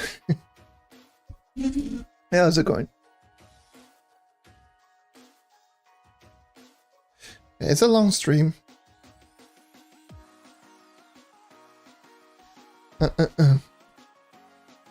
But yeah, that's essentially why I'm excited to actually just try it out Uber 11 with my main account, because trying out Uber 11 with my main account, especially with high characters, high stats, I can actually just see what are going to be some of the potential in some of the characters. But all I need to know is what kind of damage is an endgame player essentially doing.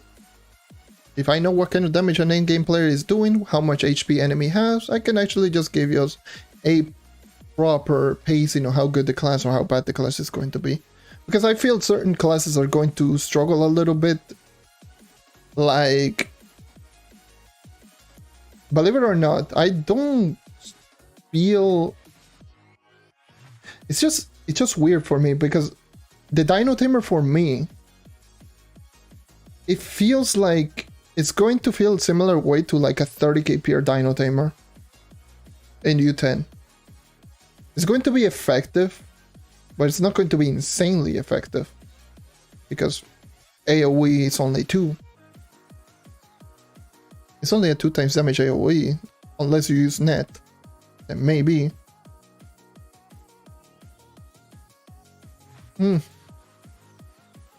Yeah, probably it's going to be really good anyways. But the only thing is with Dino Tamer is that you have to use cooldown reduction. I don't need to be the one to let you know that cooldown reduction you had to use chromatic emblem. So you had to sacrifice one of the 2 emblems, either arcane or trail. If you sacrifice trail, you lose 20 movement speed. If you sacrifice arcane, you lose the damage. So I don't know. What's the do you know what's the recommended life for over 9 yotas? I don't know. I will always say like Get around 1,000 light. Probably get around close to 1,000 light. I'd probably say around 1,000 would be a good start.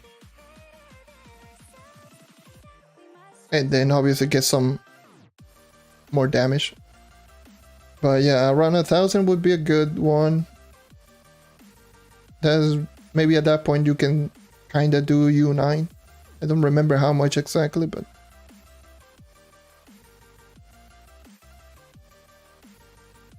like, yeah, I really like. I'm just wondering. Like, that's why I keep saying, like, why do people where like the Dino Tamer actually is like going crazy? Like, where do I see people just going really crazy on Dino Tamer?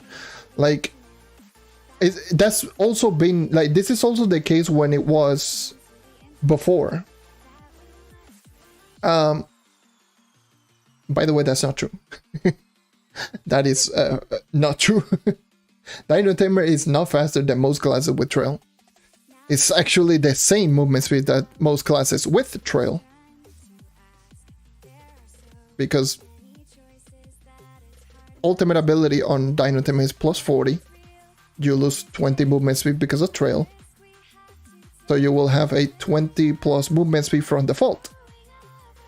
All of the other classes have the default movement speed, then you add plus 20 because of trail, they will be tied. So yes, no, Dino Tamer is essentially tied with every single class in terms of movement speed.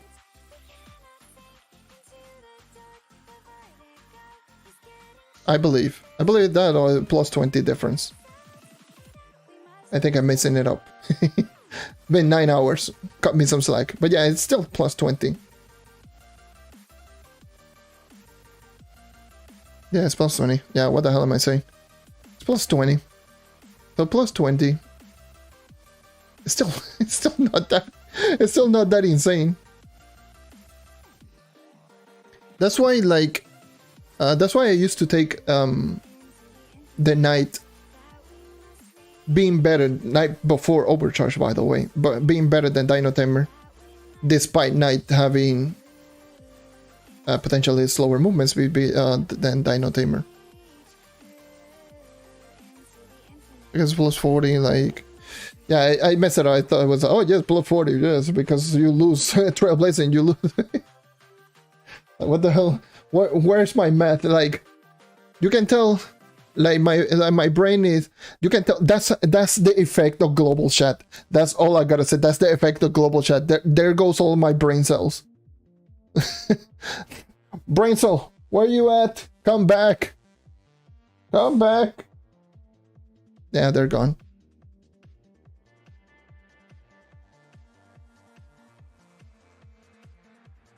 Even though that's... Which character would be slower than Dino Tamer? So character that doesn't have movement speed. A movement speed buff of plus 20 or higher. So essentially, the bad characters. The bad characters for dungeon grinding. Caloromancer, Fire Captain, Boomeranger. I mean, Boomerang is decent. Rev, Faye, Solarian, Tomb Raiser,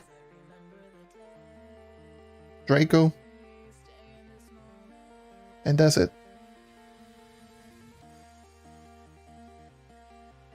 Pretty much all of the other characters are equal or faster. And yes, that includes Gunslinger.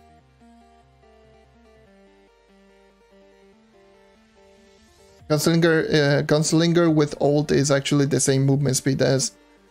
With ult and trail, is the same movement speed as the...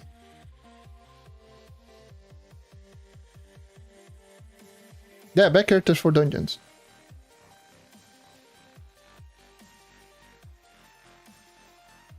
Not the back characters in general, the back characters for dungeons.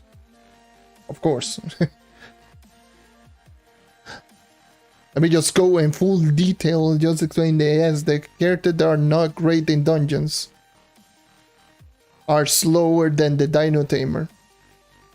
So that doesn't make the Dino Tamer all that great, because if you're comparing it to the worst character for dungeon grinding, you're essentially the best of the worst. I'm just saying. The only character that is not, that is right there that is... You're going to clip out a contest like for turn. Yes, they are terrible classes. You know what? Don't even clip out a contest. They're terrible classes. Clormens is horrible. Parakat is horrible. Dungeon grinded. You can not even do like maxed out 300 plus. Tomb Racer, like what the hell? Revenant, actually no, the Revenant is not bad. Draco, I had so many people just say, oh yeah, no, Draco is actually really good. Like, you know, if the Draco actually is slower than the Knight before overcharge, like what the hell are you saying? Boomeranger is not great. Fate Trickster is... Yeah, actually Fate Trickster is actually not bad either. Underrated class. And Solarian is not known for dungeon grinding. Yay. There you go, not even clipping out a contest. That's honest thought right there. And Dino Tamer with... And Dino Tamer, yes, oh yes, no, of course. I run at the same movement speed as Trailblazing Gunslinger with Ult, yes.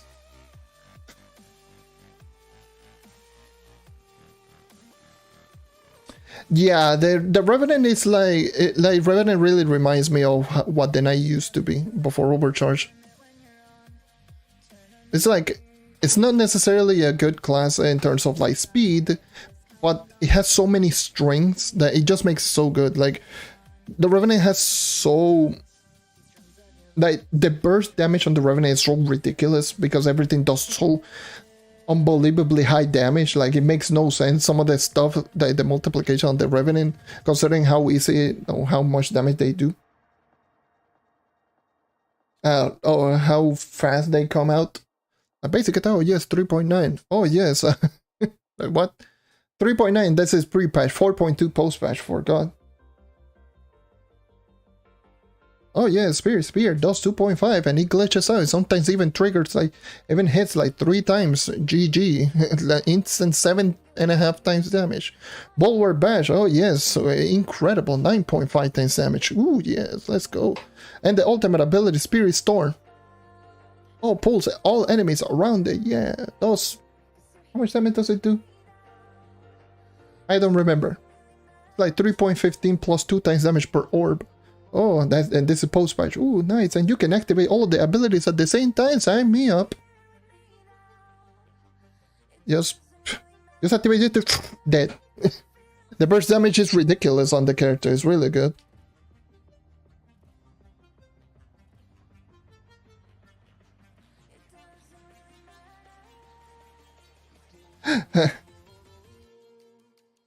But yeah, I don't understand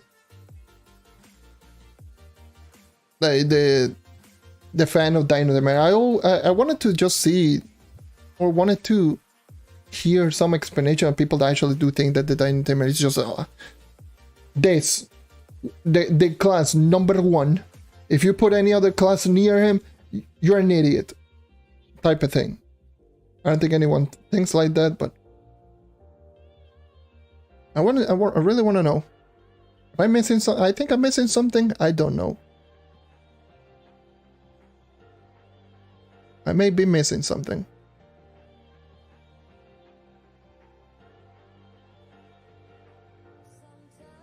Oh, yeah. And don't get me wrong, I love Dino Tamer.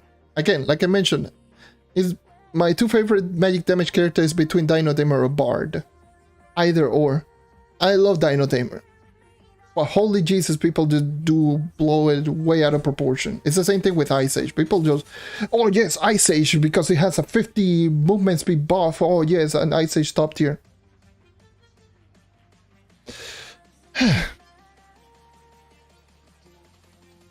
Why?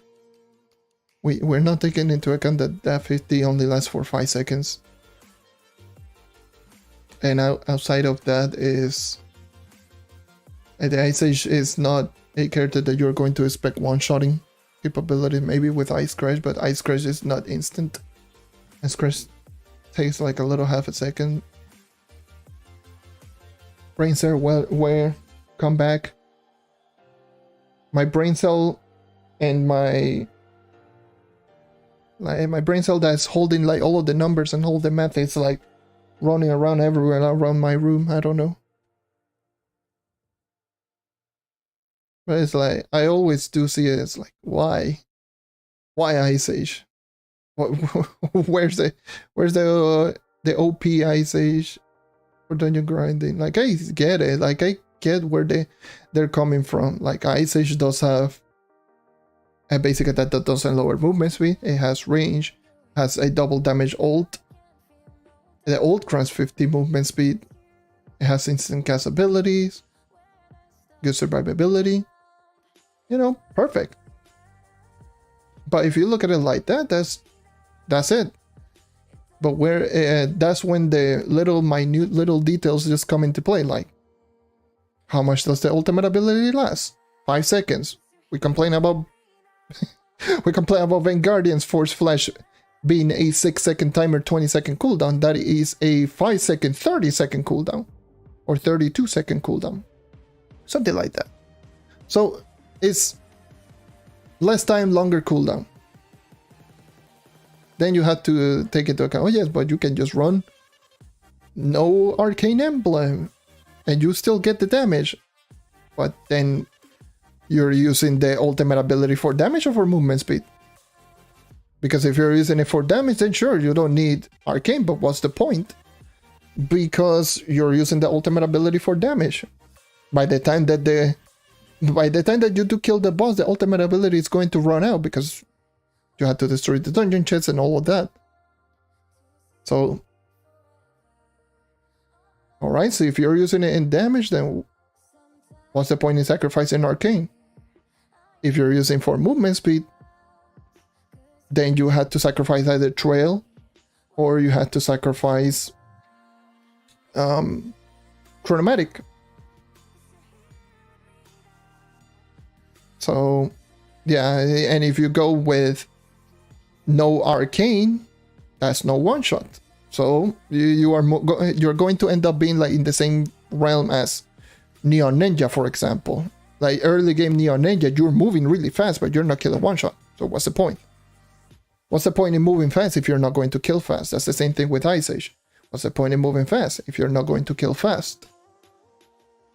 So if you don't one shot, then what's the point in just having the ultimate ability for movement speed purposes without arcane? So run with arcane.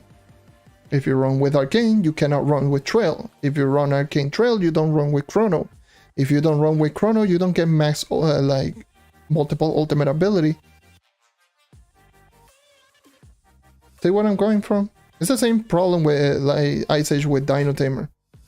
Like Dino Tamer. If you're running trail, you're not running arcane. If you're not running arcane, you're not killing fast. If you're not killing fast, that's what's the point in moving fast. And you need to be running chronomatic emblem because Dino Tamer is all about ult.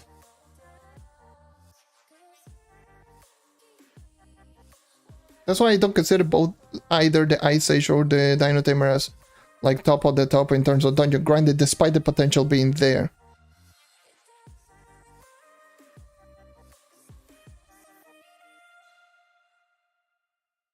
You know, that's essentially where that's essentially why I talk about, like, when it comes to like Dino Tamer or Ice Age. Like, yes, the potential is there. I can see it. I know. I use both of the characters. I know how good both of them are. But if you actually just look at it more like the bigger picture on literally, you know, comparing to other characters, you quickly can realize that, oh yes, these characters have notable weaknesses that all of the other characters just triumph over them. Because here's the thing. If you're running with Ice Age, let's just say for example, if you're running no arcane emblem, so Trailblazing Chrono, like I just mentioned, you're not going to one-shot. If we're going to compare it to something like the Vanguardian, we're talking more U10. Vanguardian can one-shot because it does ridiculous amounts of damage. And you have Martial Trail. Knight can one-shot. Lunar Lancer can technically just one-shot as well. Those characters are moving close to the same speed, if not faster, in the case of the Lunar Lancer. Then if you do sacrifice Trail for Arcane, so you can one-shot, then your movement speed is equal to that of Vanguardian's Force Flash. So you're essentially running around in the same realm as both characters. Yes, Candy Barbarian also can one-shot, but yeah. That's just the way that it is. You're running around the same speed as Vanguardian, or 5 more movement speed than the Knight, while the Knight being much more consistent on one-shotting. So, where's the point? Like, again, the difference is not too big, but there's obviously, like how some people put it, it's like Knight is terrible, Ice Age is great for dungeon grinding. Care to explain? Or Dino Tamer is amazing, Knight is terrible, or Knight is okay. Usually, you don't see a lot of people saying Knight is terrible, but you see a lot of people saying, "No, Knight is okay." So, how come? How come Knight is okay, but Dino Tamer is great? That's usually the type of thing that you actually look at it. Like, that's usually some of the arguments that I had with some people that were Dino Tamer main. Oh my god, I glitched out like crazy. Some of the Dino Tamer mains that I did mention a little bit before. Let me just get rid of this. There we go.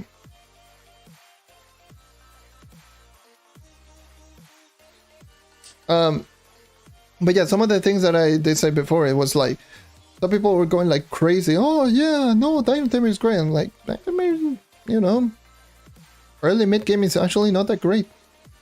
It's fun, but it's not insane like some people make it out to be. Once you actually start hitting higher stats, that's when Dino Tamer becomes good. And they were just going crazy, like thinking that I was talking nonsense, but in reality, that's just the truth. Just the same explanation that I just gave right here. If you're using Arcane, then you're that much faster than most of the character. It's only plus 20 difference. Yes, plus 20 can be quite a bit, but at the same time it's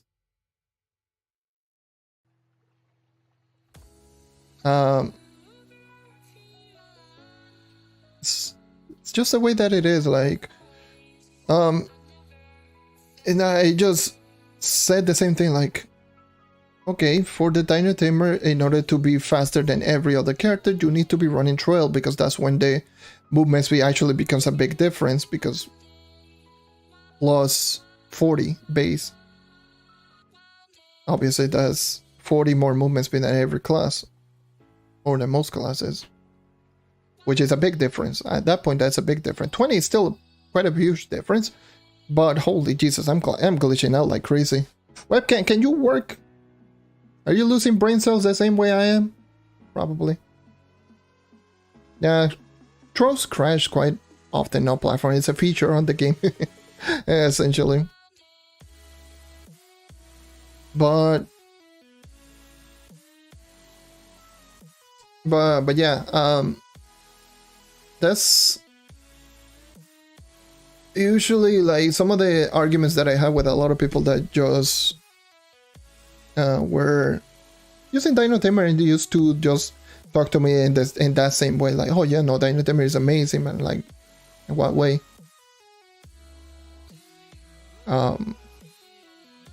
Just explain to me what makes the Dino Tamer so great, and I can just give you my reasonings on why it's not necessarily that insane, even though I love the class, but we have to be real with ourselves.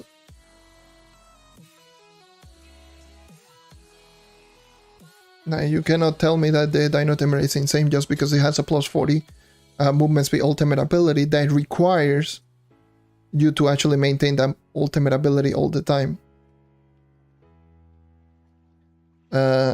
and that requirement requires you to have cooldown reduction.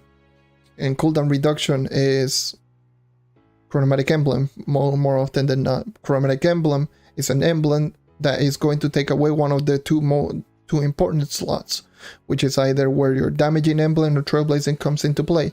If you take away your damaging emblem, obviously you're not going to one-shot in the same way as other characters.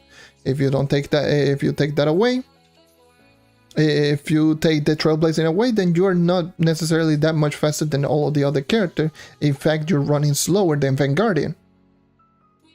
So, what are we left with? See? So, see where I'm coming from with all this? Believe it or not, an arcane dino tamer is slower than the overcharged knight.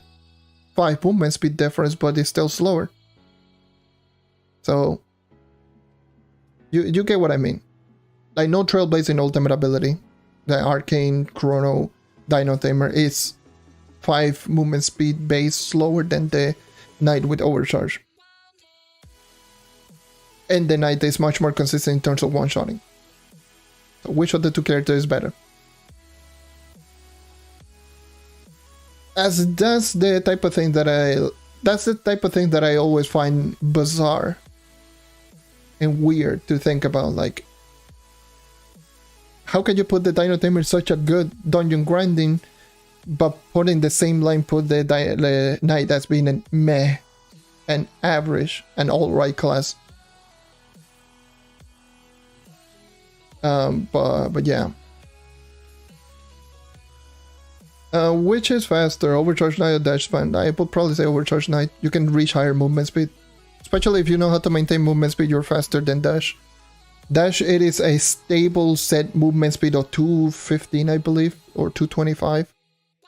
Which is quite a lot, but it's just that you can easily reach that. You can way past that Dash movement speed. I believe I was running around Dells, and there was someone who was using the dash, and I was just running around next to him. And I just saw him just spam the dash, and the dash was barely even moving at the same speed as I was. And then all of a sudden, I just killed one enemy and just bye, I'm out. I just ran like crazy, much faster. It's just much more consistent. Overcharge Spirit Squire. It's much more consistent, is, in my opinion, is better. But some people will tell you otherwise. Everyone will tell you otherwise, in fact. People will say, oh yes, I use Class Gem, they will just go kick W. Essentially. Oh yes, you were using the Knight, oh well, kick W. Using the Knight with, using Knight Class Gem, kick. I was like, okay. Sure. You use however you want. I honestly, I don't mind. Dash build is fun as hell. If you're using it for fun, I don't blame you. Like, charge dash build is so fun, but it is nowhere near faster than Spirit Square. Just for the simple reason is that you are moving a set amount of movement speed, which if we were talking about 2 or 3 years ago, then yes, dash build would be much better, because that set movement speed is something that is not attainable with Spirit Squire. Now that it is attainable with Spirit Squire and you can surpass all of that movement speed, what's the point in using charge if you can just use a Spirit Squire where it's much more consistent and you can just maintain that movement speed, buff all of that much easier. That's where a lot of people usually don't realize it. Like, the Knight right now is at a point where the character is much faster with the Clash Gem than without. Obviously, without any movement speed buff, it's much faster because you don't have movement speed buff. But once you actually start stacking movement speed buff, you're running way faster with Clash Gem, because it is a set amount of movement speed. Unfortunately, the dash from the Knight is not the same way as a dodge, which The dodge, for those who don't know, the dodge, you get more distance and fast, like longer distance, the more movement speed that you do have. That's why I love doing dodge on a lot of the characters, like Neon Ninja, for example. Because dash actually is depending on how much movement speed you have. The more movement speed, the longer the dash. But charge is a set amount of movement speed, a set amount of speed. So no matter how much movement speed you have, you will be running at that movement speed. It's kind of bizarre because you can actually just test that one out with Path Painter, and you can just go with running around. Then you use a Path Painter. You're going to be going like really fast, and all this just go plane mode, just really like what up. And even still, even if it was affected, it's still, I wouldn't still recommend it for the simple reason it's uncontrollable. Having higher movement speed doesn't immediately just translate into better, only if you're running in a straight line. But let's just take for example, if you had to go straight down. If you do a dash, you're going to fly past it. In the case of the Spirit Square, you can just fall, because you don't have to wait out until the animation completes. The same goes if you want to just run around a corner, or getting yourself into an entrance of the dungeon, or something like that, or delves. Like, you have much more control over your character, which allows you to run really quickly, and which that alone should be more than enough for you to actually just use Spirit Square overcharge. But hey, I mean, I guess kick W for Class Gem. That's why stuff like Spin to Win Candy Barbarian is absolutely brilliant, because the amount of control that you do have with that character is just great. The Shadowhunter's dodge is just absolutely great. Like, all those movement speed actually are really, really good. That's why I don't put the Lunar Lancer to such a high extent. I do know where the Lunar Lancer is coming from, but the consistency on the Lunar Lancer is not there. If you miss Lunar Infuse, that's a GG. You will have to wait on 15-second cooldown. The Lunar Infuse grapple with Need for Speed. And even if you do cancel out the animation, you have to cancel out the animation in just such a perfect way that you don't lose the movement speed buff. It would have been nice if the Lunar Lancer actually dealt damage and get the movement speed buff with the grapple, rather than you landing. If you actually got the movement speed buff with the grapple, the character would be so insane. You have no idea how dumb broken the character would be if the damage actually dealt when you hit with the grapple rather than when you land. The consistency would be so insane, because you can cancel out the animation, that travel time. You can just pull yourself, cancel out the animation, and just get all the movement speed buff if that were the case. Same goes if you actually go into a dungeon, or see a world boss just grapple, and while you're midway through the grapple, you already killed the boss, and you're just moving around at redonkulous speed. But that's not the case. You had to do the lunar leap, Lunar Infuse grapple, hit with the grapple, and make sure the actual grapple kills, because if you don't kill, then you're just standing here just poking the enemy, and you had to kill the enemy, and then at that point, like, other character would just run directly to them and they didn't just move around. You would be moving like dumb high speed, but then again, if you don't know how to control that movement speed, what's the point in just having that movement speed in the first place? Anyways, that's all of the things that I just think. Those are all of the thinking process that I go through whenever I just start talking about all of the characters. Granted, yes, for sure, there are obviously opinions and ways that people use certain characters. I'm not saying that the way that I use the character is the actual correct way, which is far from the truth. But I just talk about certain characters the way that I personally like to use them. Just compared to all of the other characters, I like to just go as fast as possible as I can with those characters. Maybe there's some hidden text and some people find that I don't find. That could be the case, but we don't know. Anyways, I'm going to end the stream, and I'm just rambling all too much. We've been here for a total of, let's just put in 9 hours. Let's see.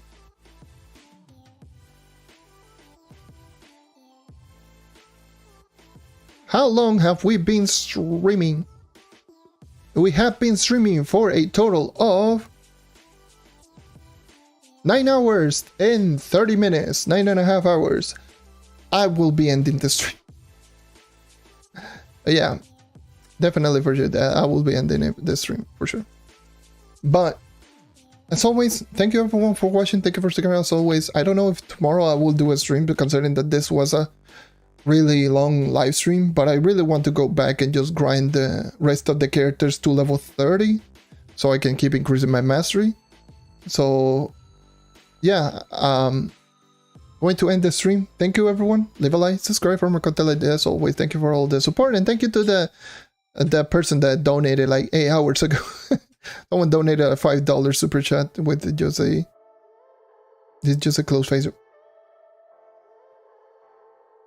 But yeah, as always, thank you for all the support. We're very near to 4K subscribers, so that would be really, really nice if we can hit it. And yeah, like always, thank you. And keep on hunting as always. Take care.